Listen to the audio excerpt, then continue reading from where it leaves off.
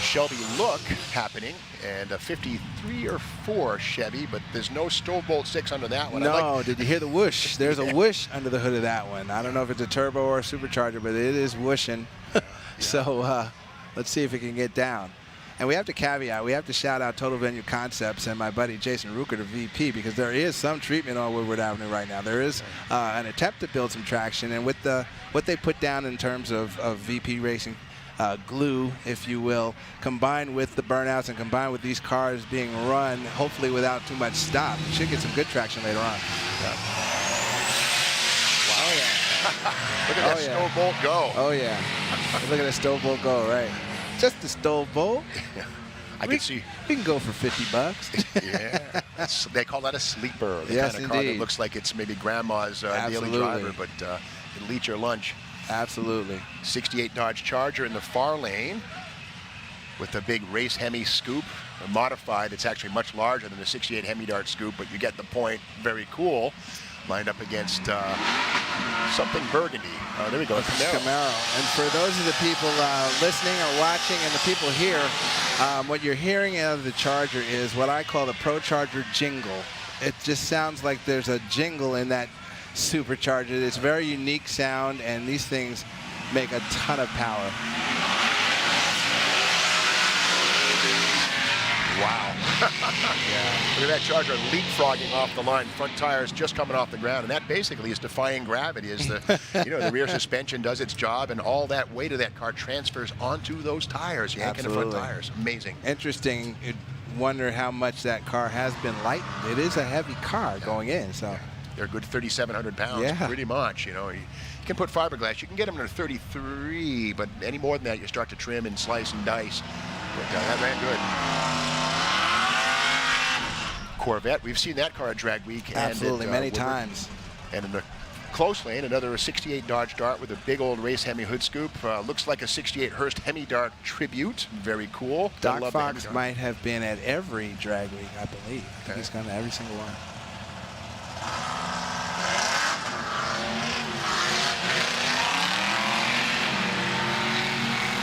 And for drivers like Doc Fox and some of the Hot Rod Magazine Drag Week veterans and stuff, I'm willing to guarantee that this is a quote-unquote throwaway run, just to get some data. That the buzz term now is data, and see what they can do as far as power management to get down the track. As soon as it unloads, hey, look, we got to dial this thing back, or if it's not enough, if it's lazy, maybe there's room to put more in. And all type of variables come into play now, Steve. You have the engine, of course, engine management.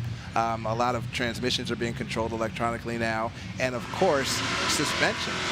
Just dialing in by way of shock clicks, or if you have a 4-link and maybe jacking up, changing bars, it could get that deep out here. So it'll be interesting to see how that goes. And little by little, pass by pass, the track, the street is getting better as rubber's deposited. And eventually, by the end of this day, the entire 500-foot surface will be sort of darkened up with rubber. Yeah. And imagine people tomorrow will drive, what happened here yesterday? We got a single coming up here, Steve, a Dodge Dart. I believe this Dart here is it's a stroker. It's a stroke 360. So. See a Dana 60 maybe rear not axle. that one. Big old Dana in the back. You got the Dana 60 rear axle, of course, initially used in trucks, 9 3/4-inch ring gear. Not indestructible, but pretty darn close. When you see a Dana, that usually is a sign of a car that's got plenty of power. Look out. AMC, far lane. AMC Javelin, another Hot Rod Magazine Drag Week vet. Yeah, I like that. The Javelins, that second generation Javelin right there, those came along in 71 through, I think, 75 or thereabout. Biggest engine be a 401 from the factory, but you can bet there's a little more than that happening today.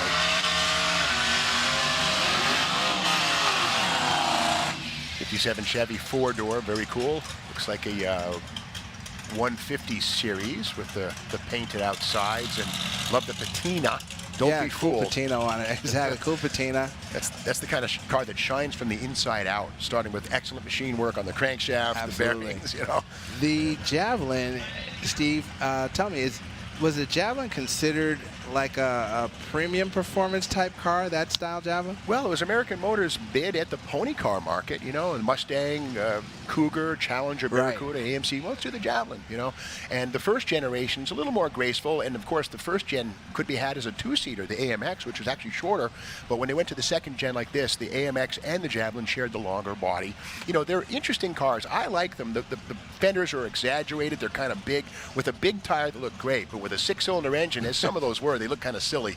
But it's a great car, and they've come on strong. People So like unique. them. Parachute, big old wing on the tail of that. That's definitely a 200-mile-an-hour capable car, at least in the wind tunnel. The driver of the 57 is being motioned forward. Operations are just like at a drag strip. All motion must be forward as soon as you get into the stage beam. That's right. If you want to freak out the guy, back up. It's a good way to get thrown off the track. Yeah.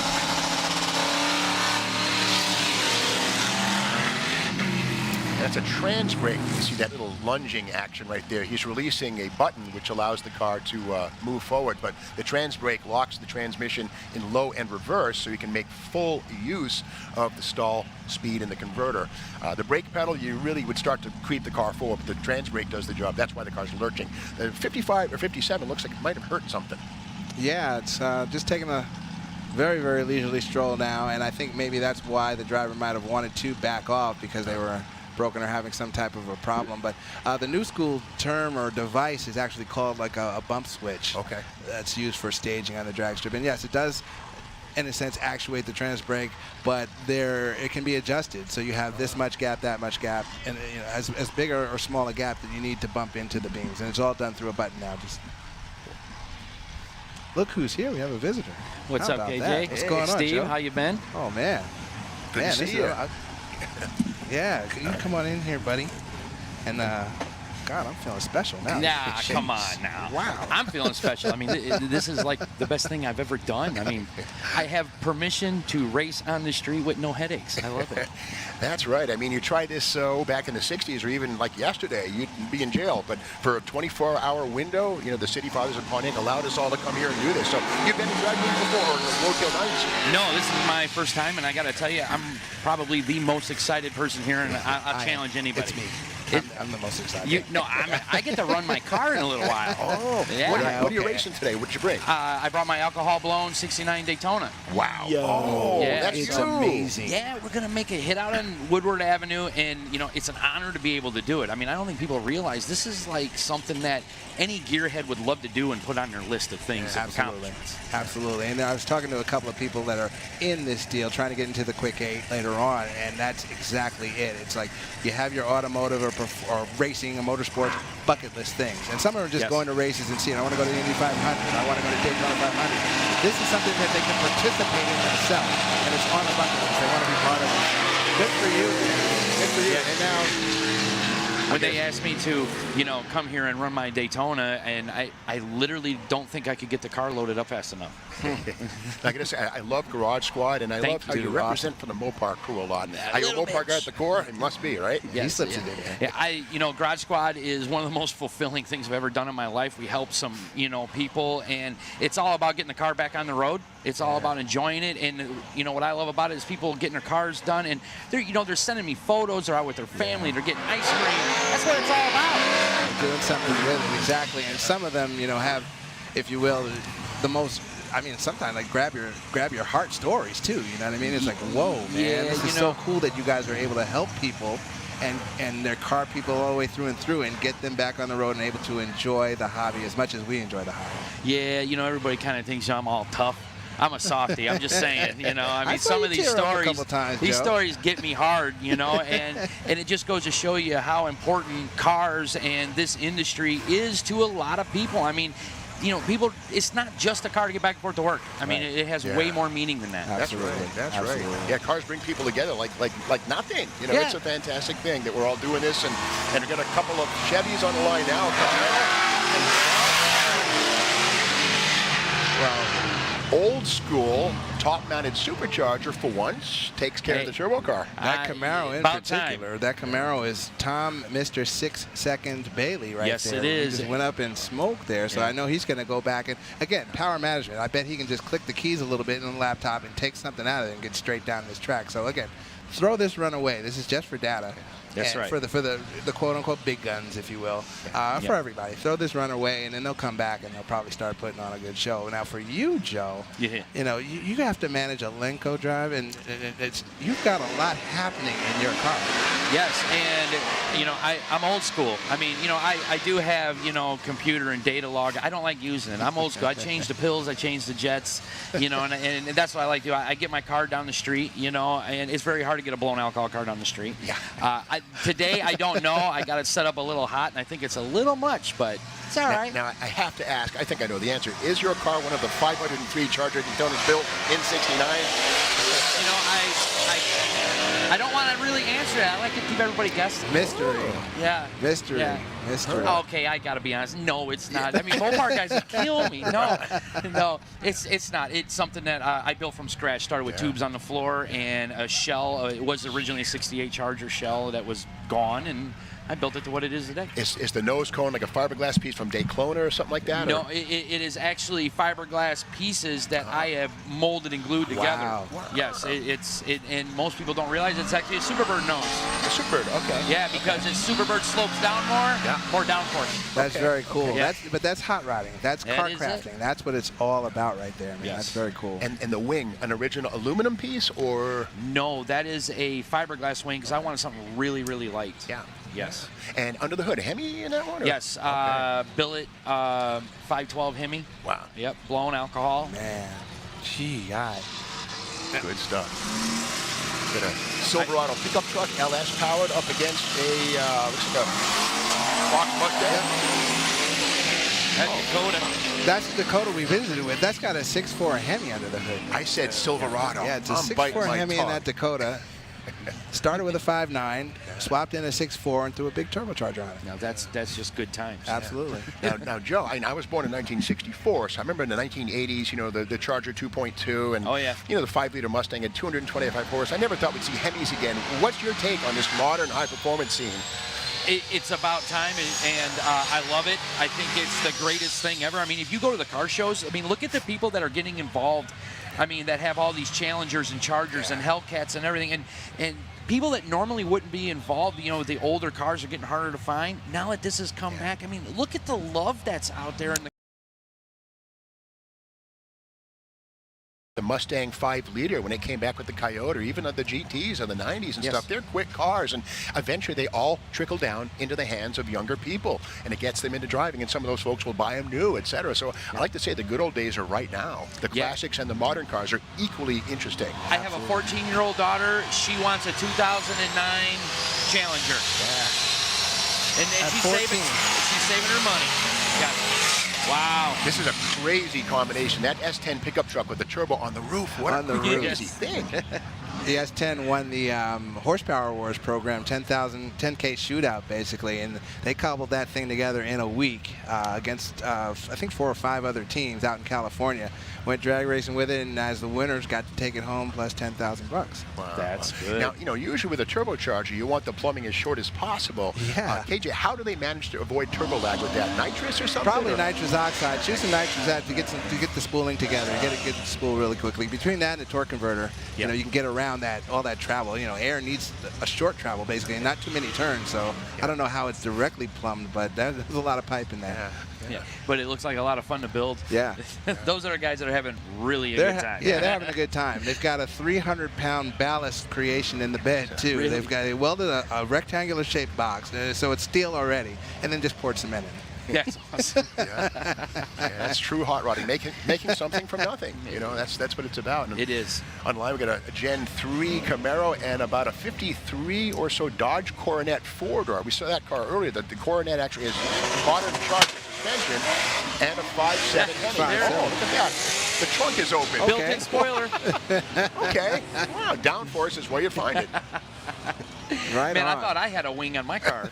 That's not quite getting your doors blown off. That's your trunk. Get the trunk popped, though. That's cool. That's a sleeper. That's a 4-door. And that's kind of what to do with an old 6-cylinder powered 4-door Mopar from the 50s. They're not very fun. You make it fun like that. That's Absolutely. cool. And the driver said that he drives it everywhere. Put the family in it. It's a 4-door. It's got room, you know. So I'm into anything like that. Oh, really, yeah, you me know. too. If you want to go fast and you want mega horsepower and all that kind of thing. But sometimes just simplicity is really cool too, because you're not on the side of the road needing your toolbox, calling the buddy to come pick it up because it's broken down. It's just something you can turn the key and literally drive it anywhere. That's what it's all about. Yeah, sometimes less is more. You know, my father's old school. He says, you know, if you got a set of points, you can always get home.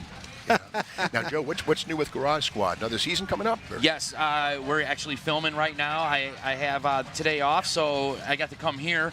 But we have some really cool cars this year. We got some horsepower. We got some twin turbo stuff going on and everything. Yeah, so definitely going to be a good season. We got some really good people, and that's what it's all about. You know, it's what makes me get up in the morning and enjoy my job. You know. I have to ask. I mean, do you guys ever camp? We'll let these cars run down. We got a, looks like we have a Mustang. Wow. Nice little wheel stem. Look at that thing. Oh, lots of ballast. Something came off. Okay. I think that might have been a slip-on muffler. It might have been a muffler that came off there. Okay. He ran it over, though. Good avoid on the right-hand side. That could have been a little close. But. So when you guys are shooting, do you guys set up in a hotel someplace, or do you ever crash out in the garage and just get to it at 5 a.m.? Or? We have worked very late. Let's just say that I have many days on set of about 3-4 hours sleep at best, along with the rest of the crew. So, yes, sometimes it is very stressful and very intense. Now, on some of those shows, there's a B team that comes in and takes care of it. Do you guys have a B team? No, this is A, B, and C. You're looking at them right here. Yeah. No, the guys, no, it is literally us. We're there for 7. We only have 5 days to sling a wrench. That's all we get. And yes, we do get it done. Yeah, so you probably choose your projects wisely, I'm guessing, right? Well, no, sometimes they're put on my lap, and because the story's so good, the people are so deserving, I got to look at the guys and go, listen, we've got to make this one work. But you guys get it done. They love it. It's so cool. You get it done. And this is a question, because I've just been curious as a fan, as somebody who watches the show, and I'm sure it's the million-dollar question for you and everybody else as part of the cast. How does someone, in a sense, get picked to be on Garage? We get thousands of submissions a year. We tell everybody to go to GarageSquadTV.com and send your submission. The better the submission, the better your odds. And it doesn't matter where you live and what part of the country. Send in your submission, and we have a team that goes through them and checks them over, and it's a whole process. So I encourage everybody to go do it. And if anything, it's great reading material for me, because I get to see all these great stories. Oh, yeah, man. And I got to be honest with you. I mean, every submission gets read, so everybody knows that. That's cool. That's cool. And you probably want to do every one. You know what I mean? I do. Usually they're pulling back on the reins. Yeah. No, you ain't doing it, Joe. Right on, man. That's really cool, man. I mean, again, it's like super stoked to meet you, man. I promise you. This is so cool. Well, listen, guys, I got to get back to my race car. Got to get ready. I'm going to be up here in a little bit, and it was always good seeing you guys and talking to you. Great, Joe. All righty, guys? Thanks, Joe. Peace out. Take care, buddy. Well, we're here on Woodward Avenue, and we're street racing. No, we're not going to go to jail. That's because it's been sanctioned by the city fathers of the town, or the city of Pontiac, Michigan. And we have a Camaro Z28 making the pass, very fast pass, being chased by a Z06 Corvette, which is not going to catch up. But again, this is the sort of thing that would get you landed in jail any other time. But this is absolutely the place to be today. This is Roadkill Nights. Roadkill Nights, and we're looking at a drone shot right now, an overview, man. And if you're not here, you need to be here right now. Get down to M1 Concourse if you're anywhere in the vicinity, and get your ticket and come on in, because this is a fantastic spectacle, if you will, of automotive and performance and just car people. It's so cool, man. Props to Dodge for taking the lead and throwing this bash. That's literally what's happening. Dodge is throwing a really cool bash for car guys. Yep, the Brotherhood of Muscle. Absolutely. Here we are. And on the line right now, an interesting pairing, an American Motors Javelin with, I believe, an LS under the hood, and a Mitsubishi all-wheel drive. We saw this fellow earlier today, and this has an automatic transaxle, not the stick you might imagine. Automatic transaxle, turbocharged with nitrous oxide. And nitrous oxide being used, again, as a spooler, basically. It's just a small shot very quickly to get the turbo spooled up. And then I would say, in something like this, the all-wheel drive does the rest. Yes. And the owner of that was saying that one of the problem spots, listen to that chainsaw, here it comes, in a quarter mile. All right, yeah, good pass. If he had more track, definitely. Or just, again, test run. Yeah. Okay, this is how I have to get my staging together. I have to get up on boost a little bit quicker. quicker. Once that's together, you know, all ducks in a row, man. In the perfect world, even in this smaller space of a track, that can probably get through pretty well. Yeah, yeah. Eliminations are around 4:30 or so today. That's when the serious stuff begins to happen. Absolutely. At this point, they're gathering, as you say, gathering the data. Plymouth Duster in the close lane. I like the 70s sort of Motown missile-inspired strobe paint job on that one. I knew you would know. Yeah. And an Olds 442 in the far lane, which actually has an Oldsmobile engine. Oldsmobile engine, and that's another car with the Torque Storm supercharger on it. So it'll be interesting to see how this performs now. Yeah. For the people that are listening and watching, etc., 442 again means? Well, in 64, Yes. 4-barrel, 4-speed dual exhaust. Correct. And then in 65, when they added an automatic, well, 4-barrel, 400 cubes, dual exhaust, etc. You know, but that's a neat car. I love that one. Automatic transmission in the Olds and in the Duster as well. Automatics are, you know, they're easier to get down the track than a stick can be, especially the faster the car, the fewer things you want to distract yourself with, you know. But I got to say, anybody who runs a stick car, anything over a 9-second or quicker than 9, you got you're right on cowboy. You're a hero. They're heroic, Right. no question. And you look at today's muscle cars, you know, your Chargers and Challengers, pretty much anything in the SRT group. Those are cars, big performance, big horsepower, big torque, and you can put them in D. You don't even have to necessarily use the paddles. You don't have to necessarily shift anything. Put it in drive, stop the gas, and it takes off. Yeah. Although if you have to have a stick shift, you can still get one in a Challenger, a Hellcat 6-speed. I mean, ride them cowboy. I would say most of them are sold with the Torque Flight 8. But if you want this stick, you can still get it in the Challenger. Which is cool. I really don't want stick transmission to go completely away. You know, it's you're a driver if you can drive a manual transmission car. You know, you really are a driver. Yeah. Some new and old happening here. Pontiac GTO in 04. The rebirth of the GTO, and a 69 Plymouth Roadrunner in the far lane. The Roadrunner's got a wedge engine, no Hemi, but that's all good. It's a 2-door post. You can see that little fixed pillar there between the windows. Cool little car. Stick shift, 4-speed car. The GTO is spinning those tires. That is called more. Yeah, look at that power. That's crazy. I love that. You know, you can steer the car with the rear tires, but at 80 or 90, it gets kind of dicey. But that's he's got good control. There it is. Sadly, that late model GTO had a short lifespan. I thought that was like one of the coolest cars, you know, out at the time, and it just didn't. You know, for what it's worth, it didn't really hit here in the United States. Yeah, I was at Hot Rod Magazine when that car came out, and they invited all the editors from magazines to go on sort of a joyride. And Bob Lutz, who at that point was one of the VPs, I guess, at GM, and he kind of announced the car. He did say that we're not going after the original muscle car folks. We're going after BMW 5 Series guys, which may or may not have been a miscue. Don't know, you know. Dodge, when they brought the Challenger back, they said, hey, we want you back, Shaker guys. Muscle. And, yeah, you know, they weren't going after a BMW or a Porsche with the Challenger. They were going after old school. So the GTO might have missed its mark. Fantastic car, though. I love it. Very cool. Now look at that. Is that considered a Scout pickup, or is I guess, yeah, the Scout. It's the original Scout with a pickup bed? Yeah. Well, that's the optional cap which you could get. So it kind of it's not fixed, although I think it's bolted down. But those are more commonly seen with the full cap, like a little SUV. Way cool. The Pontiac Grand Prix in the right lane or the other lane. I like the two-tone paint on that, very tasteful and subtle, but nothing subtle about the engine. Mark Cicino from New Jersey. He bought that car it's in 1986. He bought it in, I think he said 2000 or 2003. And it has become quite the beast. Nitrous injected, LS powered, of course. And wow.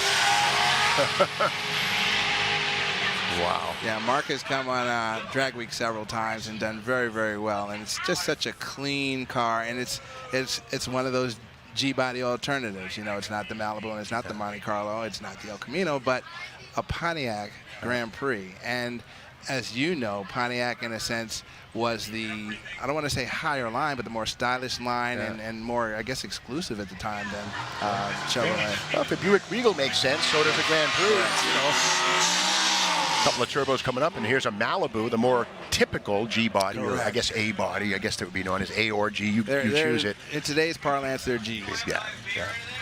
And then we got the Cobra Jack. Yes, wow. that's a factory drag pack car, yes, sir. I believe.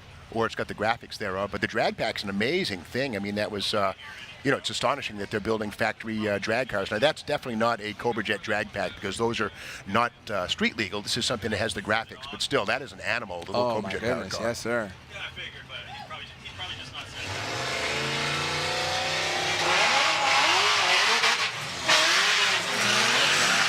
This is that Coyote engine revved yeah. to 8,000 RPMs. That sounds like a 6. Might be a 180 crank, you know, the crankshaft, the 180 degree Boss 302 type piece. He managed to get down. I actually drove one of the first-gen test Cobra Jets back in the day. A good friend worked for Ford, and they wanted to show that car at the Winter Nationals, Pomona. The finals at Pomona. And my friend Jesse Kershaw was with Ford at the time. Yeah, and Jesse asked me to take my trailer and go to John Force's and pick the car up. It was over at Force's. So we took it to Force's and actually got to drive it, you know, in the trailer and then out. And I got to parade it around Pomona a little bit. It was pretty cool. That's cool. Well, the 5.0 is here. That is a 68 Dodge Coronet. Kind of done up like a police car. Sitting kind of high in the tail. Looks a bit like a Pro Streeter. That's crazy. Stuck up there, and I believe that's got late model Hemi power in it. I'm not certain. Okay. Yeah. Get well lucky. The rear window. Yeah, police cars like that were absolutely four-door muscle cars, and Chrysler was right in there. The Dodge Coronet and Plymouth Satellites back in the 60s. If you watch the show 1 Adam 12, they ran Plymouth Belvederes and later the 401 Matadors, but that kind of brings us back to that. But that's a police car that won't be issuing tickets today. No, not today. Get well lucky, definitely. Lucky Costa.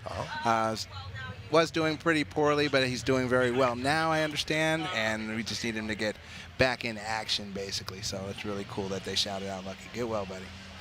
All-wheel drive diesel pickup in the far lane, and don't count that out. That's probably an 11 or 12-second vehicle. Okay, it's got some tire spins, so squandering the potential, but look at that thing, spin those tires. Yeah, it's a Denali 2500 HD, and in the perfect world, I actually took its brother, the Silverado 2500 HD, with a 6.6-liter Duramax engine, 10-speed transmission. I took its brother down the quarter mile, and that truck covered the quarter mile in 15 seconds. So wow, I think it's like a 5-ton vehicle, more than that. Gosh.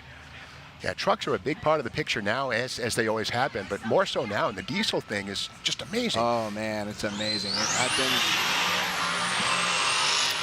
Let some of the noise die down there. I've been involved with diesel now for 7 years. Time flies. And which magazine title is that one? It was Diesel Power. The title was Diesel Power. It's no longer. We're now a global truck group, if you will, part of MotorTrend. But as the editor of Diesel Power, I got to play with some really, really cool machines, and it's amazing how much power and performance you can get out of a diesel engine.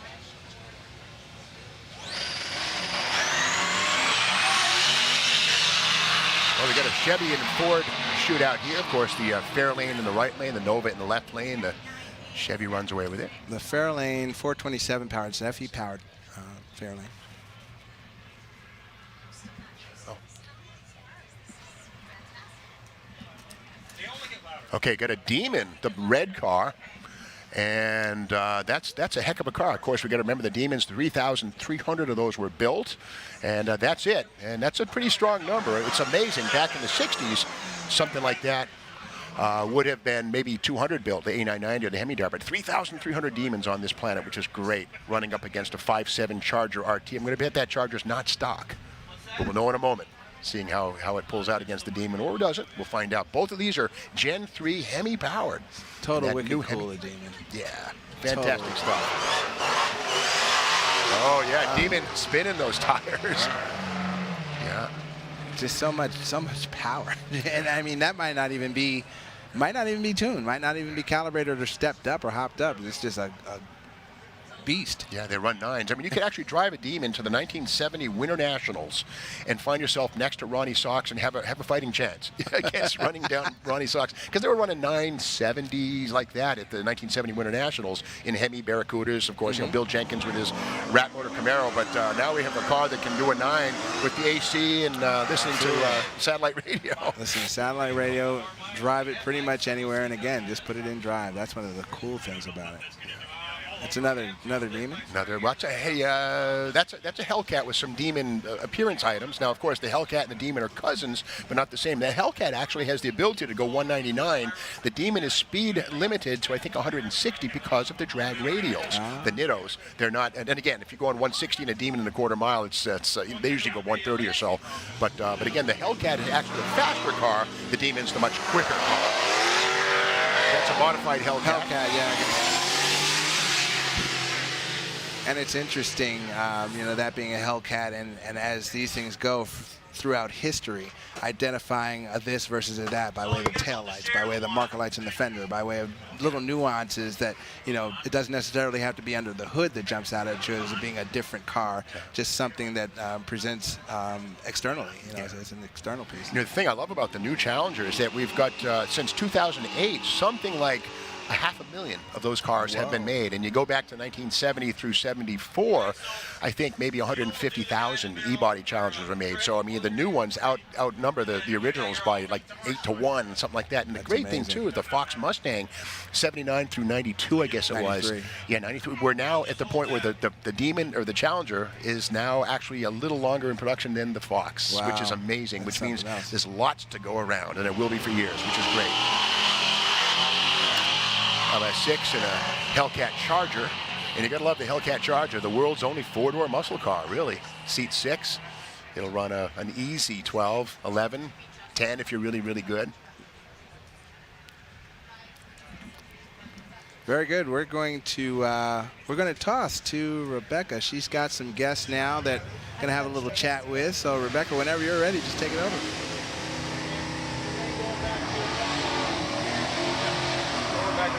Rebecca, go. Yes. Hey, guys, we are at the starting line, and this is exciting, huh? Oh, yeah. I can't wait to get my car out here. This is real loud. This is really loud, Freddie. And Alex, I mean, you're used to this stuff. I'm pretty used to it, but I mean, it's a lot of fun. I'm excited to be out here. I love this event, so it's a good time so far. So now you've already been out there. What do you think has the better advantage, the right side or the left side? Man, it's such a hit or miss. Like the right and the left, they both have advantages for their different reasons. So I've heard the right's a little bit more consistent. The left has an advantage because it's not as close to the wall. So I think you got to pick your poison on this one. Which would you choose? Well, it doesn't matter because whenever I go, I'm gonna lay down a bunch of banana peels. So it does, you know, just watch out for those. I don't know that the banana peels are gonna work in anyone's favor here. Are you trying to tell me that years of cartoon watching has strayed me? I think you've been betrayed. Okay, all right. Years of cartoon watching. Yes, it's going to fit today. Okay. Yes. Okay. So this is so exciting. You guys are used to this. I am not used to the smoke and the sound. I mean, this is wild. Yeah. Well, absolutely. I mean, it's a little bit of what you get at an NHRA race, but this is a really good primer if you're into like quarter mile or even just 500-foot drag racing. Yeah, I'm not gonna lie, Tavares. When you put your 1320 feet sticker on there, I was cracking up because I was like, hey, it's not even an 1/8 mile. And then I found out we're like 550 feet, 500 feet now. Yeah. So it's not your typical racetrack. It's not even an 1/8 mile. So there's a lot of it's very important on the launch because you don't have a lot of time to make it up. On those longer tracks, you have time to come back and recover and pedal, and you know you've got time to make that up. But here, you've got to be very good to go from the beginning. So Absolutely. So how are you feeling about later today? I'm feeling really good. Honestly, the cars all look great. We each have a pretty good chance, even though this one probably has a better chance. I'm being very realistic here, but if something does happen, then she might not have time to recover, so. Hey, and in drag racing, anything is possible. That's what I've been saying from the beginning. I know it's kind of got a target on my back, but anything's possible. It's anybody's race, so. Oh, yeah. For sure. So how do you feel about being the only female driver out here and everyone's scared of you? Well, maybe the only female driver as far as in our shootout. I've seen a couple other chicks walking along. To me, I'm just out here. I'm just out here like one of the boys. It's that, you know, no different. We built the car. I think we're good to go. So. Absolutely. Well, plus you're lighter. You know, you have an advantage. That is, yeah, a literal physical weight advantage, yes. I would be lying if we did not calculate that into our equation as we were reducing weight and changing our weight bias. So we definitely did calculate that. Okay. Here, let's talk about Weston. So now, what kind of... I like that you go from weight to Weston. Well, if we're talking about advantages, disadvantages. Right? Yeah. So what was that? There was a very loud car behind me. Probably that was a good thing, then. Yes. So his car is awesome. It has twin turbos on it. Should make a lot of power, but it could also blow up in a very spectacular way. So who knows? We don't want anyone to blow up. Let's not use those words today. No, we don't want it, but it's a possibility. He said he does want to maybe hit something, run into something, or tap someone. See, I don't know. I told Weston when he said that, I was like, you know what, I got a bone to pick with you, because I come from like, you know, we take it serious, you know, we don't hit, we don't play around, and they're like, this is a fun and games thing. I'm like, yeah, I'm not there yet, you know. I'm ready to go make a pass. Commenting back on power, it seems like it's kind of been like a horsepower race. I know everybody's kind of commented they're going for power, I can say that track is not holding power very well. So we were out there. We have a timing retard in our car. We've pulled power, and it's still on the iffy side. So it'll be interesting to see will he be able to turn it down? Will he be able to make it down the track with that? He's got the horsepower. Is that going to be more of a disadvantage than an advantage? I mean, to be determined. Yeah, maybe. He also has the smallest tires. That is very true. And he does have a street tread still, correct? Yeah, I believe so, yeah. So I was out there in a stock Hellcat Charger earlier today, and I can say that I did not get down the track. It was a smoke show all the way down, so that's a little bit less horsepower too. So. But it's okay, because on YouTube, a smoke show means you're going fast. See, that's the difference though. Yeah. I mean, it's like, I'm like out after that win, and he's like, content is king. And I applaud that. I applaud him for that. So. Yes. Yep. So I'm still trying to get over this the smell of the burning tires. Mm-hmm. It's quite thick here. Oh yeah, I mean it gets right up in your nose and it'll stay there for like 2 or 3 days. So you know. So I might be covered in black later, right? I'm just warning you, like your face. You're gonna go to the hotel tonight, wipe your face off. You're gonna be surprised. Wow. It's gonna be covered. Okay. So. But it'll be worth it because it's fun. Oh, absolutely. It's kind of fun. Track day's a good day. Could we break the sound barrier today, people? Wow. Watch and see what's going on. God, it is so much fun seeing these cars. Oh yeah. There's the cool part about Woodward to me is like it's a blast to the past that like I never even got to live, I never even got to experience. But being in car culture and growing up in car culture, you always hear your mentors and your older people talk about, when they were street racing, when they were on this avenue, when they were on that avenue. So for me to get to experience it, I think it's just like that's so neat to me. I love that part of it.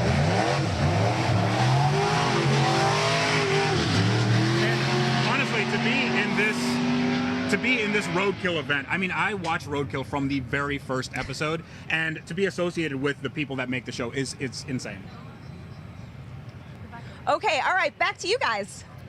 Well, thank you very much, folks. We are, of course, here, and thank you, Rebecca Grant, for giving that great interview. I'm here with KJ Jones, and at 4:30, there's going to be a grudge match with Hellcats, right? With Hellcats, yes. Actually, they are Charger and Challenger, Hellcat, Red Eyes.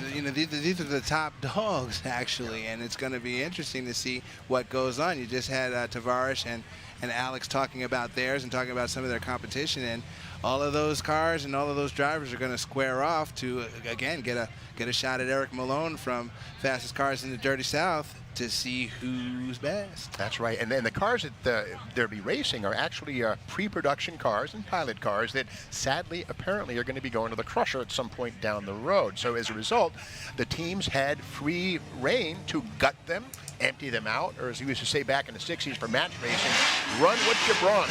Speaking of which, a couple of modern challengers going at it right now. One is a wide body with the wide flares all the way around, and they're both getting down the track real good. Both, of course, Hemi powered, Gen 3. That's amazing. It's just completely and totally amazing what those cars are capable of. I mean, they present just very simplistic, and they're absolute animals once you get after them, once you get on them. Yeah, the great thing is 65 at 140 miles per hour, 0 to 60 in 2.3 seconds. Available with one seat. If you wanted to, the bucket seats could be deleted for a 54-pound weight savings, and there was only one piece of sound deadening on the firewall. I mean, everything about them was light and ready for drag racing, but again, they're totally street legal. Now, throwback, was there in the Dodge racing program years ago, the street program years ago, a car could be ordered, and I believe it had like there's a B-Series van, and used the seats from that van. Is that correct? Well, yeah, that's right. Yeah, back in 64 and 5, the A990 race Hemi cars, and in 68, the Hemi A-body Barracuda and Dart used the A100 pickup truck Bostrom thin line seats, which are also used in Jeep CJs, believe it or not. Wow. So if you go to the junkyard, wink, wink, you can find those kind of seats. But today when people build Superstock clones, they're always looking for A100 seats. That's Indeed. it. That's the seat to go to. This is Mike Corsilli here in the Silverado. Mike is, I know Mike, and he's a great guy. He's actually a first responder, a firefighter out of Maryland. And Mike's a former diesel guy. He actually, we met through his Ford F-250, 6-liter F-250 diesel powered, and he sold that truck to get this truck, and a Silverado, of course, LS with a big turbo. And I can vouch for Mike in it being a street truck, him driving it everywhere and really having a good time with it. He and his dad have been all over Detroit with that truck since he's been here, taking some pictures in front of the GM building downtown and that type of thing. So it'll be interesting to see how this works out, because he's really wanted to do Roadkill Nights Powered by Dodge. He truly had this on his bucket list. So I'm hoping the best for him. Yeah, he's up against Peter Boakton of Roseville, Michigan, in a 72 Dodge Dart. The Dart pulls out. But again, this is the time trial, so we don't know what the eliminations hold. Right. But good traction for both of those. Yeah, and Pete's car, I checked that out yesterday. That's the 390 that's punched out to, I believe it's 408. So it's a really cool piece right there. That's really a very neat car. Swinger. Yeah, Dart Swinger. Swinger. Yeah. Yeah, the Dart Swinger. The Darts were great little cars in the 60s, from 67 through 69. You could get those with a 440, a 3D3, even a Hemi in 68. But for the 1970s, Chrysler kind of pulled it back, and only the 340 was available. No more 440s or anything like that, unless you went to Mr. Norm's, Grand Spalding in Chicago, and then they could build whatever you wanted, a 446-pack Demon if you wanted it. But the factory stuff was 340 or 360 powered. Still pretty darn quick cars in stock form. In stock form. See, the TRX giving it another try. If that's the same TRX, and much better off the launch than the last time. Yeah, pickup trucks are a major part. You know, keep in mind that Dodge actually entered the muscle pickup truck wars back in 1962 with a thing called the Custom Sport Special, available on the D100 half-ton, 413 wedge in a half-ton pickup. It was absolutely possible. Pretty rare. Definitely have a lot of people starting to come through the gates now. The crowd's thickening. Look at that. It's really starting to pick up, and people, just get yourself set for a great day. I forecast a great day of drag racing on Woodward Avenue here at Roadkill Nights Powered by Dodge. I think it's going to be awesome, and I'm happy to see people getting out of their houses and doing things and coming to support something like this. And if you're a motorsports fan, even if you're not, just to have a fun activity like this happening in your hometown, and even for the people that have traveled to get here, this is just boss beyond words, man. Yeah, and this is Mecca, of course. This is the prelude to the Woodward Dream Cruise, which happens, of course, starting this Tuesday, Wednesday, Thursday, thereabouts, and the entire 14-mile stretch of Woodward Avenue from Pontiac all the way to downtown Detroit will become a slow-motion cruise. And the great thing is you'll see, no matter what, from Model Ts to Ferraris, it's all on display. Everything, and it's really, that's a worldwide deal. I've participated in the Woodward Dream Cruise, or that week, if you will, 3 times, and met people literally from all points of the globe who are CTSV. And one of the things about a car like the CTSV or the TRX, they're repeaters. You know what I mean? It's not necessarily that you have to go back and cool things off or check this or check that. A street car like this, basically you can get in and run it at any time.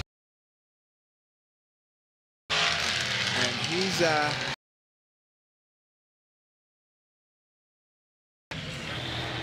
stick car. Yeah, look at that. Those are when you see the V on the back of any Cadillac, look out. That means it's the performance version.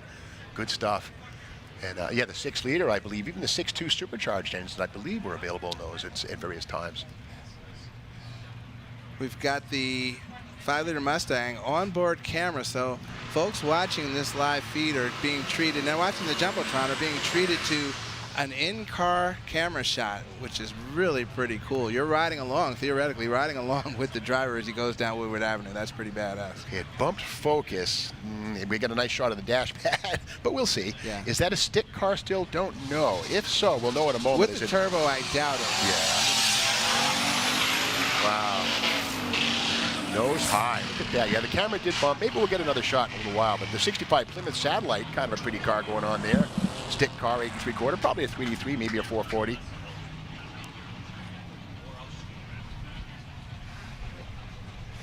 Yeah, Woodward Avenue was America's first concrete road surface, while the rest of the world had dirt and gravel. Woodward was out there. Of course, it makes sense with Detroit being the Motor City. As early as 1920 or so, Detroit was pretty well established as the automotive building hub. New York, in fact, earlier was Syracuse was a major hotbed, but it kind of centralized in Detroit by 1920.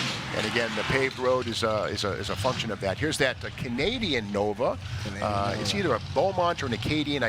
Can't see it so close, but pretty cool stuff. It's a Chevy, but those were sold through Pontiac dealers up in Canada. That's very cool to have now in my wheelhouse, because I looked at it the other day and I said, that's a Pontiac grill, and I thought maybe the owner might have fabbed it up and just done something really, really cool. But if that's the way they came from the factory looking like that, honestly, I think that's a little cooler than the Nova's front end. That's right. The beak in the middle is something that first appeared around 61 on Catalinas and stuff. Became sort of a Pontiac style. Popular on the 67 Firebird. Yeah, look at that big tire car. Figured out. See, that's his second hit.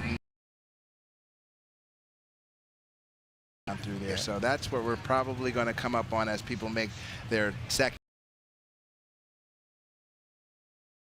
gate. This thing, the program is really cool in that everybody gets to run, which is fine, but to pare down to 8, that's drag racing. That's what's really, really cool about this. A couple of cool cars here. Car in the quarter mile, and the big old Dodge Charger in the other lane, a 4-door. Yep, Dodge Chargers today are 4 doors, and again, the beauty there, this is the world's only 4-door muscle car. The price, and they go faster. Better cars. Very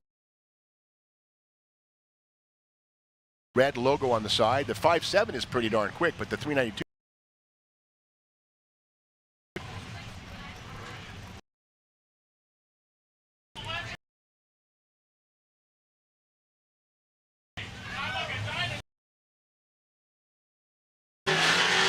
Its own, you might expect, and you can put 6 of your buddies.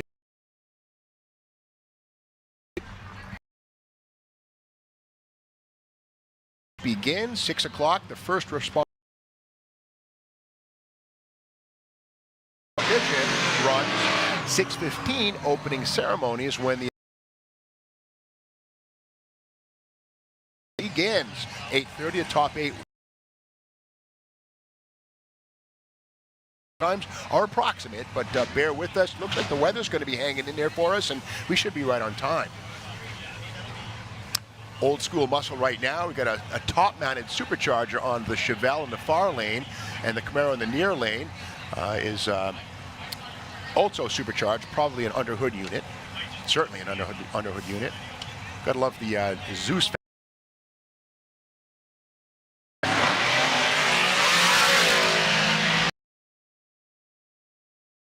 Takes the lead.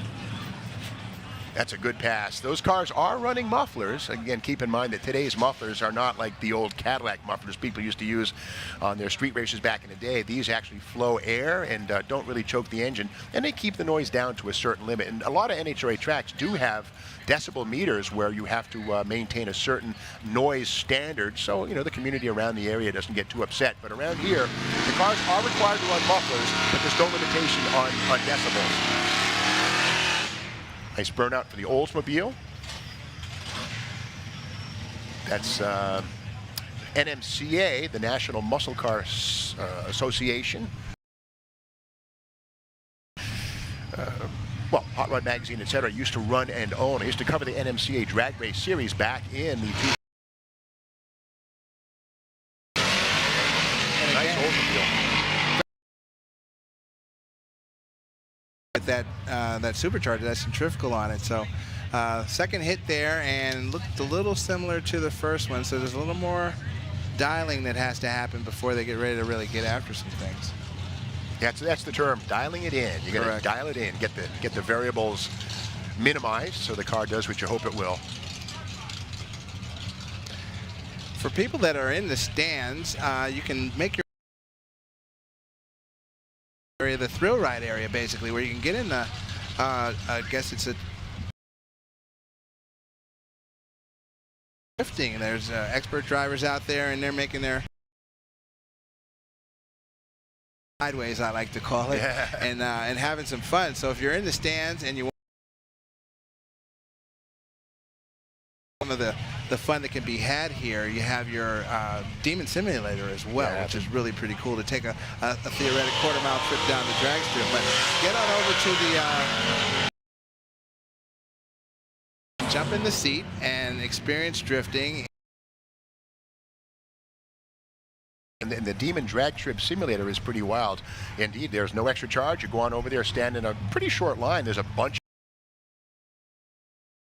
Go for a ride in those cars, and the Demon Drag Strip Simulator is pretty cool. There are actually 2 demons that have been sort of transformed with electric in the car, and you work the pedals and the shifter. The car actually jumps and leaps as if you're really in a car. Very cool. Meanwhile, you're looking through the windshield at a televised. First-hand experience. It's very, very cool, and I have to shout this out. Alex Taylor's it's very neat to do this though. Nice. We got the Chevy Apache in the near in the far lane. Traction troubles in the close side, but now you see your difference. The Blazer got down this time, and then the Ford is still having some of the challenges that it had in its first lap. So this is really when you get cerebral about it, and traction game, at the end of the day, that's all this is going to amount. You can. And one thing too, you know, being a public lane is, well, it's got a bit of a sideways swerve. Start getting a little loose, but again, it's up to you to. Absolutely. For Chevy. any driver out there that might be listening to us, yeah, if you're in any type of a for sure, if you have any type of an engine on this street, please. Chevy Monte Carlo in the Monte Carlo gets the whole shot. The turbo trials, of course, you can hear that whistle whistling down the track. That's one thing. If the guy next to you wants to burn you down, because, you know, staging, hitting the brakes, getting the trans. Mess with you, well, it's easier to do a job on a guy with a turbo. Yeah, that turbo and building boost. Heat. Yeah. And of course, heat is the enemy of anything mechanical. So that's I would say, the bigger concern, because they are on the trans brake, and the longer, the worse things get. Transmission getting super high. The torque converter my goodness.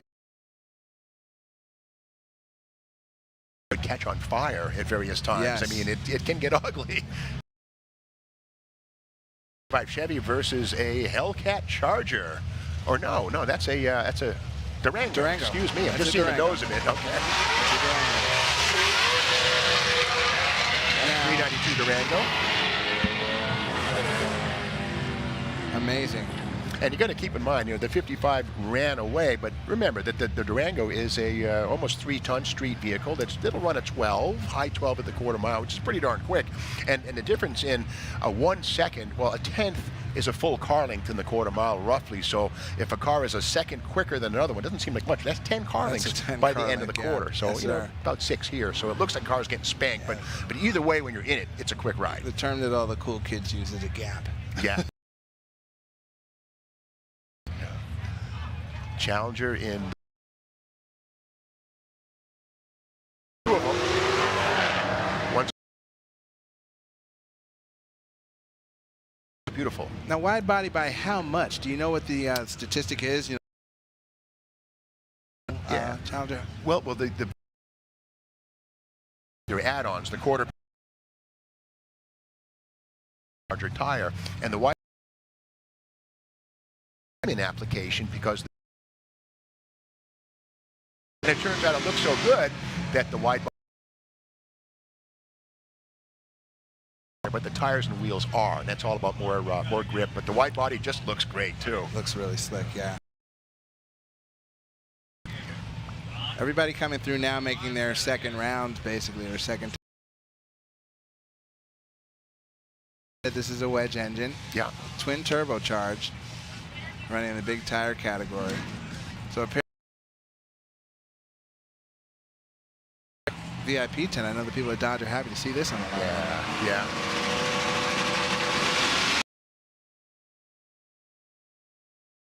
Dodge Dodge. Dodge, probably a 440 or a Polar. And keep in mind that the Coronet name didn't come along till 65. So 62, 3.4 Dodges would be either a 330, a 440, or a Polar 500. In 65, the Coronet name came back. So the details, but. Rain Man. Thank you. Chevelle. That is, I believe, a 50. Okay. I'm peeking between legs and fence links. The 56 Chevy. Right. I should look at the monitor. That's what I should probably do. The cowl hood and the triumvirate, the mighty Tri-5 Chevy. Here's the middle child. Some folks love these.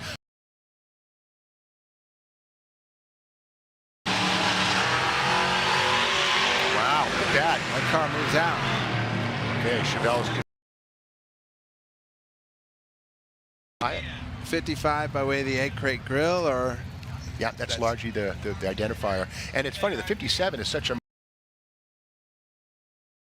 The 56 is sort of an in between.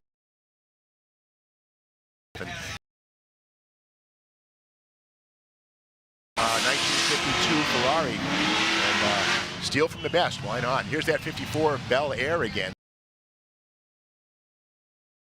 Charged. I'm pretty sure it's LS powered with a turbo, or maybe 2 turbos. I'm not certain. Yeah, and the Boss 302-ish. Yeah.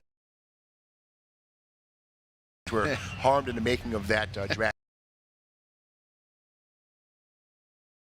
Boss car, I think purists might be perturbed enough because it's been back half.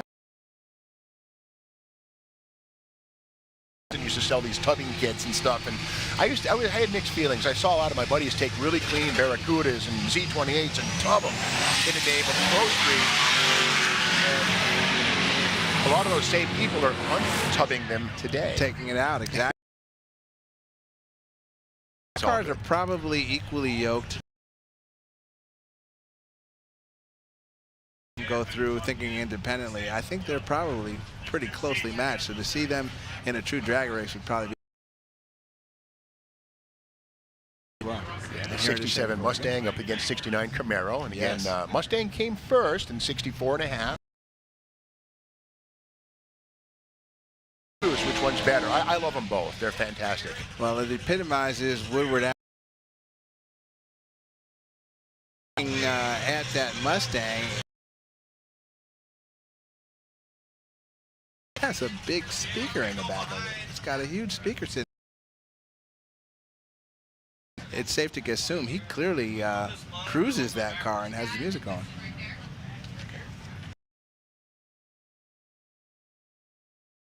For 14 years, Gear Vendors Overdrives have been the presenting sponsor at Hot Rod Magazine and MotorTrend's Drag Week. Many of the most powerful street legal drag cars you see here today are equipped with a gear lower engine speed, which is essential for these cars that are making 1,000 to 3,000 horsepower.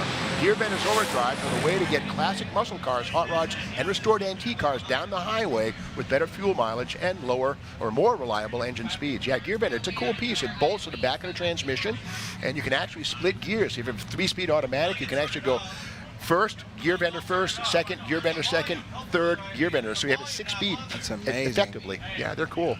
And they fit under most drive shaft tunnels without slicing. So a big block anything that probably would be spinning somewhere in the area of 3,500 RPM on the freeway.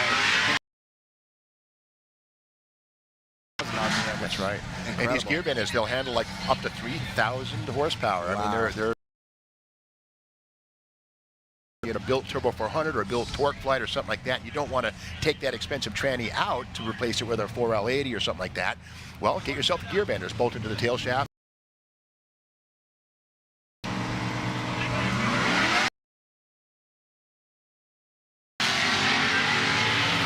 Camaro and El Camino. See the tubes in the back of that El Camino, of course, that's the roll. Satisfies the NHRA rulebook, but in many cases also stiffens the frame, so there's less flex, and you know, less flex is good. The suspension can work better. One of the things that makes those collective G bodies again desired, which is really interesting. You know, with most of the things in that space being unibody, you know, that's a frame vehicle. So yeah, that going in kind of makes it. Fairmont was its competitor. I have one with an altered wheelbase and a camera in it, believe it or not. I drive it on the street, but that was a unit. First Fox body vehicles. The Mustang grew out of those a year later in '79, but indeed they were very light. Meanwhile, GM, when they downsized, yeah, they went body on frame, which is a little heavier, but. And when you come to drag racing, it's desired. Yeah. Doc Fox coming back for a second hit. It's kind of still rough to call who might be a quote-unquote player in this a little bit later on. Oh, Doc took off for the flag? No? Or for the burnout? I gotta say, I've seen pictures of that Corvette right there in Hot Rod Magazine, with a trailer behind it in the rain with the rooster tail of water. That car gets driven. Gets down the road. And it does have a gear wrench.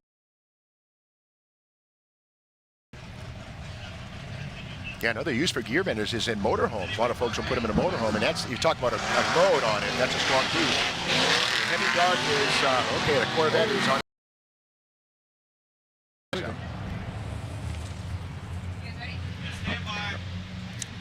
Well, we have Chris influencers with her. Christy, do you want to let us know who you're talking to?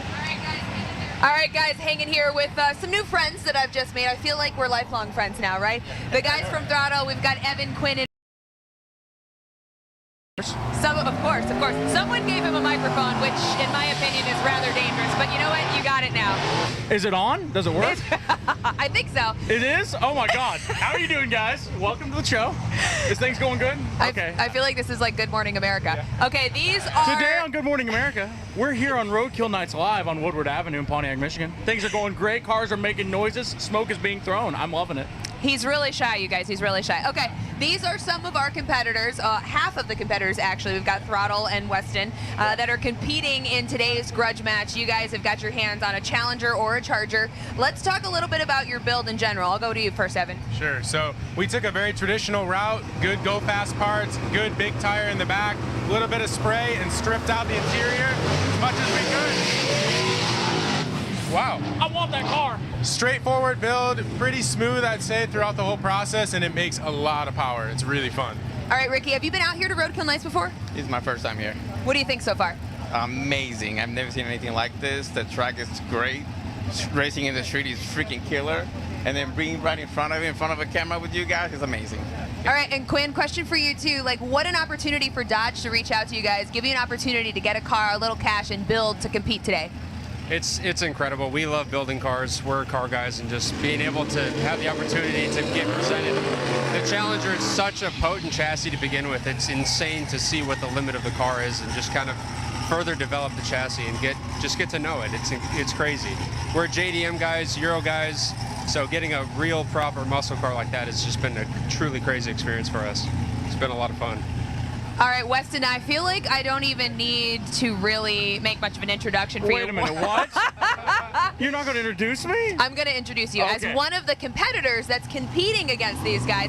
You're a little friendly right now, but I feel like on the track that's going to change later. No, we're going to be friendly the whole time. Friendly all the time. Like, I think that probably there's a good chance one of us is going to hit the other, and I'm feeling like that yellow car does not have a dent in it yet, and it needs one. And I got bullhorns on the front of my car, so it might have 2 holes in it. So it's good. But you know, the thing about it is Oh wait, what are we talking about? Are we talking about like how we built our car? Hold on. I'll go ahead. With the experience, the whole thing. Well, I'll tell you what. Sorry, I get shiny lights, more horsepower. You know, I get lost in it.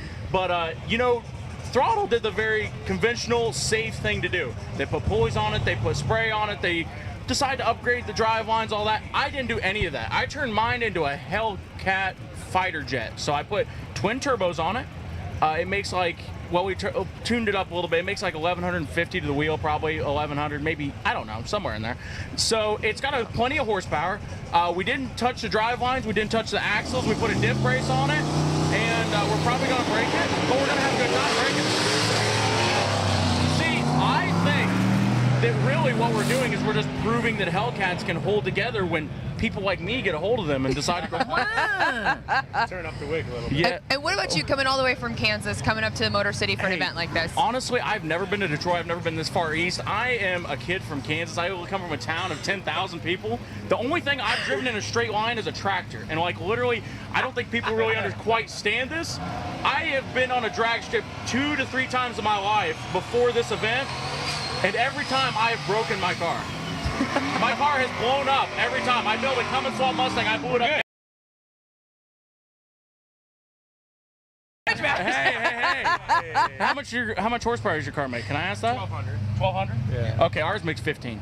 I mean 1,600. Hey, I'm switching them wastegate boost around.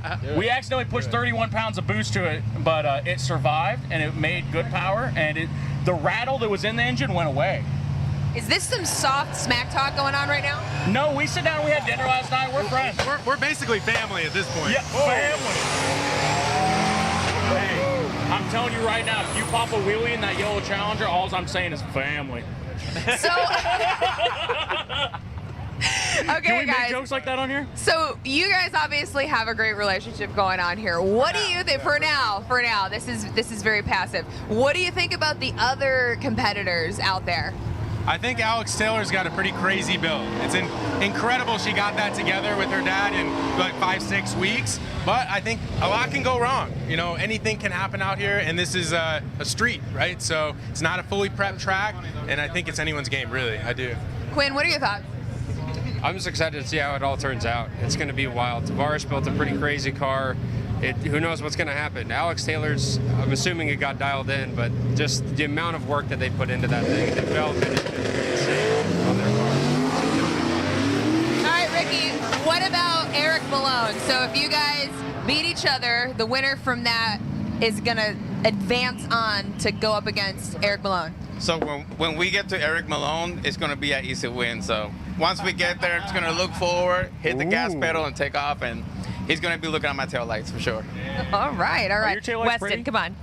Wait, you want me to talk about this now? Of course I do. Okay, what are we talking about? The other cars? I'll tell you what, Alex Taylor, that car is so nice. I want her to build me a car. That thing is sweet.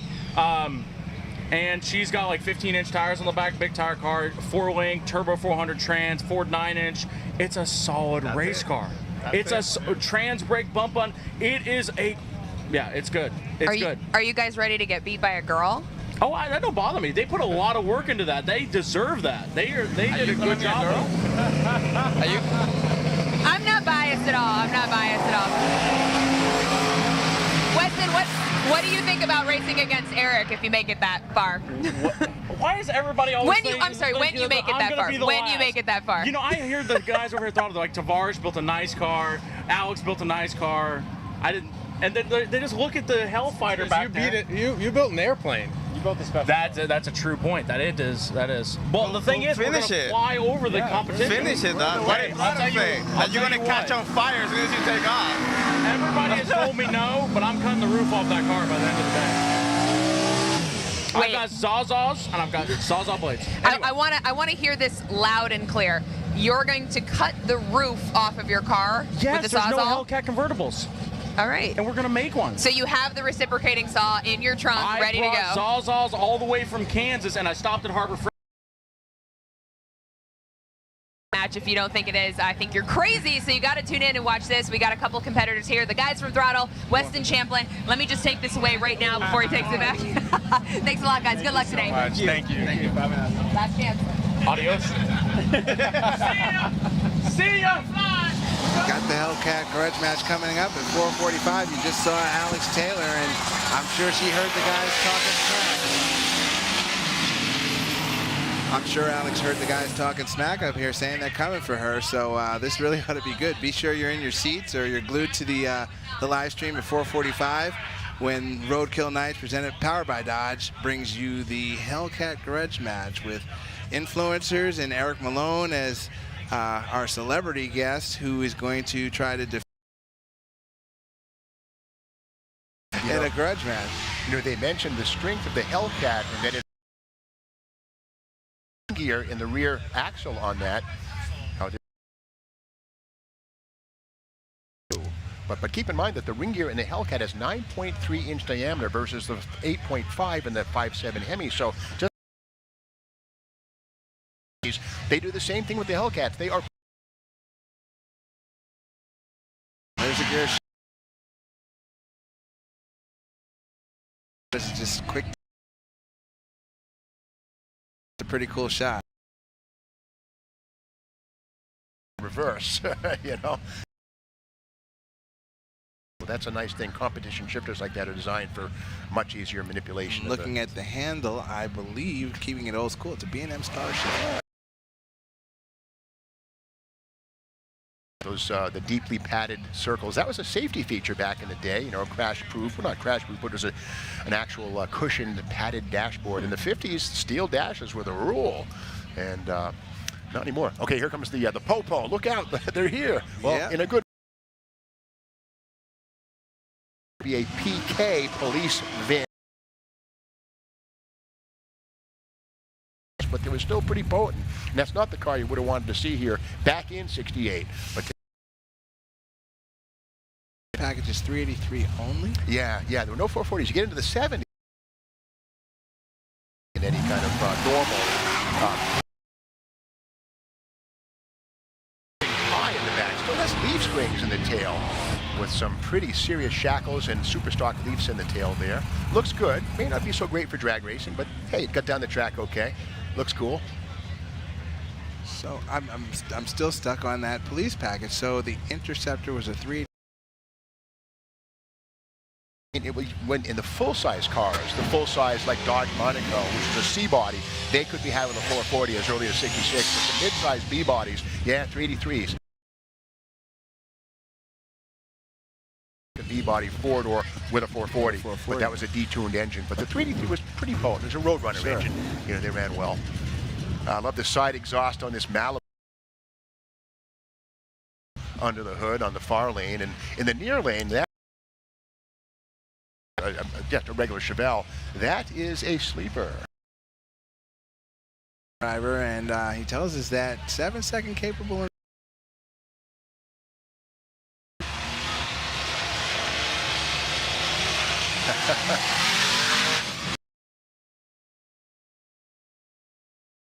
And he's doing that without LS power. He's got a small block under the hood of that one. Okay. Yeah, the LT1 engine, which was similar to the first-gen engine, but had things LT1, LT4, and of course the LS1. Heads, cathedral ports, or at least the early ones, great stuff. The LS fan, you know, drag racing kids are putting LS motors in. That's a Chevy 300 Chevelle. That's a cool car. Everything is hidden. It's done so clean. Everything in it is hidden and tucked away, and it presents just. The actual Hellcat swaps are coming on. If you watch social media, if you look at YouTube, Hellcat swaps getting these drivetrains and getting these drivetrains.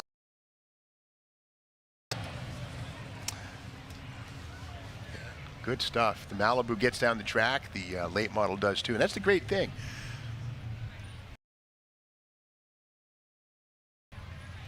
Mecum Auctions, the world's largest collector car auction company, returns to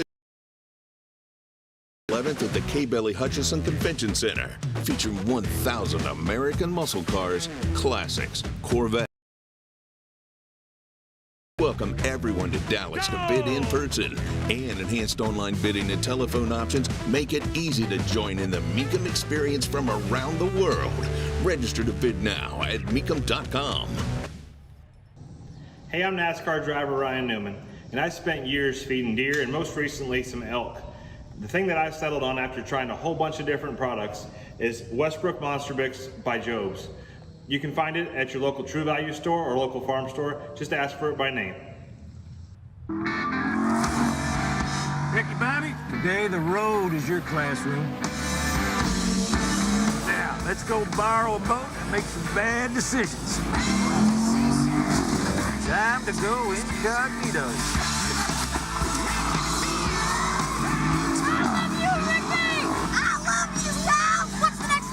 Time for your extracurriculars. Vámonos, amigos.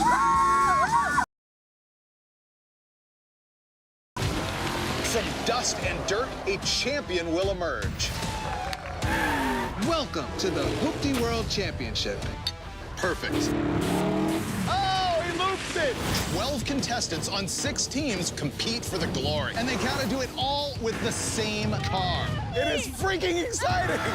For our entertainment and yours, to be a Hoopty World Champion, you gotta build the car to be the best.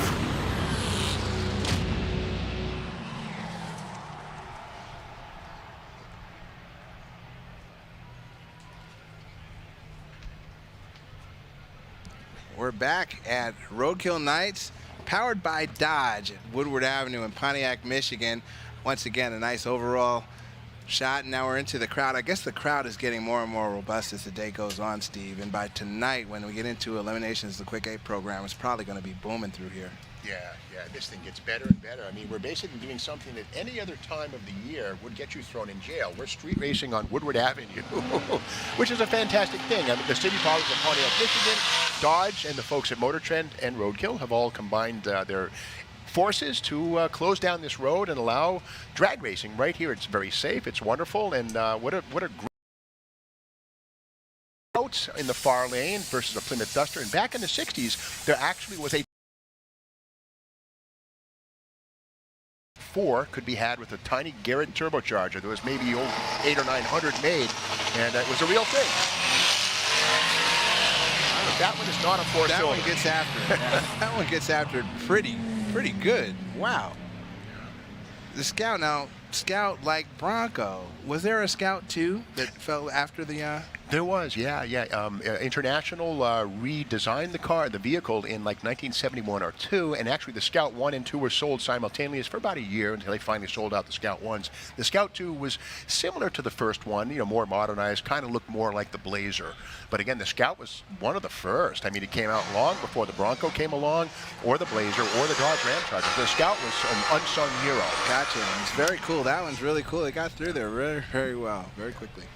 A couple of great Dodges here. We have a Hellcat in the Challenger, of course. Is the Challenger, yes. Yeah, and just a regular 5.7 in the Charger 4-door. See the little RT on there, but again, the 5.7 can absolutely be built to match a Hellcat in power with aftermarket bolt-ons or Mopar performance goodies. And aftermarket bolt-ons in the Dodge group. Years ago, of course, that was done through Direct Connection, I believe it was. Mopar and Direct Connection. That still exists today, basically. So that's carried on for years. Yeah, Mopar Performance is the modern. I hear there's rumblings that Direct Connection marketing might be coming back. Wow. Either way, it's all good stuff. Factory approved, factory engineered parts for your car. And in many cases, the emissions are not altered. They're legal for use. Is that GTO again? And GTO stands for Gran Turismo Omologato. Or Italiano. the great one. You choose. The great one. Girls take over. Yeah, right. Of course, there's that Cobra Jet Mustang again. Not sure if that's an actual VIN-less drag car or if the graphics applied to a more... I think it's a Mustang GT that's got graphics on it. Yeah. Yeah, I do see a full interior on that one. The beautiful thing about that family of Mustang is it still has a live rear axle. The independent rear suspension came along the generation after that. Now, they both work, but the good news with a straight axle or a live axle in the back is a little bit easier to tune for drag racing. Not quite as delicate either. Then again, I could be corrected. His plate says 5.4 double overhead cam, so it very well could be a Cobra Jet. Wow, okay. That's right, the 5.4 was not available in a street-going Mustang. Huh, interesting. Corrected then. Here's a Hellcat and a Gen 3, or Gen 4 Camaro, excuse me. And those Gen 4s are interesting cars, built in Canada, and that was the platform that launched the LS. Although early versions, that could be had with the LT1, Gen 2, but the LS is when it really came to life. The beauty of the LS, of course, is that aluminum block. Saves about 90 pounds off the wheel.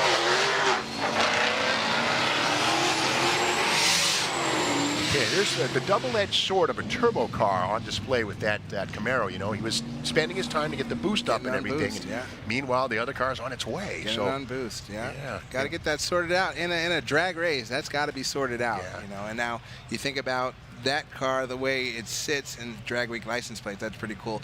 The way it sits could very well be more on the street strip side of it versus street and then strip. You understand what I'm saying? So boost is something that's not technically or mechanically handled with efficiency.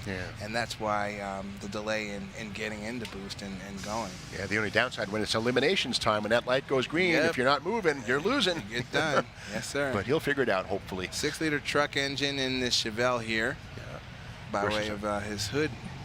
Hellcat Charger in the far lane. You can always tell the Hellcat's the demon head on the front fender. Very, very cool. Checked out. And when you say truck engine LS, we're talking generally about an iron block. Iron block, yes, sir. Yeah, and that's nothing wrong with that. A lot of guys with supercharged and turbos prefer it because the aluminum blocks aren't really serviceable and the liners are kind of thin. They are lighter, but in some cases they take the durability of the iron block, and they're cheaper. Okay, got a Demon in the in blue versus a Firebird. An 84 Firebird. Look at that. With an old school root style supercharger. A couple of 4-barrel carbs popping through. That loafing you hear there, that's basically what supercharged engines tend to do. There's a long distance between the carburetors and the intake, and basically they sort of load up and unload, and that's what they do. But when it goes wide open, it'll smooth right out. That's just it. Did you hear him whack it just a moment? And whack it, open the throttle, just blow the throttle out real quick, and just the whoosh, the air that moves through that blower is incredible. They say it's like firing a 357 Magnum in a concrete hallway. Wow. There it is.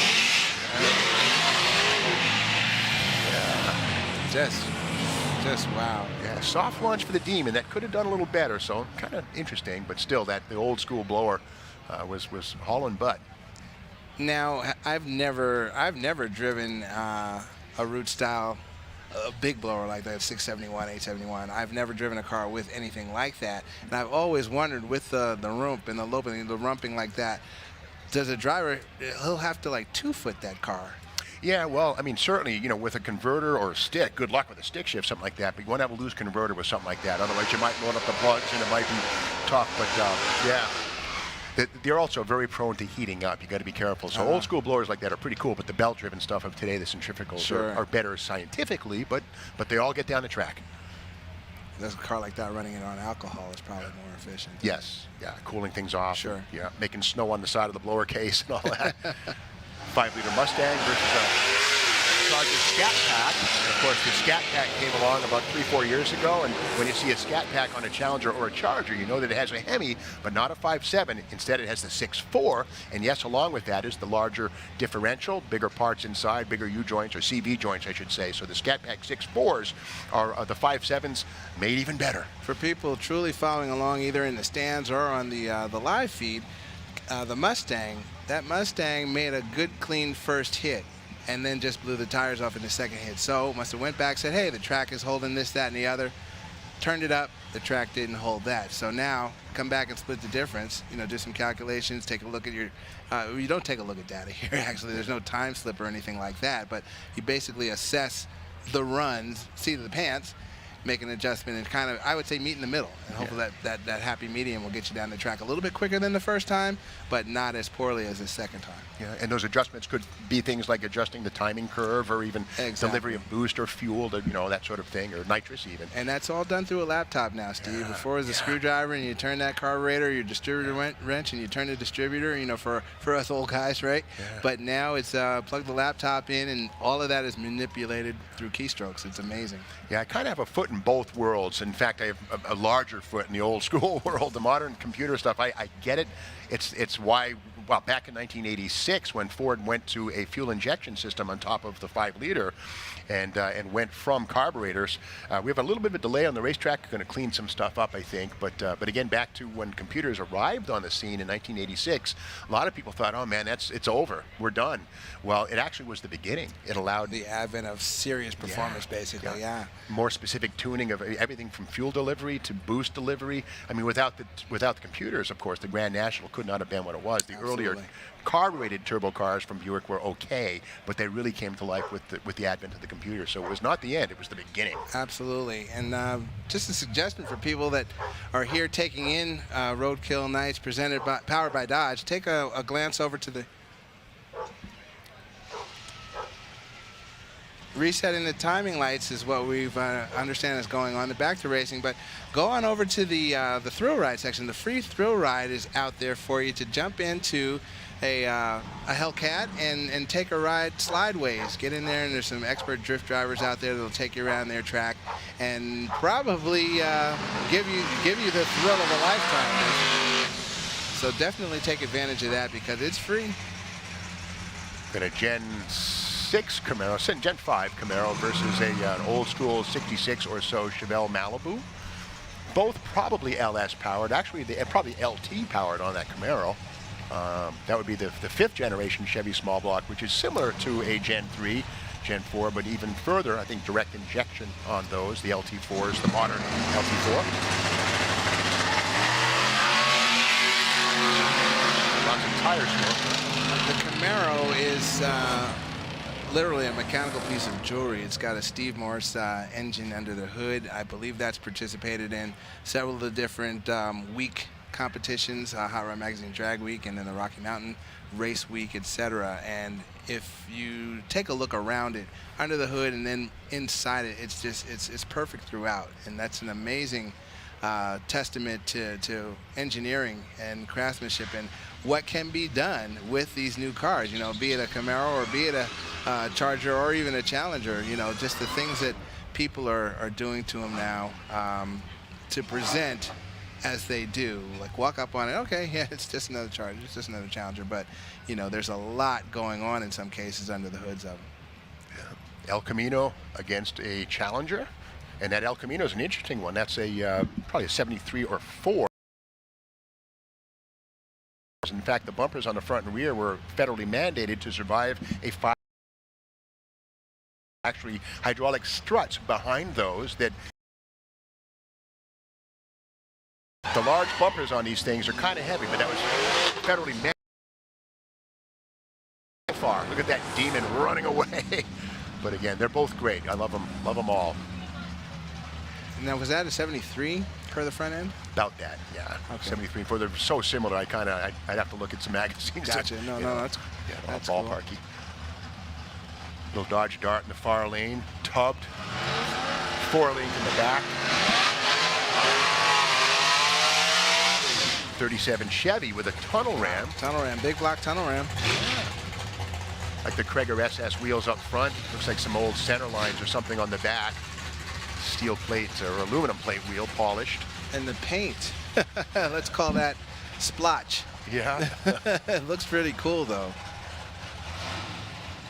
I think I might be seeing a slight top chop on that 37. It's very subtle if it is. It might just be the way the paint's working. I think it is. But again, that's a steel-bodied 37 Chevy. Wow. And that's from the days when Chevrolet had just gone to what they called turret top construction. No more fabric insert in the roof. It was one of the first years for an all-steel body. No more fabric. Interesting. You want to go up against the Dodge?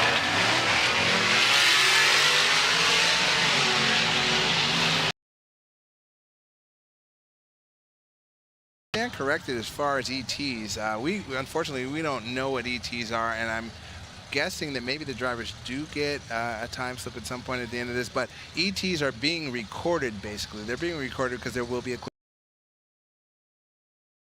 ETs are, and ETs are elapsed times, of course. Some type of record of what the elapsed times are.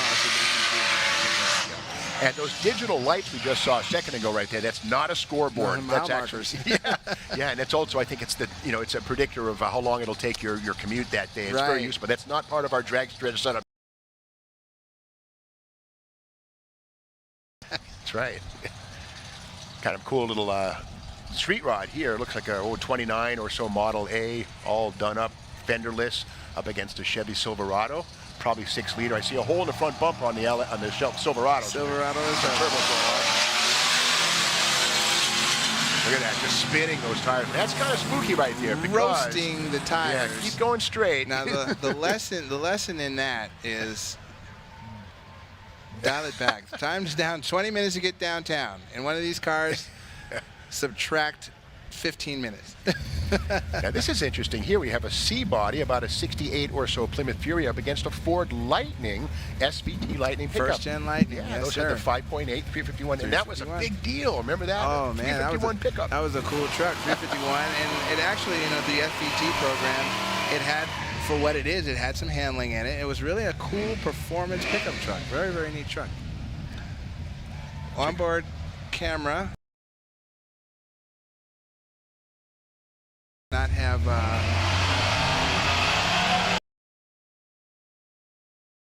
second gear, manual valve body, and watch it click in. C body, full-size car, probably a 383, maybe a. interesting that he did not install an aftermarket shifter, very Well, tricky. if you notice that he used his fingertip. It's not too bad. It's when you get and for nuke. Yeah. Is that a Fury? There's a Fury 1, which would be a post with a more square roof.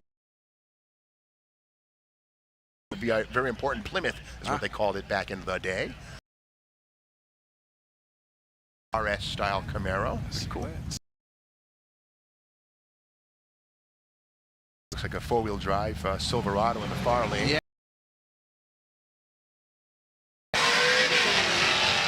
He's got that figured out. LS powered, yeah. It drove by us a little earlier when we were checking out cars, and it caught our ear first before our eye. And actually, there's more ear appeal than there is eye appeal in that truck, but it checked out. It runs. All right, another Demon. Oh, no, a Challenger TA. There you go. Those are pretty cool. That was when they sort of brought back the TA. The original TA, of course, was the homologation special with a 346 pack meant for SCCA road racing to legalize those cars in the 5-liter Group 2, I think, sedan racing. But these are a tribute to them, the modern ones, with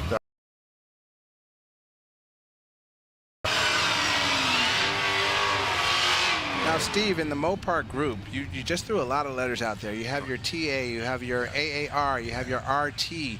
What do all of those things stand for? well, AAR CUDA would team for SCCA and other racing.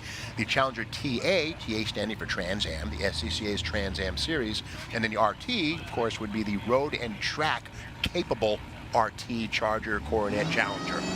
It's a lot to memorize. Yeah. It's a lot to memorize.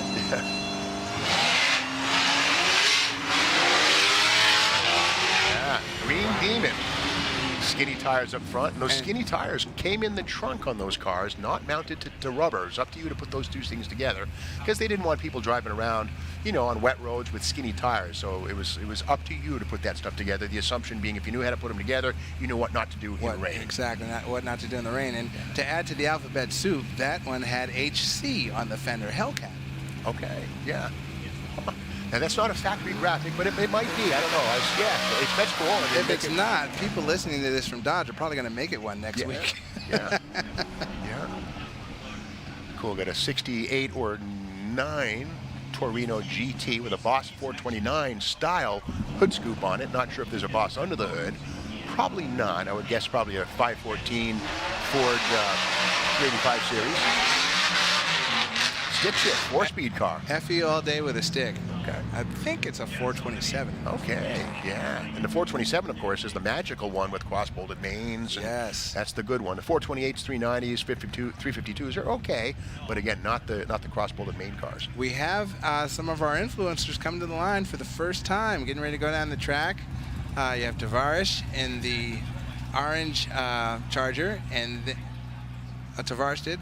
Second run for Tavares, and then Weston, who has twin turbocharged, i.e. compounded, his Charger.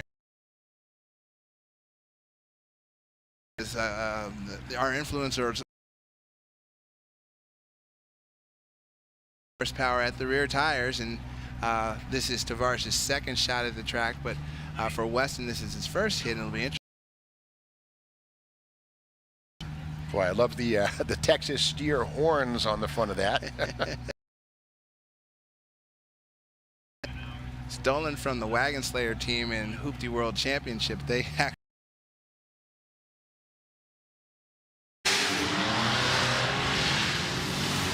right, look at those things. Wow. Wow.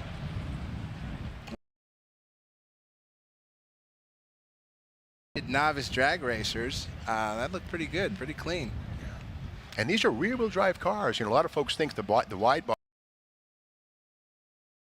You could get a Charger with all-wheel drive till about 3 years ago, but good close race. That's what we hope to see throughout the day once things really start. Pure head-to-head heads-up drag racing now. It was so cool, man. Oh my God, that was boss. I can't believe that was so much fun. Wide front tires in use here, and again, those are Nitto drag radials all the way around, and it's nice of Dodge on the Demon to give you a spare set of tires. So when you burn the rears off, you put the fronts on the back, and then in the back. Body kit to cover the sidewalls, which is a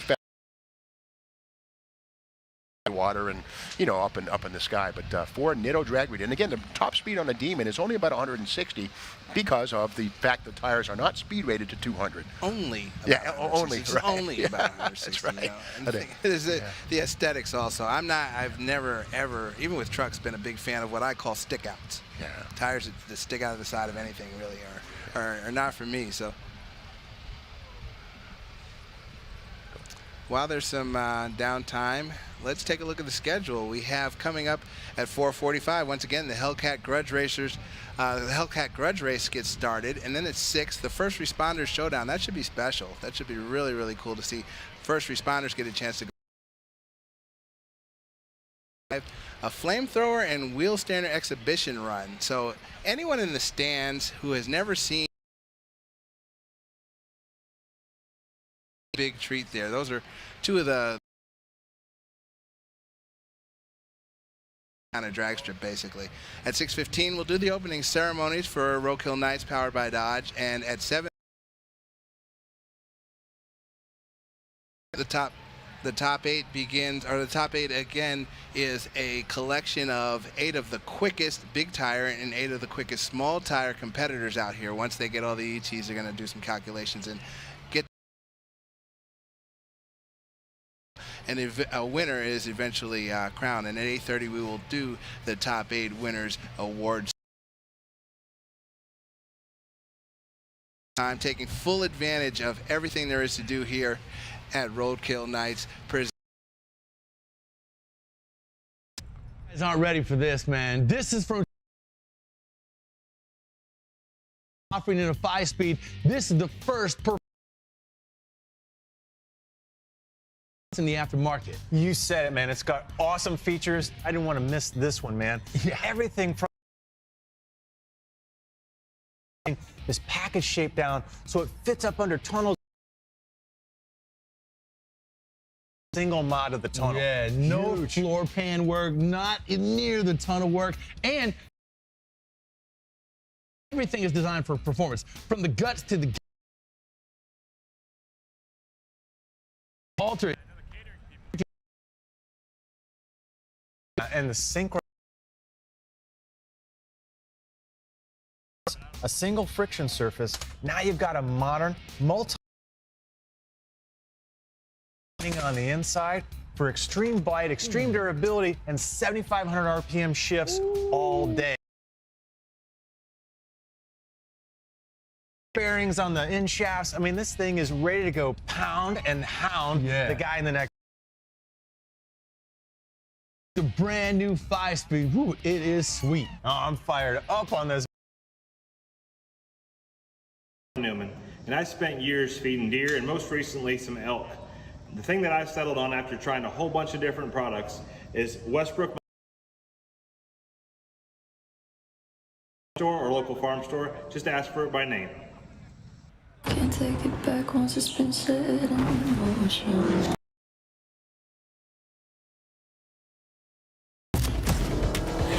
It can only be set free.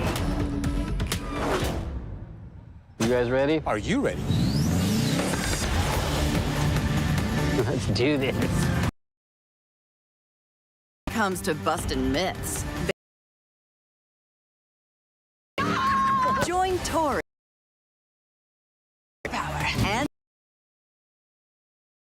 to solve motor myths or go for bust.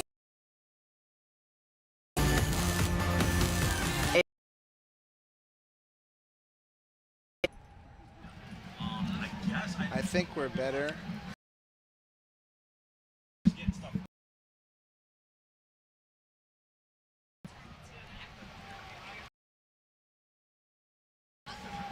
Well, welcome back to Roadkill Nights Powered by Dodge. We're street others and MotorTrend and Dodge and Roadkill. About a half-a-mile stretch of Woodward Avenue.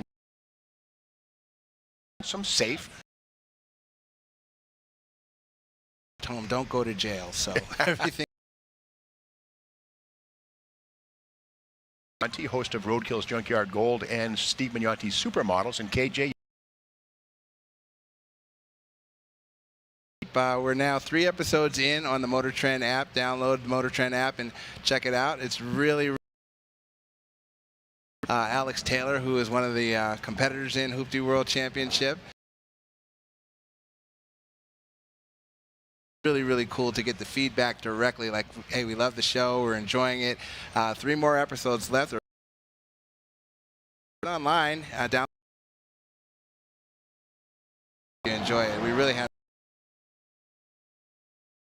Well, the timing system has right here on Dodge. Whichever one you're watching us on, thank you. And there's a lot more to come. We'll be here till about 9 o'clock. And a Dodge Dakota RT, and that Dakota RT no longer has a 360 under the hood. That Dakota RT has a 6.4 liter engine under the hood and a big turbocharger. And that 6.4, of course, is a member of the Gen 3 Hemi family, which, of course, has hemispherical combustion chambers, double rocker arms, laterally inclined valves, and all the good stuff that made the original 392 and 426 Hemis as potent as they are. Chevy Apache pickup versus another Dodge. This is a wide body. I believe that's a Hellcat.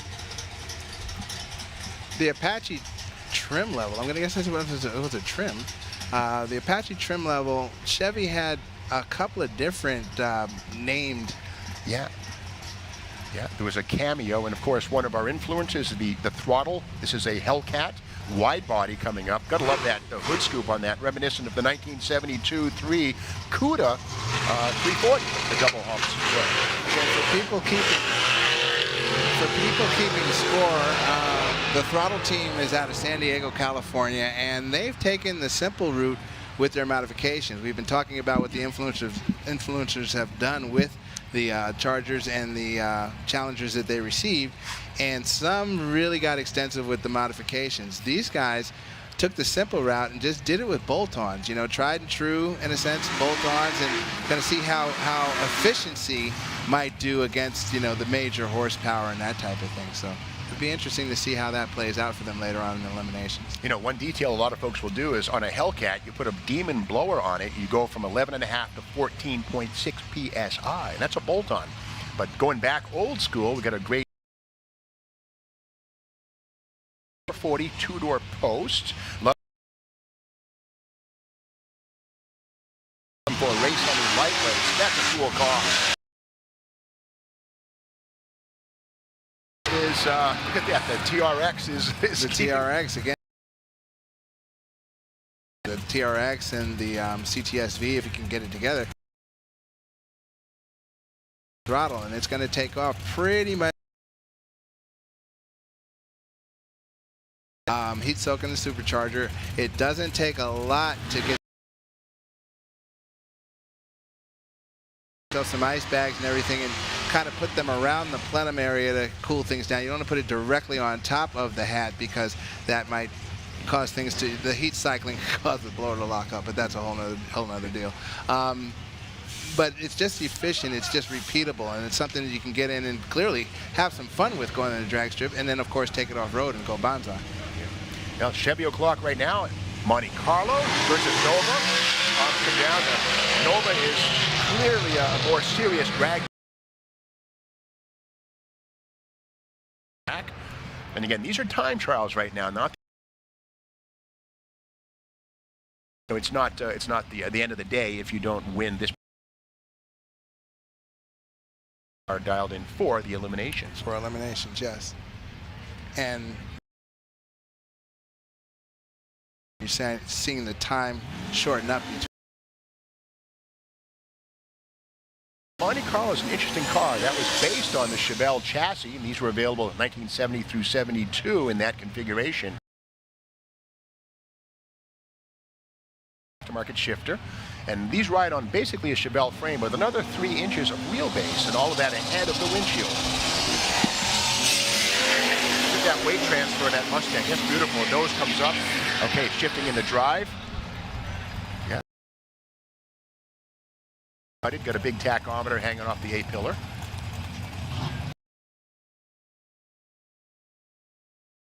In some cases, there's not air. Because of where we're at.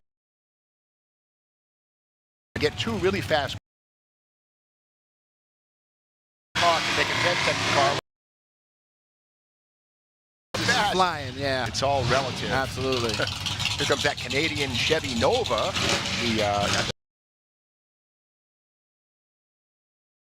Getting it wrong, but that's a Chevrolet sold in Canada.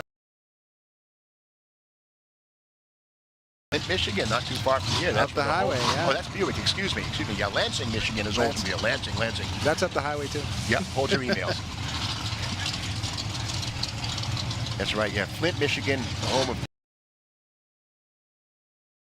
Michigan, the home of Pontiac. A brand.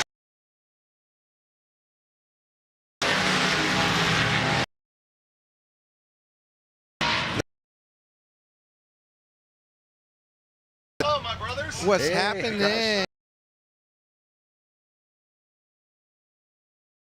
say, Mike. Thank you. Everything's cool, man. You met my guy Eric.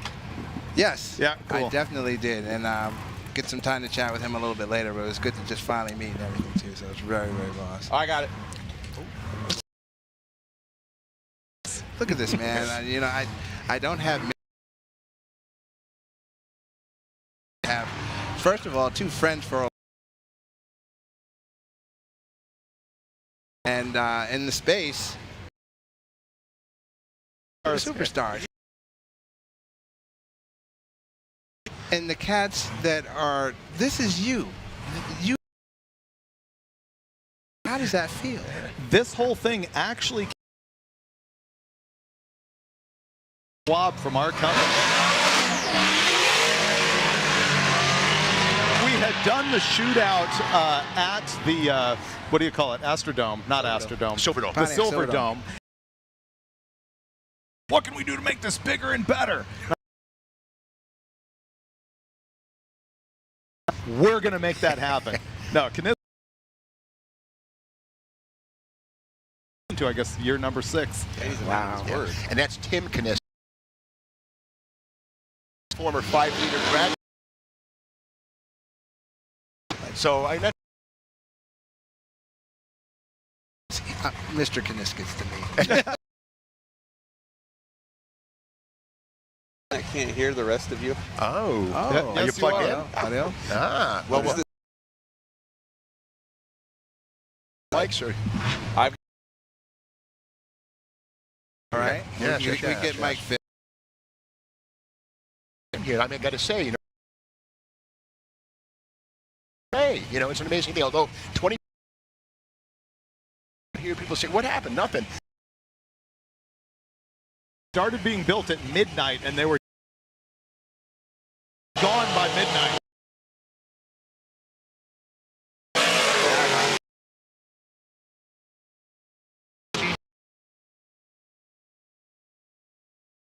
Associated in street racing and oh, of course, come on, Silver Bullet. Yeah.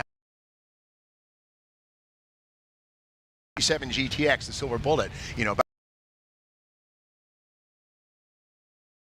rest of the story. It's on Woodward. You can't be promoting street racing. Oh, okay. Chargers and everybody. That's one of the cool facts, and you kind of want now in actually facilities that are owned by. To be an engineer in that period, the early days of muscle cars, to be an engineer, you know what? Why don't you take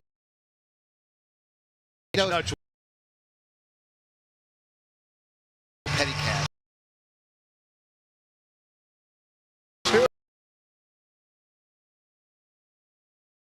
Said, hey,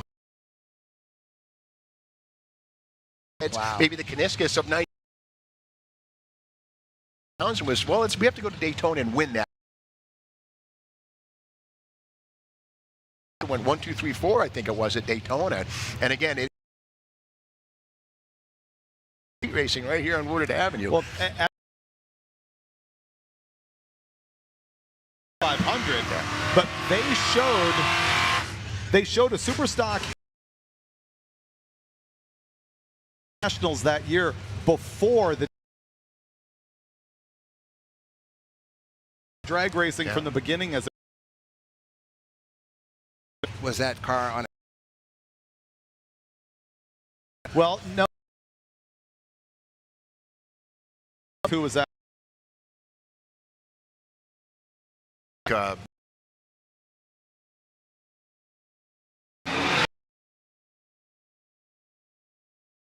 The very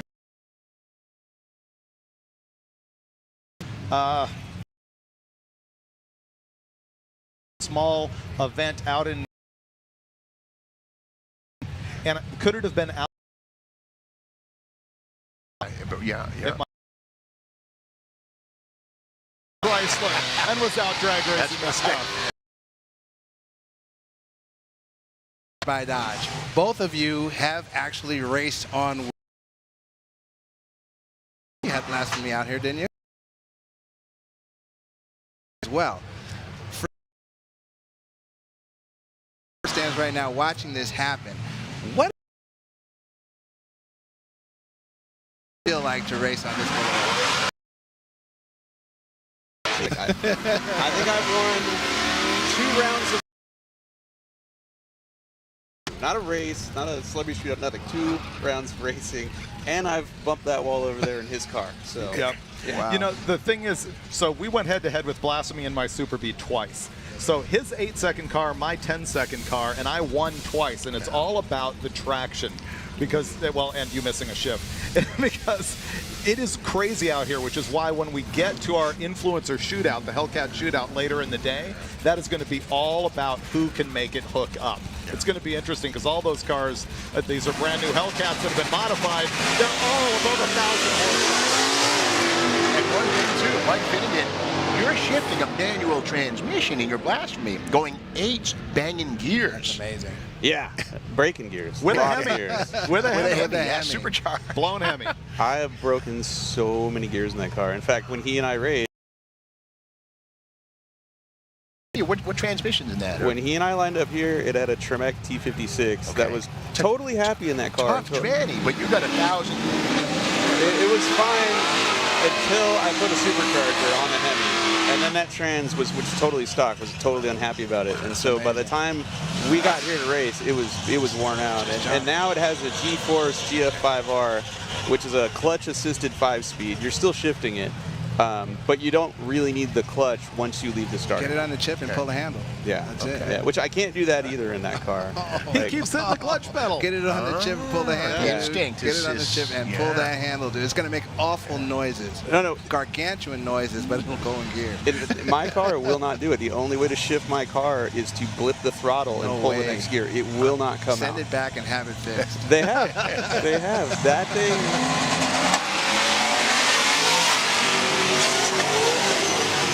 You know, there are some cars here that are getting after it. We talk about the traction issue, but there's obviously some street racers here that know how to actually hook it up. Yeah, there's a yellow Fox body that, with a whole lot of front end travel that just booked it Doing down it here. right. Weight transfer. Open the hatch and look in the back of it. He's probably got weight for days sitting on the back of that car, and he's got it figured out. He's going through every single time. He's going through very, very quickly. And there are a lot of guys out here, we were talking about it earlier, that, you know, of course, you're with a serious car, if you will, your first runs are junk. You're just really trying to go out there and see what it'll take. If try to put more in there, take more out of it. But as these time trials progress, we're starting to see, and you've witnessed it many times on Drag Week, etc., guys getting it figured out, and by the time the show starts, boom, straight down Broadway. You know, this isn't the only event where the streets are shut down for drag racing. You know, there's also like Kingman Street Drags. There's a few other little towns that do it. This is the most hardcore of any of them that I've seen. There's some serious cars here. We talked this morning, like if it was me, I'd be in the hotel gym taking all the weights and putting them in the trunk of my car to come out.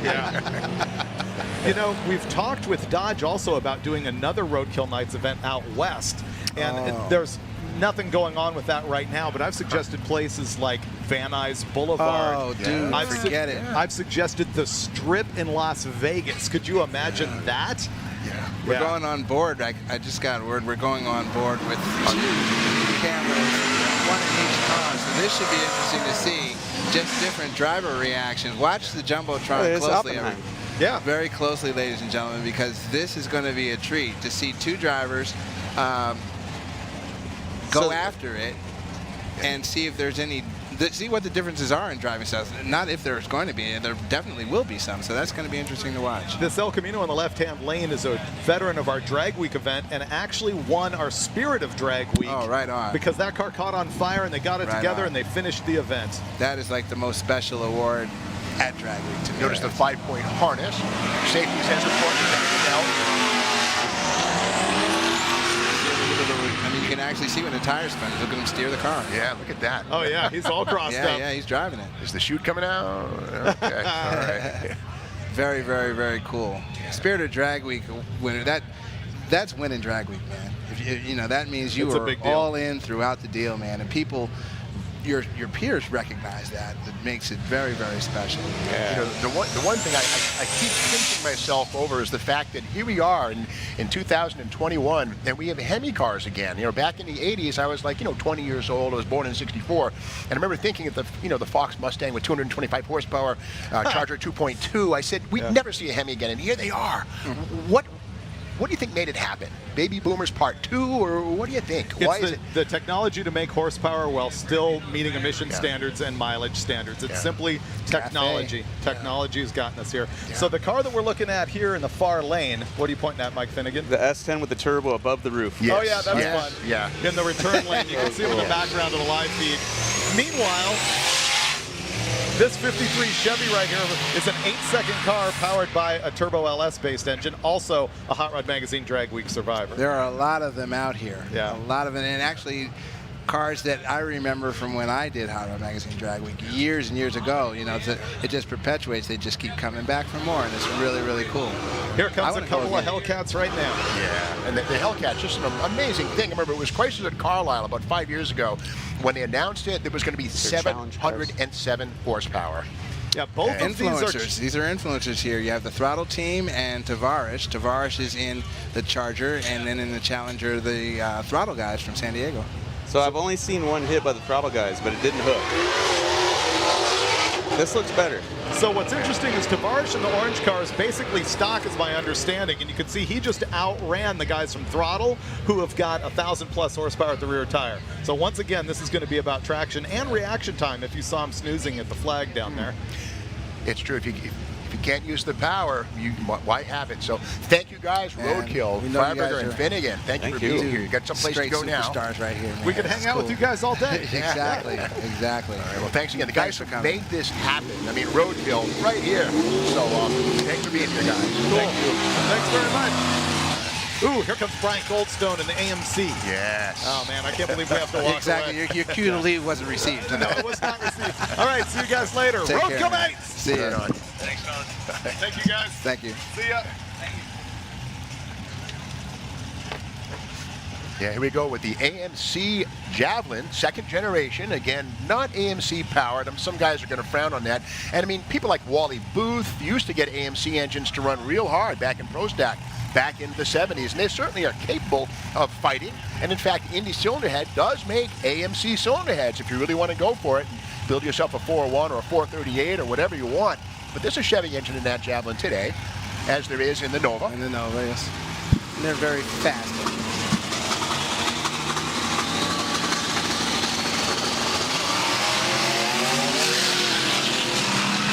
Nice straight pass.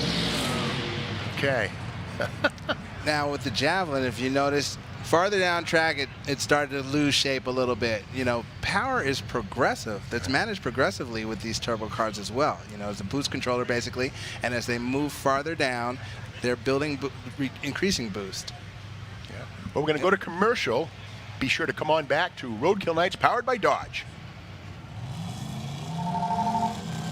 Hi, thank you for calling United Way 211. How may I help you today? I have an eviction notice to get out of my apartment Friday. We have so many health problems, and that's what's hurting us the most. I'm at 5 in Inkster, and sleeping in the truck's getting old. I gotta figure out something.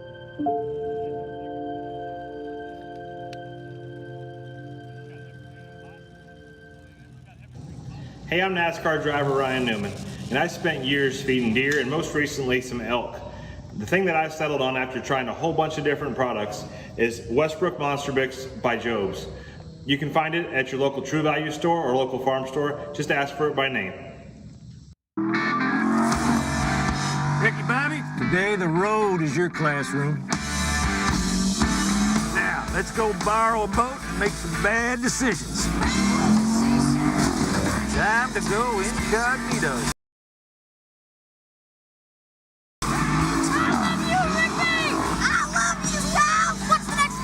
Time for your extracurriculars. Vámonos, amigos.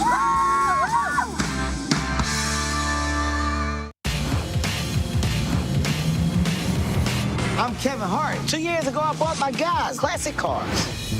Guys, we need somebody to teach us about cars and do the work on them. We need a builder. Ready for some noise? Putting these guys in a position to make these cars better would make us better. I'm ready to ride. But what is the voice? What voice?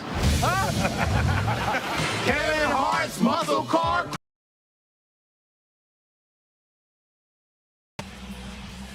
Well, welcome back to Roadkill Nights powered by Dodge, and we're actually enjoying, well, a little old-fashioned street racing right here on the side of Woodward Ave. No, we're not going to jail. That's because the city fathers of Pontiac, Michigan, Dodge and Roadkill and MotorTrend all combined forces to close off a section of Woodward Avenue right here in front of the M1 concourse in Pontiac, Michigan, and open the 80-foot drag racing. And right the 69 Camaro. Now, this is a pretty unusual matchup. The Belvedere is probably wedge-powered, maybe a 440, 426, carbureted. The Camaro is turbocharged, and a whole different thing. But this is time trial, so there's no winner, there's no loser. These guys are going down the track to get numbers and get their stuff dialed in. So when the eliminations start today around 4, then when it really matters, they'll have their car running right. Of course, there'll be a handicap start so the cars would be more evenly matched. But here we go. Look at the left-hand side, that Camaro with all that plumbing. The Belvedere, by contrast, much more simple. Nice launch on both cars. Camaro spinning the tires, incinerating the tires. And again, if you can't use the power, and again, we're on a street. This is not a drag strip, so there's no VHT, there's no concrete launch pad, and so tire smoke is going to be very pretty typical of the cars you would have seen driving around here on Woodward Avenue back in the 60s and early 70s. And it's crazy to think, but back then, the factories, you know, Ford, General Motors, and then Dodge, Chrysler, all had, well, factory-sponsored street racers. A fellow named Jimmy Addison had a 67 Plymouth GTX called the Silver Bullet, and that was a car that had a 480 cubic inch Hemi, cross-rammed, torque flight transmission, 8 3/4 rear axle, and so it wasn't so loud. He had 4 Cadillac mufflers underneath that car. So it wasn't as intimidating as it could have been with open exhaust or whatever. But again, Ford, John Vermeersch, had a 427 Galaxy with a Cammer, and of course General Motors, Jim Wangers, those guys out here, Doc Watson from Hearst with GTOs and Hearst Olds 442s. And, you know, basically the best kind of consumer clinicking is done in the battle zone. And so those guys would come out and see how the latest GTO or Roadrunner fared with the kids on the street and learn very valuable marketing data by coming out and doing that. Now, it was illegal, you know, and does it happen today? No, I bet it doesn't, unless you're right here, right now. This is Roadkill Nights, powered by Dodge, street legal drag racing, and nobody's going to jail, which is good. Yeah, the truck here, that's a Dodge Dakota with I believe a late model Hemi swap into it. Something's not happy. Perhaps the trans brake has failed or something like that, but they'll get that figured out. And this again is just outside of a thing called the M1 Concourse. Okay, they're staging the truck. You notice there's no timing lights. There's no Christmas tree. That's an arm drop start, old school street race. There it goes. The truck's making a fire run. You can hear the turbocharger just making all kinds of boost, pushing that truck down the quarter mile like it wasn't even there. Good stuff. And the shutdown area here is nice and long. It's a 550-foot acceleration course. And Alex Taylor, one of our influencers, who will be part of the Hellcat shootout at around 4 o'clock or so. Stay tuned for that. Alex Taylor, a young gal who's a very accomplished drag racer. And here she is in her Hellcat Challenger. And this car is pretty heavily modified. These cars were all supplied to these influencers to be modified to be part of the shootout. And get this, the winner's going to get $10,000 for their efforts, which is very cool. The cars themselves, unfortunately, will go back to Dodge and, you know, maybe be parted out. Again, these are pre-production prototypes, you know, born to be used in this match race. And so they've been gutted, stripped out, modified, and stuff like that. So they can't really be sold for retail. But that doesn't mean they're going to live in vain. They're going to be part of the shootout today, and I think that's going to go a long way.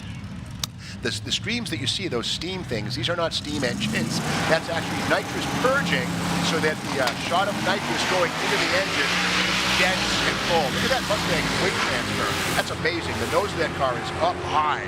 And the point of that is not to make it look cool, but rather to put as much weight as possible onto the driving tires, the slicks. And that's called weight transfer, something you absolutely do want here on the drag strip. And when you see a car pull a wheel stand, which means the tires leave the track, then that's called a wheel stand. You're defying gravity. Now, I got to say, Alex did a nice job of slowing and stopping her Hellcat, but that was a pretty close one. The barriers down there will certainly stop anything, but luckily she didn't get into those at all. And then the skinny front tires on that might have been locking up a little bit. Again, you know, the coefficient of friction between a skinny tire and a wide one is a little bit different, so you want to be ready and hit the brakes sooner than later. 68 Charger, old school, versus a more modern Mustang with LS power in the far lane. Look how the tail of that Mustang is crunched down into the strip. I was here earlier with my sidekick and partner, KJ, and apparently he's got 300 pounds of weight in the back of that Mustang. Crazy stuff. Yeah, good stuff. And KJ, you're the host of a new show coming up on MotorTrend, right? A new show coming up on MotorTrend. Stand by for the Hoopty Holiday Challenge, which should be coming up sometime. Well, I don't even know what time, but I imagine between now and the holiday challenge. But looking forward to that. It's going to be fun. And actually, I believe Eric Malone is going to be with us, as well as Tucker Costa. I'm actually paired with Dave Chappelle from Dirt Every Day. We'll have Faye from All Girls Garage with us, and there's one other person that I don't remember who that is, but should be fun. Should be a lot of fun. Very cool, very cool. We just saw that Charger sort of drift to the right. Keep in mind that Woodward Avenue is a regular road, and regular roads are built with a crown so that water runs off to the sides, off the street. Well, when you're running down the track and your tires are loose, yeah, gravity tends to want to slide you to the side. Absolutely. So the right-hand lane's a little tricky, but Steve Dulcich. I don't want to leave Steve out. Steve Dulcich. Yes, Dulcich. Yeah, good friend of mine from the days back in California. Yes. Yeah, a great Mopar tuner and great mechanic all the way around. All you guys are Mopar guys. I don't know. Well, we love them all, you know. Yeah, but I mean, it's very pronounced. Not for It's a recurring theme. It is a recurring Freiberger's theme. even like a closet Mopar guy. So that's something else. Yeah, you gotta love them all. I mean, you know, back in my earliest exposure was to like Roadrunners and Super Bs when I was 10. I think it was the cartoon factor. Oh, I love that turbocharged S10. Wow, that car's moving. That's S10, part of the 10K Horsepower Wars 10K shootout, and actually won. The owner is now the owner. He actually got to bring that home as well as the prize money. So it's good to see that out here on Woodward Avenue, still drag racing and having fun with it. And it's quite the setup there with the turbo mounted above the cab. A lot of ductwork going on in there to get air to the engine. Big burnout coming up from the Camaro, and in-car camera that you can watch on the Jumbotron, and of course the people watching online will see an in-car view of what it looks like, not necessarily from the driver's perspective, but a look at the driver and what he has to do as far as shifting gears, holding the wheel straight, trying to keep the car itself straight on Woodward. It's a lot of stuff going on in these cars. Probably starting a data logger, possibly, and letting off the transmit. Watch the hand release, and his thumb will come up very quickly, and there he goes. Okay. If you notice, if you watch that in-car, he didn't reach down for a shifter. That shifter, the gear change probably happened pneumatically. There's an air shifter or a solenoid that's triggered by air based on RPM, and that would kick the transmission into the next gear, or into the higher or the forward gears as it goes through. There's probably one shift on a track this short, just first to second as they go through. A little track maintenance getting ready to happen right now, so it's probably, it won't be long, but it might be a good window to try to grab something to eat or just take advantage of a lot of stuff, or all the stuff that's happening besides the drag racing here on Woodward Avenue. There are free thrill rides that you can get into a Charger or a Challenger and get slideways, professional drivers that will take you through a drift course and let you experience what it's like to be in a car with a lot of horsepower that basically has let traction go by the wayside and let you spin around there. You see it up on the Jumbotron now. That's really a pretty cool deal. I've been in a drift car, and from the passenger seat where you have it's something else. So make sure you make your way over there, and also go down to the Demon Drag Race Simulator. That's a really cool sitting. It's a virtual experience where you let go of what would I guess be a trans brake and go through a drag race from the driver's seat, experiencing a wheel stand and then shifting the gears yourself to try to get down what is a simulated quarter mile as quickly as possible. So there's a lot going on here at Roadkill Nights Powered by Dodge. Beautiful day out here. It's really cool to see so many car guys, car girls, car people, enthusiasts celebrating performance on what is a legendary boulevard for automotive performance and street racing. And we're street racing out here with no care about apprehension or being arrested or getting tickets even or anything like that. Loud exhaust, have to have DOT tires, but for the most part, this is a run what you brung platform, and I'm glad to see everyone out here taking advantage of it the way they are. Don't forget that at 4:45, we have coming up the health race is and Twitter and all of the social. Basically, there are individuals who have used these platforms to communicate messages about cars or just share experience about what they're doing with cars and what they're doing in life, etc. And they've done it to the tune of accumulating a lot of followers. Many of you out here are followers of the influencers that we have out here with us, and they're going to go down the drag strip in what are now specially prepared or modified Dodge Charger or Challenger Hellcat SRT Red Eye. So these are cars that going in have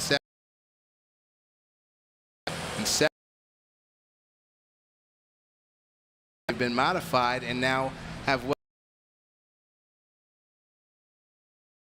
rear wheels. So they're going to square off against each other, get down Woodward Avenue until they can determine among the 4 teams, among the 4 drivers, a winner, and that winner will take on Eric Malone of Fastest Cars in the Dirty South. He's our shoe. Eric's a drag racer through and through, and he is definitely the guy to beat in this event. So just a rundown, if you look out at the Jumbotron, the schedule as we go forward, at 4:45, the Hellcat Grudge Racers race begins. And first responders get their chance to go down Woodward Avenue. I think that's going to be really, really cool because they're very special people. At 6:05, the Flamethrower and Wheel Stander Exhibition Run. If you've never seen that, and especially if there are kids out there in the grandstands, make sure they have a good vantage point to look out there on Woodward and see those vehicles go down. A Flamethrower basically is that. It's a vehicle that's going to shoot a big torch behind it, and hopefully, well, at 6:05, it won't be quite as dark out here as it would be to really, really have a great vantage and a great view of something like that. But it's still going to be cool nonetheless. And then the wheel standers is just that. From a dead stop, and I don't know which wheel stander's out here, but from a dead stop, car or truck or whatever it is going to take off and lift the front wheels and power through this drag strip on 2 wheels, on the rear wheels. So that's going to be very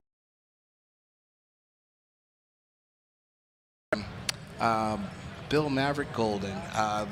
Was it the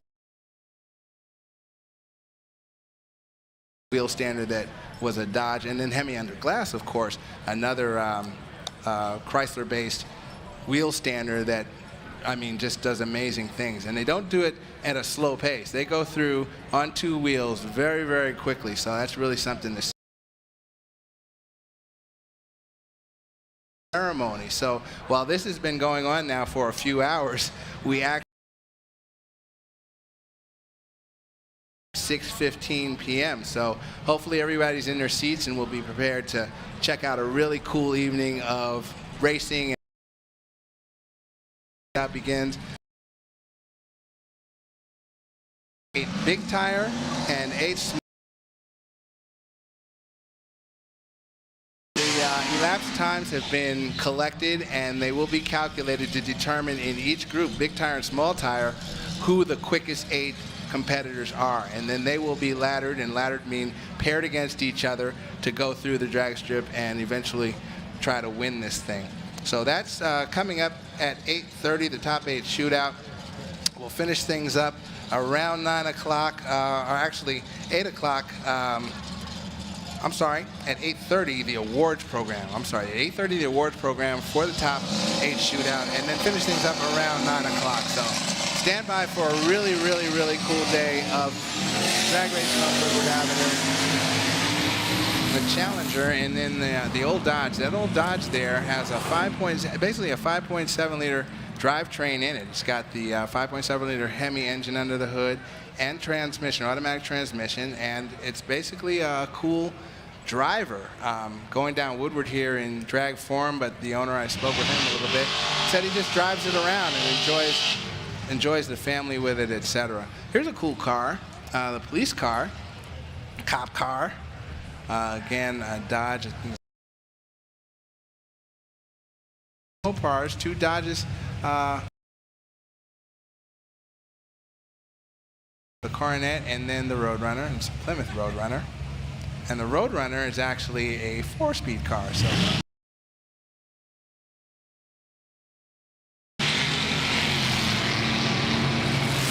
managing a stick car on this surface, a rough ticket to try to get. You're lifting off the clutch and you're engaging the clutch. Driving a stick out here on Woodward Ave.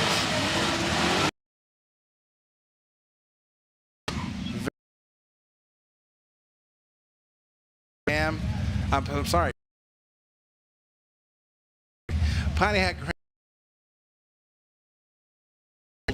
and it's LS powered with nitrous oxide, not a turbocharger.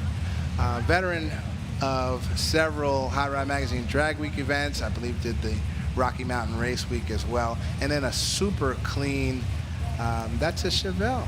That's a 65, I want to say, Chevelle. If you get a chance to actually see this car, if not here, anywhere, super. It's actually working pretty well now. Driver, like a few others out here, did not mount a shifter in the center. He's actually shifting. That's pretty cool as well. Diesel trucks near and former Diesel Power magazine. I'm in the diesels. I play with GMC Sierra 2500 HD out here. Of course, it has a 6.6 liter Duramax engine under the hood. Don't know what type of modifications. Maybe something like that. You only need like a cold air system and a tune in it. Going against the Nova. In this space, of course, it is, but if you look at that big GMC go through, think about it this way. We're on a shortened drag strip. I believe it's a little bit over 500 feet, but that truck, as it sits, can cover the quarter mile in 15 seconds. So it's no slouch in its own run, and it got down through there pretty good. Chevy Malibu in the far lane coming up, and in an International Scout. Steve and I were talking about the Scout. We've got the driver up on the Jumbotron and on your screen online at home. We're going to see how he navigates. A little bit out of shape there. That was his burnout, actually. That was his burnout. So you're going to watch and see how he steers. I doubt it's going to be just a big straight breeze down the track. Hopefully it is, but he'll probably have some steering to do in this truck. Short wheelbase, that's always kind of challenging. Then you have the other driver in the Malibu on your screen. Full safety equipment, safety suit, the harnesses. This is real drag racing. This is really cool on Woodward Ave. No tickets. Wow. He's got a little bit of wheel input. He's got to steer it a little bit in the Scout. And then the Malibu driver went up in smoke. Went up in smoke, for those who don't know. A lot of smoke.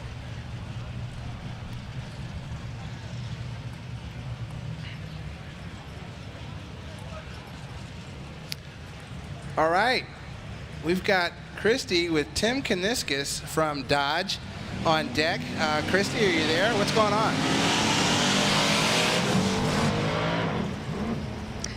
Hey guys, here with Tim Kaniskis. As you mentioned, I really don't feel like you need much of an introduction, because if you guys don't know who this is, you don't know anything about Dodge. Thank you. I'm glad to have you guys out here. This is awesome. I mean, the live stream has really become a thing for this event.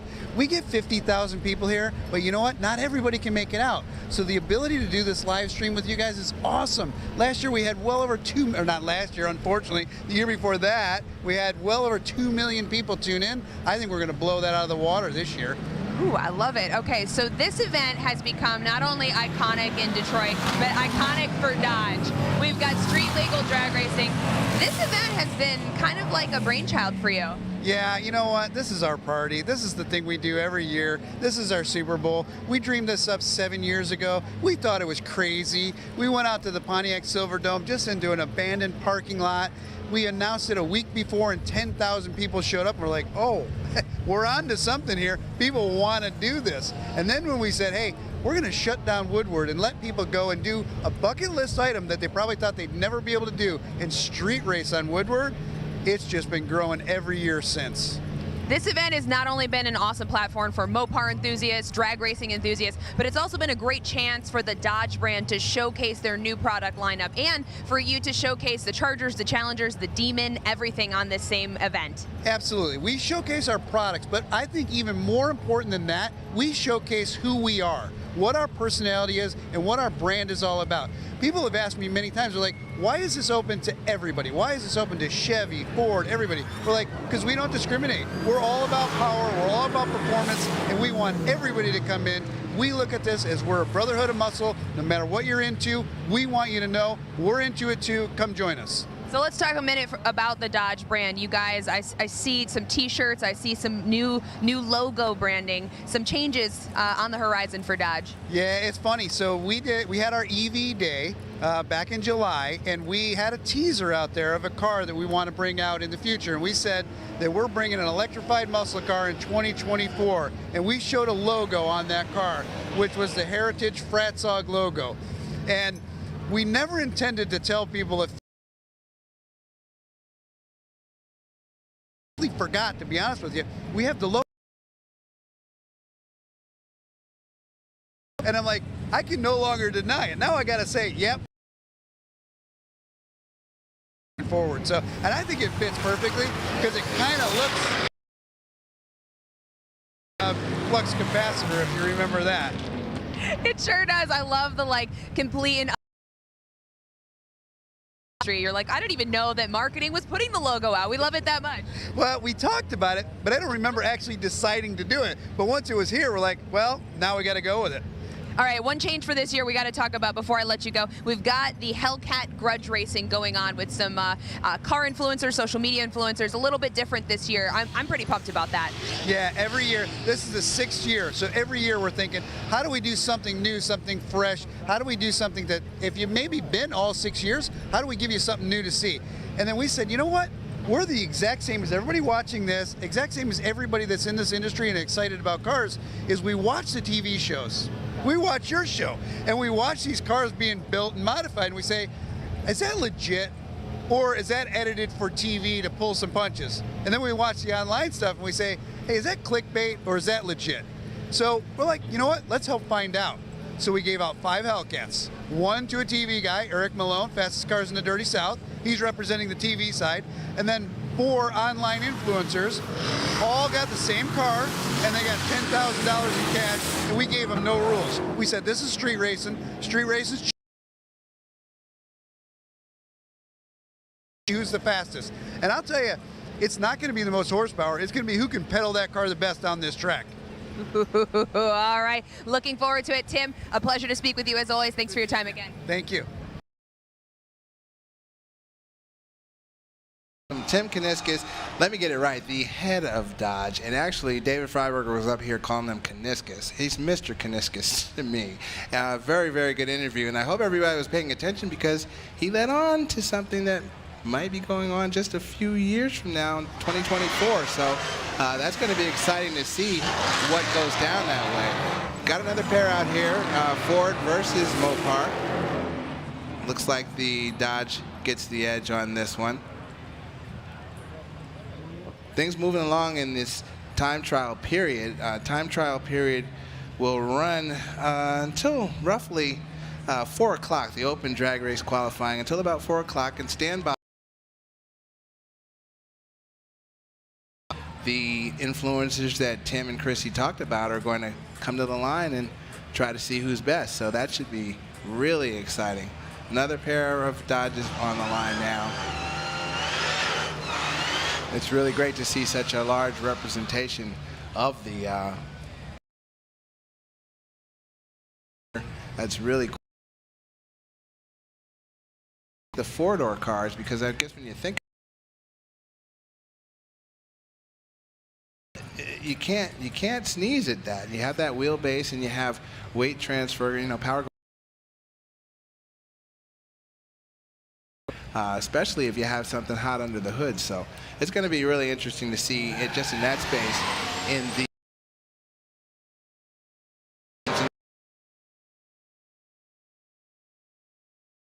a four-door car, or will it be one of the coupes?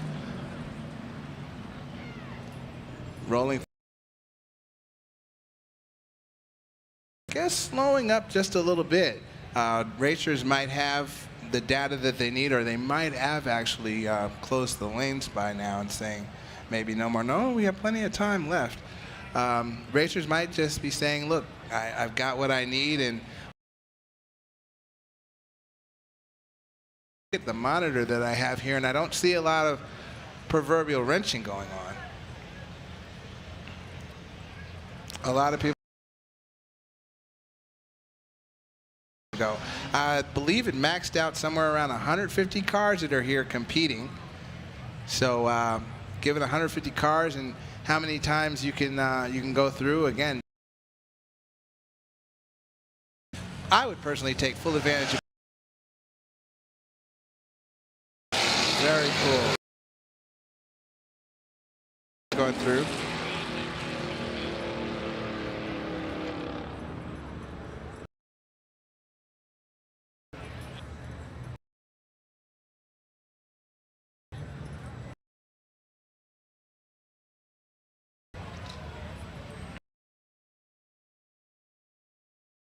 Now, Ford versus Chevy.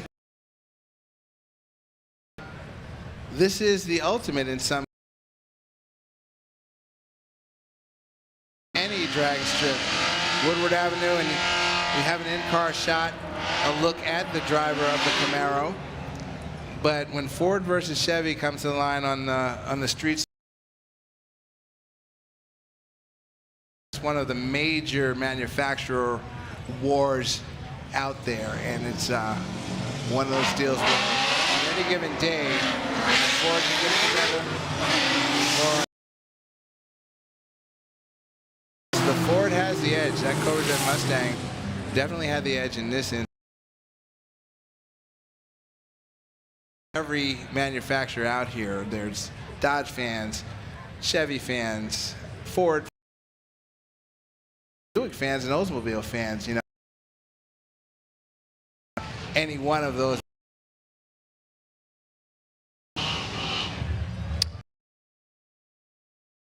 Jumbotron will have coming up to the track. There's your Mustang driver, and he's rolling gears. Double overhead cam 5. Again, it was his time.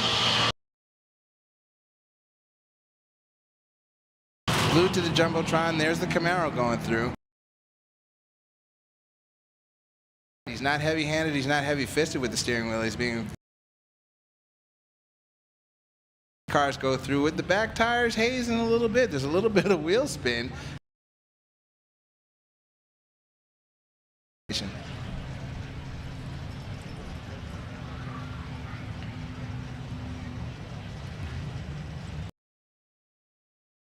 Dodge Dart Swinger. And then, of course, a later model Challenger.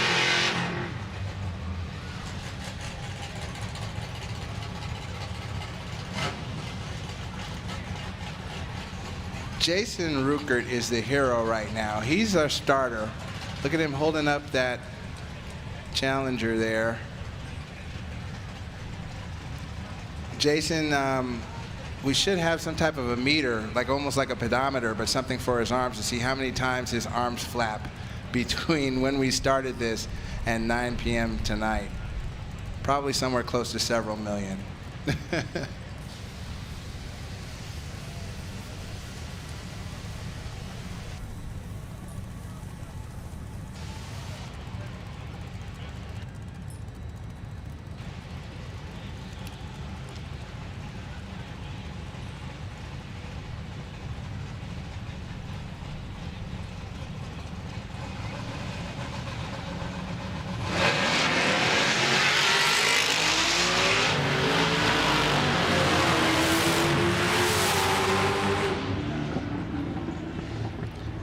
The 72 gets there first. Good, clean, quick run. And now if you keep your eyes glued to the screen, be it an online screen Mr. Jim Wilder. He's the SRT Vehicle Integration Manager. Going to have a chat with him. Christy? A little more Dodge with Jim Wilder from SRT Vehicle Mopars. Let's talk a little bit about how the cars that we see out and got here today. I know there's a lot of R&D that go into that. Oh, there's a ton of R&D that we do. The Challengers and Chargers are great on the drag strip, so they naturally flow to this environment. We put them on the tracks as well, the road courses. These cars really are outstanding going straight lines. So the Demon, let's talk about that. We had a chance to chat before we came on camera. That was such an amazing product for the Dodge brand because years ago the Demon came out. It was a drag race, a street legal drag race car, and brands within the Challenger and Charger family trickled down from that. Drag Pack, Red Eye, it all was relating back to the Demon. Yeah, it really was. The Demon was a real big halo project. Made a huge splash in the industry. All these crazy things that nobody had ever done in OEM, and then after you do that, the 1320 6.4 drag pack car, right? It's got a trans brake in it, so it took pieces of the Demon, the suspension, and then you go into the Red Eyes, the Challenger Red Eye, and then the Charger Red Eye in 21. You take all this stuff and filter it down to these other products and really bring them up. So Jim, as an engineer, what's it like to come to an event like this and see the cars that you've been working on for years and years and years ago and see them actually in action, people modifying them and racing them? It's really, really satisfying. We put so much into these cars. There's so much passion that goes into them. To see somebody take what you sweated over and push so hard to get right, and then they love it so much that they put thousands of dollars more into it to make it their own, to make it faster. It's just to give them satisfying. It's really satisfying. And what's cool with an event like this, see modified cars, so it's a little bit of both. Oh yeah, very nearly stock cars with drag radials on them. Just loving it. It's such a nice venue. It's and of course beautiful day, but it's just such a fun thing to be able to do with your car. All right, back to the Demon. That was a major splash for the Dodge brand. I mean, what's next? Is there going to be a bigger, better car? Is that even possible to conceptualize? Is there going to be a faster car? There's always bigger and better, and I'll leave it at that. Ooh, is that an official teaser or an unofficial teaser? Unofficial. Ooh, okay, all right, that one stings a little bit. All right, let's ask the burning question I know a lot of people want to talk about a little bit, and you guys are all wearing the new brand, the new logo. What does the Dodge brand look like from a more electric or hybrid perspective? You know, the Dodge brand is the muscle car brand of our company, and no matter what propulsion system is in the car, we're going to stick to that DNA of being a muscle car brand. So we'll let the future show what it's going to show when it gets there, but that is where we're going with this. We are going to continue to be the muscle car brand of Stellantis. Well, as far as I'm concerned, that was a 5 gold star answer for sure. All right, Jim Wilder, always a pleasure to talk to you. I really appreciate it. Thank you. And enjoy the day. Thank you very much. KJ? Jim Wilder, the SRT Vehicle Integration Manager. So Jim and Tim aren't letting on a lot, but something's going to happen. So I think everyone should just stand by because hopefully by 2024, maybe even before that, we'll start to learn more information about what's to come from Dodge. But apparently something big. I'm on pins and needles already to see what they're going to do. So that's that. We're back to the action, or the action hasn't stopped, but right now, a pickup truck, Chevrolet Silverado, 2500 HD, squaring off against the Dodge. And as Steve noted, this Demon has 4 drag radials on it, 4 big tires on it.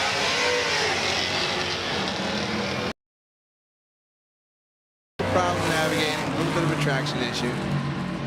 Hopefully that'll get sorted out. Still have plenty of runs left.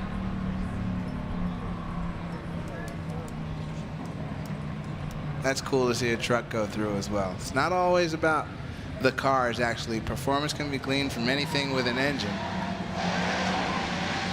And I think we're going to learn more about, as we look into the future, the electric vehicles, those electric motors, not will do.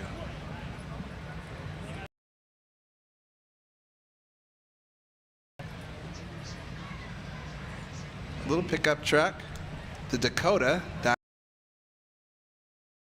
vehicle you could have in the Dakota. It's a second gen, I think it's 71, split by,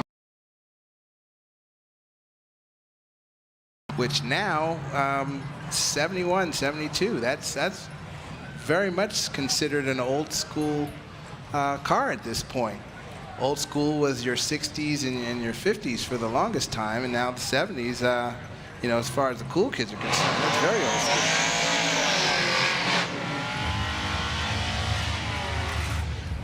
Classic muscle on the far side are actually 60s or maybe early 70s Nova, and then 71 or 2 Chevelle with a, I'm going to guess soon, big block engine and a big 671 Super. Good. 2 carburetors. Rumps. That's a rump that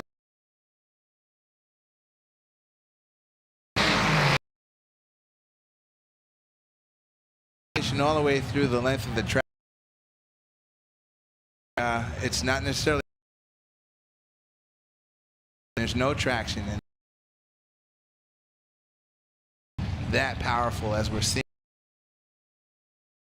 Horsepower, it's really, be it electronic through old school through a fuel out or whatever have you, but getting down this street is all about, and it's going to be cool to see who really gets it figured out once we go racing and who ends up the winner. 2 new school vehicles, if you will.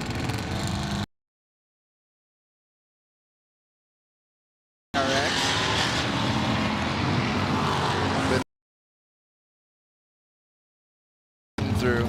It's very cool. This is, I promise you, this thing ever. Absolutely, without question. This is just amazing to be here and watch this happen. Racing on the street, you know, it's one of those things where I kind of want to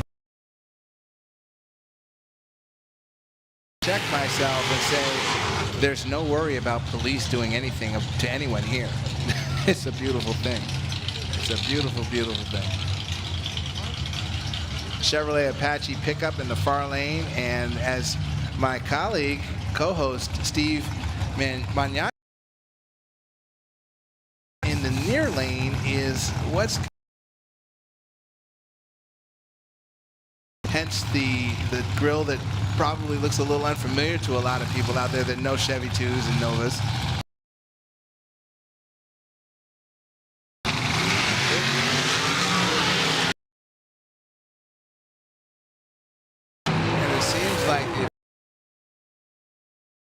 Sorted out too, so don't know who's going to be in the top 8 or the quick 8 program later, but I would gather that maybe that Canadian Nova might be there, and it's he dumped the chute. He dropped the laundry at top end there, so he was probably flying when he went through that finish line, and that would be pretty cool to see, just a top end shot to see some of the speed of people sitting in the grand. Very, very, very cool as these cars.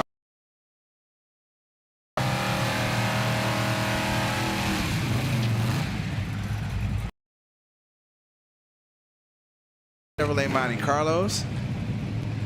Performance luxury in these vehicles. These were kind of Luxo type vehicles, but they were prepared by Chevrolet with the SS trim level, so they had some go to them as well.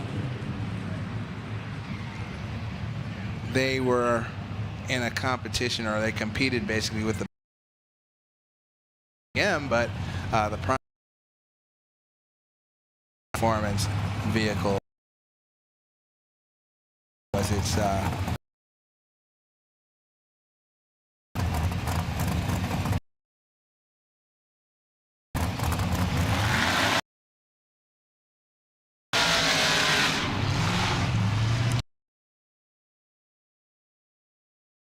'70s era, late '70s era Camaro in the near lane, and digging the look of that Dodge with the steel wheels, the white steel wheels matching body color, just a single red stripe, chrome in it. That's OG. That's true OG '60s muscle right there. And the Camaro with that parachute on the back of it. 19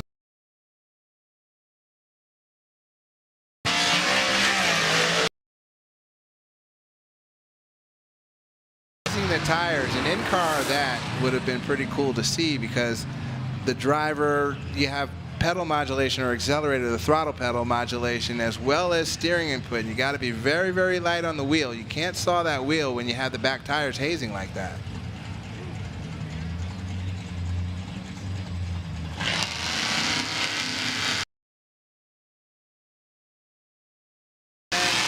'1985 Fox. Yeah, on that tail there's no third brake light, or just above the tail, I'm sorry. There's no third. A carbureted car, carbureted 5-liter engine. I right now with a turbo. Another car. Or if you've been watching this, deadly consistent. I would gamble some lunch. Tire category.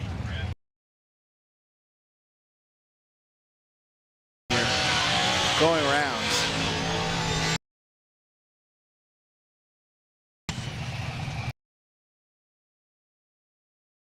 And as here, the red car on the far lane is kind of like the essence of Woodward Avenue street scene. On Woodward Avenue, back in the early 60s, 64, 5, 6, this Tempest body, if you will, Gran Turismo Omologado, that car was what was out here. This car was the scene, along with others that came after it. This was really kind of the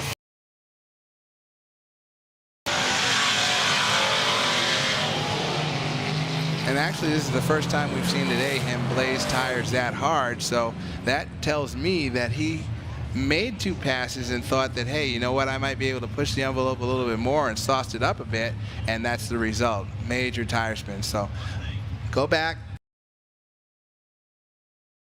Go racing.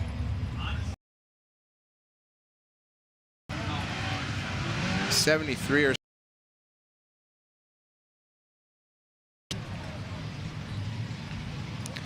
you see the Chevelle driver on your screen. Notice the staple shift.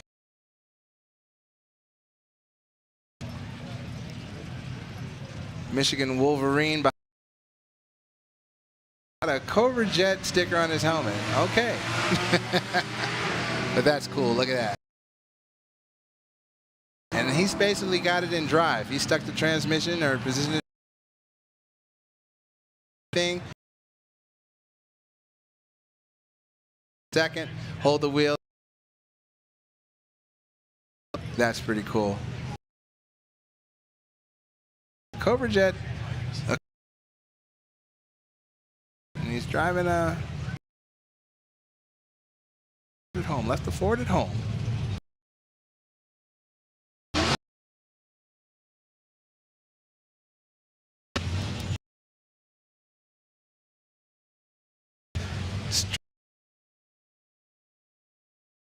We've seen it several times.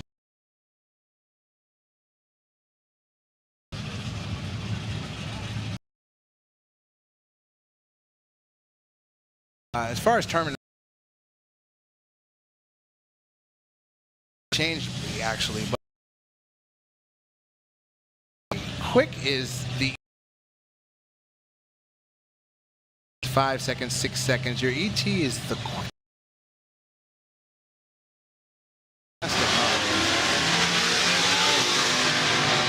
That's a good drag race there. Had a pretty little bit of a problem, but at the drag strip, you know, when you're ear hustling and you listen to people talk,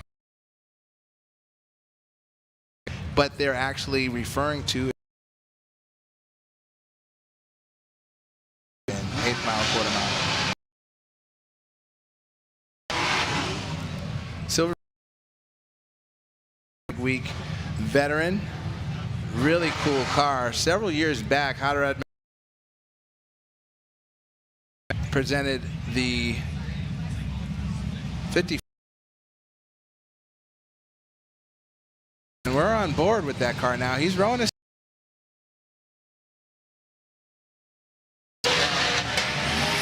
This is driving personified right now. Focused, keeping the wheel inputs kind of minimal, and then having to row the stick shift. So any type of a stick shift driver, again, is heroic on a street or on a track or anywhere that they're trying to go very quickly, but have a lot to do. Pair of classic Chevys now. The Camaro on the far side, and then this turbocharged Nova in the near lane. Under the hood of this Nova, it's immaculate. I saw this car yesterday over at Tom Bailey's Pavilion here at M1 Concourse, and it is really, really, really nice. And got turbo on it, quick.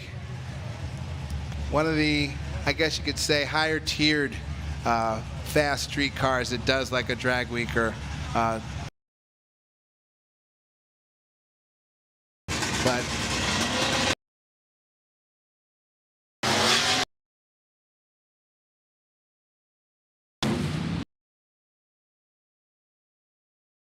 and that's just boost being managed, and boost from the turbochargers being managed through a boost controller, and they can start out just to make sure that there's traction on a low boost, and then through electronics and through their engine management ramp boost in, and by the time they get to the top of the track, in some instances be all in.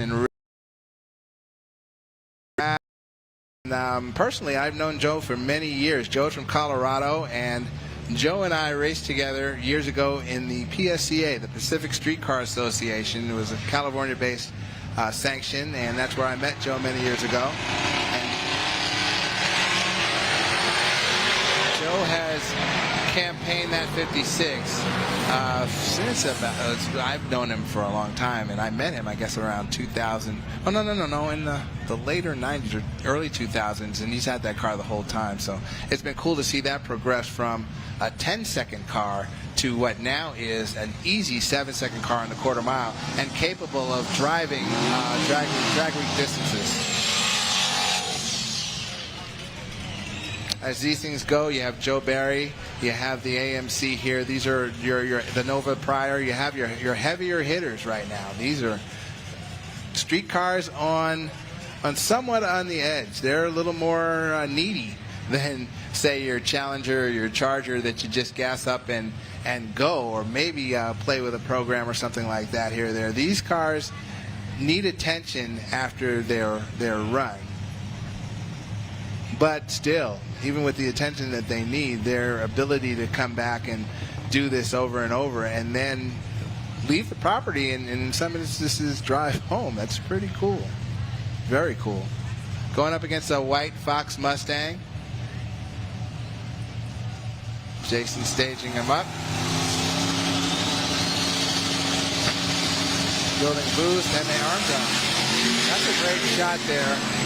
Hopefully you saw that shot on the Jumbotron. People in the stands there and looked up at the screen. That's pretty cool, where you get to actually see from the driver's standpoint the starter drop his arms and flag off a race. And on any given night, right here on Woodward Avenue, that's what would happen, just as they took off.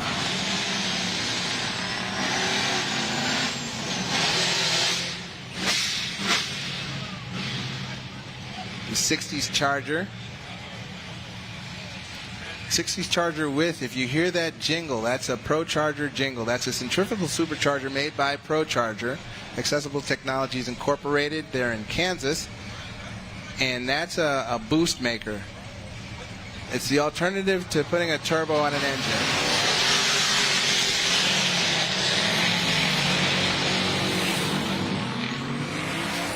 Probably has an F-Series supercharger on it, an F2, and that's capable of producing or supporting, the term is supporting, that's capable of supporting well over 1,000 horsepower very easily. So don't know what type of displacement the engine puts out in that charger, but suffice it to say, it's a beast. Mr. 6 Seconds himself, Tom Bailey. Tom Bailey is the hero of Hot Rod Magazine Drag Week. He's gone and done big things. Got Steve Morse power under the hood. There's no hood or in the engine bay. And Steve always produces engines that make power, but as you can see, because there's no hood, it's jewelry. Just the machining that's done on the intake plenum and the valve covers, just really something that has great appeal to it and then functions phenomenally.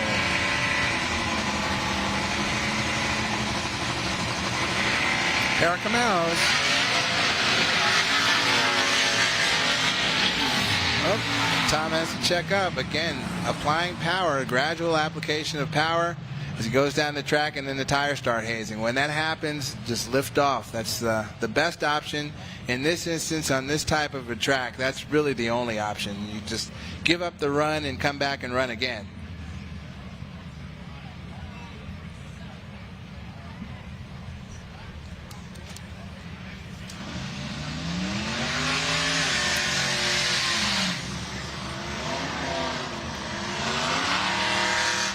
The 57 wagon, I believe that's Tom Bailey's son driving this car. It's a car that they prepared for the Rocky Mountain Race Week, Rocky Mountain Race Wars.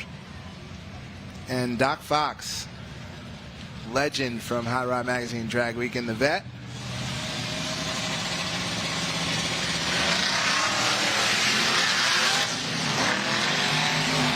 Doc had to pedal a couple of times there.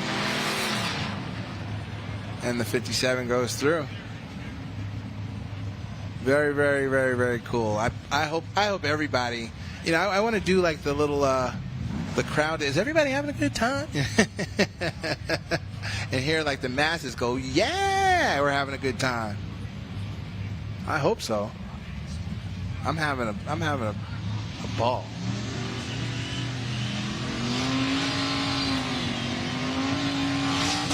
Started life as a 5.9 liter Dakota on the close lane, the near lane.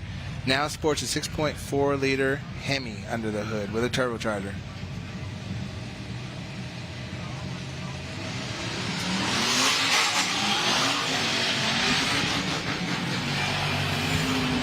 Wow. Well, the traction seems to be getting better. It's coming in. It's coming in. And Total Venue Concepts has been through the track now with the machine, the rotator, and then the brush to kind of clear up any type of dust or debris or whatever. Trying to give these drivers the best track or the most optimal traction that they can have, given it's a street. Yeah, there are various traction compounds that can be applied, you know, VHT, pimp juice, that sort of a thing. Back in the 60s, they used powdered rosin, which was sort of a gold dust. It was sort of a rosin that was made of pine pitch. And you'd see, like, you know, Ronnie Sox and Dick Landy and those guys brushing this stuff in and then burning out over it and then launching through the gold dust. And what's the origin of bleach, the bleach box at the drag strip? You know, that's a good question. I think the bleach is sort of a cleaning compound for the tires, and also it may have a little more, although it makes more smoke, you know. Wow, this is the weight transfer of that Mustang. That's a classic old school, new school combo. That Plymouth is probably a 12-second car, but that Mustang's an 8-second car. Look at the difference. Yes, indeed. They're both great. But yeah, the bleach box, it's just a burnout ritual, and I think the white billowing clouds are a function of the bleach and a little bit of tire smoke. It looks amazing. Yeah, and back in the 70s, you might remember the fire burnout. Fire burnout, yeah. That was quasi-legal. I might remember. That's dating me incredibly. Yeah, I never saw it in person, but back in like 73, 4, 5, it was sort of done for photographers. Don Garland would back his car and they'd put some gasoline on. So, okay, a couple of in-car cameras. Watch this. This has been cool to watch, man. Just seeing again what drivers do when they go down a drag strip. This is a very, very, very good opportunity for anybody watching this feed or anybody watching on the Jumbotron. I hate to say take your eyes off the track, but look up at the Jumbotron and watch these drivers navigate this strip. And you heard the horn, Steve.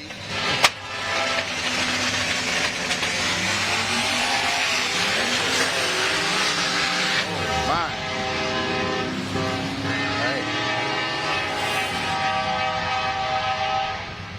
Only on Woodward Avenue, a train comes through the drag strip. Well, I was sitting here wondering, wishful thinking maybe, like, would we get away with not having one come through? I've watched this program.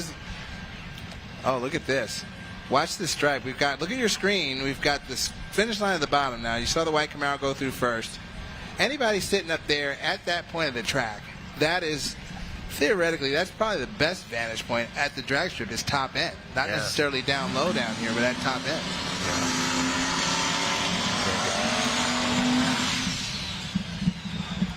Yeah, it's a good point. The funny thing is that there's actually an Amtrak passenger train that rolls through here. At least in the past years it has, and they slow down. In fact, I think it was the last time we did this before COVID in 2019. Leah Pritchett was here with her Papa John's fuel dragster staging, about to make her pass. The Amtrak rolls through at like 8 miles an hour, so anybody inside the Amtrak probably thought they were hallucinating at the sight of Leah Pritchett's dragster on Woodward Avenue. But it happened.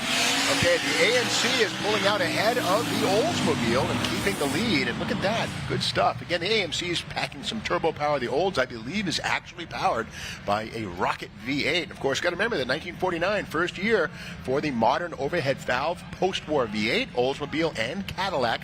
Both kind of set the industry on its ear, and within a couple of years, everybody in Detroit had their own pushrod V8s. But before that, flatheads were the rule, either in inline 6 or 8 or flathead V8 form from Ford.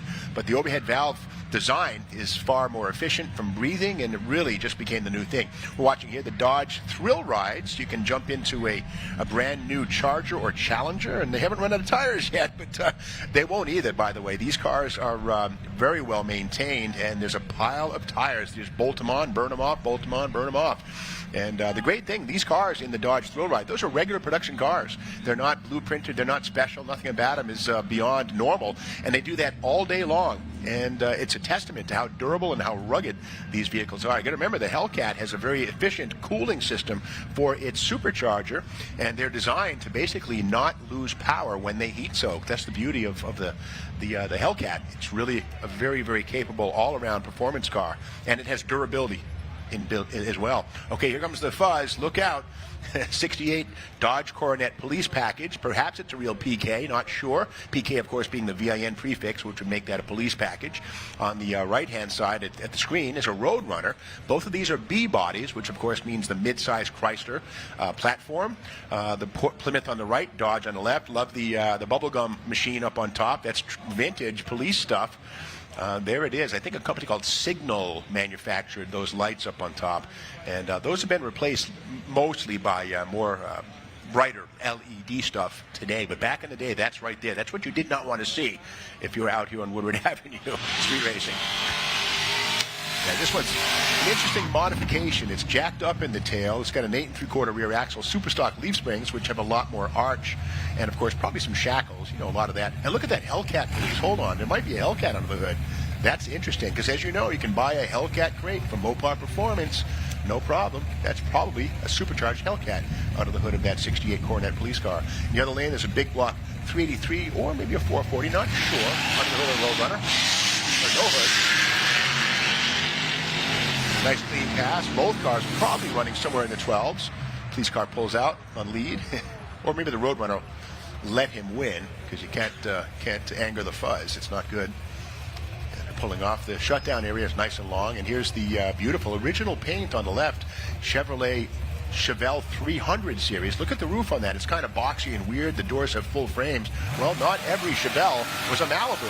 This is the base 300 series, usually seen with a 6-cylinder, but this one's been very much upgraded. But I love they've left the original paint. It's a radio delete car. And speaking of paint, on the far side, I believe that's an 86 Pontiac Grand Prix, another G body. And body on frame construction, that's a cousin to the Buick Grand National and the Monte Carlo Super Sport. And of course, Pontiac did have their own performance version back then. It was called the 2+2, and it had the big glass rear window. It was meant for NASCAR homologation. But again, the Grand Prix was never offered in a muscle version in the 80s. Would have been cool to have the Trans Am V8 available in the Grand Prix. But anyway, this one's been modified heavily. Great looking car. Okay, Chevelle comes out first, but the turbo power of the Pontiac comes on strong. And, okay, must have lifted. Chevy goes by. Good stuff. The chute on the back of the Pontiac is available for use at high speeds, but of course we're not getting close to that here. That car's probably capable of going 160 or so in a full quarter-mile pass. You can bet that that chute gets a workout then. Okay, here's the back of that interesting vintage Mopar. The Steely's on the back of that thing. Pretty cool. 4-door. This has a 5.7 Hemi aboard. This Dodge Coronet does, the 4-door. And in the other lane, of course, a Chevelle, a Malibu, I guess, from 79, 82, thereabouts. And those are very popular cars. That's the 55 Chevy of today. And things are good. I'm joined by Eric Malone. How you doing? Yeah, good to see you, man. So later on today, you'll be kind of the guy to beat in the Hellcat Showdown. Are you worried? Well, with racing, anything can happen. It's all a gamble. Yeah. I have not made a pass yet, but I ain't worried. Okay. I got a bad team behind me. Okay. Not only that, this Hellcat makes some power. Yeah. Now, the big thing is, I mean, you're used to a little bit of street racing, perhaps, you know, and hooking on the street versus hooking on an NHRA-type track, what's the difference? There's a lot of difference. First of all, this track here was, you could have went to the grocery store on it a couple days ago. Yeah, that's right. So yeah. there was no rubber. So when it comes to a track, they got a lot of rubber on it. They got a lot of glue on it. So it's going to be very difficult to try to get this car to go down. Yeah, and this, of course, is Eric Malone, host and star of Fastest Cars in the Dirty South, and yes, also the man to beat in the Hellcat Shootout, or the Showdown later on. Speaking of which, a couple of sleepers, that turbocharged S10 pickup, yes, the turbo sir. on the roof. I've seen that. And in the 4-door Malibu, that car looks like nothing, but it's It something. sure is. Hey, what I've noticed in all this is you cannot judge a book by its cover. Yep. Yep. Yeah. But I am really impressed with our Hellcat. I'm hoping to get a chance to make a pass in a little bit. This car made ridiculous power. I was warned the road wouldn't take it, but I'm hard-headed.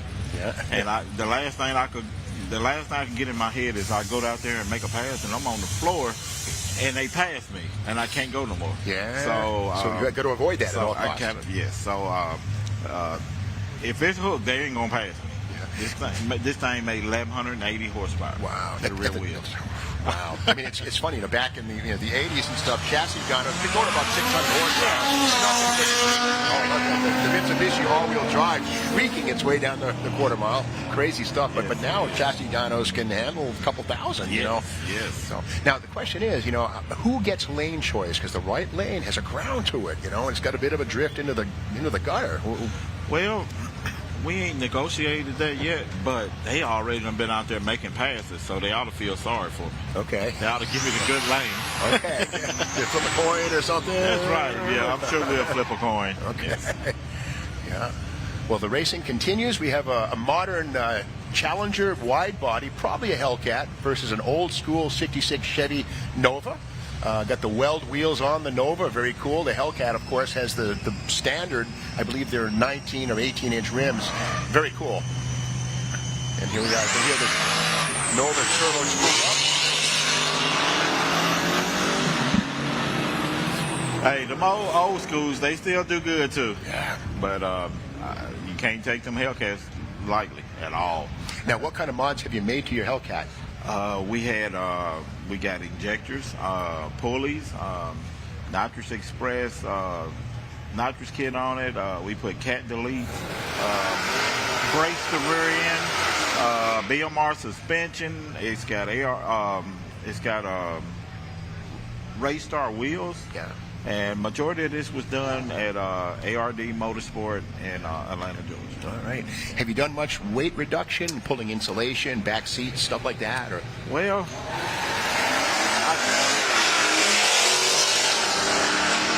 we did take some weight off of it. Noticing what everybody else did, they all pulled the interior out of it. So I kind of feel like we was undergunned. Yeah. So we left the interior in it.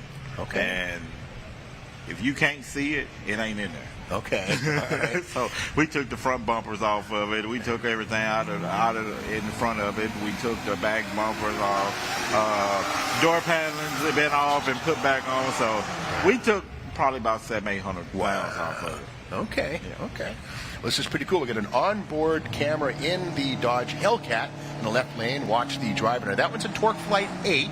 He might leave it in gear or it might slap gears. Demon. There we go. Whoa. Okay, kind of a little squirrely. Yeah, if you can't hook it up, if you're not going straight, get out of it. Don't be a hero. That's right. You can always come back around and make another pass. Yeah. You wreck it, it's over with. Yeah. Here's a replay on the interior. There'll be a shift in that Torque Flight 8 through its paces. And again, the Torque Flight name goes back to the 1950s. Of course, 1962, the first 727 aluminum case, a legend. I use them. I love them. Push buttons, cable operated. But the modern 8 speeds are better. Double overdrive. Yes, it is. Yeah. It's funny, back in the day, in the 60s, the Ram Chargers were the factory team, and because they had to satisfy the NHRA stock classification, they do things like taking every other spring out of the seat and acid dipping the glove compartment door. I mean, stuff like that. Oh, wow. Did you go that far with your Hellcat? I didn't go that far. Yeah, I mean, cars today, it's amazing how much power we have, and here on the line now, of course, an international Scout, which preceded the Bronco by like 4 years. Yeah.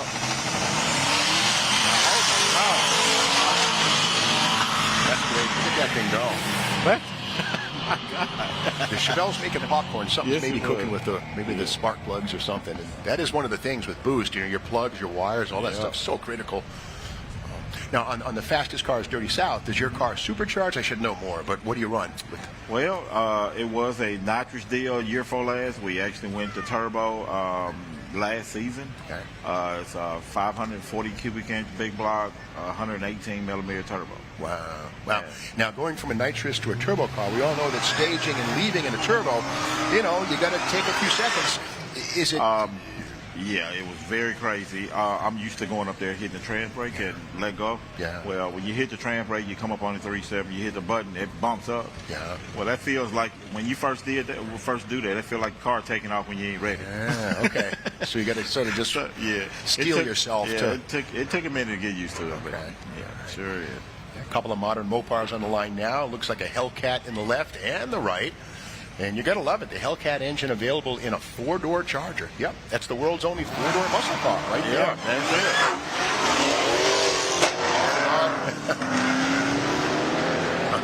it. Now, funny thing is, the Challenger is a smaller car than a Charger, 2 doors, but the Charger actually goes 201, Challenger like 199 top speed. And the difference is the grille. The aerodynamic drag of that recessed grille. So it's kind of funny. The 4-door is a faster car in a long run. 2 miles an hour. Well, don't say it too loud. That's what I got. Okay, all right. Now, I got to ask. Now, were you guys given the choice of a 2-door Challenger or a 4-door Charger in this shootout? I actually asked for a Challenger. Okay. And when I got it, someone sent me the wrong one. It dropped the ball on it somewhere. It was a 6-speed car. Oh, okay. That's good but bad. That's good but bad. Yeah. So I ended up. They ended up sending me a Charger automatic of 2021, and which was a real good thing. It actually made 100 more horsepower than the Challenger did. Wow. Now, is that maybe the transmission difference or the tune-up or what? I think it was a regular Hellcat, and the other one was a red eye. Okay, I got you. Yeah. All right, and the 6-speed manual. I mean, it's a hero who runs one of those things on the track. But just loading and unloading the suspension, gear shift, it's asking for trouble. I think. I can't believe that the rear end stayed in things. Yeah. Yeah, it's amazing. I know that the differentials in the Hellcats are, I think, 9.2 inches versus 8.5 in the 5.7. So it's upsized, you know, so it's a great thing. Yeah, it's Well, they good definitely stuff. got it figured out. Yeah, I'm here with Eric Malone, the host and star of Fastest Cars in the Dirty South, and he's here going to be the man to beat in the Hellcat Showdown at like 4:30 or so, I think. That's when right. It runs. I think I heard they're going to start racing each other, and there's a possibility that I might make some test passes in between them racing each other. Yeah, yeah.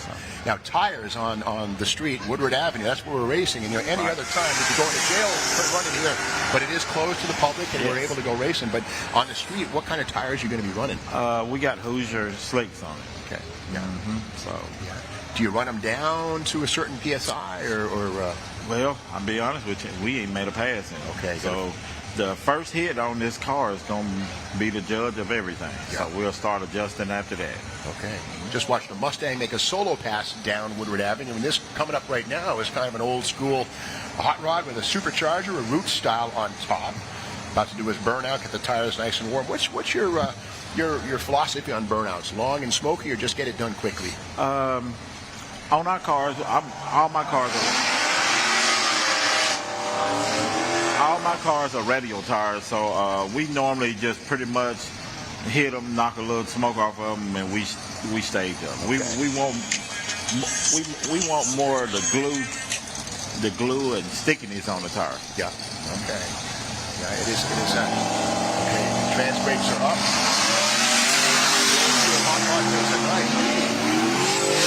Okay. And there we have it.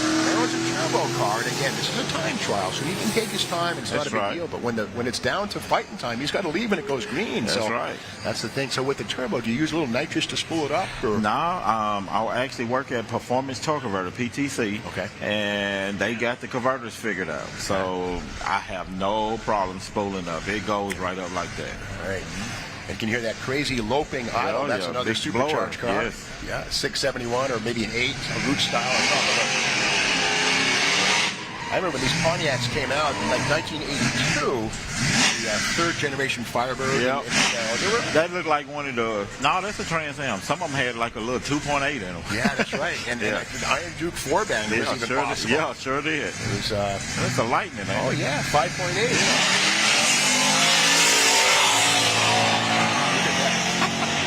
Keep it straight, keep it straight, keep it straight. Hey, these guys are driving, ain't they? Yeah, it's like a Chi-Town Hustler burning the corner all the way down. Look at that. Yeah, when I see that, I kind of, because, when your rear tires are spinning at 90 miles an hour, it doesn't take much to get it started. Well, I kind of had him to put a little rubber down for me. Okay, yeah, there you go, there you go. Yes, sir. Right on. Yeah. Yeah, great weather today. I mean, in years past, we had a little rain toward the end of the day. And, of course, drag racing in the rain. We're looking good today. Dodge Dart in the far lane. We actually got one of them that we did on our show. Very, very fast. Data Minor forward driver. Going up against a modern Hellcat. Pretty cool. So Two Dodges. Old school. Yeah. New school. Yeah. I like to say the good old days are right now, because back in the 80s when I was like 20 years old in 84, I figured that the 5-liter Mustang with 225 horse was as good as it was ever going to get. That's right. But now we have Hemis, we have Coyotes, we have Voodoos, and crazy. It's great stuff. Yeah, for people who don't know, when you see that little steam coming out, what's that? Yeah, that's nitrous oxide. Yeah, Heck yeah, I love it. Yes, got to purge it. Yeah, the nitrous is a great thing. I've used some nitrous, just 200 horsepower shots, nothing major. The only problem with that is the party's over when the body's empty. You got to bring a couple bottles out, make sure you got a fresh bottle, But they're cool.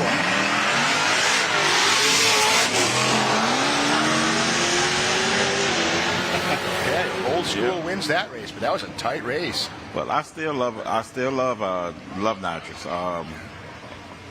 What we spray right now is crazy. I never in my life would think, some of these cars we got a 48 and 52 jet in it on the fogger, so that's on every cylinder. I remember when I used to spray that in a plate. Yeah, spray bars. One little spray bar. Yeah. 37 Chevy, all steel, tunnel rammed. I think it's a wrap motor in that one. If you're a model car builder, AMT does a nice 37 Chevy model. Yeah. When I was a kid, I built one. Wow. 427 under the hood. Chevy Now, Silverado. I seen him drive in this morning. Yeah, that's one of the great things about turbocharged LSs is that they're so tractable and so gentle. You can drive it around anywhere you want to go. Yeah, get 20 miles to the gallon if you're nice to it, overdrive, and then come out here and run a 9. That's right. Yeah, we've come so far. I mean, I'm kind of old school. I'm 57, and I remember as a kid growing up, if you had like a 5-liter Mustang with nitrous or something like that, or a 440 Mopar, if you were running 12s, you were going. You were fast. rolling, yes. Nowadays that's a minivan like that.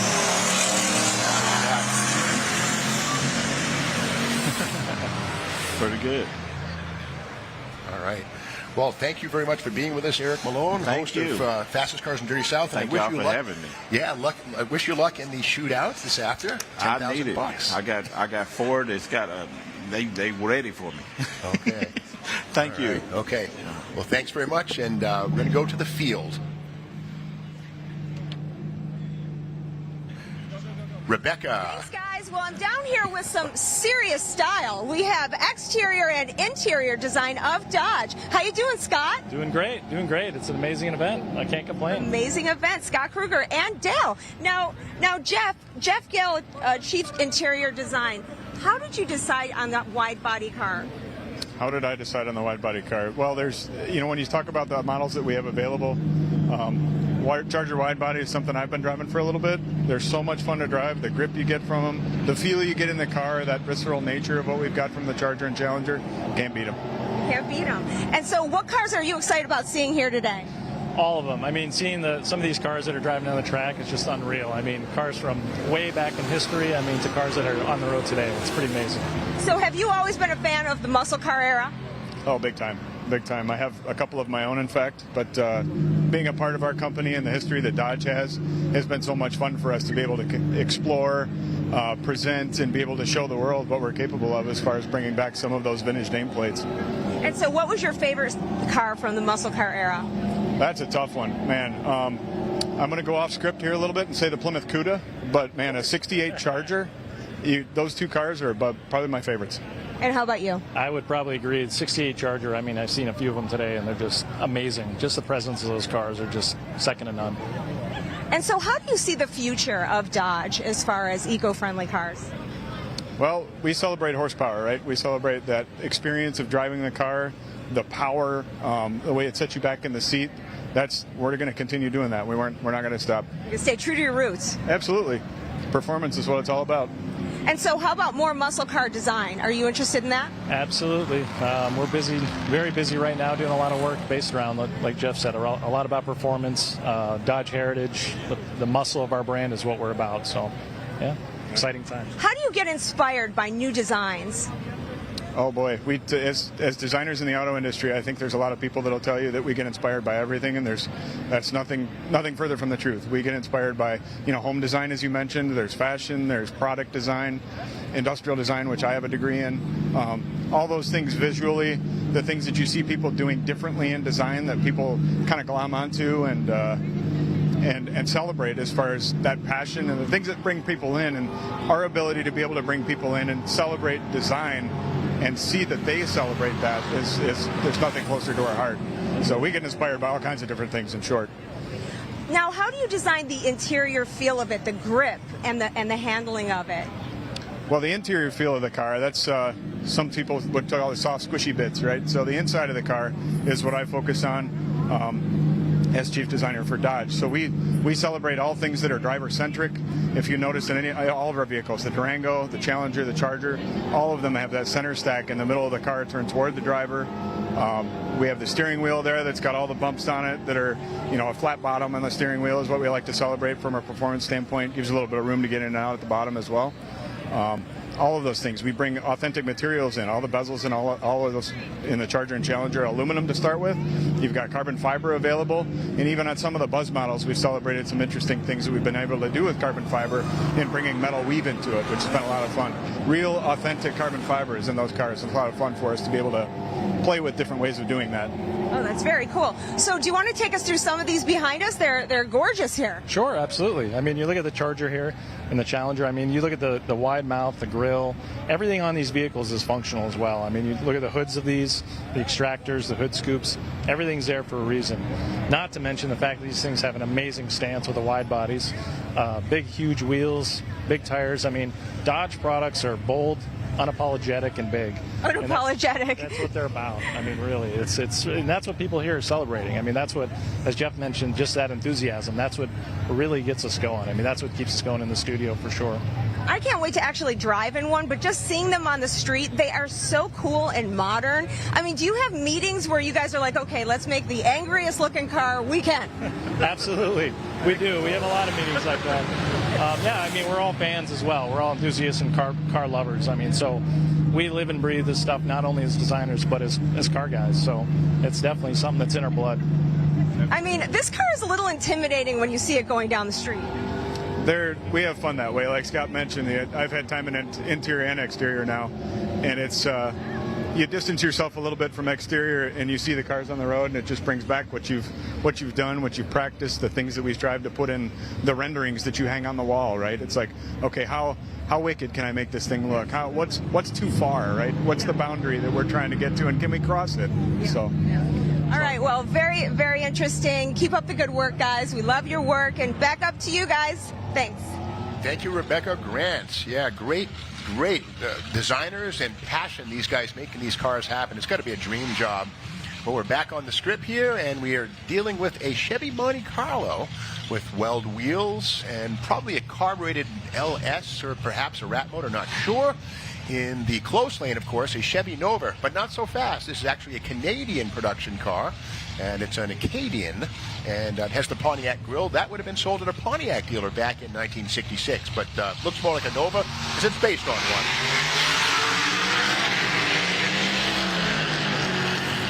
And while those are both quick cars, we can see, of course, that the Nova is, or the Acadian, excuse me, is much more dialed in for drag racing, whereas the Monte Carlo is more street than strip. But they're both quick cars. And again, these are the time trials, so there's no winner or loser here. Nobody goes home.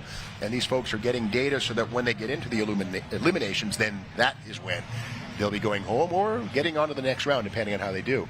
And speaking of Monte Carlos, another one up on the starting line, getting ready to go. They're in the water box right now.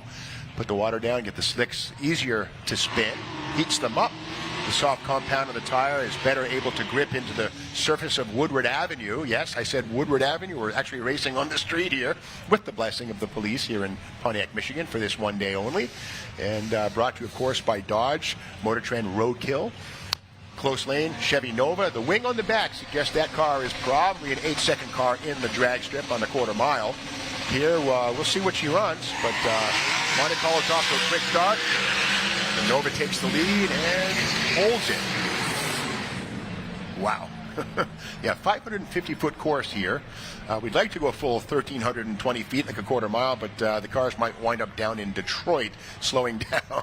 So again, this is a public thoroughfare here that's been closed off for this very special event. But again, Woodward Avenue has history, tons of history. In fact, this is the first concrete road in the country, way back in, I believe, 1920 or so. Also, Woodward Avenue is the first street in the nation with a full three-color traffic light.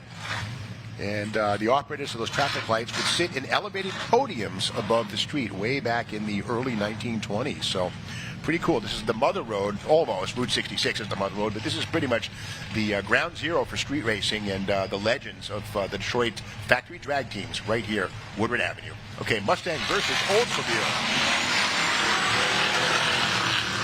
Nice even race. 67 GT500 lookalike, and the Olds Cutlass. The Mustang takes it by a car length. Yeah, these are traditional drag cars. The more modern cars we have, of course, are turbocharged, supercharged. These are naturally aspirated, I believe, these two here, which means they breathe in through a carburetor or maybe fuel injection versus having a turbo or a supercharger that forces the air into the cylinders instead of being drawn in by the pistons on the descending intake stroke. Chevelle versus Chevelle. 1972 versus 69 or thereabouts, so similar but not the same. The Chevelle, of course, went many, many years, starting out 1964, running through 1973, 4, 5, and when downsized, became the Malibu, I believe, in 1977. But the Chevelle, a classic American mid-size performance platform. So many things you can do with one. The far lane, a root-style supercharger sitting on top of a rat motor. The near lane, something less exotic, but probably as powerful. One thing these cars share, of course, is drag slicks on the rear, and the slicks are soft compound. The sidewalls are flexible, which allow the tire to grip the surface of the track, or the street, I should say here, better than a stiff sidewalled traditional street radial would be able to do. But a lot of these modern drag slicks are radial construction, which work just as well as the old school wrinkle walls. Now on this Mopar we see right here, the screws, the rims on the back, that's a split rim. That actually, those bolts capture the bead so that the rim can't outspeed the tire and break the grip. That's how much traction and power this thing has. The tire has to be bolted to the rim. There you have it.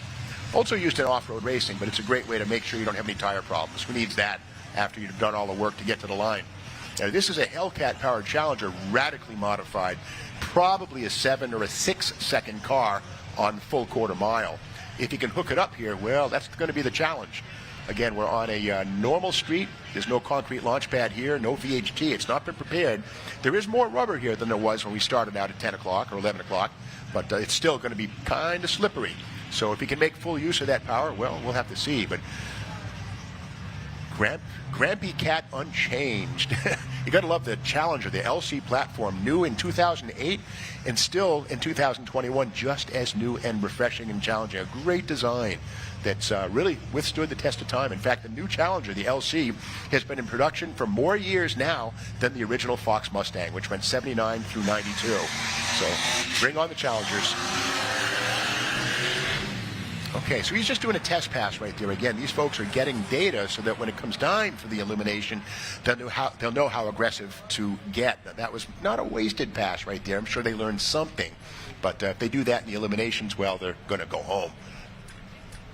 This is Woodward Avenue, and if you're a fan of the 60s magazines, you might remember an ad in 1968, Pontiac, and they showed a vertigo green, beautiful Pontiac GTO sitting on one of the median turnarounds on Woodward Avenue. I'm not sure where, but I think maybe around, 13 Mile. And it showed a picture of the car, and it says, Pontiac GTO, you know the rest of the story. And basically it was all about street racing. And at that point in time, safety was a key thing, and Pontiac executives were spanked for touting street racing with that ad that appeared in Hot Rod, MotorTrend, a lot of different magazines back in the day. But again, that was the original first go-round in the 60s when muscle cars were being sold to baby boomers between the age of 16 and 26. And speaking of GTOs, the first muscle car, we get a nice 65 in the far lane. Beautiful red car. And you got to remember the GTO, Gran Turismo Omologato, which is Italian for it's a homologated race car, well, basically used by Ferrari way back when. But it sounded sexy. Pontiac adopted it and really created a dynasty in the Pontiac GTO from 1964 through 74. The GTO was one of the leading muscle cars, really. Maybe not as potent as a Mopar, I'll shut up now, but I'm a Max Reds and Race Amy kind of guy. But GTOs had tri-power. The Ram Air 4 cars were certainly very potent.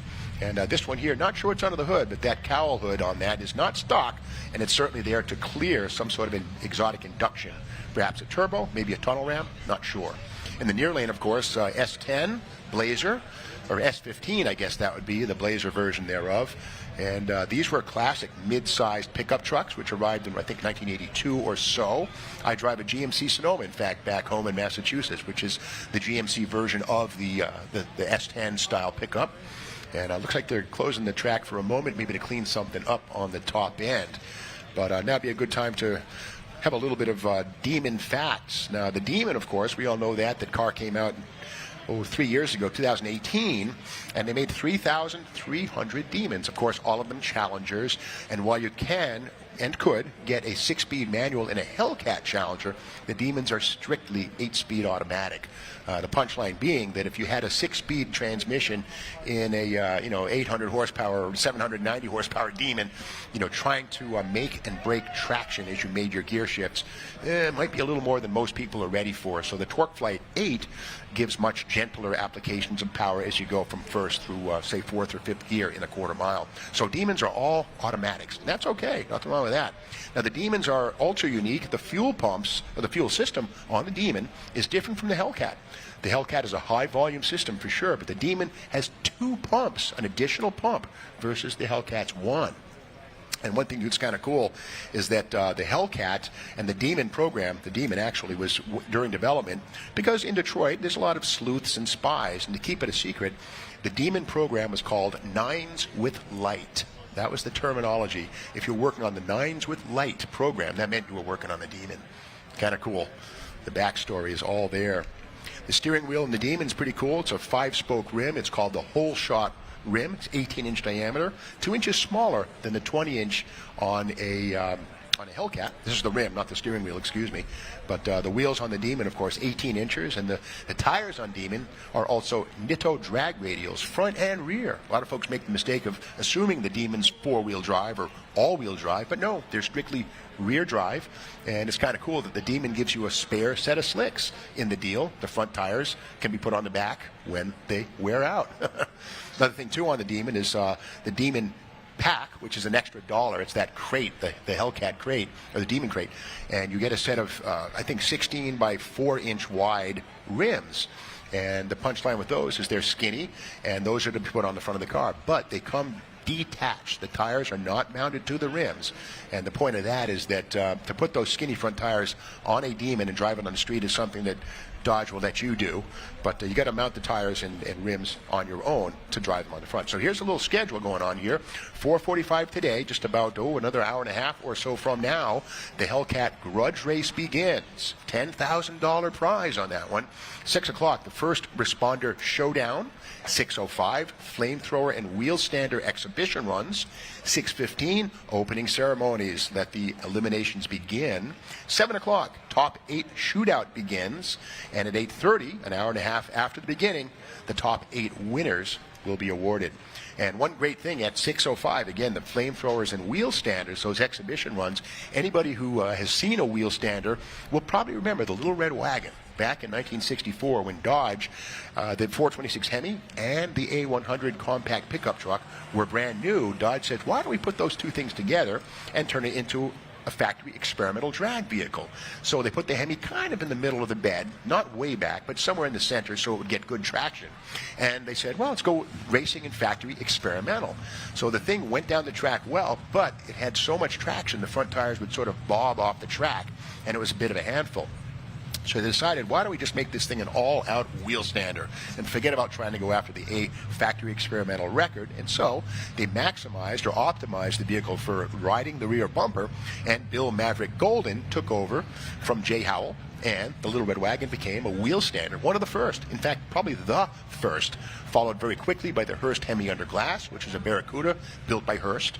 And then from thereafter, of course, wheel standers have become a major part of most any professional drag racing show as a sort of an exhibition act between the major rounds of the pro cars. So we'll have some wheel standers here at 6 o'clock. So that'll be very cool to see that. So they're still working on the track, the street. That's right. This is Woodward Avenue. This is not a drag strip any other time than today. And the beauty of this thing is that the City Fathers of Pontiac had the foresight to allow this to happen. And here we are in our 6th year of Roadkill Nights right here in Pontiac, Michigan. Roadkill Nights powered by Dodge. Okay, the GTO has fired up. The tires are smoking. They're getting ready to grip into the street. The strip. And there's that S15 Blazer, and a little pipe coming out of the front fender tells us that's definitely a turbocharged truck. The turbo exits right out there. No mufflers on turbo vehicles. They're generally rather quiet. The turbo quells the exhaust pulses, so the engine's not that loud. They get toned down, but they make power. The boost is forcing the air-fuel mixture into the engine, and a 350 will behave like a 700 with turbocharger on board.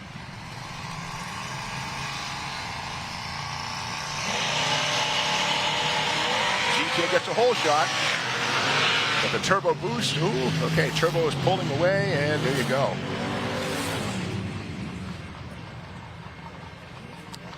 I see the railroad crossing lights have come down, and yes, there are a couple of railways that make their way right across Woodward Avenue. In fact, way back when the M1 Concourse was the GM truck and coach division, these railways would bring in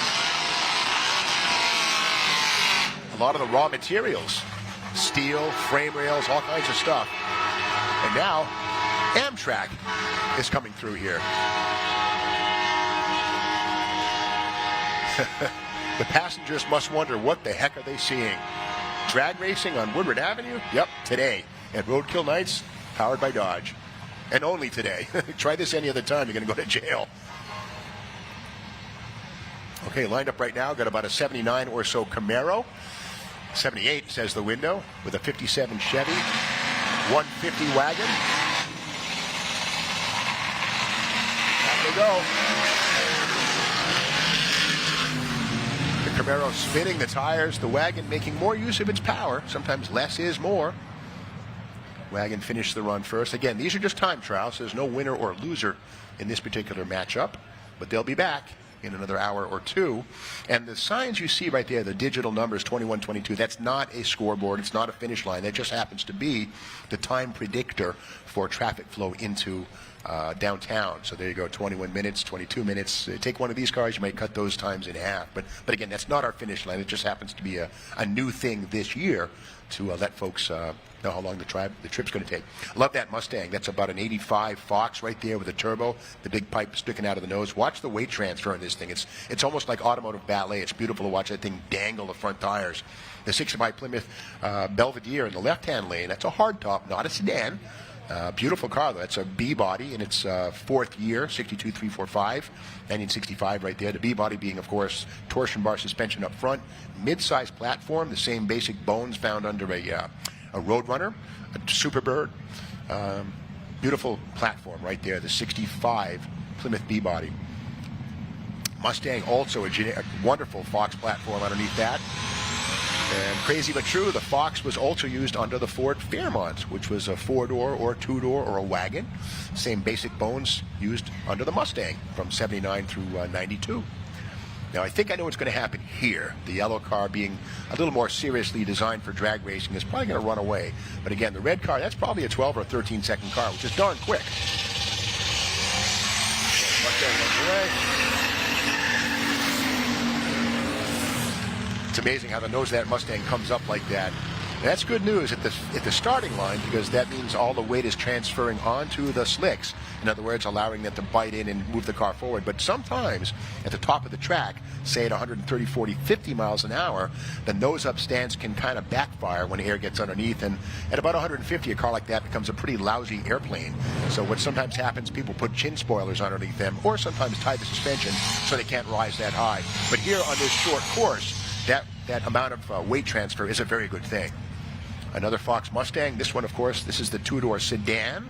These were also popular with law enforcement. There was a thing called the SSP, Special Service Package Mustang, sold to police departments all over the country for freeway interceptor use. This one here is not a police car at all.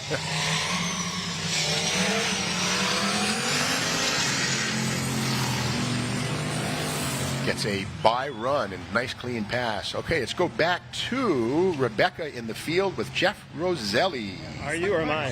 Hi guys, I'm here with Jeff Roselli. Now you are with SRT Engineering and you really know your stuff. Thanks for the compliment there. Yeah, SRT Engineering, been here a really long time, worked on a really great batch of products, but today we're standing in front of clearly the pinnacle. This is the Challenger Hellcat Red Eye. 807 horsepower of just absolute beauty. This really is the pinnacle of street performance, right? Solid Hellcat engine, and really, it's the whole package, right? Suspension, brakes, and just everything not only to go fast, but also really to daily drive it, right? I mean, this is a daily driver, high performance, 203 horsepower monster. Now, how do you keep up with this Dodge audience who is so thirsty for speed and performance? I don't know. I'm telling you. I mean, you look around here, right? All day, there's just people everywhere you look, really taking in the scene, hearing the sounds, smelling the burnt rubber. To be honest, there's no way to keep up with them, right? They are so serious. But what we do, right, is we really listen to the customer, and it really drives us, right? Every morning we wake up smelling the gasoline and knowing that we have to deliver, and it's products like this that really are the passion and the fruit of our labor. Well, sure. I mean, they think of Hellcat, but what's the feature that would surprise them? You know, it's funny you say that because, yes, this is a 200 horsepower vehicle, but it's a 200 horsepower 5-passenger daily driver, or 200 mile an hour. That's a heck of a baby carriage, right? Absolutely, absolutely. It's this is something that you can load the whole family in, and obviously, you would never go that fast on the street, but put the helmets on, take them to the racetrack, and it's ready to go. And so what's the best bit of racing advice anyone's ever given you? Always look where you're going, regardless of what is happening at the tires. Believe it or not, your body will get the vehicle pointed in the direction you are always looking. It's pretty amazing. So I have to say, I love the Hellcat Red Eye emblem on the side. What if I put one of these on my car? Could I look at the Hellcat Red Eye? Love this guy. Certainly the dead giveaway is the red jewel. Oh, the dead giveaway is the red jewel in the emblem. And that is the signal, don't step here, as if a regular Hellcat Don't tread on it. Don't tread on me, that's right. Look at this. Look at the red eye right in there. Gotta love that. So now, do you have your racing shoes on today? Absolutely not. These are my running shoes. They are a little heavier, a little bulkier than the racing shoes. Those ones are definitely purpose-built to have your feet at one with the pedal so you can be at one with the car. So what's next for SRT Engineering? There's always a next for SRT Engineering. I think when you look around out here today, you'll see our inspiration, and it will be more performance, just better cars, better products for the customers. What's your favorite feature? My favorite feature is that noise you hear every time you put your foot down. Noise. A little bit of guttural, a little bit of whine, and a lot of blurring of everything scenery-wise. So what are you most excited about seeing here at Roadkill Nights? I'll tell you what, it's great just seeing every car out there, and it's strange, I definitely have my favorites from watching earlier today, but what I get the biggest kick out of is just the line of cars, right? So many enthusiasts, so many people coming out here to run and run safely in a controlled environment, but just have a blast and really, show the crowd a great show. And so are you going to get me one of those cool hats? I'll tell you what, maybe if you get me a pair of those cool sunglasses. Ooh, it's a swap. It's a swap. We might have to do a swap. All right. Well, why don't you tell us a little more about the tires? Okay. Where the rubber meets the street, this is the Pirelli. Okay. We're wrapped. Okay. All right. Thank you, Rebecca. Oh. Steve, KJ, you got back up to you guys. Live television, you gotta love it. All good. Yeah, we're back here. A train just rolled through here a moment ago, but we're still racing here on Woodward Avenue. I'm here with my right-hand man, KJ Jones. Yes, sir. Steve, it's really interesting. Actually, we had two trains go by in pretty close proximity of each other, and the sound of a freight train mixed with these engines and stuff, and burnouts and then taking off, that's a goosebump moment right there, man. When you think of, the fury of a freight train, coupled with the torque and the power of these engines, it's like, whoa, man, that's just one of those quote-unquote sensory overloads right there. Speaking of freight trains, the father of the second-generation Hemi, Tom Hoover, went from Chrysler to General Electric, where he helped design locomotive engines in the mid-1970s. So when you think Hemis and freight trains, Tom Hoover, who was a legend of Chrysler design, was there. Kind of interesting thing, going from big to bigger. No clue how much I appreciate the minutia that it's amazing. Yeah, well, Tom Hoover, one of the founding members of the Ram Chargers, and of course Ram Chargers were factory drag races from 1960 through about 67, and they were out here on Woodward Avenue, a lot of those guys, practicing what they preach, testing their stuff at night on the road, and doing dangerous things safely. That's the coolest thing ever, though. Imagine being an engineer for any of the big three, and being able to work for that team. And even in modern day, the guys that work now for the SRT program and guys at Ford that work for the SVT program and stuff, it's just like that's probably as the hierarchy goes within these manufacturers. The GM, the propulsion line, that's a fantastic place. My friend Jay Rohrbach over at GM, he works in the propulsion lab, and I got a chance to visit that and see what they do as far as development of racing things, racing pieces and parts that eventually trickle down to the consumer in their street cars. So it's just really, really something that, you know, it manifests very well, and it's going to be interesting to see how it goes forward with these teasers now, 2024 and EV. You know, I got to say, I've spoken to a lot of factory engineers, and they always say that they never buy a new car or don't like to because they're fully aware of what's coming down the road in 4 years. So, you know, to us, a new car is a new car, but to them, today's car is an old car because they're working 4 years down the road. Sure. So I wish I could read minds. I'd want to read what those guys were doing on the new Hemi. Is there aluminum block? Don't know. They won't tell you. We'll find out in 4 years. It's sworn to secrecy, and you got to respect their honor on. I mean, then again, it's fireable defense if you let something go too. So. Right. Well, a couple of cool cars on the block right here. Block drag race, drag strip, 68 Charger, 78 Camaro. Charger's on leaf springs, and the Charger caught and passed the Camaro. Look at that. Now, the leaf springs in the back of that Charger are old school, but they work. You know, Chrysler was one of the originators of the Superstock style leaf spring, and they had a whole program in the 60s and 70s for like about 15 different leaf springs, depending on your application, the Superstock leaf spring. And I've used them. They work great. So they might be kind of old school. GM generally had coil springs, but leaf springs work well. Is that something that was the closest race of the day? Actually, look at the stripe here. We have a look at the stripe. Look at the jumbotron. Wow, that's thousandths of a second. That's a close drag race. Those guys were looking at each other when they went through. The Javelin is back. Dart on the back. It's not a Dodge Dart. That's a reference to the Dart aluminum cylinder heads and potentially block, but Dart makes aftermarket cylinder heads and engine components, and no doubt there's a set of their heads aboard that Javelin. In the far lane, I love that S10. Look at that crazy turbocharger way up on the roof. That's nuts, but it works. You know, that somewhat really, it's an example of roadkill. When you think about what Mike and David do with roadkill, and they take vehicles like that, and before you know it, they look similar to that car, you know, to that truck. That's a roadkill style truck there, definitely. Yeah, making something out of nothing, and that's not a dig. That's what you do.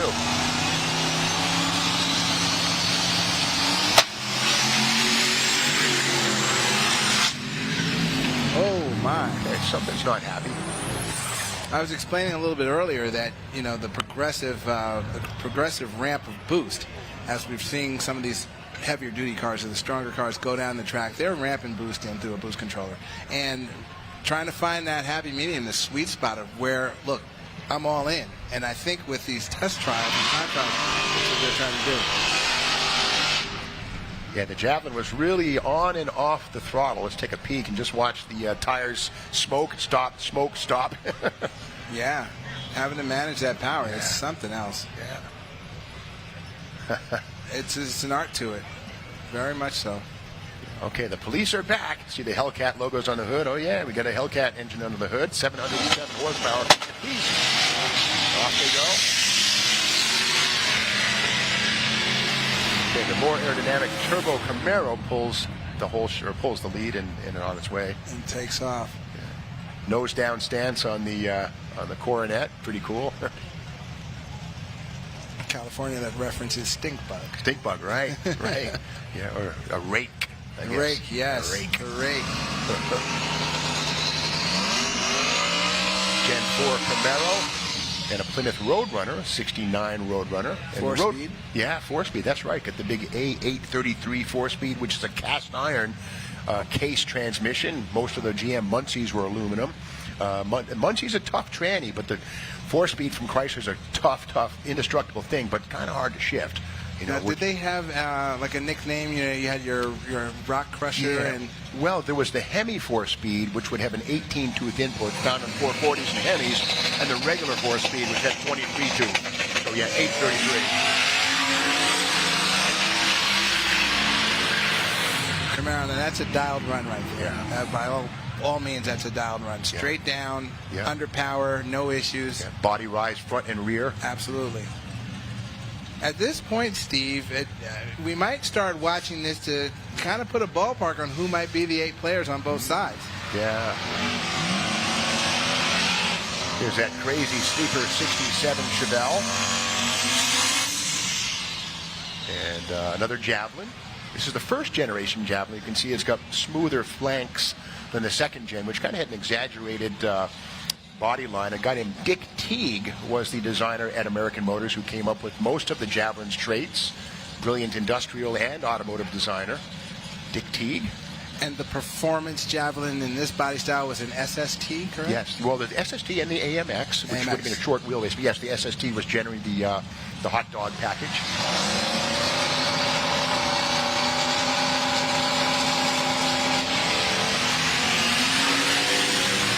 Oh, good runs. Yeah. Good runs. Tight race. Good runs for both. And that Chevelle, we talked to the owner earlier, that four-door Chevelle, he claimed a 7-second ET in a quarter mile. Looking at that pass there, it looks about legit the way it checked out. Yeah, 7 seconds. I mean, you go back to the 60s, fuel funny cars weren't running in the 70s until like 1968. Right. Comes that crazy Dodge Coronet, the one in the close lane. That's got a 5.7 Gen 3 Hemi. The Olds 442 in the far lane. Torque Storm supercharger on board. Yeah. And the Oldsmobile engine. He's got it figured out now. Yeah. Big Coronet. The funny thing is, the fellow named K.T. Keller was in charge of Chrysler in the mid-50s, and he was big on wearing hats. I kid you not. And he would tell the designers, make it so a person can wear a hat inside this car. And they used to say, the styling won't knock your eyes out, but it won't knock the hat off the top of your head. That's the no highest, joke. really? In the tall greenhouse on Chryslers. And 1956, Virgil Exner's forward look kind of replaced that, but for many years, the tall look was on purpose. So in hot rodding, was that a vehicle that is known for the chop top? Was that used? Well, you know, they were, I hate to say it, but they were pretty much unpopular, the mid-50s Chryslers. Till you get into 56-7, then they really took off. But the 48 through 52, 3-4, they were kind of stodgy and kind of ultra-rans. The chop top, that was 4950 Mercury. Yeah, yes, the Mercury in 49. Yeah, absolutely. Similar but not the same. But we got the Plymouth Belvedere on the far side, Sport Fury or Belvedere, but it's got the hard-top body. Same basic car that Richard Petty drove to victory at the Daytona 500 in 1964. Same shape. Yeah, nice. Very clean. Again, the Charger, when it came out again as a four-door, some people complained, but the reality is, you know, it holds its own. It's a four-door. If you want to have your muscle car but have a family, that's the car to have. You know, the Challenger is for folks who maybe a second car.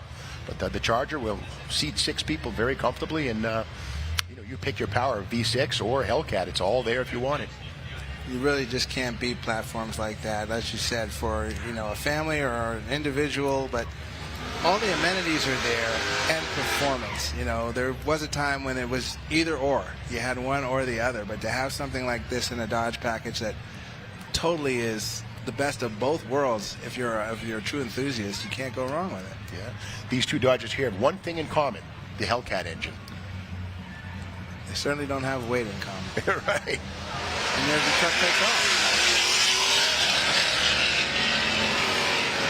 Look at that. That's a great shot there. If you look up at your screen, the shot looking down Woodward Avenue is really, really awesome. And there's also a picture, I don't know if that's something that can be captured, but behind the cars and seeing the arm drop from the driver's view would really be a slick position to share with people out here. Speaking of slicks, wink, wink, see what I did there?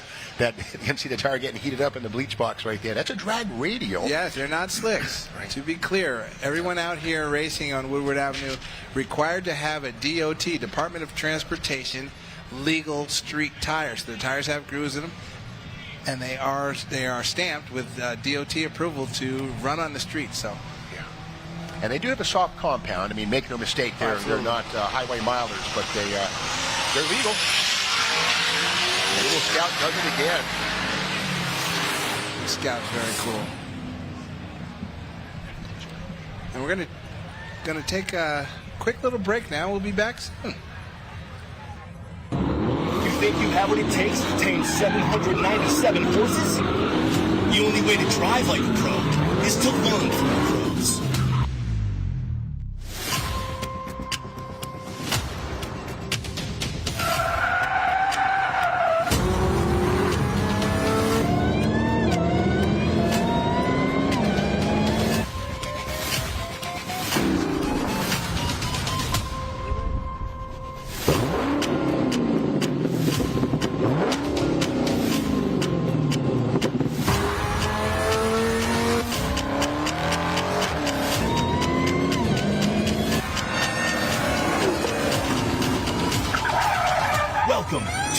Woodward Racing School, the official high-performance driving school of Dodge SRT. Hey, I'm NASCAR driver Ryan Newman, and I spent years feeding deer and most recently some elk. The thing that I settled on after trying a whole bunch of different products is Westbrook Monster Mix by Jobs. You can find it at your local True Value store or local farm store. Just ask for it by name. Can't take it back once it's been set in motion. Power can't be tempered, silenced, or caged. It can only be set free.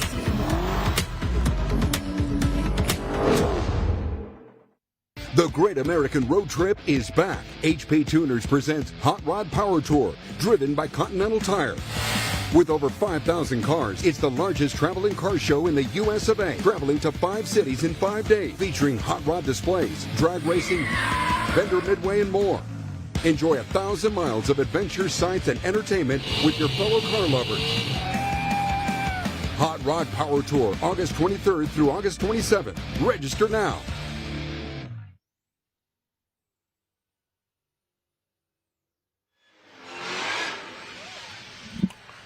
Well, welcome back to Roadkill Nights, powered by Dodge. We're here, myself, Steve Mignonti, and my co-host, KJ Jones. That is me. Yeah, street racing on Woodward, not going to jail. Not going to jail, legal, safe, and I don't think anyone here witnessing this will argue a lot of fun, man.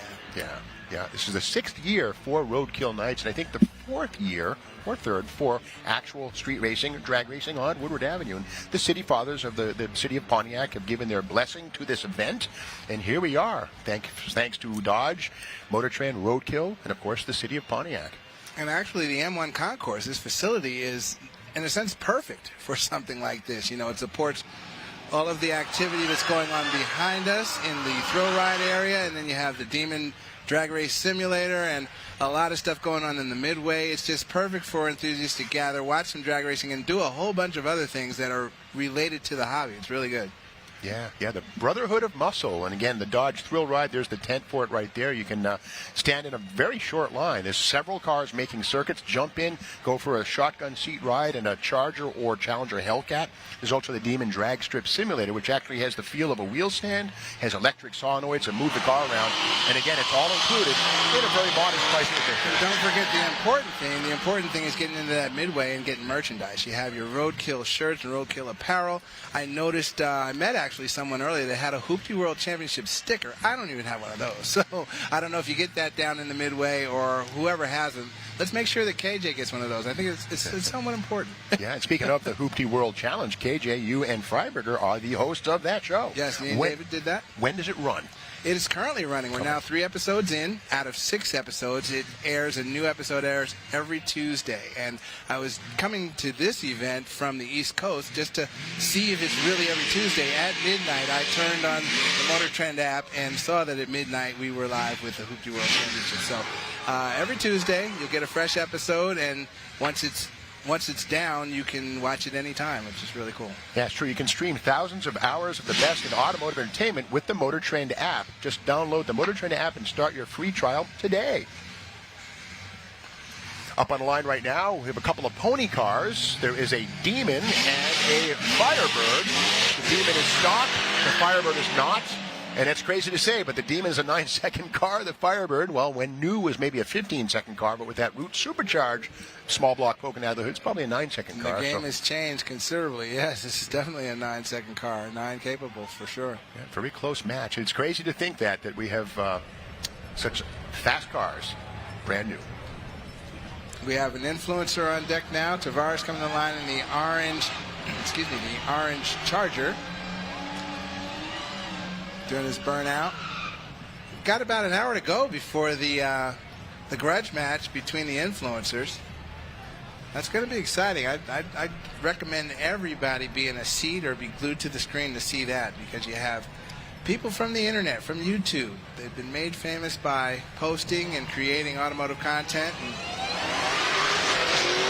giving it a shot now on Woodward Ave. Tavares has safety lights going and actually got through there pretty well. Yeah, and his opposition was no small fry. That's a demon. Exactly. 9-second car. Exactly. That's really going to be pretty cool. I'm excited to see how they all fare because a couple of the influencers are not drag racers in any sense. You know, this is their first opportunity to go down any type of a track like this. So it's kind of an earn as you learn thing, literally, and it'll be interesting to see how, once they get into the competitive space, how they make out. Yeah, it is true that, you know, drag racing, it's simple. Just step on it and go straight. Not so fast. There's a whole lot more to that. Knowing the car and knowing how and when to steer into a drift, and, you know, it's a lot more than meets the eye. Sure, and the in-car cameras that we have now give the people watching that vantage point to see exactly what might be happening as far as steering wheel inputs, shifting if they're shifting. We noticed that there are several drivers have just put the transmission in diesel. Maybe there's a shift kit in the transmission or something like that, but you'll get, once we go in car, in the instances where we do go in car, you'll get to see exactly what's going on as they go through this track real time. Can't beat that. On the line right now, we have a 37 Chevy, all steel, like an old gasser, pretty cool, versus, probably a 2000 or so Camaro, LS power for sure. Gasser takes a whole shot. And again, these are time trials.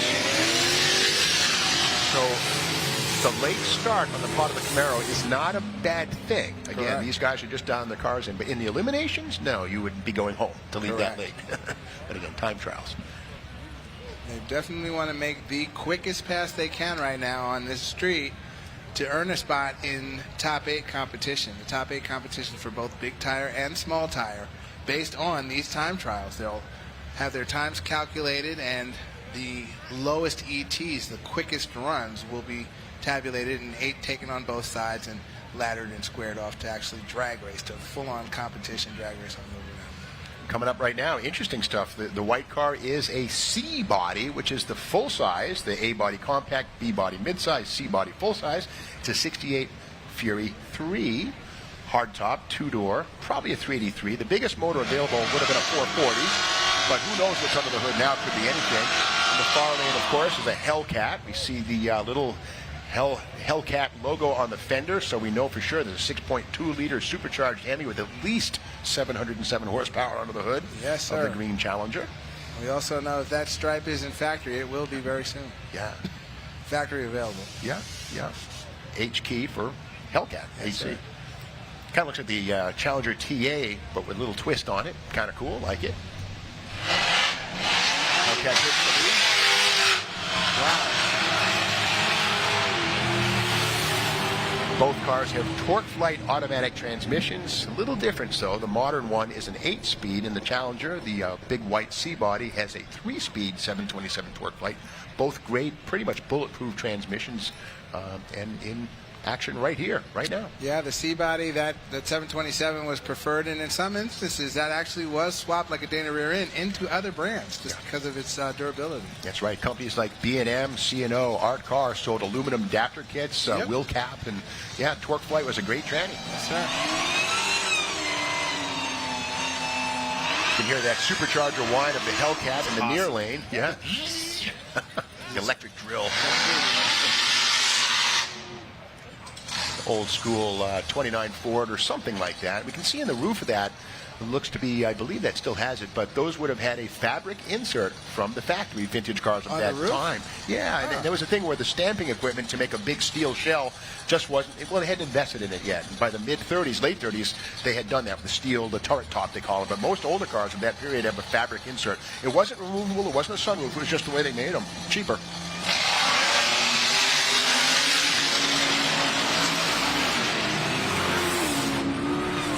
Our program is together. Good hole shot on the hot rod there. Definitely, and again, you know, it's starting to take shape a little bit. At least from my perspective, we're seeing who the consistently quick drivers are and the cars are. So to pare down to just 8 is going to be tough. Actually, it will probably be what is considered a tight field. You know what I mean? A very, very closely matched tight field. So at the end of the day, we should see really good side-by-side drag racing. Hopefully, when they square. Yeah. Pair of trucks. Battle of the pickup trucks. Pair The of red trucks. one is a Ford SVT Lightning. SVT Lightning based on the F-150. And on the other side, you have a Silverado. I believe that's the heavy duty thing, the 2500. Such a huge vehicle. Look how quick it is. That first gen Lightning. Well, I think that the big Chevy is LS powered. I believe he has an LS in it now, but just really cool that the battle of the brands in truck form to go through Woodward Avenue is pretty cool. And that Lightning is probably one of the first couple of years of them, and that really started the whole thing that ended up with the Raptor of today. Another influencer at the line now, the guys from Throttle out of San Diego, California. Yes, and Weston is next to them. Weston with a twin turbocharged version of the four-door Dodge. Now, these folks were all given Hellcat vehicles by Dodge for this shootout. Some chose Challengers, some chose Chargers, and they were all told to do whatever you want to do. Lighten them up, strip them down, whatever you want. And twin turbos, that's quite a departure from the supercharger on a regular Hellcat. A big departure, and you have to understand that those twin turbochargers aren't installed in lieu of a supercharger. They're compounded into the supercharger. So he's pressing a lot of air through that engine, basically. It's the turbos are mounted beneath the car, actually on the floor pan of the car. It's a system done by Helium Turbo Systems out of New Mexico. And what Weston has done is said, look, let me try compounding. I believe he has a big water air intercooler in that system as well. So as far as power claims, and he's claiming well over 1,000, no brainer. That's certain. It's really a big turn that down. Here's that run again. Watch the Jumbotron. Watch your screen at home, and you'll see Weston just sort of cruise away. So that's two turbos combined with a root style, screw style supercharger, just making all kinds of boost. How do they say it? All the boost just now. And I believe there might be nitrous oxide on that car as well. Yeah. And we've got an El Camino versus a Dodge Dart. Speaking of nitrous oxide, I think we're seeing some purging going on right there, and that's pretty much to get a nice solid shot of nitrous, no air gaps in the lines into the engine, so you get full cylinder filling and everything that bottle has to offer. All the nitrous, as the cool kids say. Yes, sir.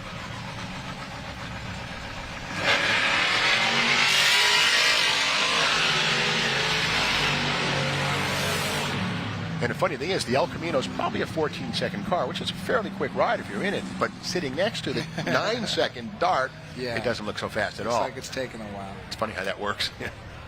There's a 392 Charger, which of course we know is the second step up from the 5.7, which is a step up from the Pentastar V6, which has 306 horsepower. Do you really need more? Yep. Above the 392, of course, is the Hellcat. Hellcat. It's great. You can pick your poison and have your fun in the Charger. Goodness. 4 different engines to have fun with. The Silverado has been going through, making laps, but they've all been with tires ablaze, basically. A lot of smoke all the way through the run. To me, that would say, you know what, let me turn this down a little bit. Maybe to the driver, hey, I'm on Woodward Avenue having a great time, and I just want to do John Force burnouts all the way through every time I come online. Right. You never know. Yeah, you don't know. And, respectfully, that's cool, too. You're out here having a ball. There's a little bit better. Good pass so far. Good pass now. Yeah. Dialed it back. Whatever it's done, it seems to have worked so far. Nice. And this is a 550-foot course. I mean, after all, this is Woodward Avenue. It'd be nice to have a 1320 quarter mile. Oh, my goodness. But then again, the slowdown would probably be right around Detroit downtown. So, 64 Dodge 330 two-door post with the race Hemi scoop, and I love how it's got the low beam or the high beam delete the grille. There's no inboard headlamps. That's indicative of 64 race Hemi stuff.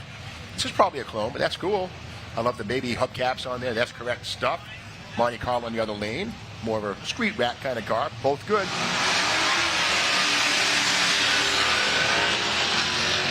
Now, is that also a push-button transmission car? Yeah. 62, 3.4 Dodges would have a push-button torque flight, unless it was a console-equipped car. But the buttons are awesome. I've had them before, and it's basically a cable. There's no electronic, no hydraulic. It's very simple. And with a full manual valve body with increased line pressure, it's as quick as a 4-speed. Click, click, click. It's kind of cool. Just don't hit R for wreck. As I came up in hot rodding, the terminology was playing the piano. Yeah, Playing the piano. The dial-a-wind torque flight is what they used to call it, you know. But it comes down to the full manual and get rid of the kickdown stuff. It, you know, it has to be tweaked a little bit. Tavares come back around very quick. Hot lapping, basically. You know, now you're looking at the Hellcat, hot lapping a Hellcat.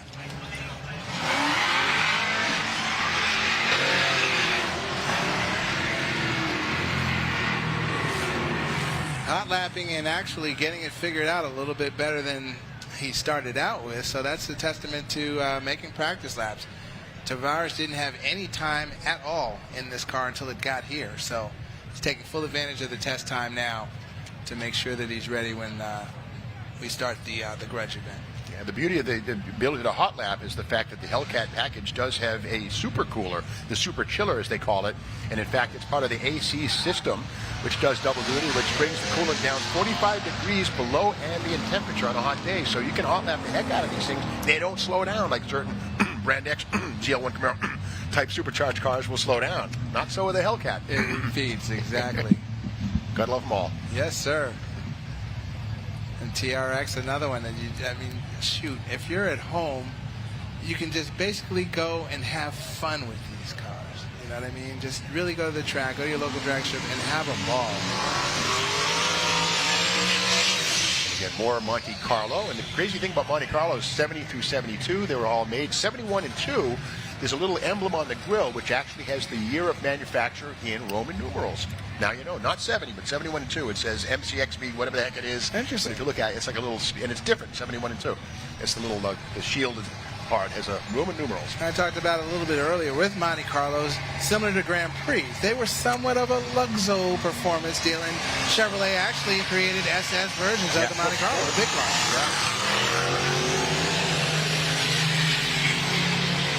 Wow, that S10 is cooking. Checked out. For sure. Checked out. This is just too wickedly cool for me right now. And the crazy thing, 24 hours from right now, it's going to be gone. The concrete barriers will be gone. They'll be gone, but the local guy is probably going to come through here at some clandestine hour after everything's removed. Risk getting that ticket that nobody's going to get here now because it's perfectly legal. Right. Or if nothing else, come over and just scrape up some of the rubber from the street just to have as a memento. Just to have it. We'll be back next year, hopefully. You know, I hope so. I mean, the first time this happened, we thought, well, one time let's try and get this thing happening. And we thought, well, one time, folks, well, here we are. And I think third or fourth year that we're actually running here. So hopefully it'll be number 5. I hope so. I hope so in a lot of ways because, you know, as you know, I'm filling in. You know, Brian Loans, this is his seat, the esteemed Brian Loans, who has NHRA commitments right now. So I'm fortunate enough to stand in for Brian. I'm goosebump tickled to do it, and I hope that he's well, and I hope that if he gets a chance to check this out, he doesn't say KJ listened. It starts with KJ listened. A couple of bow ties here, 55 Chevy and a 71 or so Nova.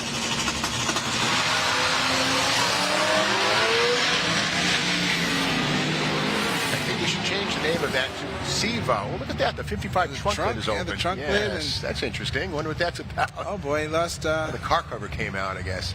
Something popped out, It speaks to airflow over vehicles at speed. Yes, There sir. is definitely a vacuum which develops over the back, and it absolutely sucked the trunk open. It probably was lightly latched or not latched, but look at that. Interesting. No harm done. No, thankfully no harm done, and thankfully it wasn't a hood. Yes, you don't want that. That's what pins are for. Exactly. Hopefully.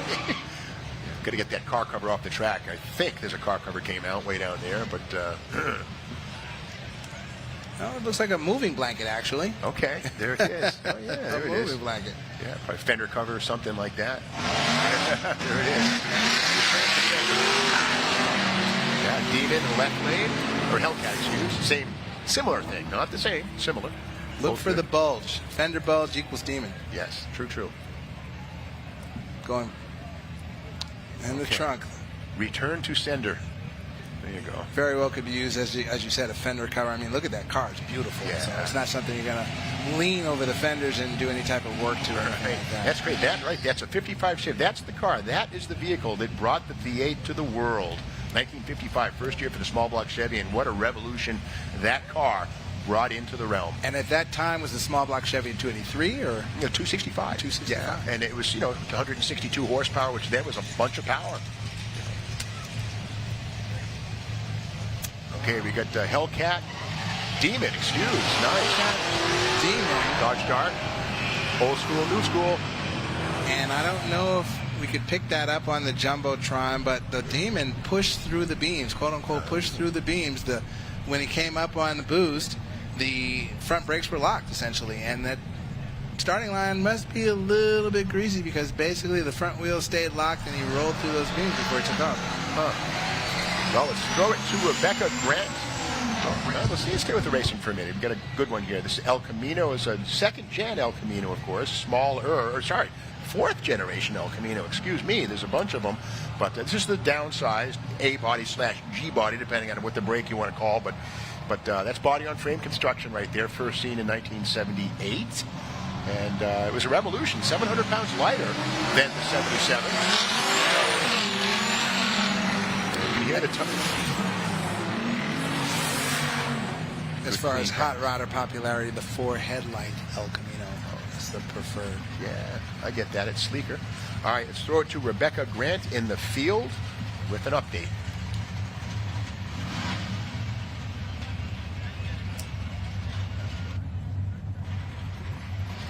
Okay, well, we're back. That was quick. Thank you, Rebecca. Thanks, Rebecca. Good job. Appreciate you. Yeah, fast forward. That's all good. She'll be back. But we've got a couple of pony cars on the line now. Again, Throttle's back. Yeah, we got the Challenger, Throttle folks, and the modern Challenger LC, and a Camaro, about a 78 Camaro.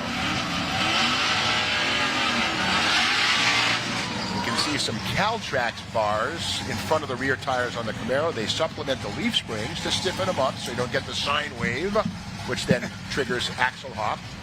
Traction bars, an old school thing, but the Caltrax bars are a little bit different. They're tubular, more adjustable. The Hellcat does not have traction bars, independent rear suspension on those. Exactly.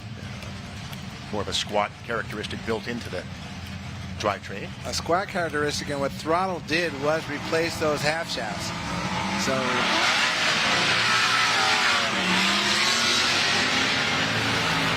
with that squat with these cars from the factory, traction, if it's there, could lead to a little snappy. So that. Okay, we hear that Rebecca Grant is ready for us out in the field. And what do you have for us, Rebecca? What do you have for us, Rebecca? Thanks, Steve. I'm here with Audrey Walker from United Way. How are you doing today? Doing great, thanks. Let's talk a little bit about Dodge's relationship with United Way and Stellantis. Sure. We've been fortunate to have this partnership for over 60 years, not only at events like this, but also with all the events that they do, and including their employee giving campaigns. So many thousands of donors throughout the years that we're so grateful to have that partnership. Tell us a little bit about the auction. Sure. Leading up to this event this week, there was an online auction with items donated from Radford Racing School and MotorTrend's, and we were able to raise over $5,000. So, again, just really grateful for this crowd here today and all of our supporters. Oh, thank you so much, Audrey. Thank you. Back to you, Steve. Well, thanks, Rebecca. Yeah, we're having a fantastic time here on Woodward Avenue. Some drag racing and, yeah, street racing. But it's all legal. It's all good for this specific day when it's okay. Here with KJ Jones, co-host of the Hoopty World Championship with David Freiberger. And that's currently on MotorTrend, right? Currently on the MotorTrend app. Hopefully we'll be on MotorTrend channel coming soon later on this year. So appreciate you guys out there supporting us.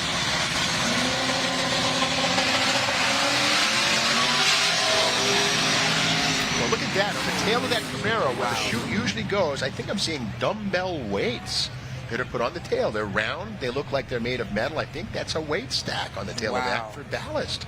Interesting. Don't think I've ever seen that. Never seen that. That's where you want it, as far back and as high as you can get it. Interesting. And now the Sleeper Bel Air with a Fox Mustang. I believe both cars are turbocharged. Yeah. Both sleepers in their own way. Sure. Back in the 80s, most folks looked for a Mustang GT with the stripes and stuff, and the little sedans, the LX sedans, were the ones that were usually the ones to watch out for. Absolutely. With the 5-row. The trunk was the cool one. It was lighter. Wow, look at that 54 get gone. It's out of there. Now it's unreal to see this progression, stepping up. Now the stepping up is happening, and the track is probably coming in pretty good at this point too. So it's all working together. Horsepower, torque, tires, suspension, and track. It's all becoming, in a sense, one. And we should see more consistency, and the faster cars really define themselves as players in the top 8. Yeah, some of the master shots up high, you'll see sort of a dark region down the center. That's rubber being deposited by the cars. Groove, the groove, indeed it is. Yes, stay in the groove. And it gets lighter the farther you go because the tires aren't spinning as much as the vehicle gets up to speed. But that's what you want. When you start to see that, you know the track's coming around. More traction and better acceleration. Got the 64. Yeah, there it is. They can see the contrast between the host pavements and the newly arrived rubber coating. Exactly. Now it's funny that too much of that rubber can be a problem. We won't have it here, but at an NHRA event, they actually get flame devices and scrapers to get the rubber off, because then it balls up, becomes a problem. But right here, it's a good thing. Yes.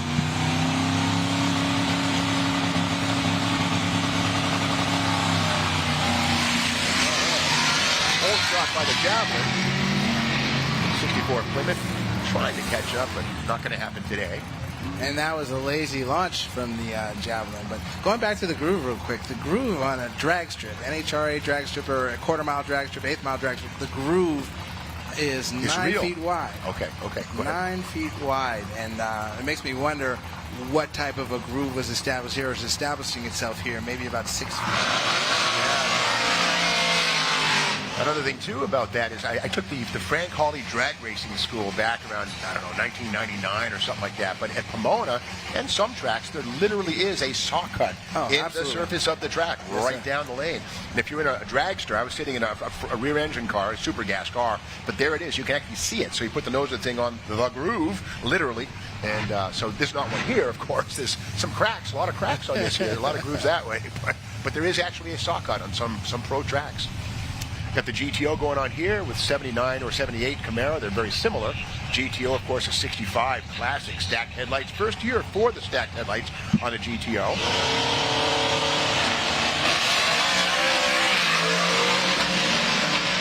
Oh, my. The smoke. Oh, keep it straight. All right. GTO reference back to its last run. He annihilated the tires in his last run. So, again, okay, now I went too far. Let me dial back a little bit. Straight down. Yeah, it is true. Yeah, the smart racers are honing the edge. Exactly. Getting closer and closer. Oh, my.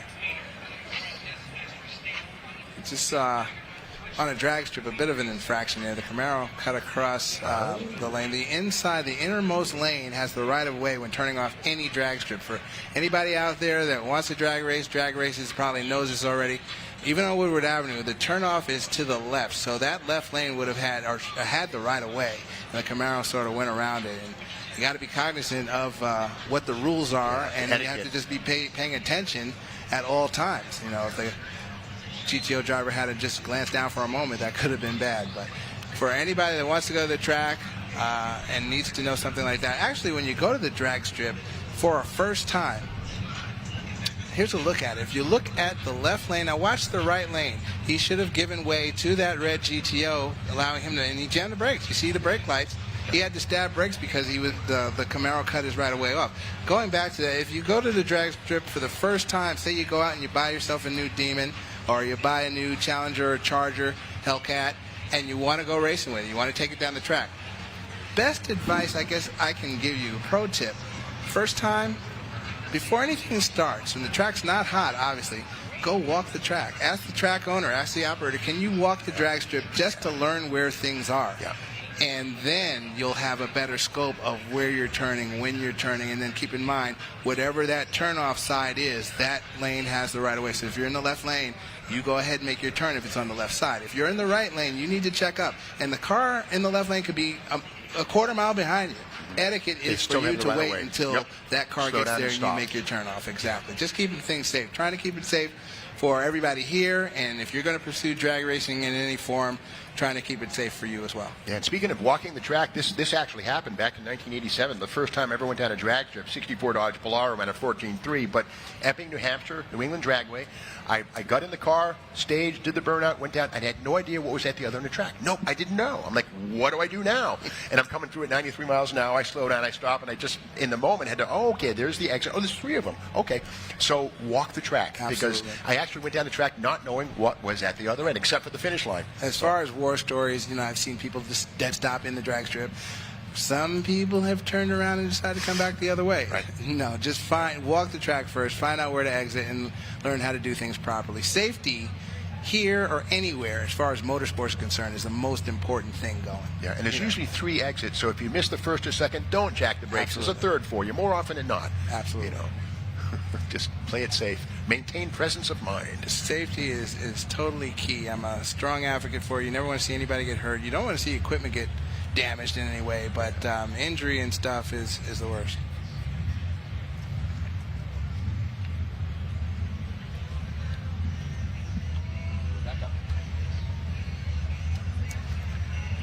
Yeah, great day for racing. No signs of rain, which is good. I don't even say that word, but knock on wood, we're doing fine. A couple of years ago, it wasn't so good. It got a little wet. And we actually had a jet car out here, a jet dryer that was, you know, trying to keep things, return the track to use. So we had to call it early that year. That was a few years back. It's beautiful now, and it's no rain, and it's actually not overwhelmingly hot or humid either. So conditions are good for us sitting here watching the people in the grandstands that are taking this in, and also for the race cars. Yeah, that's true. I mean, if you can't jog well, neither can your engine run well, you know. It is true. So let's take it down to Rebecca Grant in the show field. And what do you have for us, Rebecca? Thanks, Steve. Now I'm here with Beth from, I'm here with Beth from Radford Racing School. Now tell us about the racing school. Yes, well, Radford Racing School is based in Phoenix, Arizona, so a little ways from here, but it's fantastic to visit. This time of year, we've got air conditioning in all our SRT vehicles. We've got 80 Dodge SRT vehicles ready. And we have classes. We have drag racing classes, high performance driving classes, teen driving classes for new drivers. We've got Formula 4 open cockpit. We've got new go-karts that are gas-powered Honda engine go-karts. So there's just a lot going on at the school right now.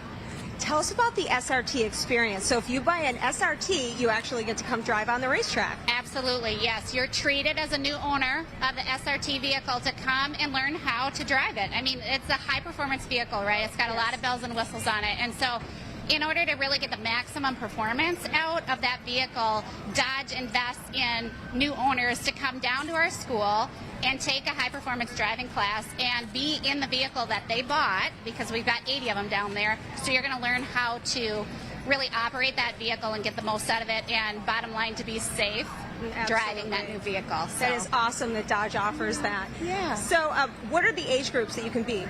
Well, you have to have a driver's license. Okay. And so our teen drivers are for teens primarily, or new drivers. They're one-day or multi-day. Our high-performance driving is multi-day or one-day. We also can throw in, you can drive our Vipers. We've got 2 Vipers there. We've got Demons for our drag racing classes. Wow. And so it's really all ages. It's everyday drivers. We also train celebrities. We had Christian Bale down there, Ford versus Ferrari. He learned how to drive at our school.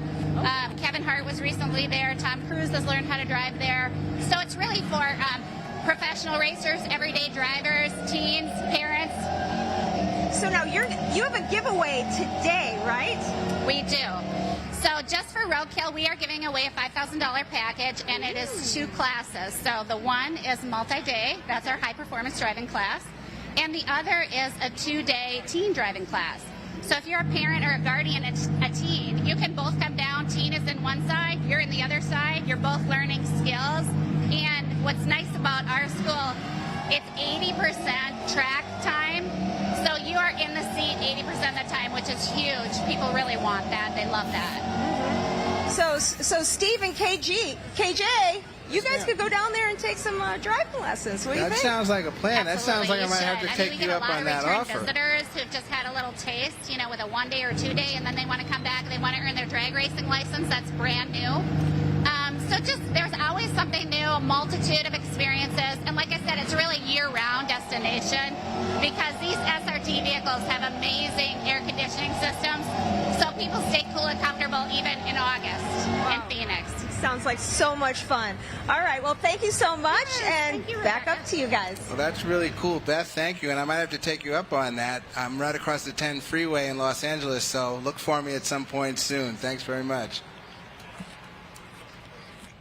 Not ready for this, man. This is from Tremec. It is their TKX. It's not just the latest offering in a 5-speed. This is the first performance-based aftermarket 5-speed designed for us in the aftermarket. You said it, man. It's got awesome features. I didn't want to miss this one, man. Yeah. Everything from an in-load versus a top load. So they spent a lot of time getting this package shape down so it fits up under tunnels a lot easier. You can drop this in a Chevelle A body without a single mod of the tunnel. Yeah, no floor pan work, not near the tunnel work. And look at all the features it has, man. Everything is designed for performance, from the guts to the gaskets to the packaging. And check out these shifter positions. All right, you can alter it. If you don't like the shifter here, you can move it here. If you don't like it there, you can move it up here. Yeah, and the synchros inside. So this is the old TKO. A single centered bronze, a single friction surface. Now you've got a modern multi-cone, right, with carbon fiber lining on the inside for extreme bite, extreme durability, and 7,500 RPM shifts all day. Wider gears, everything's been shot peened, roller bearings on the in shafts. I mean, this thing is ready to go pound and hound the guy in the next lane. All right, there you have it, man. The TKX from Tremec, the brand new 5-speed. Woo, it is sweet. Oh, I'm fired up on this baby, man.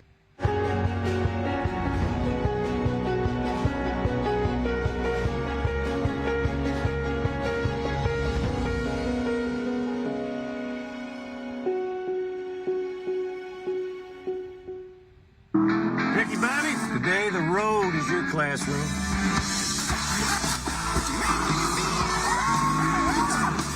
Time for your extracurriculars. Vámonos, amigos. Build it, drive it, race it, earn every mile. Hot Rod Drag Week kicks back in gear this September. Drag racers must deliver at the track and make it to the next town as competing vehicles travel between events under their own power. The ultimate test of speed and endurance. Find out who has the fastest street car in America. eBay Motors powers Hot Rod Drag Week, presented by Gearbunders Overdrive, September 12th through the 17th. Don't miss out on summer's greatest drag racing event.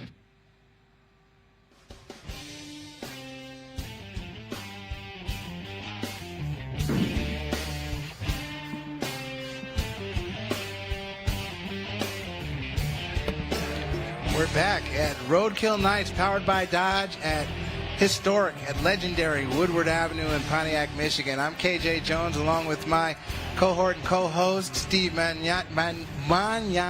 Let me get it right at least once. Magnotti. Steve, this has been just an awesome day, man. So far, so good. Yeah, I mean, it's a really amazing thing. I mean, any other time we'd be going to jail for street racing on Woodward Avenue. But this is the time. This is the day, Roadkill Nights. And in fact, this is the day, but we're going to run till 9 o'clock tonight. Something like 150 cars round robin until they get down to the quick 8. And there's going to be a winner here, including the Hellcat Shootout, $10,000 prize to the winner of that. The Hellcat Grudge Race. It's a shootout between influencers who are going to battle each other and eventually whittle down to one who will try to go against Eric Malone from Fastest Cars in the Dirty South, and that should really be a showdown. You have heavily modified and well prepared. Yeah, Hellcats. Yeah, Hellcat vehicles. Yeah. We're down racing right now. About to get started, but we had a delay. A Camaro knocked out a timing light, and here's a replay on that. And, you just don't know what's going to happen in the drag strip, but momentarily we'll be back to the traction action. That was the equivalent on a track. That's clipping the cone. Yes. That's clipping the cone. Or foam, the foam block. Right. The foam block. Malibu versus Charger. Turbo versus supercharger. Again, this is the influencer Tavares. He's just making laps now. I'm kind of digging his program. Him and Throttle are making laps, trying to get as comfortable and familiar with their cars to hopefully go out there and win once we start this grudge match. Yeah, and again, these are time trials, so nobody wins, nobody loses. People gather data on how to make the pass, so when the eliminations start, well, they get it right.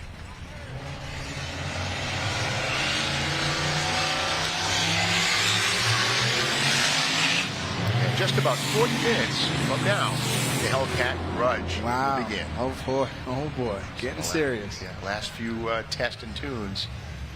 Okay, this Chevelle coming up right here, this is what we call a 300 series, not a Chrysler letter car. This is actually the bottom of the barrel of the Chevelle family for 1965. Notice the formal roof with the formal squarish roof line, the full door frame, and that's the base model Chevelle right there. Those are usually found with a small block, a 2-barrel 283, or a 6-cylinder. This one's been hot rodded. That's the original paint and interior and radio delete plate on that car. I like that.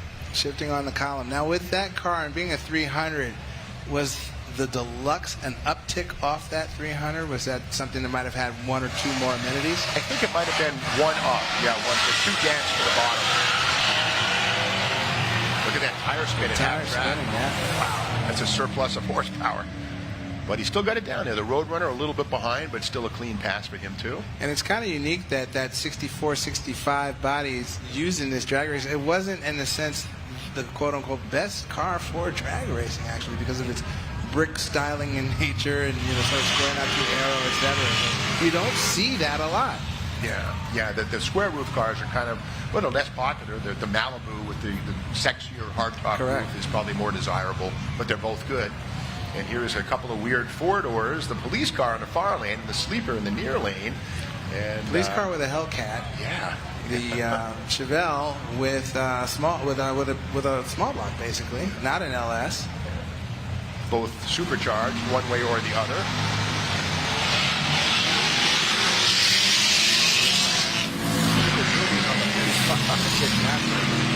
The great thing about a 4-door is it's twice as hard to get your doors blown off.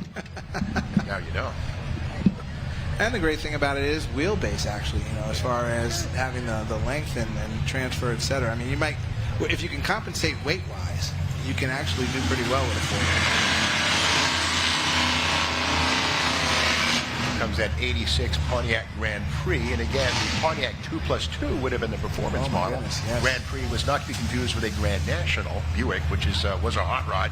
These were, luxury, personal luxury cars, but this one's been breathed on. LS power.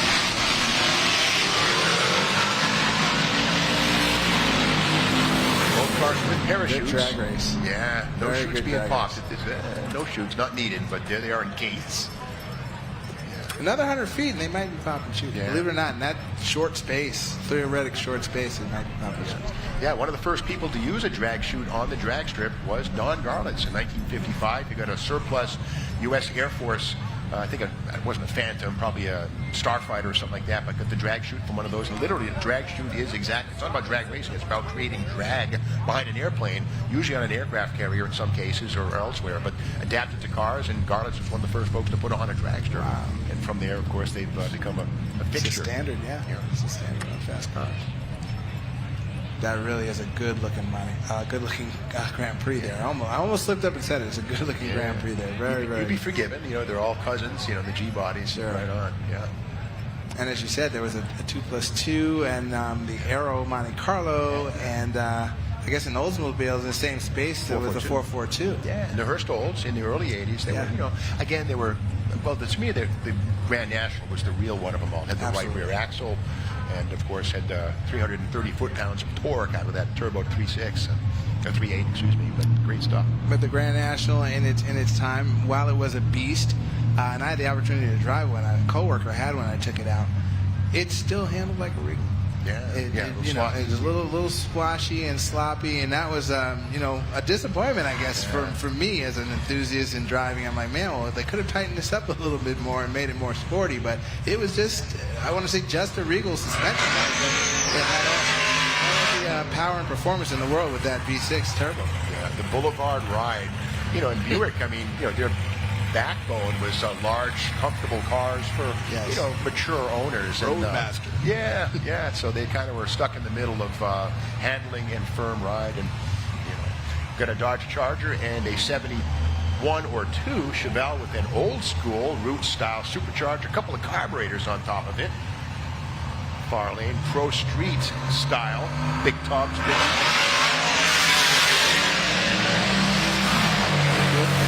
And that is working very well. Pass, yes, sir. Very, very well. Yeah, can you say final 8? I'm thinking he's going to be one of them. Yeah, you know what?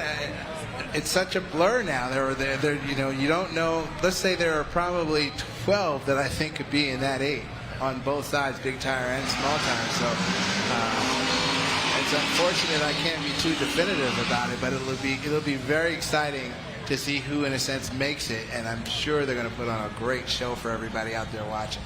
Yeah. Got a couple of Dodges here, a Charger 392, the blue, of course, and the Dakota RT in bronze, but there's not a 5.7 or not a 5.9 in that anymore. Now it's got a Hemi, right? Yes, sir. 6.4 Hemi in it.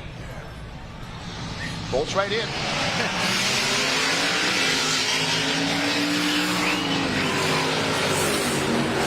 got it figured out. He's another one. Had some struggles, trials, and tribulations initially, but now it's like, look, I'm trying to get in the show, so let me make this one count because it's probably the last run he'll get. And a chunk of that, too, that the track is getting darker and darker and stickier and stickier. It's starting to work. Chevy Nova and a Dodge Charger. The Charger, you can hear that whistle. That's definitely a Hellcat car. Do I see fiber or carbon fiber front fender on that? Could well be. Maybe 5-6 pounds lighter than the thin gauge steel. That's actually Eric Malone. That's our guy. That's the indeed it is. Star of fastest cars in the Dirty South. Eric Malone making what I believe is his first hit of the day. Eric has, maybe it's a strategy. Eric has let all these cars go down, get the track a little better. He's a drag racer. He knows what he's doing, and the trunk open. Is he opening a nitrous bottle right now? A bottle right yes, now, sir. Yes, sir. Eric Malone making his first hit. Probably might be his only hit, and I guess he'll park it and say, "Hey guys, bring it. Let's see what you got." Okay, a little tired.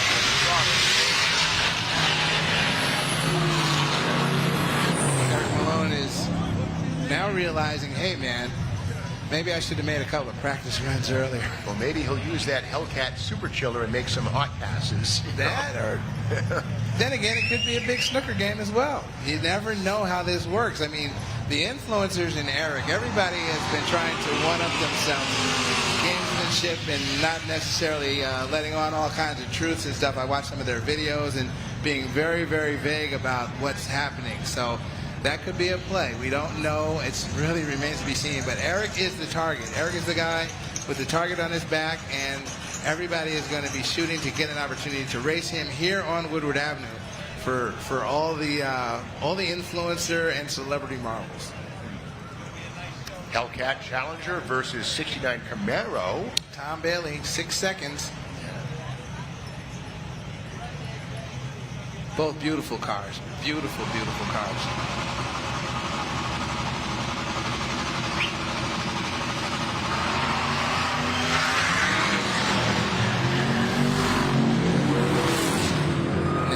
Aggressive on that Camaro, as you see it, just really lazy because you can't be all in with a car like that, and even up top, not really all in. That was, I mean, if you looked at data, and I'm sure he has the data logger. If you had the data logger on, as that car goes, it was probably so ultra conservative.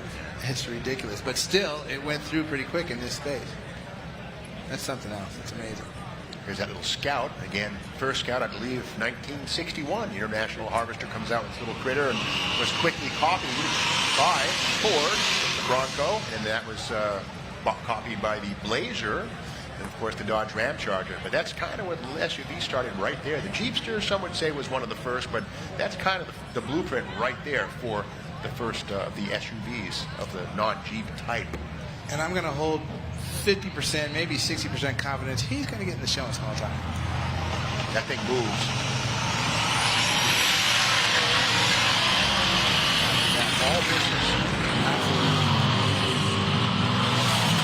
if he doesn't, it's again because it's going to be that tight a field of the quick cars and small and big tires. If he doesn't make it in there, it's because the field is so stout, and that takes absolutely nothing away from that truck. That's very, very cool. Taking nothing away from anybody out here to come out on Woodward Avenue and have this kind of fun at Roadkill Nights powered by Dodge. My hat's off. I salute everyone in this space right now. Got a Hellcat on the line, actually a couple of them, it looks like. You're going to love that. The Hellcat is 6.2 meters. You might say, why not 6.4 like the 392? Well, the bottom line is the crankshaft in the Hellcat is made with more overlap between the main and rod journals for more strength. So they lose a little bit of stroke, a little smaller engine, but they gain a lot of durability. That's why the 6.2 instead of the 6.4 is used for the Hellcat engine. The supercharged Hellcat engine, that is. The hoods are aluminum on the Hellcats, as they are on most modern cars. Actually, aluminum used to be a very exotic thing used only on super stocks, but now it's kind of common. Yes. Ford pickup trucks are all aluminum. The cabs, the beds, and okay, you got to get traction.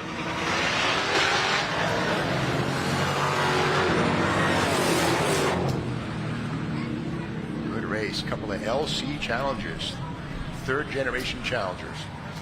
A lot of people forget the second generation, which of course was the Mitsubishi Galants of say 1978 through 83 or thereabouts.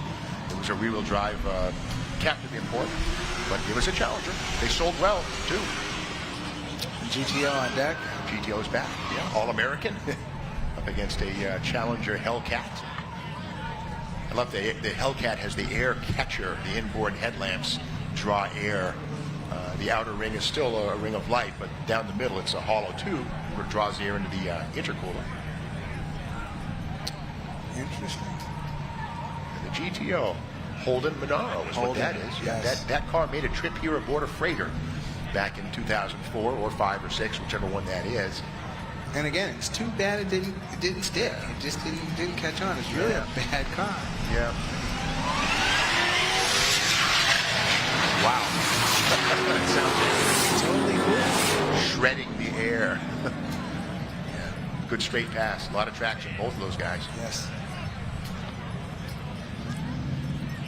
Turbo Silverado off deck with the 57 wagon.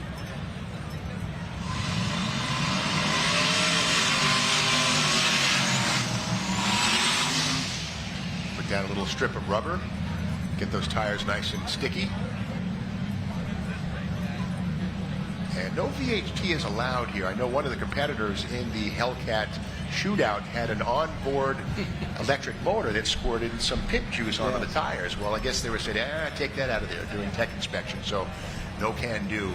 But so traction's going to be one of the great equalizers here. Yeah, that's understandable though, from an unfair advantage standpoint, but also for everyone that has to race in front of or behind. This is also racing on this track. In a sense, it's a contaminant. You don't know what's in the pimp juice. They're throwing down VP Racing Fuel's traction compound here. And to introduce something else, it could clash with that compound. Yeah, that's true.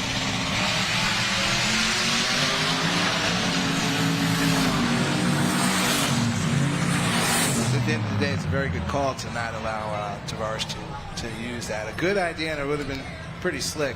Actually, in Hoopty World Championship, the Wagon Slayer team of the DeBertis, Doug and Brad DeBerti, used a similar setup to introduce what I started calling slip juice. They had an all-wheel drive WRX, Subaru WRX, and to get it to drift in the drift segment of Hoopty World Championship, they plumbed the same type of system using just soap, simple soap, liquid soap, on the rear tires to get that car to slip. Was it a last-minute fix because it was too sticky and it wouldn't drift? Or what that was in anticipation of it being very sticky. Wow, I'll have to tune in to see. Is that happening yet? Absolutely. Episode? That episode is actually online now, so just dial up MotorTrend app, Hoopty World Championship. I believe it's episode 2.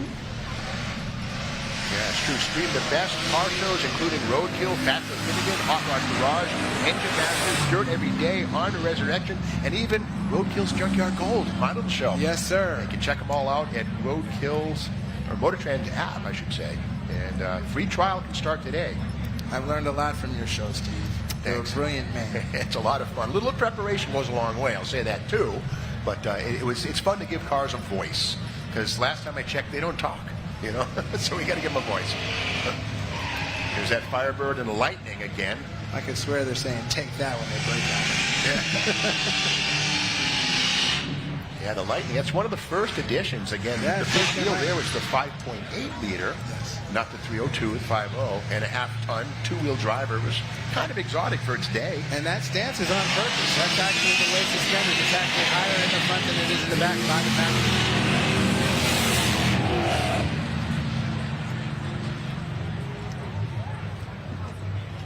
Coming down to, I guess, the closing moments of our time trial segment, huh?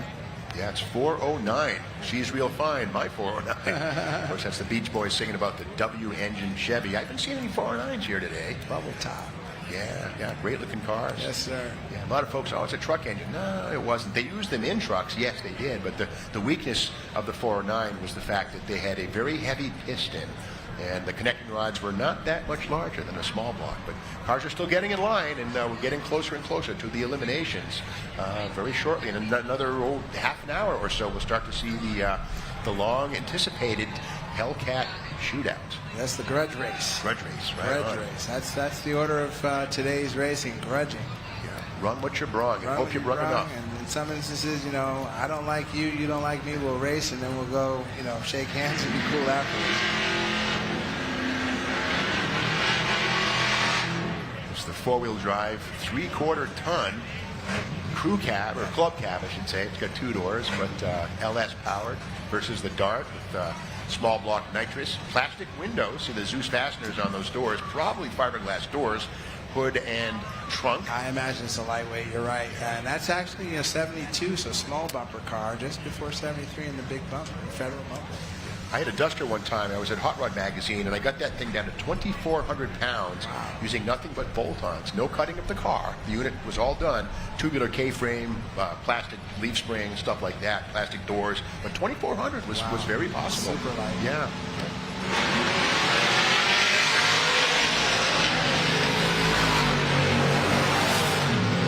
Hopefully you checked it around like $150. So and I get in at 220 and ruin everything. You know, it is true. That's why jockeys are small. People who ride horses. Exactly. You know what I mean? 'Cause, you know.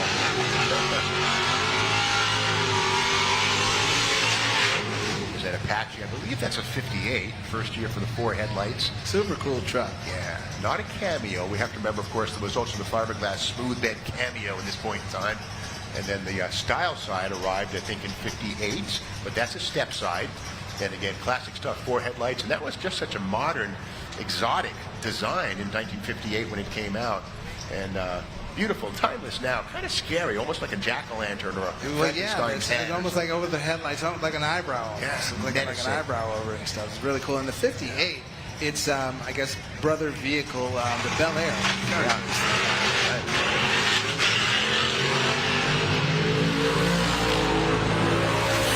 Bel Air, Biscayne, anything in that group is just like, wow. Yeah, the design language was standardized. Absolutely.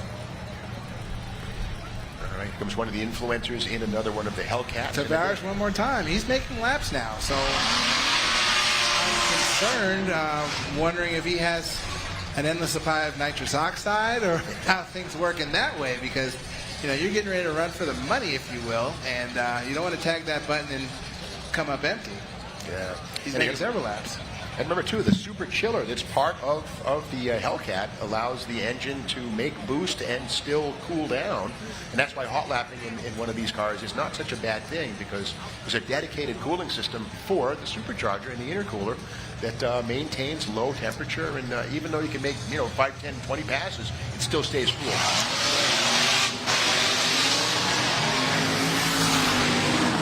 As supercharging goes, that's absolutely brilliant. Because, again, heat is a factor for attrition, and it's a factor against horsepower. It's a factor against performance. You don't want to break anything with the heat, but you don't want to be robbed of the power that an engine has because it's too hot. So to have something like that super chiller in place is awesome. Yeah. And it all comes down to the fact that the hotter the air is, the less dense, the less air molecules, less fuel. So cooler is denser. Denser is more power, whether you're jogging or burning it in an engine. Allows you to burn more fuel. And again, Woodward Avenue, one of the legends of Woodward Avenue, of course, was a guy named Jimmy Addison, who had a 67 Plymouth Belvedere. In fact, on the Jumbotron, that silver car right there in one of the shots is his Silver Bullet. And the car was formerly a proving grounds mule car at Chrysler's Chelsea, Michigan proving grounds for the 440 engine, and they gave it to Addison around 69, and they gave him a Hemi. He put a big old Maximum Cross Ram Hemi in the thing, and it was running 980s, and it was the car to beat on Woodward Avenue. Jimmy Addison is Silver Bullet. And the Mike Fonz had a 56 Corvette with a 427 L88. You could come close. Now these guys were running high nines, and I mean that was hauling butt in the day. But again, high nines here it's doing good, But again, that was Jimmy Addison was kind of the guy who ran Woodward back in the day, and he was a cool cat. He was not a wise guy. I interviewed him one time, and he was, very, very modest about what he was doing, all business. Would Jimmy be someone that they just, in a sense, just put in the corner of the shop, like, hey, Jimmy, you just do your thing, buddy? He worked. There was a guy named Ted Spihar who was a Chrysler engineer, Chrysler employee, but he also owned some Sunoco stations, and Jimmy was an employee, so he was once removed from the factory, which kind of gave them some deniability. So Tom Hoover and the guys would funnel him the tunnel ram, some Dominator, some Holley Dominator carburetors, the latest 8 3/4 axles, low gears for the torque flight, whatever it was, exotic parts. He'd try them out, see how they were, but he was just a guy street racing. That's great. Yeah, there was no manufacturer's plates on the Silver Bullet. It wasn't us, it was Jimmy. Jimmy did it. Yeah, that's right. One step removed, Although Tom Hoover might have been sitting on the passenger seat with him hanging out. Right. But he wasn't alone. There was Jim Wangers at Pontiac running Ram Air 5 GTOs and prototype and stuff. Jack Watson running Olds 442s with 500-inch W motors and stuff.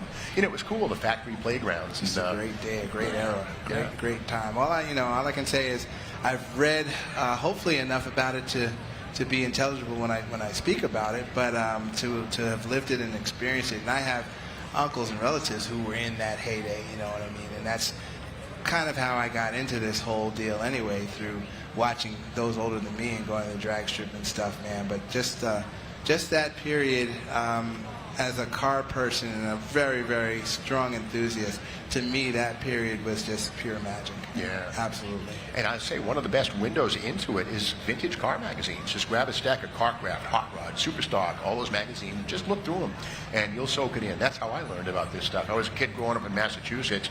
My dad was an optical physicist. My mom was a graphic designer. They didn't know about cars, but I found a stack of Superstock, Carcraft, high-performance cars, all these things, Modern Rod, Drag Strip, and I was reading these magazines, and Roe McGonigal wrote a story in 1971 about the Jimmy Addison and the Silver Bullet. That's when I first learned about it. And who knew that years later I'd be working for Roe.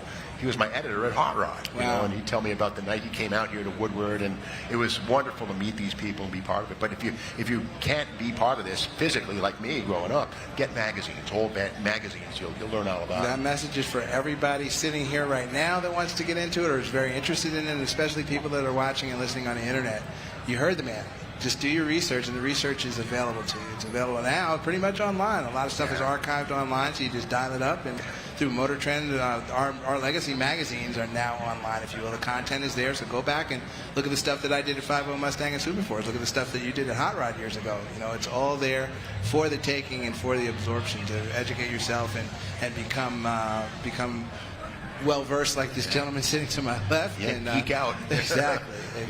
And the wonderful thing, really, magazines are cool, but trouble is, they're gone off the newsstand after 4 weeks, in terms of being new, whereas, internet stories are there kind of forever, So that was one of the problems. A lot of guys, hey, my car's in Hot Rod, got to go buy it up off the newsstand before it's sold out. The next issue replaces it. So it's a double-edged sword, but at the same time, a stack of old magazines is there forever too, But the internet's cool, and one thing I do love about the internet is a lot of guys with their scrapbooks and stuff, they put pictures online. So you get images from, the Ram Chargers family album, and they put them online. So it's a wonderful treasure trove, both of them. Just study away. There's lots of stuff out there. It's fascinating. Speaking of Ram Chargers, and that was the factory race team, the Dodge factory race team. Do you know who the players were in Ram Chargers, or like by name? Yeah, sure. There was Jim Thornton, who was an engineer. There was Tom Hoover. There was Dick Maxwell, the Mancini brothers, and a variety of Bill Shope. There was about 24 guys in the Ram Chargers early on, and by the end of it, there's maybe 5 or 6 guys, but generally Jim Thornton and Al Ekstrand and Tom Hoover and the Mancinis are the guys who were they stuck with it for the longest, put it like that.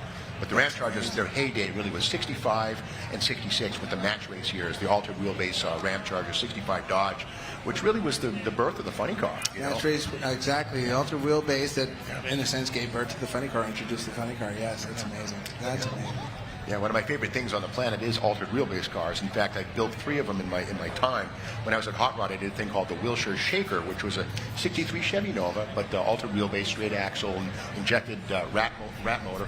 And but yeah, funny cars are fantastic. Okay, we're getting ready to rock and roll. Christy Lee is down at the starting line with Joe Zappler. Don't get hit with the horn.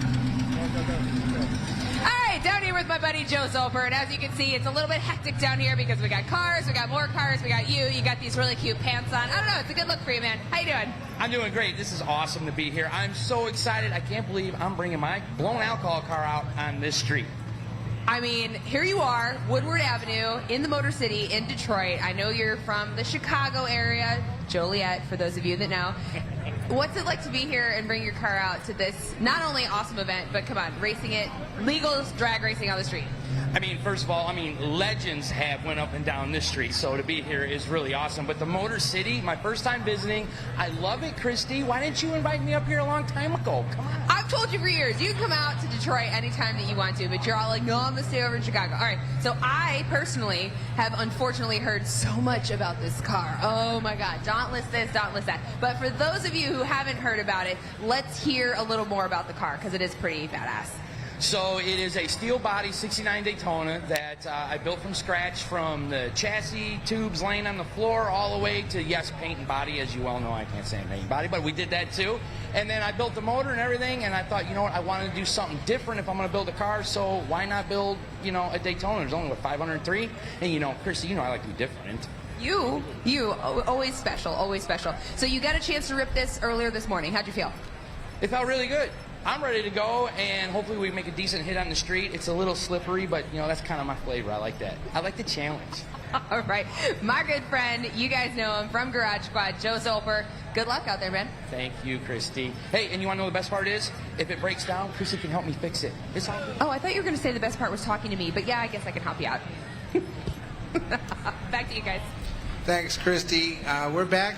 Roadkill Nights Powered by Dodge. We've got some activity now mid-track, if you will. Our influencers and Eric Malone from Fastest Cars in the Dirty South are now lining up mid-track, so I'm pretty confident we're going to do some introductions and probably talk to them and then get down to business, basically. As far as timetable goes, the way things are looking right now, the Hellcat Grudge Race. That's probably why they're lining them up, to introduce them and then get them lined up so that they can square off. The influencers will square off against each other, whittle down to one car remaining that will see Mr. Eric Malone out here on Woodward Avenue for a drag race to see who's better, the influencer or the TV guy. Eric Malone has his TV show, and it's a drag race program. That's what he does. So it's going to be really cool to see how this plays out, because Eric said it himself yesterday in the press conference.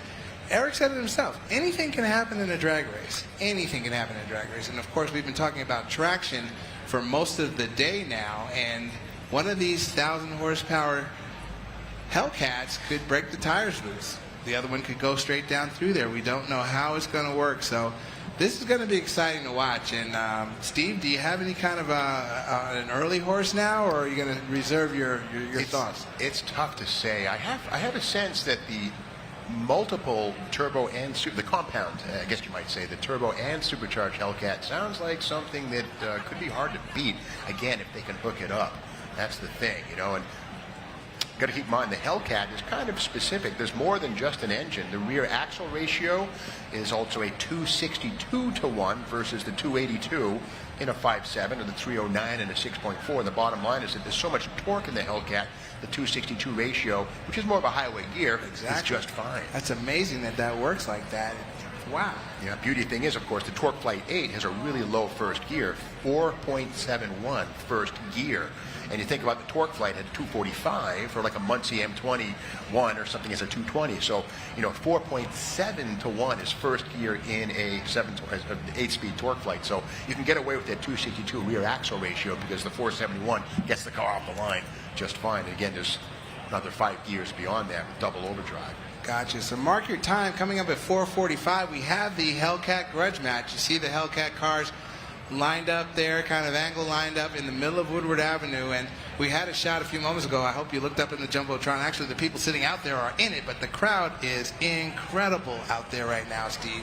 I'd love to be able to go down there and just, you know, take a look outside of this commentator stand where we've been all day, but just glance at the screen, and that's wonderful. Everybody, you know what? I think I can do this. I think I can do this from here. Everyone in the stands right now, just give yourselves a round of applause, if you would. If you just appease me and give yourself a round of applause for being here, for celebrating performance, being out here with Dodge. And thank you so much to Dodge for putting Roadkill Nights on for everyone. I'm upside down tickled, and I hope everyone else out here is tickled as well, because this is a fantastic day on Woodward Avenue. Yeah, this is at the Brotherhood of Muscle. You know, everybody's here who loves muscle cars, and the people who can't be here certainly are watching us at home on any number of places. But it's good stuff. The internet is here, bringing it all to you on the MotorTrend YouTube channel and DodgeGarage.com. That's an impressive sight there. That looks good. And then influence. Look at Tavares. He's out there with his camera. He's doing his YouTube stuff. That never stops. The influencers never stop. That's right. That's how the millions of followers and people that love you and all that kind of stuff happens. Doing exactly what he was doing. And it's so simple. You have a phone. A phone makes it happen. I mean, there's more elaborate camera rigs and gimbals and all that kind of stuff that are used, but the phone is the simplest way, in a sense, to get yourself out there. And these people have the gumption to go ahead and use those phones and get themselves out there in, you know, in an atmosphere where we're learning and we're seeing that they're revered. That's Eric Malone there, fastest cars of Dirty South, and he's the man. He's the drag racer. His program on MotorTrend is all about drag racing. It's about him and his crew, the 256 crew out of Muscle Shoals, Alabama. They just build cars to drag race them and take on all comers. So that's why he's here. All comers are our influencers, and we're going to settle it. This is awesome. Yeah, the Hellcat that is under the hood of each one of those cars is a very special engine. Every single one of them goes through a 42-minute dyno break-in at Chrysler or Dodge before installation in the car. And the intercooler, of course, is there to cool the intake charge, 140 degrees Fahrenheit. Is that steady state? It is, yeah. 140 degrees is the Fahrenheit intake charge temperature if the intercooler is doing what it's supposed to do, which is what it does. There's a separate cooling system, of course, for the intercooler. It has its own variable speed electric pump. Alex. There's Alex doing her thing, influencing. Look, I'm live, y'all. See me. This is what I do, and she does it very, very well. She's phenomenal. She was one of our competitors in Hoopty World Championship. She and Derek Bieri, Vice Grip Garage, they were a great team, great competitors. Had their challenges out there, but they worked through all the challenges, which is really something that was special for me. In one episode, you'll see, I'll just share a little bit. They were challenged, if you will, to knock my socks off, impress me to the point of knocking my socks off. And if you watch the episode, that's what happened. Well, that's cool. She's talking. Oh, she's with Eric right now. So Eric, tell me, do you think you're going to beat me? Eric, do you really think you're going to beat me right now? I don't think so. Smack talk that's what makes grudge racing. Smack talk, and on the illegal side of it, money. But smack talk even makes grudge racing more than money, in my opinion. When you can walk up on someone and just talk all the trash in the world, hopefully back it up on the track, but if not, it's done. It doesn't carry into, you know, an animosity or a hatred that lasts forever or anything like that. It's the moment, and that's what makes grudge racing so cool. Yeah, the Hellcat engine program, you know, back in the 60s, of course, Tom Hoover and the guys were responsible for things like the Max Wedge, the Street Hemi, the Race Hemi, and of course a whole new bunch of guys. Jim Wilder, one of the key engineers on the Hellcat program, and initially they were considering turbocharging with the Hellcat engine, and they chose the supercharger because they thought that the turbo would have too much lag, whereas the supercharger being belt-driven was right now. But they looked at all kinds of possibilities for the Hellcat program and settled on the most efficient one, of course, being the supercharger. And It's a great thing. The Hellcat engine program racked up nearly 2 million hours of dyno test time. And in numerous situations, engines were run for 24 hours at wide open throttle and could hang in there. I mean, that's an astonishing thing. Durability, incredible. Yeah, I mean, I can only imagine the racket that would have made. Well, racket to some, beautiful noise to others. Yeah, absolutely. Yeah. And Alex is still down there doing her thing. You know, I wonder if she has already, or at one point will she say, "Are you going to let a girl beat you?" Yeah, right.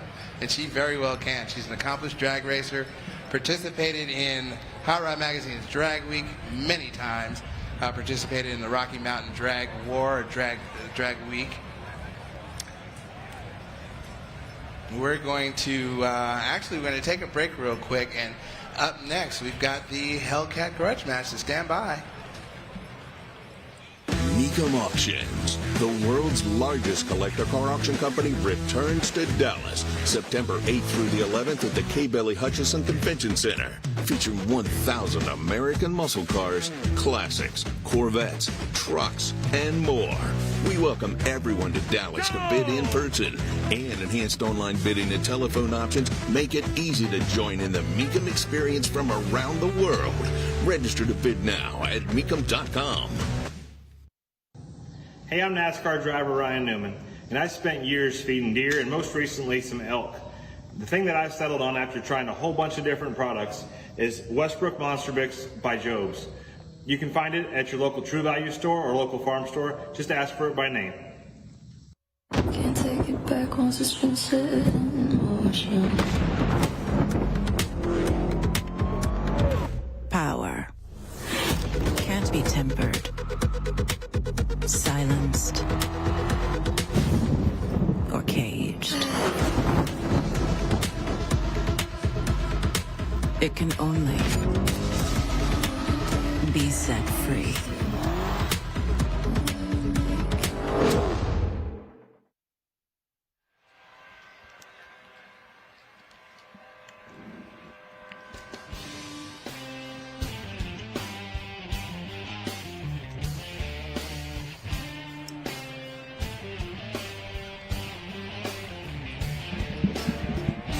We're back at Roadkill Nights, powered by Dodge, on Woodward Avenue in Pontiac, Michigan. Waiting for things to kick off now. On deck, we have the Hellcat Grudge Race. Influencers versus themselves first, and then Eric Malone of Fastest Cars in the Dirty South for the finale. Steve, the excitement is building, basically. It is. And you got to keep in mind, this is not a drag strip. We're not at Pomona. We're not at Irwindale. We're not at Bristol. This is Woodward Avenue. This is a street. Yes, you know, sir. and any other time, you know, you might go to jail for doing something like this. But, you know, this is Woodward. And, of course, the City Fathers of Pontiac, Michigan said, okay, let's do this. Dodge and MotorTrend and Roadkill all teamed up. And this is the 6th year for the Roadkill Nights event. I think the 3rd or 4th year for actual racing on the surface of Woodward Avenue. And think back historically. I mean, this is my first time at Roadkill Nights, but historically, the Top Fuel dragster went down the street. Yeah, that's right. Leah Pritchett. Yeah, a couple of years back. Leah Pruitt, yes. Yeah, with her Papa John's Pizza rear-engine Top Fuel dragster. Unbelievable. Yeah, she was sitting right there. It's idling, and I guess one of the Amtrak trains came through. They shut her down for a second or two, and these people on the train probably wondered, what did we just see? Yeah, and Woodward Avenue, of course, on July 4th, 1909, the first section of Woodward Avenue was paved with concrete. That section ran between 6 Mile and 7 Mile, and by 1919, 10 years later, 27 miles of Woodward had been paved. And this is the first major road in the United States that was paved with concrete.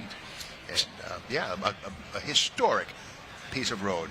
Just up the road a tick, I've actually, in following this weekend, the Woodward Dream Cruise is next Saturday, and I've attended the Dream Cruise 3 times now. It's actually a happening that probably gets started Wednesday. Midweek, it'll start to pick up, and then by Saturday, it's just cars and people everywhere. But if you go up the road here a piece, there's a turnaround that'll turn you back around to go southbound on Woodward Avenue.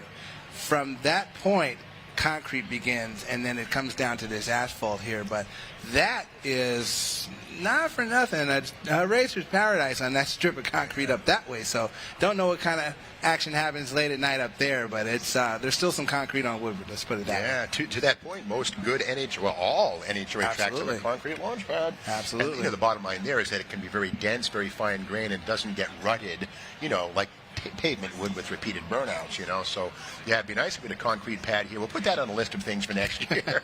Will there be a next year? We can't say that for sure. Hope so. Let's hope so. I sure hope so. This is, again, my first time, and I certainly hope it's not my last time, because this is nothing but a blast right here. I'd like for this to continue ad infinitum, you know. Yeah, it's an amazing thing. You keep in mind, the first Woodward Dream Cruise was in 1995. And 1,000 cars will come, you know. 10,000 cars showed up in 1995. And it was supposed to be a one-time thing. And it says, we got a tiger by the tail here. And it grew into this. But 1995, humble beginnings. Wow. And here we are. Yes. Still waiting. 4:45 is launch time for the Hellcat Grudge Race. We're got influencers down there going over their final rounds of smack talk, I would guess. Crowd is in place at this point. People actually on the other side, too.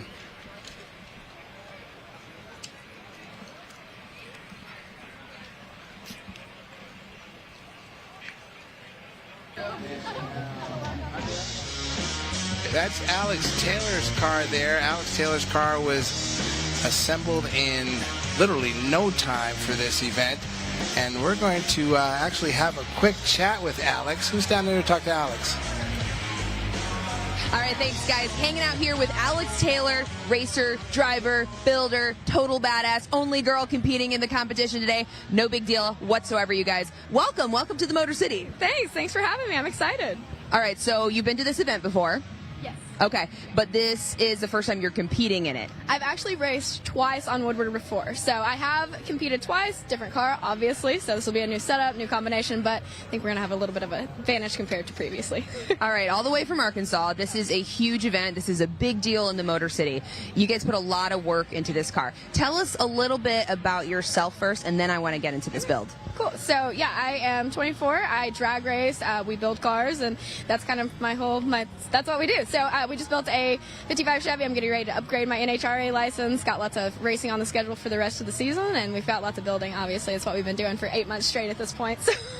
Okay, I follow you on the gram, which everyone should, and you spend a lot of time in the shop. So I love that you've got a great combination of not only racing, but you're also wrenching too, which is amazing. Yeah, so it's never been just like, hey, here's a car, drive it kind of thing. It's like, hey, you want to build a car, or you want to go fast, like build a car kind of thing. So my dad and I, we work side by side. We don't have a crew in the shop. It's us. So we come up with an idea, we create, we build, and we go from there. So I've been alongside him since I was like a couple weeks old. So, you know, I'd like to say I have like a 24-year apprenticeship beside my dad, basically.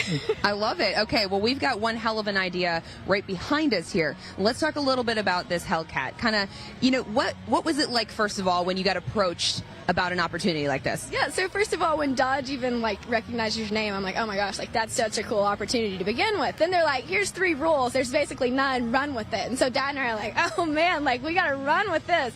The only catch was we had 4 weeks, so we were there 6, but you know it ended up being like 4 weeks. So we were a little limited by that, but we started at the front, and figured out what we could do, and worked all the way to the back. And we pretty much changed. Majority was the back half of the car, but we made some modifications front to back. So.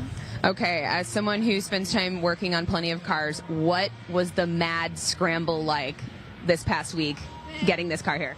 Be honest. It's mad scramble, yes. That's like not even, I don't even think that does it justice. We have not slept, and what's bad was we just came directly from an like super strenuous build right into this one, so we were already tired from it.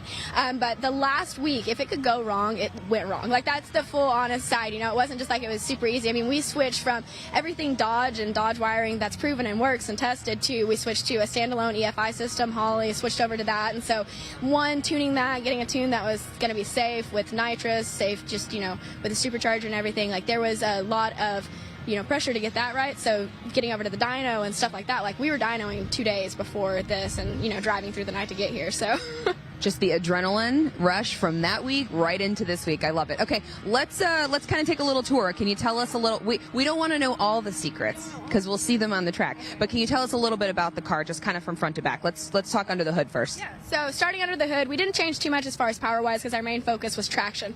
But we did go ahead and switch the lower pulley, upgrade it so we can make a little bit more boost. We didn't originally have a red eye, so we went ahead and put a red eye blower on it as well because everybody else here does have that. And then we added a small shot of nitrous, about 150 shot. But other than that, locked out the VVT just because with the standalone system, couldn't use that. So that's it as far as under the hood, other than setting the engine back about 4 inches. So we did do that as well. Okay, wow, that was a huge modification to make to this car. It was. It's actually a little bit easier probably than it sounds, but we went ahead and did that just to help with that weight bias and weight transfer. Okay, so major power plant going on under the hood. Let's talk in here. I know that you talked about your Holley EFI system, so you guys had a lot of electronics that you had to incorporate in this build too. Yeah, so we wanted to totally strip it. We wanted to lose as much weight as we could. We ended up losing about 1,000 pounds total to begin with. We ended up adding a little bit back, but stripped all of the electronics, switched to the standalone system. We do still have a dash in there, but it's totally empty on the inside. We went ahead and reupholstered it. You know, that was some weight we wanted to add back. We wanted to make it look nice, so I'm calling it the factory backseat delete big tire option. So it totally looks like it's stock, you know, but it's not. So did you hear that, Dodge? Did you hear that? Okay. All right. Well, let's play auto show for a minute and do a quick inside tour. So we went ahead and took out the passenger seat, switched to just a Momo racing seat so we could put the racing harness in as well. And then we went ahead and took the steering column out because that didn't fit with that. Put a quick release, I did it column in, and ran with that. Nitrous bottle on the passenger side. All right, so we got a little sneak peek here. What about your suspension setup? Obviously, we got the fat tires on the back. Yeah, so that's going to be our key. So the main thing that we went for, one was traction, second all was as far as losing weight, and then third was horsepower. So the back half was our main focus. We kept the whole factory sheet metal out of the back, like there's nothing back there, and we went to a 3322 tire with a 1515 wheel on it. So switched to that with a 9-inch in it, and then a 4-link suspension. And then we also went to a turbo 400. So totally upgraded from, you know, midway back was our big focus on it. And then we made it about a 50-50 weight bias by adding some weight back to the back. So weight changes, gearing, suspension, tires. Are you guys taking notes? Are you taking notes? I am, but only mentally. Okay, so how are you feeling going into this? Are you feeling good about racing? I'm excited. I think we've got a car that's prepared for the circumstances with the street. You know, we're not on a drag strip, so I'm confident that we've built the car. Anything can happen. I mean, it's a race, so it's anybody's game still, you know, but I feel like we're as prepared as we can be. I feel like I'm prepared for it. So we'll see. We got to see once we get out there, but I'm ready to go. I feel like you've got this amazing, friendly, personable outer candy shell right now. Deep down inside, how are you feeling about beating these boys? I'm the worst trash talker, but yes, that's the plan today, and that's what I want so badly on the inside. I want to go out there, improve the car, improve myself. Like, that's something that's going to mean a lot when it happens, and you know what? I said when it happens, not if it happens. That's the inside. That's where we're going. There you go. All right, guys, Alex Taylor, watch her on the track and follow her on the gram. I told you, see, I would. Best of luck today, girl. So much. It's nice meeting you. Nice hanging out with you today. Well, thank you, Christy. I have to say, you know, listening to Alex describe the things they did to that car to maximize traction, that's could be the winner right there. The reason I say that is, you know, traction is key. The horsepower is really not important if you can't use it. Absolutely. And the key thing she said was they moved the engine back 4 inches in the car. Set back. Which brings us back to the Ram Chargers. You know, the NHRA rulebook, to them, you couldn't modify the firewall. It can't move the engine, so they moved the axle forward. But in this world, here, the grudge match, you can modify the firewall. So moving the engine back is the same as moving the center of gravity rearward. So it's a fantastic thing. I think she might have the edge. If the others don't have an engine setback right there, she has an advantage. Move the engine back 4 inches, and the car is on a big tire, and it's a fueling car. So there are a lot of things going on. But listen, let's go down to the grid. It's that time to talk to people down on the tarmac. So I don't know if we have Christy or Rebecca down there, but what's going on at ground zero? Talk to us. Go for it.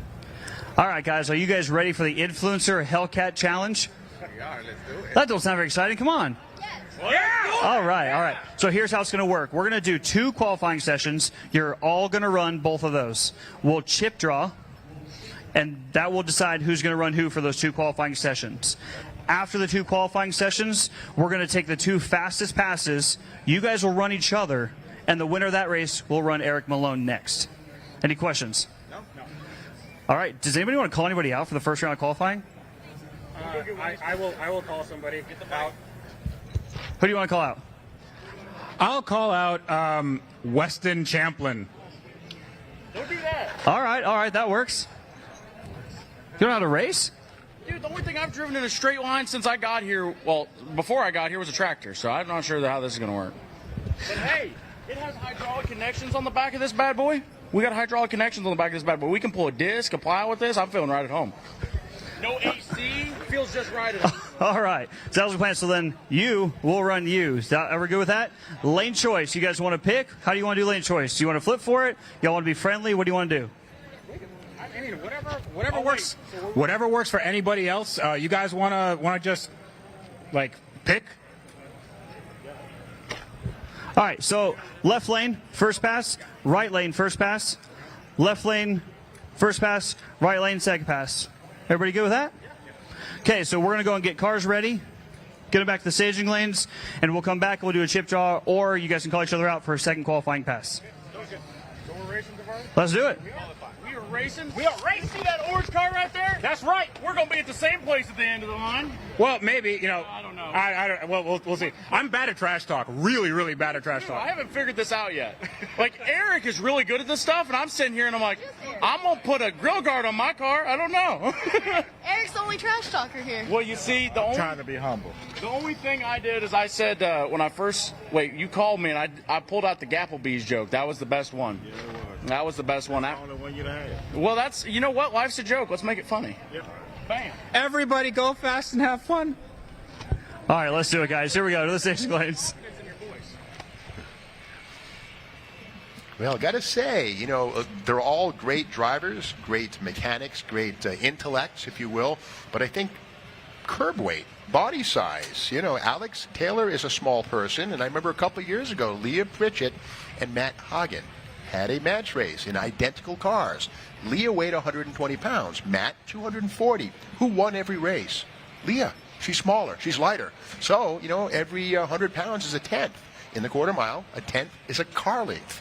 So I think we might have a built-in advantage with Alex, who's kind of petite. We'll have to see. Yeah, we'll have to see. And you went through all that greatness. One thing they're not very great at, it seems, they're not really great trash talkers for this grudge racing they're about to do.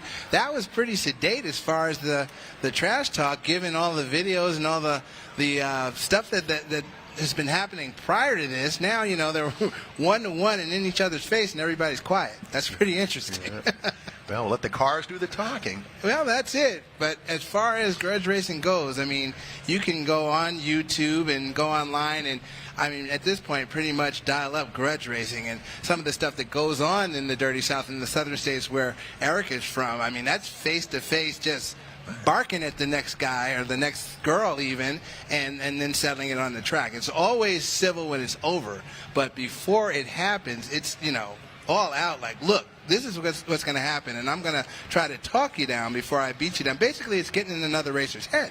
It's a psychological element to grudge racing, and that's the trash talk and the saying that you're better and the confidence in what you're saying versus getting out on the track and doing. So quite honestly, that was a little surprising, and I guess I had a twinge of disappointment because I thought they'd go for it a little bit more. But Freddie Hernandez, Tavares, is going to take on Weston Champlin first in a call-out, you know, and that's part of the grudge racing as well. Is like, look, you know what? I'm just going to draw on you. You know, let's drop the gloves, and you and I, let's just go do it. So they're going to settle it that way, but the others are going to go with the chip draw and see how it all plays. And I like the structure of this. They're going to take the times. And like we're doing with the top 8 in big tire and small tire, the quickest times will then race. And they get to see, the winner of that matchup gets to see Eric Malone for the showdown and the win. Yeah. And when Alex mentioned that she put a red-eye supercharger on her non-red-eye Hellcat engine, what she meant was that the supercharger goes from 2.4 liters, which is pretty big on a Hellcat, versus I think 1.7 liters on a ZL1 Camaro, to 2.7 liters. So the red-eye supercharger is essentially the Demon supercharger, again going from 2.4 to 2.7 liters by making the swap from the standard Hellcat to the Demon, or red-eye supercharger. So that's one of the many things they did.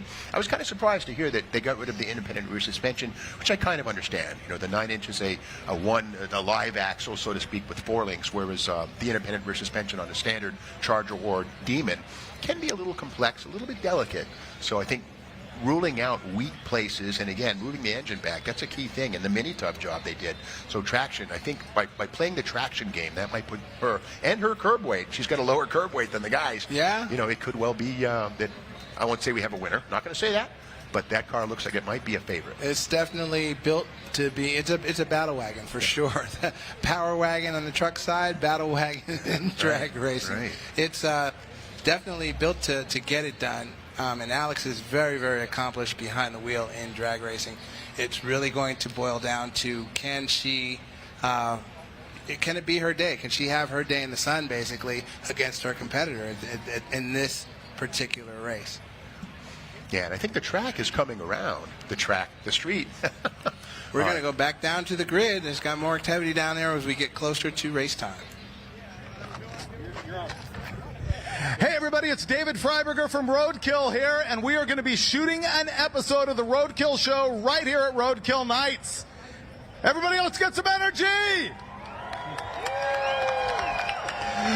So what you're going to hear right now is we are going to be walking, myself and Mike Finnegan, and talking to each of these people who are in the Hellcat Showdown. We are going to be with Eric Malone from Fastest Cars in the Dirty South. He is the bogey for all of these guys. Once all these cars run, they're going to have to run Eric for the overall win. So he's going to come with us and for the first time hear what is going on as far as the builds on each one of these cars. So we are shooting an episode of Roadkill Live. You'll probably hear a little bit of pauses in the action as we coordinate with our director and with our camera guys and things like that. But let's get to it, and then we're going to go straight to action. Here we go.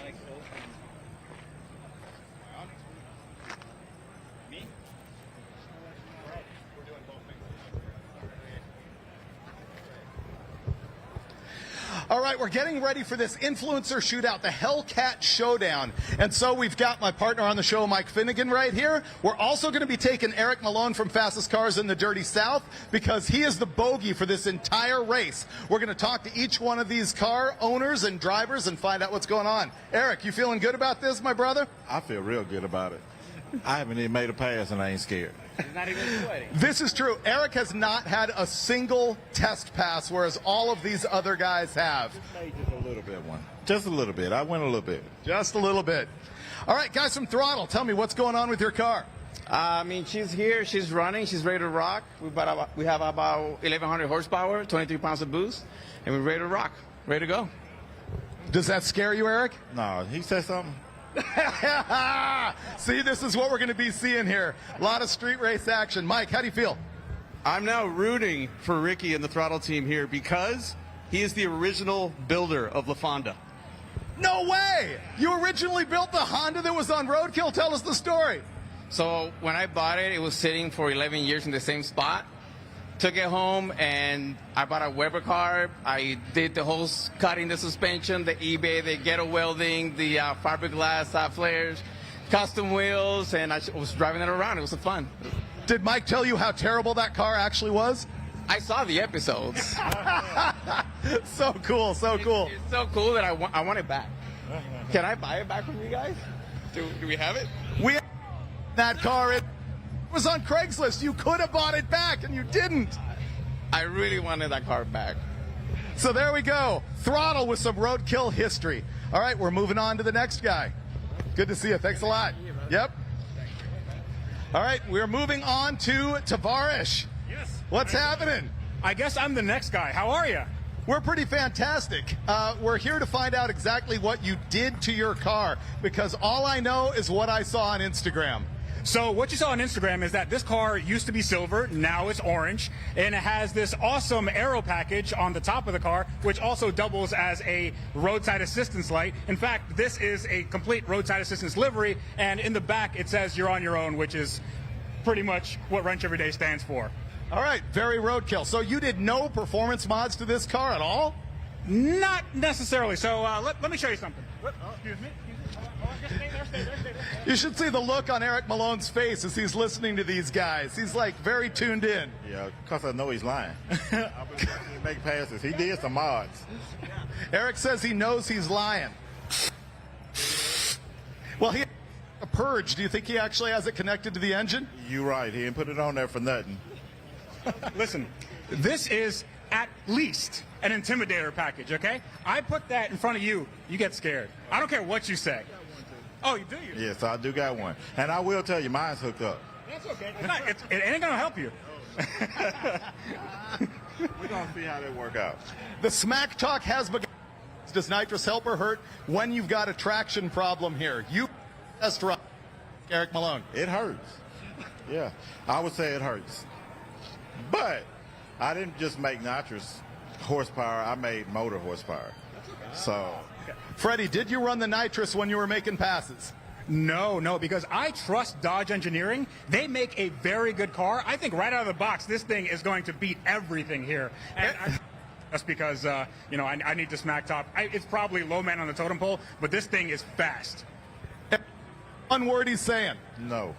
No. All right, moving on. So, this is me. So, of what you've done, because you are the target for this whole competition. I will be honest with you. I put injectors, pulleys, nitrous, suspension, drive shaft. I made 1,180 horsepower to the rear wheel. Only 1,180. Only, yes. But I'm gonna try to run it on the motor because I've seen with everybody else. I don't think it'll take that. You don't think it's going to hook up if you hit it with the spray? I don't think it'll hook up. I should. You started with a red eye, didn't you? No. No. I started out with a regular Challenger 6-speed. Oh, that's right. You had the 6-speed and you had to trade off for the Charger with the automatic. And I was like, man, Dodge must don't like me. but when they found out what I had, they sent me this car. This is a red eye and automatic, and it made 100 more horsepower. I am tickled to death. So this is the really funny thing that Eric did as far as the whole social promotion on Instagram. He posted a picture of a wrecked Challenger from like some random police impound yard somewhere and said, uh-oh, I shouldn't have been testing on the street. Yeah, and I got a lot of phone calls from that post. Yeah, including from me. That's right. Yeah. And the worst part that made me feel really bad is Alice called me and, hey, are you okay? And I took the post down. Oh, you felt guilty when the girl called you. I felt bad. Nice. Okay, so all of these people are going to be racing, and at the very end, the overall winner is going to take on Eric Malone from Fastest Cars in the Dirty South. I'm looking forward to it. Yep. Let's see what the next guy's got here.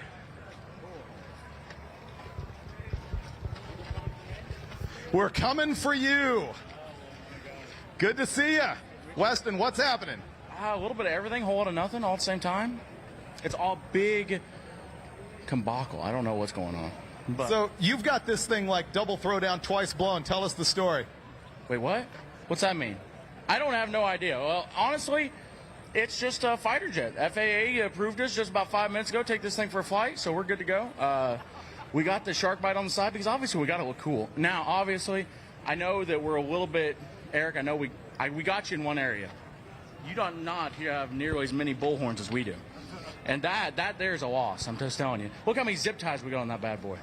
So, anyway, this is our 20 I have no idea. It's a Hellcat Red Eye that we decided to put a Hellion twin turbo sleeper kit on. So it doesn't have nitrous, doesn't have pulleys. All that stuff's factory. That's all the stuff that everybody else is running. We got turbos underneath there because we like that doo-doo-doo-doo sound. And obviously we like, you know, they count as mufflers, really. They make the car quieter, make it more daily drivable, that kind of thing. More power. No, not really. They're just cool. Like, why would you put them on to make more power? They're just put there to make look cool. I seen myself on that screen over there and got confused. So you've got turbos on top of the stock Red Eye supercharger. Yeah, so it's compounded. So the supercharger takes over down bottom, but you know, supercharger kind of falls off over on top. That's where turbos take over, and it just, hopefully, in theory, if it clicks. Eric Malone, your level of fear. I don't have any. That's the only car I feel right there. I fear that one too. Look how intimidating she is. Okay, this is what's tripping me out. Have you noticed that nobody got interior? I thought this was a street car, as in, you know, a street race. I don't see no street cars. Well, you do have the only car with a Interior. full interior, right? Yeah, I had the air conditioning on. It was cold too. Air conditioning and everything. Mike Finnegan, what are you thinking at this point? I'm glad Weston's car doesn't have an interior, because even with it stripped, it smells like 9th grade gym class in there.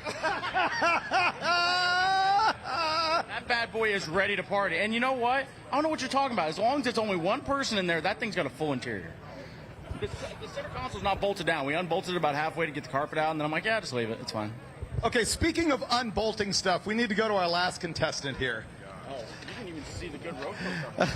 All right, my friend Alex Taylor and her dad Dennis made this car happen in what, 4 weeks? 4 weeks, start to finish. Lots of hours, but 4 weeks. Okay, so everybody has got you on the bullseye. Tell us why. I mean, I do have a target on my back. I guess we did do it to ourselves. But I think traction's going to be king out here, as we've seen. And big tire was our focus, and that's what we did. So I think I'm going to assume that's probably why. So here's what she's not actually telling you, which is this car right here is the only one in the whole competition that is tubbed and four-linked and solid axled, yeah? Tubbed, four-linked, engine setback, 50-50 weight bias. I mean, turbo 400. We took the drag pack playbook and translated it with a pig tire option. So perfect. And Alex did all of the wiring on the Holley EFI herself, took it down to Bowling Green, and actually put it on the chassis dyno at Holley. Tell us, Liz, about what kind of power you made. You know what? I'm going to be honest. We were not focused on power. That was not our goal. We made 800 with nitrous. That's like nothing compared to the other cars out here. I mean, I all heard they're like 1,000 horsepower plus, but you got to get it down into the track. That's the key. So she's claiming 800 to the tire. 800. Eric Malone, do you believe it? I think she's telling the truth. I think she is. I'll get that to her. Yeah. Are we friends now? We're friends now. He's been after me all week, but I think we're friends now. She was smart. She blew my mind. I thought the pictures was fake. I know. I actually sent Eric a picture of your car real early on when you all were tubbing it at your house, and he called me. He says, "Is that real?" It was real. We really were like in the middle of it. And we're like, Dodge is either going to love us or hate us. We tried not to share it at first because we're like, we have got this car tore apart. We need to get it kind of back together before we share anything. Well, while it's been overkill, I have to say the amount of work you all got done in 4 weeks is incredible, and we can't wait to see the car. Finnegan and I watched some of your test passes, and it looks like it hooks up. Does it look like 800 horsepower, Mike? No, I'm calling shenanigans on this whole thing. Shenanigans. All right, there's only one way to sort this out. Let's race, right? Let's run them.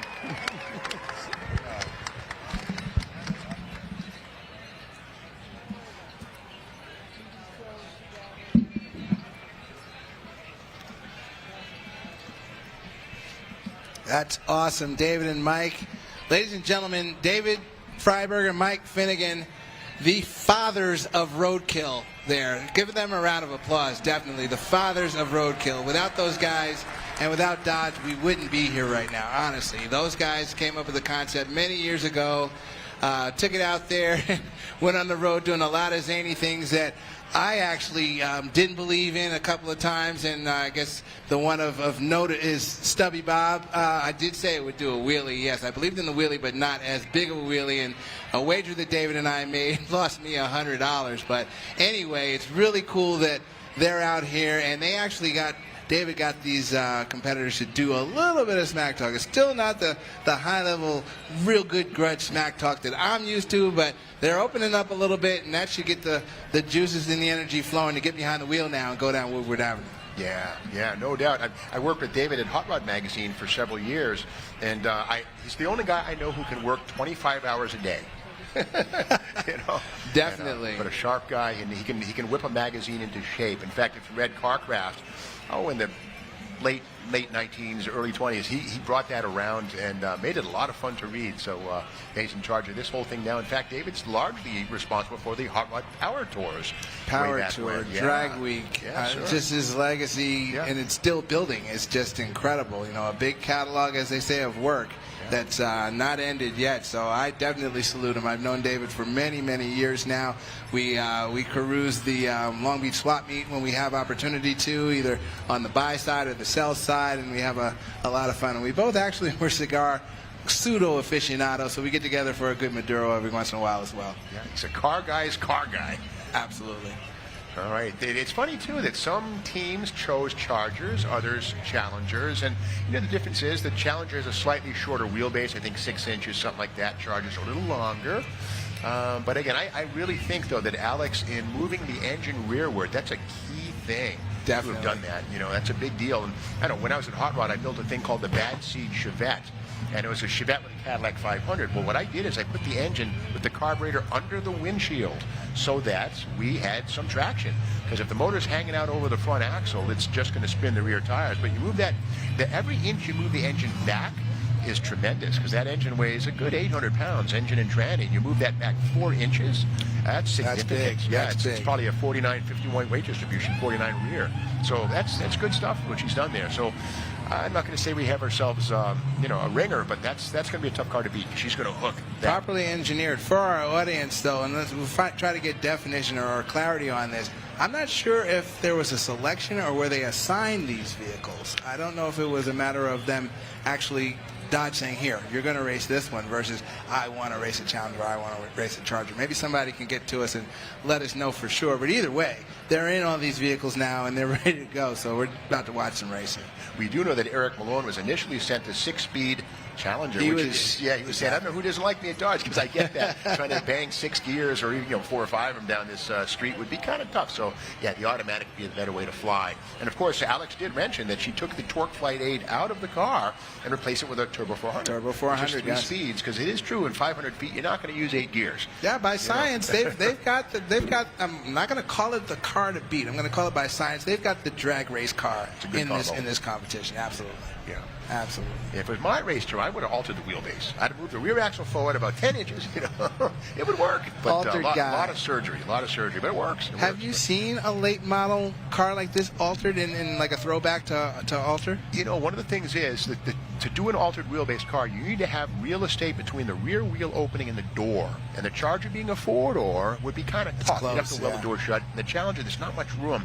So I have not seen a modern LC or LX done up with an altered wheelbase. You could do it, but the effect works on anything. I've got a Ford Fairmont that I moved the rear end forward a foot, and it works. It hooks like magic. It's an amazing thing. But old altered wheelbase stuff. It's not an old technology. It can work on anything. But then again, so does an engine setback. That works just as well. You see that kind of rad actually coming up in November. If someone pulled that off, if someone were to do it, you would see it at the SEMA show. Yeah.